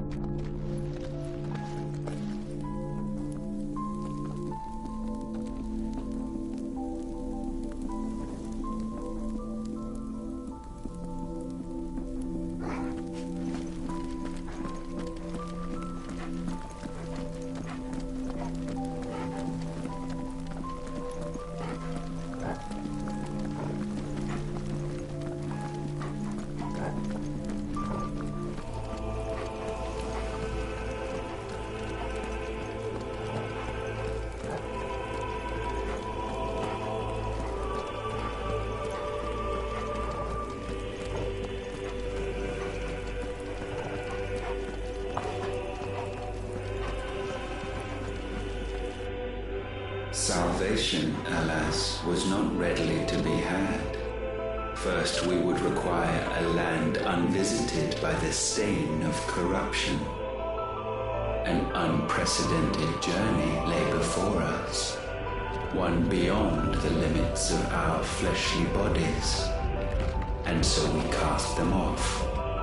Thus, stripped to our very spirit, did we find our new paradise.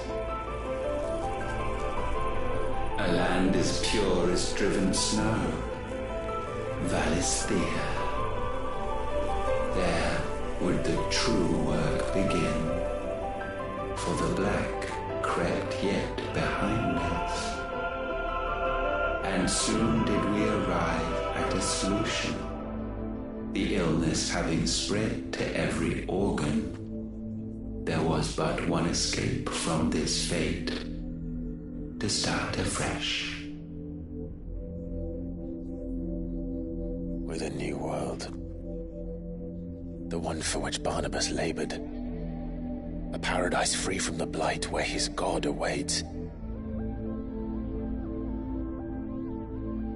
And where, if we only forfeit our wills and abandon everything we hold dear, humanity can join him. So, Ultima would have us follow in the footsteps of the king. And follow we shall. For now.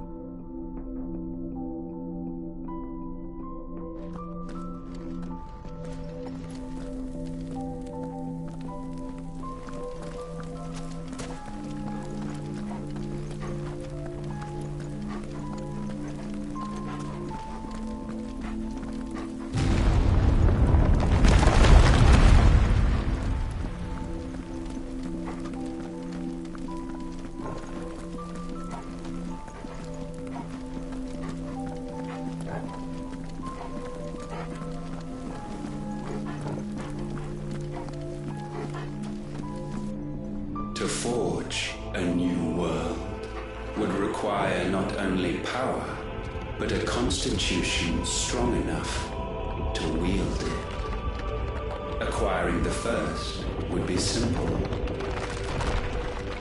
Untouched by the blight, Valisthea was replete with ether, and we had only to place jewels in her crown to claim it.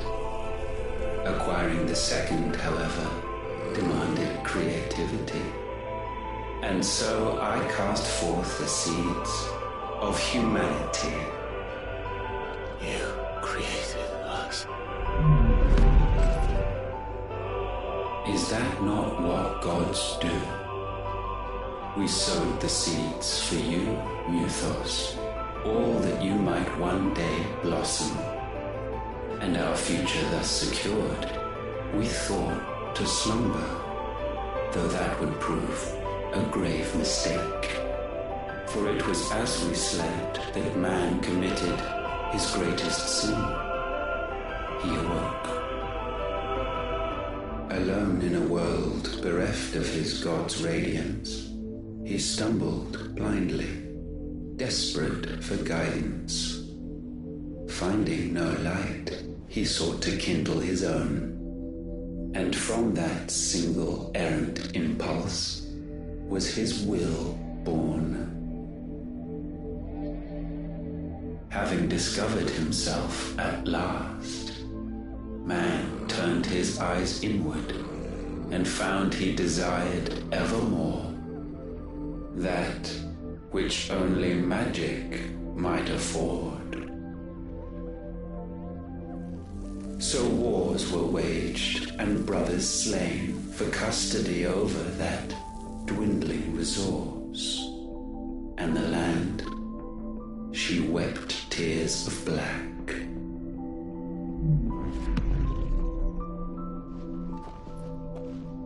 He would condemn us for this.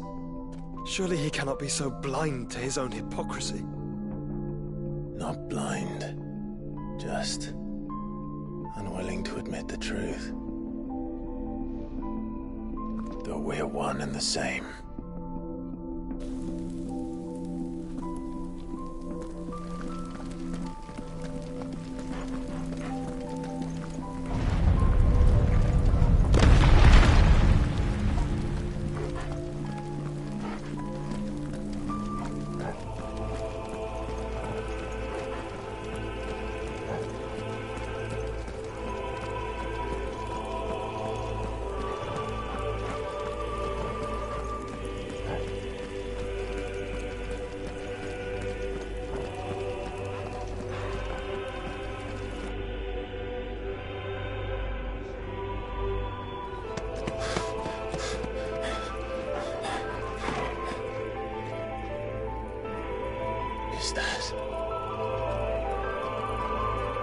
Ifrit, or what's left of him.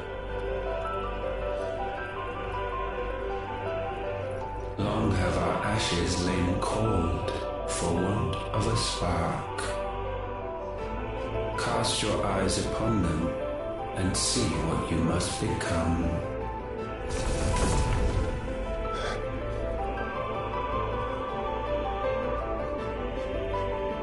Valisthea cannot endure a second claim upon her being.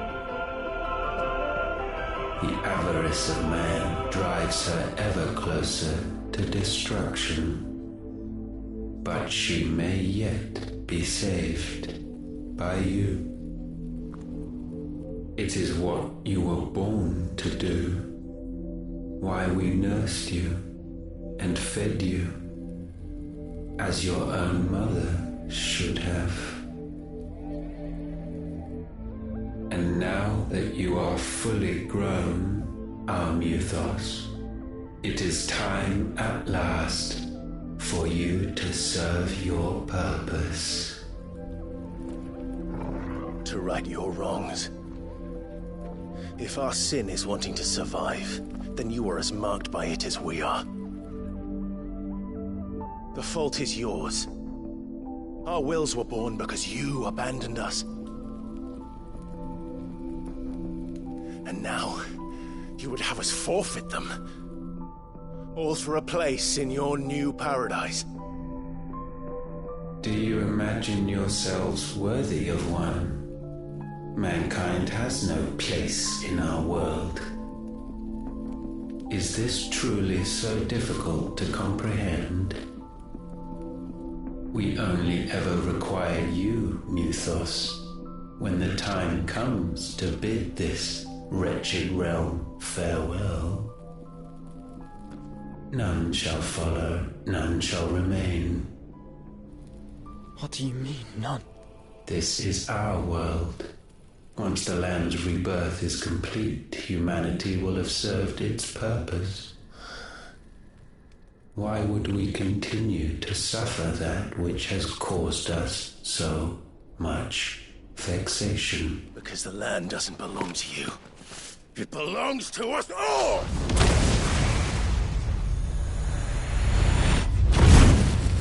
What? That is where you are mistaken.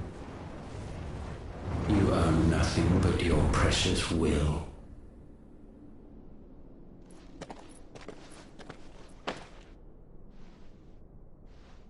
Brother.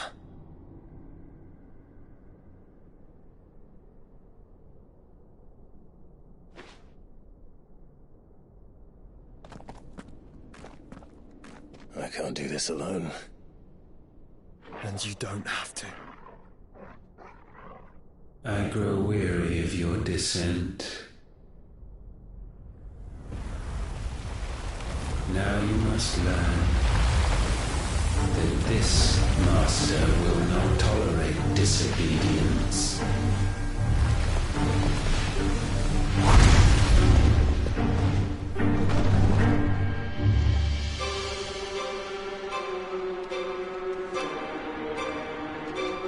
My friends, my family.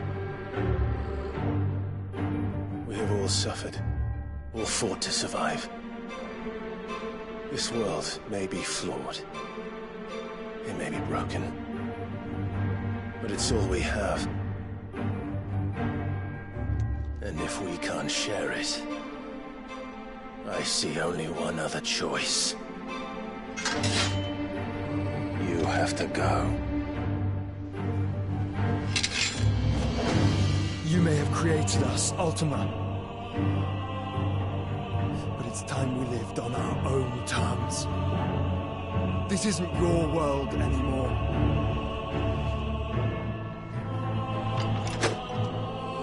It's ours. Bow down, offenders, hearts disdain.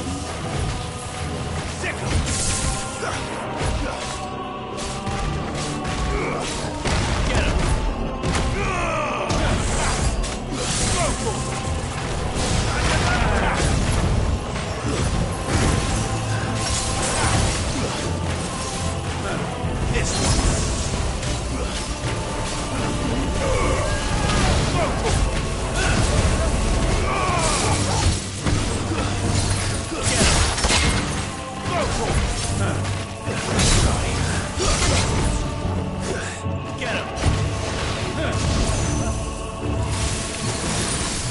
Vogel, kill! Rid hands. Too slow.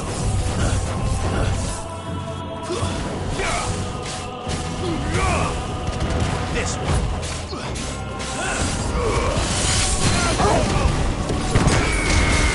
All yours, Vogel.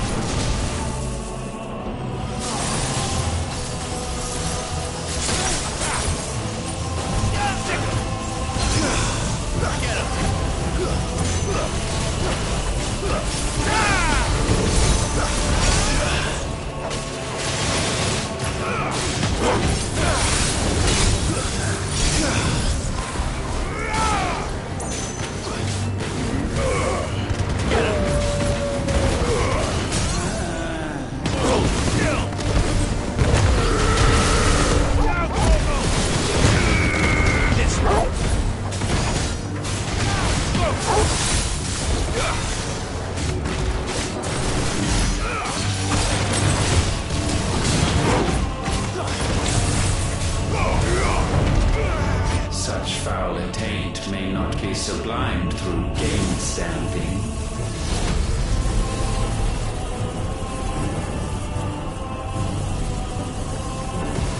Only with heads hung low is penance paid. O wretched mortals incapable even of contrition, in fitting season shall we reap our harvest.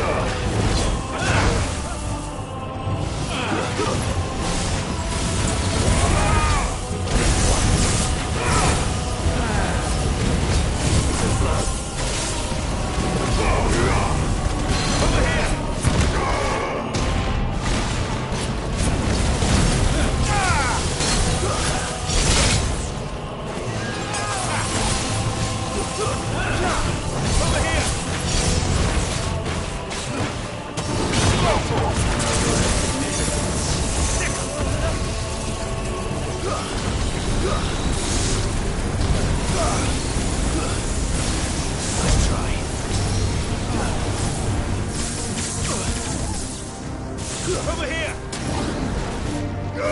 Get him! This one!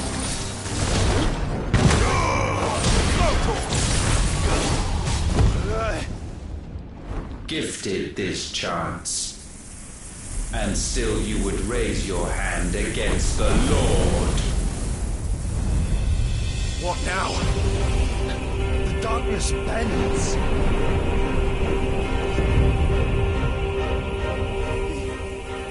He means to end us. It wouldn't be the first time. But let's make it his last. Your fate is inexorable. Surrender the vessel unto the darkness. Surrender it unto us. Kneel before us. Over here!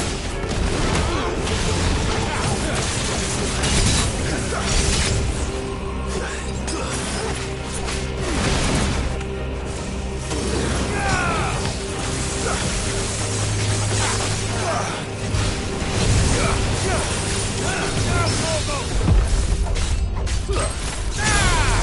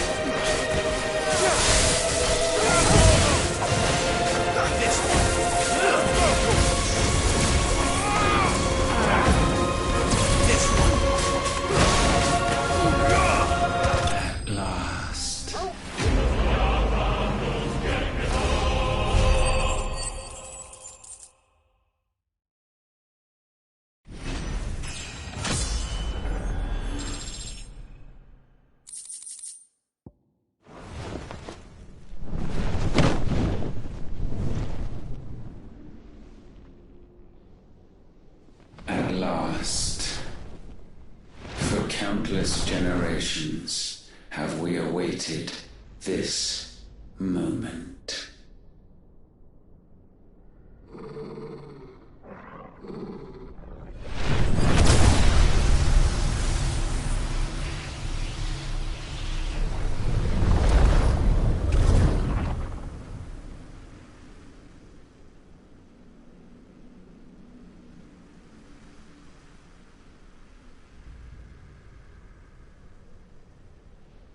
Your struggles have made you strong, yet your soul remains heavy with sin.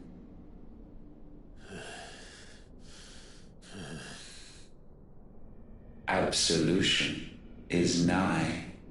Repent, and all shall be forgiven.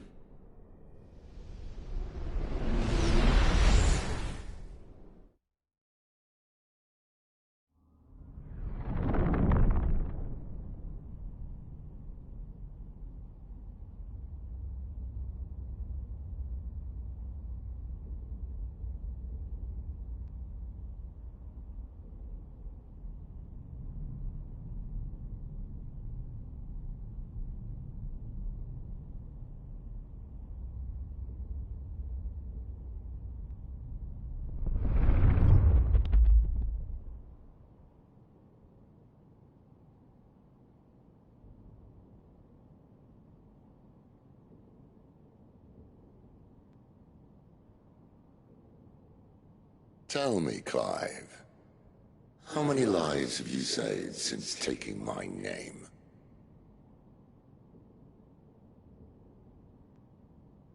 Fewer than we have ruined. Wherever we go, we leave a sea of tears in our wake.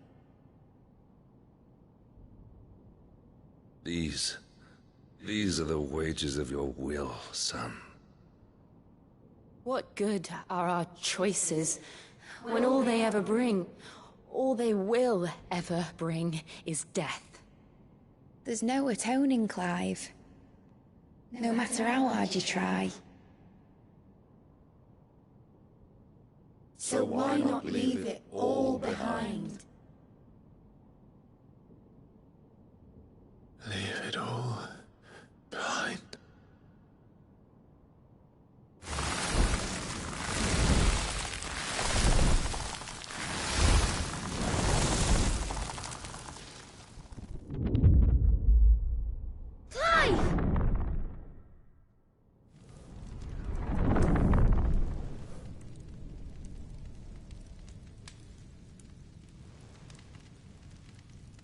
Please, won't somebody save me?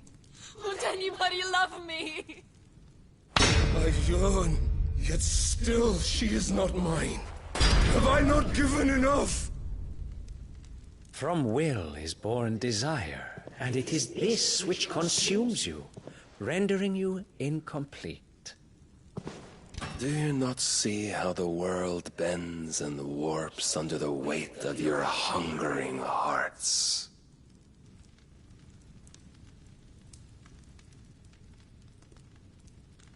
What if it could all just go away?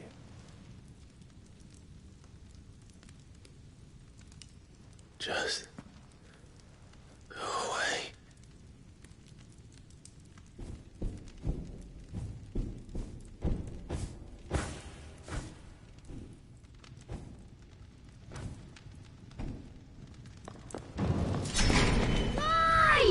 Clive!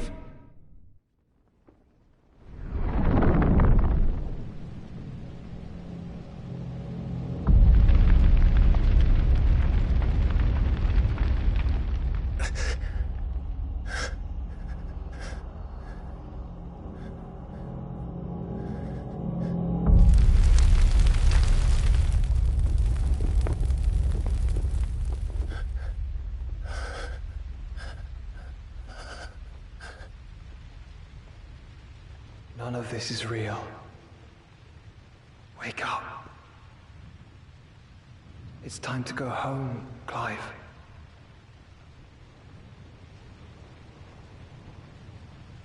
Clive.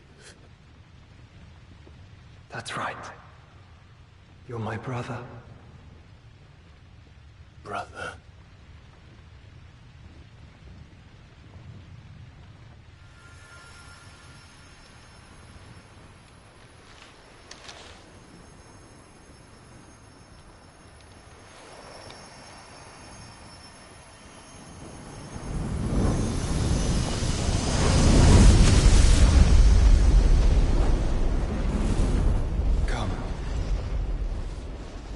Remember who you are.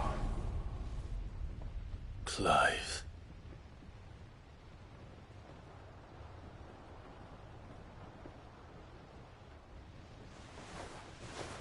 Once more, lest you forget.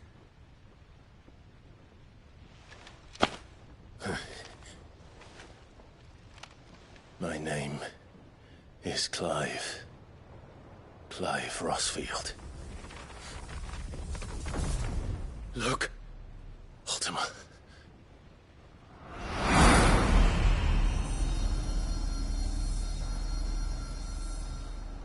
Even here, the light of the vessel's will cannot be quenched.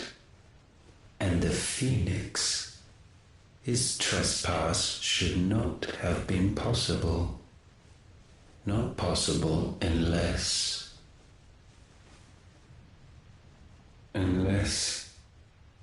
he has been with Muthos all along. The mark of the Phoenix, emblazoned upon his heart, made manifest by the power of will alone. The power of creation. Can it be? Are their wills truly so potent? Are you still talking?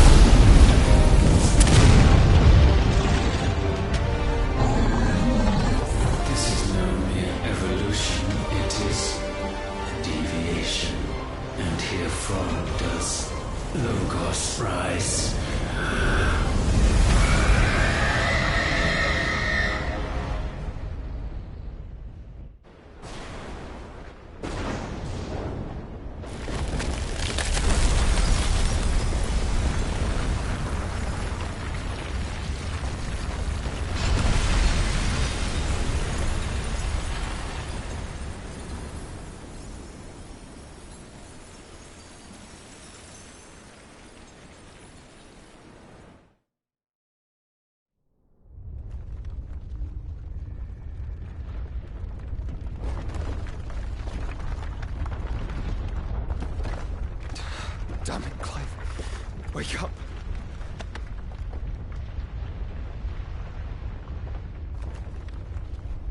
That.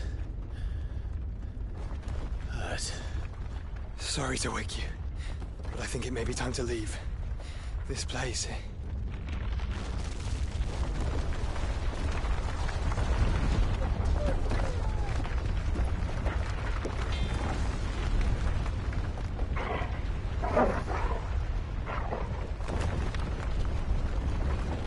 And once again does my creation stray from the path laid before it.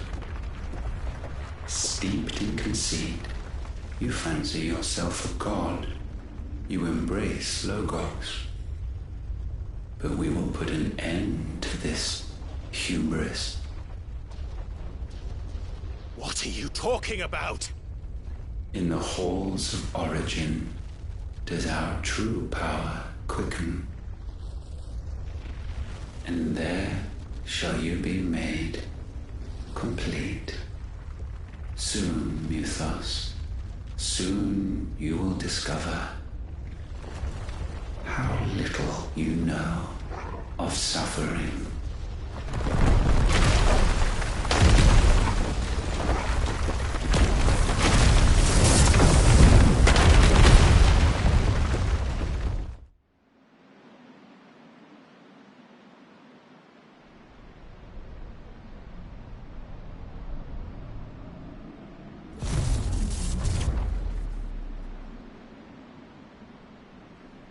And so the crystals are no more. Yet in their silence, a new song rings. Its chorus building, a crescendo as it enters its final movement, stirring those long aslumber to waking. And back to their origin.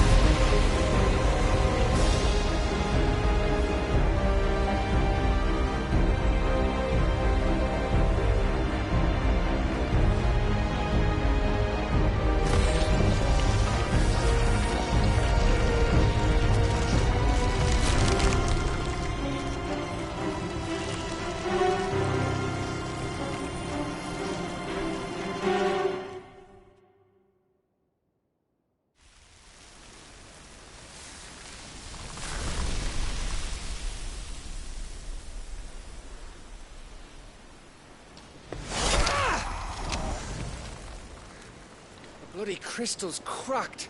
So where the hell are they?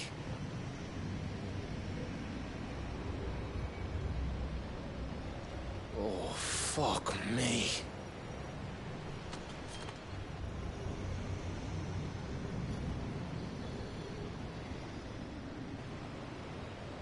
Is that ether?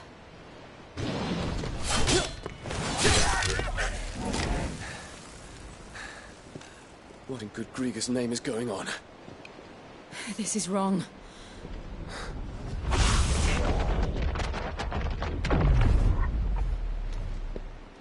Are we back? Clive! Joshua! Jill!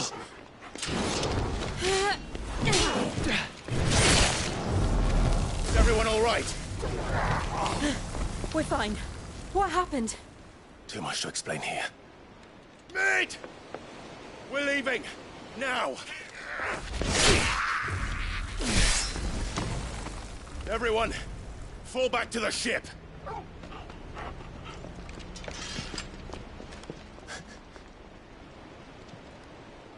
I will be with you anon.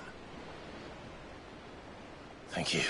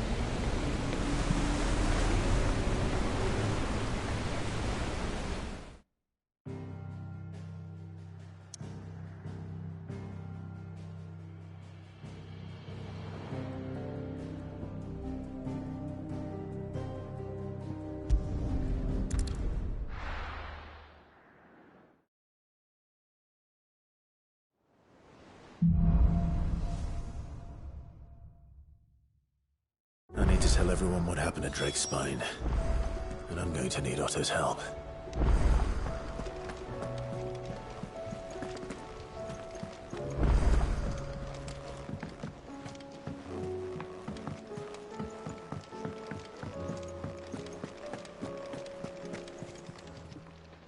Aye, it's a dangerous world out there.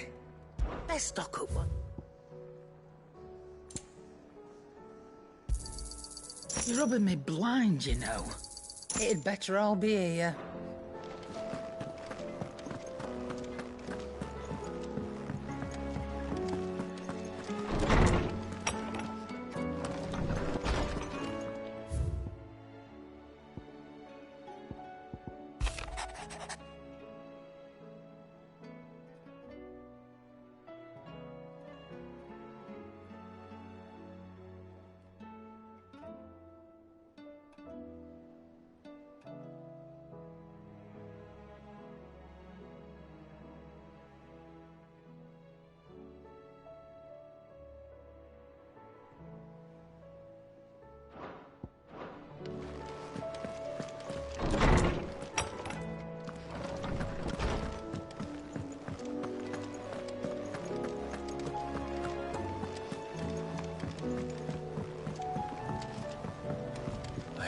So many.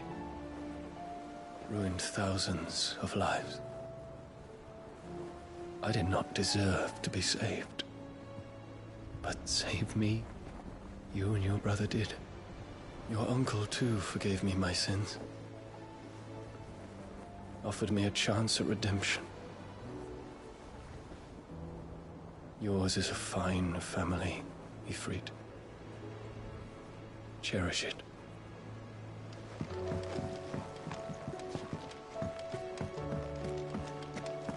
Origin, he called it. But the origin of what?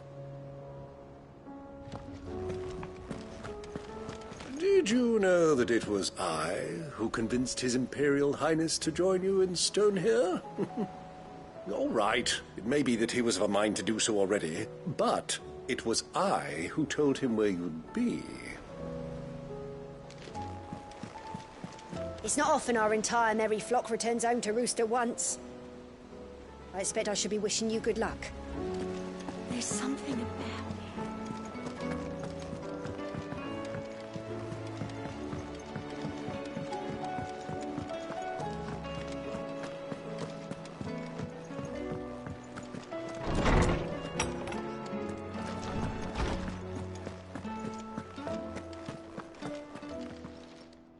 I was wondering when next you'd visit. I have compiled some new entries, if you would like to see them.